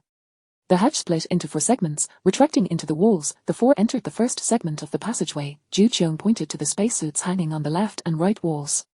This is the area for changing into extravehicular suits. This particular suit has been adapted from the Shen Nu's high-G spacesuit, which you, academician Li, spearheaded the development of. We have reduced its overload resistance capabilities while enhancing its endurance and life support functions. Li Xing nodded thoughtfully. Their approach was quite commendable. The Xian-Nu required such robust overload resistance due to its role as a fighter jet. In contrast, the Giant Spirit's design necessitates smooth acceleration and deceleration, allowing for a greater focus on ensuring the crew's life safety. As they advanced further, they passed through another airlock into another passageway. This is the emergency escape area, with 3 escape pods on each side. Each pod is equipped with enough emergency supplies and defensive weapons to sustain the occupants for a week, ensuring they can wait for rescue. Zhu Qiong elaborated further. After traversing yet another airlock, they finally entered the cockpit of the Giant Spirit. The cockpit was spacious, featuring 3 seats, one for the pilot, one for the co-pilot, and another for the weapon operator. Indeed, the Giant Spirit was armed, but not for offensive purposes, rather, it was equipped for defense. The cosmos is fraught with numerous micrometeoroids and micrometeorites, necessitating protective measures against potential impacts. Hence, the Giant Spirit is outfitted with a laser defense array similar to that of the Xian-Nu. To safeguard against extreme situations, a rotating turret is concealed above and below the hull. The upper turret is armed with a heavy laser cannon designed to engage targets in space, while the lower turret is equipped with a particle accelerator cannon for terrestrial targets. This dual approach ensures comprehensive protection. As Zhu Qiong provided this overview, Zhang Hai expressed his astonishment once more. This armament configuration suggests it's a small warship. Zhu Qiong responded with a smile, Commander Zhang, the dangers in space are so numerous that we cannot even begin to imagine them. Therefore, it is not excessive for a transport vessel to be somewhat armed, is it? After the tour concluded, the group rode the lift back to their original location. Academician Zhu Qiong nodded. All ground tests have been completed. It is now time to take to the skies. Li Xing asked, have the test pilots been selected? Zhu Qiong replied, the selection and training of test pilots commenced concurrently with the... Currently, the primary pilot is Colonel Yang Hongbo, with astronaut Zhu Yang from Shin 16 as the co-pilot, and astronaut Tang Jie from Shin 17 as the operator. With the assist of bionic robots and communication satellites at this juncture, the heavy aerospace transport vessel, the Giant Spirit, is on the verge of conducting its test flight. Li Xing's Southgate project is merely a piece away from completion. Their Phoenix aerospace carrier is indeed a grand endeavor. However, construction of the dock is still incomplete, thus progress cannot be rushed. The most pressing matter at hand is to investigate the extraterrestrial relics at Area 51.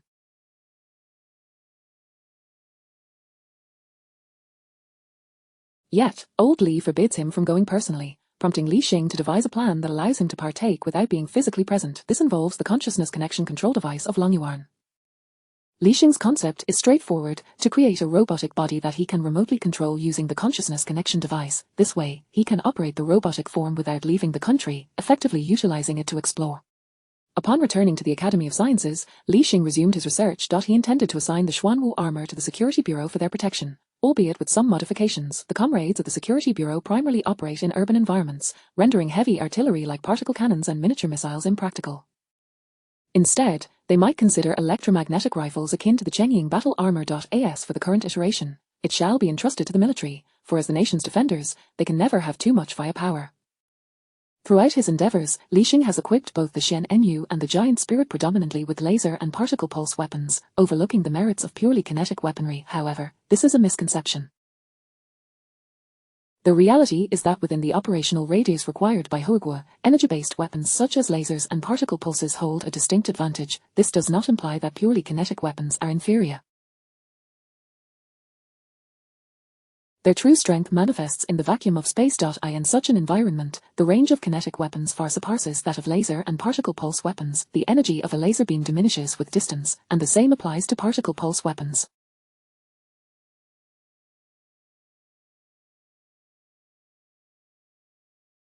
Conversely, kinetic weapons release substantial energy that converts into the projectile's kinetic energy, which remains unaffected by decay in an ideal vacuum. Nevertheless, space is not a perfect vacuum, and kinetic weapons are still subject to the gravitational forces of celestial. Thus, while kinetic weapons boast superior range, they are not limitless. However, with sufficient initial velocity, they could potentially strike from Earth to beyond the solar system. As such, Li Xing is keen to explore this promising form of weaponry, exemplified by the electromagnetic rifle equipped on the Chengying battle armor. In the following 3 days, Li Xing successfully completed his long-range consciousness-controlled robot. The technical challenges were swiftly addressed with a mere mysterious space activate. This machine should not merely be termed a robot.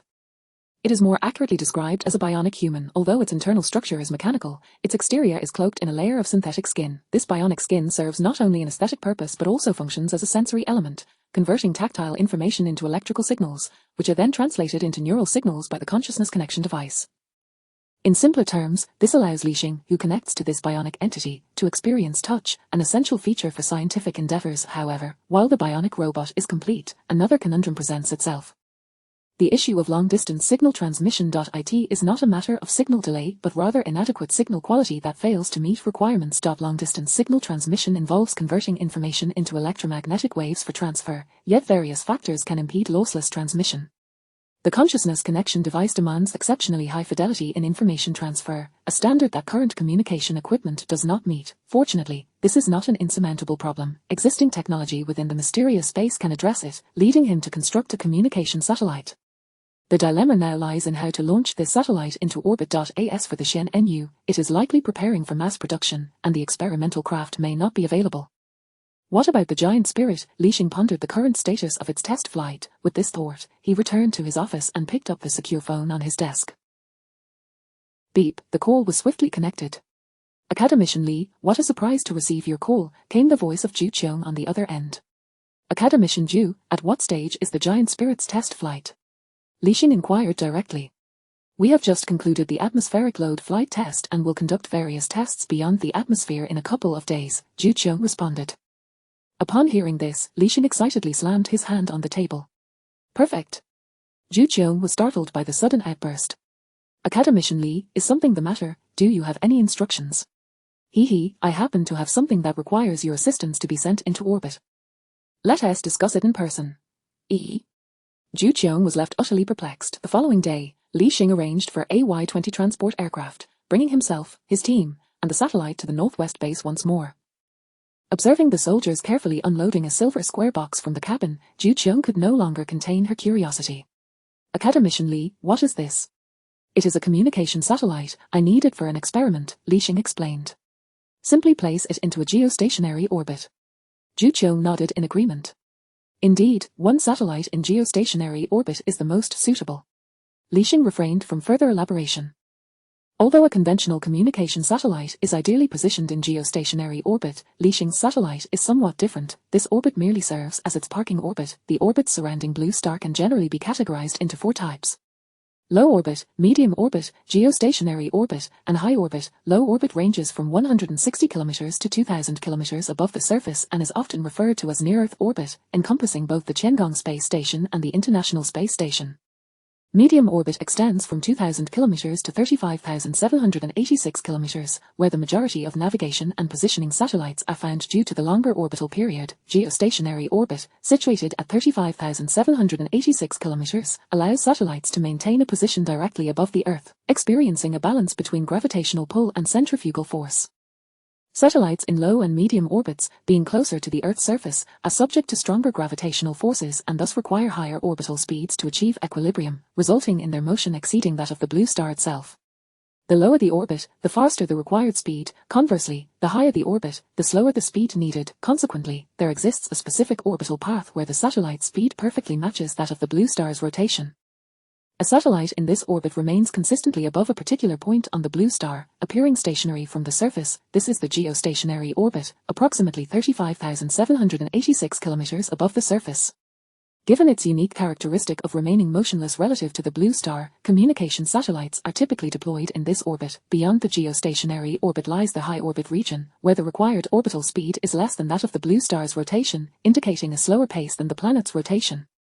Chapter 63, Low Earth Orbit Geostationary Satellites. The communication satellite belonging to Lixing, being the sole one of its kind, must remain positioned directly above its intended location, preventing it from drifting to the far side of Blue Star. Thus, placing it in a geostationary orbit is generally the most prudent choice. However, this geostationary orbit is situated an impressive 35,786 km from Earth, resulting in a signal delay of approximately 120 milliseconds. Furthermore, the transmission of the signal is not unidirectional. The round trip incurs a total delay of 240 milliseconds, which significantly exceeds the maximum delay requirement of 5 milliseconds necessary for Lixing's consciousness connection device. Consequently, the orbit must be lowered, potentially even beneath 375 km. As the altitude decreases, the orbital velocity must be increased to counteract the intensifying gravitational pull, thereby generating greater centrifugal force to maintain equilibrium between the two forces. A satellite at an altitude of 375 km must accelerate to 7 km per second, which equates to approximately 22.6 Mach, in order for its centrifugal force to counterbalance gravitational pull. Should its orbital velocity become desynchronized with the Earth's rotation, there will inevitably be moments when the signal to the satellite is interrupted as it passes behind the Earth. This could necessitate the deployment of additional satellites to ensure that at least one remains overhead at all times. However, this is not imperative, as Li-Xing has devised a superior solution, a powered satellite. The aforementioned considerations regarding orbital altitude and velocity pertain to the satellite's unpowered flight while in orbit, requiring a delicate equilibrium between centrifugal force and its inherent gravitational force. The term powered refers to a scenario where equilibrium between centrifugal force and gravitational pull is unachievable, yet there is a desire to maintain the current orbital altitude. When one force exceeds the other, the engine can be employed to generate additional artificial thrust to mitigate the stronger force or to amplify. For instance, Li-Xing's satellite aims to maintain an orbital altitude of 375 km while operating in a geostationary position relative to the blue planet. The orbital velocity must be reduced from a remarkable 22. With this significant decrease in orbital velocity, the resultant centrifugal force becomes substantially less than the gravitational pull it experiences, causing the satellite to succumb to Earth's gravity and descend. At this juncture, we can intervene artificially by affixing a thrust engine to the side facing Earth, compensating for the diminished centrifugal force with our artificial thrust. Thus, with the augmentation of artificial force, the centrifugal force, in conjunction with the thrust, can be balanced against the satellite's own gravity, enabling it to achieve a state of low Earth orbit in synchronous geostationary motion. Moreover, the magnitude of the artificial thrust can be finely adjusted, allowing the satellite to maintain a stationary position on any desired orbital path. However, the complexities surrounding the satellite's orbital dynamics are quite intricate. Relying solely on a unidirectional engine aimed at the ground is insufficient to achieve such arbitrary geostationary synchronization. The communications satellite designed by Li-Xing manifests as a cubic box measuring 3 meters on each side, with a Hall effect thruster mounted on each face, powered by a superconducting carbon nanotube. Additionally, each of the cube's 8 corners is equipped with adjustable compressed gas attitude control nozzles to facilitate battery recharging. The satellite is outfitted with 2 expansive solar panels that deploy to maximize surface area. It is noteworthy that the satellite does not perpetually expend energy to remain in low Earth orbit. Once its operational needs are fulfilled, it can revert to a quiescent state to recharge. This explains why Li-Xing requested Zhu Qiong's assistance in initially positioning the satellite into geostationary orbit. There is no necessity to descend and waste energy at this stage. After disembarking the satellite, Li-Xing proceeded to the hangar of the giant Deity spacecraft, where he encountered Yang Hongbo and others preparing for the upcoming space test flight. Upon seeing Li-Xing, Yang Hongbo, accompanied by 2 other pilots, approached him with greetings. Academician Li, it is a pleasure to see you again. Li-Xing responded with a smile, Major Yang, I knew you would be the one to handle the transport aircraft. Yang Hongbo returned the gesture with a thumbs up, at your service. These 2 are co-pilot Zhu Yang and operator Tang Jie. He then turned to introduce Li-Xing to his companions. This is none other than the father of controlled nuclear fusion, the chief designer of Xian Nu and the giant Deity, Academician Li-Xing. No sooner had he finished speaking than Zhu Yang, the co-pilot, exclaimed, Academician Li's esteemed name resonates across the globe. It is an honor to finally meet you. I trained for Xian Nu, but unfortunately did not make the cut. This time, my dream is finally coming true. Tang Jie echoed the sentiment. Indeed, Academician Li, I also participated in the selection for Xian Nu's test pilots, but I was unable to outshine Major Yang. After exchanging pleasantries, Yang Hongbo noticed Zhu Qiong directing ground crew personnel as they maneuvered a silver, cube-like object into the cargo hold of the giant Deity, prompting his curiosity. Academician Zhu, what is this? Zhu Qiong instructed the ground crew to secure the satellite in place and fasten it to the deck, then approached the group. We have an additional task tomorrow. Assist Academician Li in placing this satellite into geostationary orbit. At this moment, Sun Bingbing, Li-Xing's secretary, produced an approval document from her briefcase and handed it to Yang Hongbo and Zhu Qiong.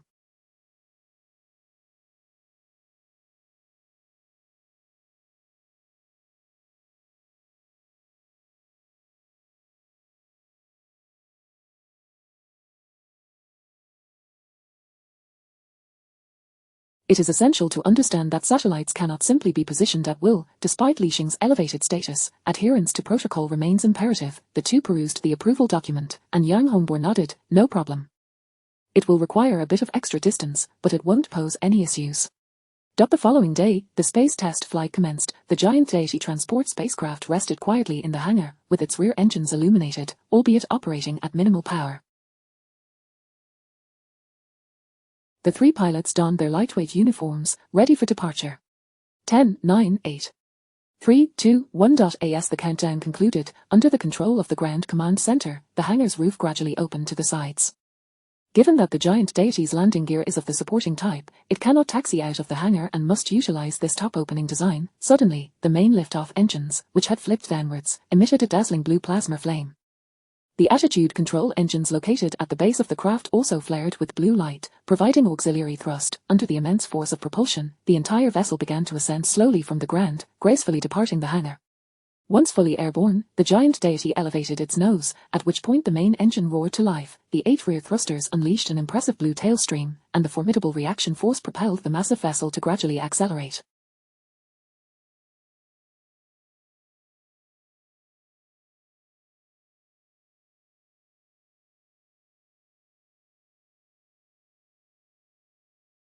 From a distance, the giant Deity's body, seemingly devoid of lift, resembled a brick equipped with an engine, soaring skyward at a 45-degree angle with an acceleration of 1g, ascending steadily. Unlike Shin Nu, which demands rapid acceleration to the limits of human tolerance, the giant Deity's ascent is characterized by a more gradual process, maintaining an acceleration close to 1g.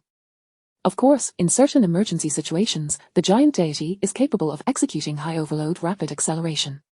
Chapter 64, Behold, observe intently, and scrutinize closely, the dense atmosphere yet, the 8 azure flame tails trailing behind it resolutely propelled it forward, ensuring a steady acceleration. Half a minute after takeoff, a thunderous roar reverberated through the heavens, the colossal spirit surged to Mach 1, shattering the barrier of sound. Due to its immense size, the sonic boom produced upon breaching this barrier was several dozen times louder than that of an ordinary fighter aircraft. An incomparably vast sonic cloud instantly enveloped the colossal body of the spirit. Fortunately, this desolate expanse of the northwest is devoid of human presence, rendering even the most thunderous cacophony inconsequential. At this moment, the giant Deity has ascended to an altitude of 4.1 kilometers, steadily continuing its ascent, with its speed gradually increasing. As half a minute elapsed, the accelerating behemoth had reached a velocity of Mach 2, at an altitude of 16 kilometers. The sky had transformed into a deep azure hue. With the ascent to greater heights, atmospheric pressure began to diminish, and the density of the air gradually lessened, resulting in a significant reduction in the drag experienced by the colossal vessel. Consequently, the behemoth unexpectedly began to accelerate even further. However, in order to maintain an acceleration not exceeding 1g, under Yang Hongbo's deft control, the thrust of the main engines was reduced, thereby ensuring a consistent rate of acceleration. Time continued to pass as the behemoth persisted in its ascent. An altitude of 37.6 kilometers, with a speed exceeding Mach 3. An altitude of 67.3 kilometers and a velocity surpassing for Mach, the colossal vessel, known as the Titan, pierces through the deep blue sky, hurtling towards the abyss of space. Yang Hongbo and his companions gaze out of the porthole, witnessing the once straight horizon now curving gracefully, revealing a delicate shade of the purest blue. At this moment, their entire field of vision is bisected by the warped horizon. Below lies the earth, painted in hues of blue and fluffy clouds, while above stretches an unending expanse of darkness. The curved horizon transitions from a near white near the ground to an increasingly vibrant blue, creating an illusion that the earth itself is radiating a soothing blue. Meanwhile, leaders from various developed nations have observed this spectacle through satellite imagery. The Chinese government has opted for transparency, no longer feeling the need to conceal their advancements, as this is merely a common transport vessel. Look closely, scrutinize this.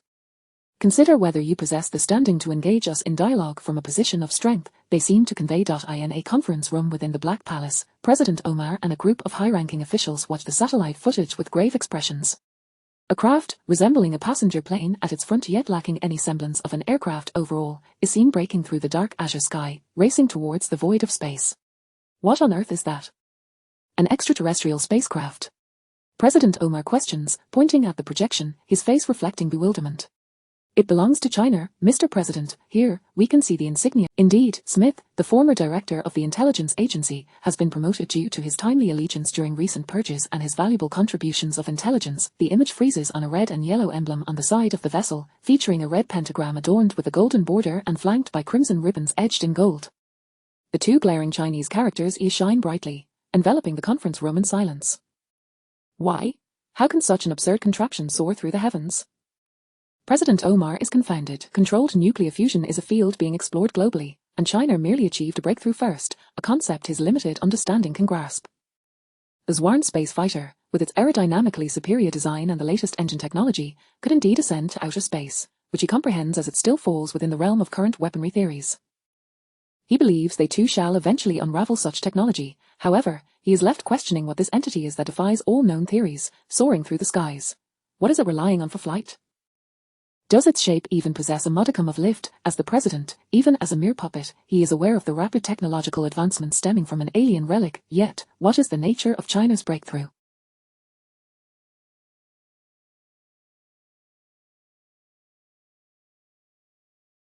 Who possesses such an extraterrestrial artifact? Scientific advisor Laurent, unscathed by the recent purges thanks to his consistent focus on science over politics, meticulously observes the satellite footage for an extended period before speaking up. Everyone, pay attention to the underside of this aircraft. There are numerous components emitting a blue flame. I surmise these are likely China's whole engines, a technology previously showcased on the Zhuan. These engines must be providing the lift for this aircraft, he concludes. Upon hearing this, President Omar's eyes widen with excitement. Whole engines, he recalls hearing about them, and it seems they too possess similar capabilities, suggesting they could potentially construct a craft. He shares his thoughts, but the response is not the affirmation he anticipated. Laurent, sensing the naivety of the newly appointed president, finds himself at a loss for words, yet he understands that not everyone possesses the expertise to grasp the situation fully. However, his deep understanding allows him to recognize the vast chasm separating them from China. Their inability to replicate this craft is not merely a matter of engine technology but encompasses a multitude of facets. Energy sources, materials, structural engineering, software systems, and more. Upon voicing his insights, a wave of dismay washes over the faces of those present in the conference room. After a moment of silence, President Omar rises and exits. The phone rings and Wilson Rockefeller's voice greets him. "Omar, what brings you here?" The elder man's tone carries an unexpected lightness amidst the background sounds of celebration. Omar quickly realizes, ignoring the revelry, he solemnly recounts the earlier events to Wilson, embellishing the narrative. "What of it? There's no need to fret. China won't take real action against us, especially since we've already shown signs of concession. Our priority now is to capitalize on controlled nuclear fusion," Wilson replies dismissively, leaving Omar momentarily speechless. He had intended to use this opportunity to propose an increase in military funding, yet the response was far from what he expected. "Enough of this. Remember, there's no need for concern," Wilson concludes, promptly ending the call. The engines continue to expel brilliant flames, propelling the massive Titan to greater speeds. 3 minutes post-launch, the Titan crosses the 100km KRMN line, reaching an astonishing speed of 5 Mach. Thus, the Titan officially enters outer space, where it will commence a series of flight tests. The array of tests is extensive, as the Titan is designed for prolonged operations in space, facing formidable environmental challenges. To ensure the safety of its crew, it is imperative that all performance limits are tested during this phase, providing valuable data for future operations. The testing spans an entire day, and at 6:30 p.m., the Titan ascends to a geostationary orbit for a specific test. Following its completion, preparations begin for deploying a communication satellite. Li Xing, who has eagerly awaited this moment, is now alert. As the Titan's rear hatch slowly opens, a long mechanical arm extends to grasp the cube-shaped satellite. After positioning it, the arm retracts, the hatch closes, and the vessel, propelled by its blue flames, glides away. The Titan's testing is far from over. It will continue to accelerate towards the high orbital regions of Blue Star, where it will undertake a month-long endurance test before returning. In the control room, Li Xing dons a headset and begins operating a tablet upon observing the satellite deployment through the rear camera. Who is Zhu Zhang? The sudden command from Li Xing leaves those nearby, including Zhu Qiong and Huang Huazhang, bewildered. Noticing their puzzled expressions, Li Xing explains, "Zhu Zhang is my artificial intelligence. They all yearn for a personal LZ, one to assist them in their research, yet not everyone can independently apply for such a device. Typically, a single unit is shared among a research team. Only Li Xing enjoys the privilege of having one exclusively, as he is the one who developed it." Ignoring the envious glances, Li Xing focuses intently on the orbital simulation displayed on his tablet. In the cold, desolate void of space, a minuscule dot, dwarfed by the adjacent blue star, draws closer. It is indeed Li Xing's cube-shaped satellite. At this moment, the satellite has unfurled 2 solar panels, each extending over 8 attitude control thrusters intermittently expel gas, adjusting the satellite's orientation, while 6 main engines emit blue flames, fine-tuning the satellite's trajectory and speed. Satellite has entered orbit. Chapter 65. A hot potato as the chief elder of the Qinxia Pavilion, Li Qingqian was typically engulfed in a whirlwind of responsibilities. However, in contrast to the furrowed brows that once characterized his daily toil, a growing number of smiles now adorned his face. Ever since the ascension of the Xian Maiden and the ignition of the Golden Crow, the geopolitical dilemmas that had plagued him for much of his life seemed to dissipate overnight. Several nations even expressed a willingness to offer financial incentives to Huagua, yet he declined, as such actions did not align with Huagua's foreign policy. In contemporary society, the notion of nationhood is deeply entrenched. It is not sufficient for the elites of these nations to wish to gift Huagua, for the populace beneath them would hardly acquiesce to the notion of becoming Huagua citizens. Moreover, they are unworthy. Huagua is certainly not a refuse disposal site. Knock, knock, knock, come in. Upon seeing Secretary Wang enter, Li Qingqian was curious about the matter at hand. Wang quickly approached the desk, saying, "Elder Li, Academician Li has arrived." Hearing the name Li Xing, Li Qingqian's face lit up with joy, prompting him to rise. "Let us proceed to the reception room. I have some matters I wish to discuss with him as well." Before long, in the reception room, Li Xing stood to greet him, grasping Li Qingqian's hand firmly. Li Qingqian's brow slightly furrowed, sensing something amiss, though he could not pinpoint what exactly. "Elder Li, please take a seat. I have come today regarding that previous matter." Helping Li Qingqian into a chair, Li Xing wasted no time in addressing the issue directly. Li Qingqian's expression turned grave, as he thought, "This child is rather obstinate." He firmly declined, "No, this matter is non-negotiable. A refusal is a refusal." Seeing Li Qingqian's resolute stance, Li Xing smiled, "Elder Li, rest assured, I am thoroughly prepared this time." With that, he raised his right hand, placed it upon his left shoulder, and with a twist and a pull, astonishingly detached his entire left arm. Medical personnel, Xie Wang, quickly call for medical assistance." Li Qingqian exclaimed in shock, springing to his feet and shouting towards the door. "Elder Li, there's no need for alarm, please take a closer look. This is merely a mechanical arm." Li Xing interjected, stopping the startled Li Qingqian and presenting the mechanical limb before him. Upon closer inspection, Li Qingqian confirmed it was indeed a mechanical arm, yet a greater confusion arose within him. How had his arm transformed into a mechanical one? What had transpired that he was unaware of? Observing Li Qingqian's intense gaze upon his shoulder's connection point, Li Xing quickly explained, "Elder Li, please do not worry. Allow me to clarify. In truth, what you see before you is not me, but rather a bionic robot that I am remotely controlling from the laboratory." Upon grasping the situation, Li Qingqian exhaled a sigh of relief and resumed his seat. "Is this the proposal?" In doing so, every member of the research team venturing deep into the belly of the barbaric nation will face no further safety concerns. That very afternoon, Minister Wang Yi of the Foreign Ministry once again convened with the Minister of Foreign Affairs from the barbaric nation, Antony, who had been stationed in Huagua. "Mr. Antony, the research team for our upcoming expedition to your nation has been finalized," he announced. "They comprise our nation's foremost experts, Academician Hu Jianjun, an esteemed archaeologist, Academician Sun Lianqing, an expert in astronomy, Academician Wang Miao, a specialist in material science, Academician Kai Regan, a leading biologist, Academician Di Zhan, an authority in geology, Academician Wu Shalan, a linguist, and finally, Academician Li Xing, representing the field of physics." As Wang Yi's words echoed in the room, a profound silence ensued. Antony could scarcely believe his ears, though the aforementioned experts were certainly distinguished figures, each renowned in their respective domains. Hu Jianjun was celebrated as Huagua's preeminent archaeologist, reputed for his ancestral knowledge of divining burial sites, which had led him to. Sun Lianqing had once been involved in politics, only to retreat into the world of astronomy after facing adversities from his superiors, achieving significant breakthroughs that garnered him worldwide acclaim.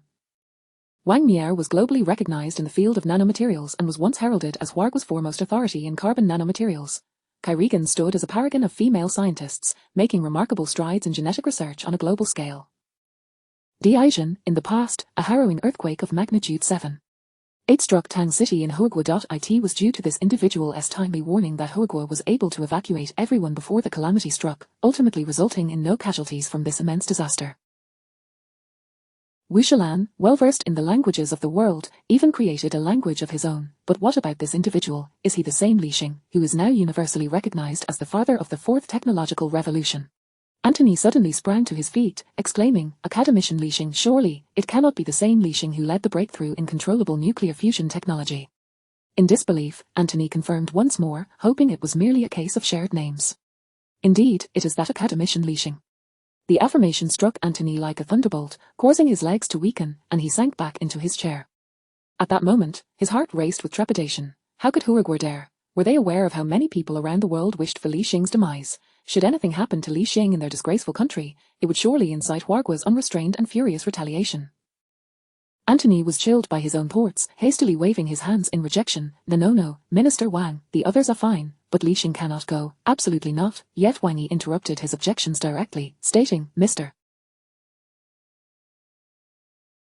Antony, this is not a negotiation, it is a notification. Furthermore, the timeline is set for 1 month later, after the Spring Festival in Huiguo. Please make the necessary arrangements. Realizing the decision was immutable, Antony, disregarding decorum, erupted, Why? You trust this eminent scientist to travel abroad so readily? Do you comprehend the implications? What exactly are your intentions? Wang Yi maintained a serene smile, fully aware of everything. Mr. Antony, we have no ulterior motives.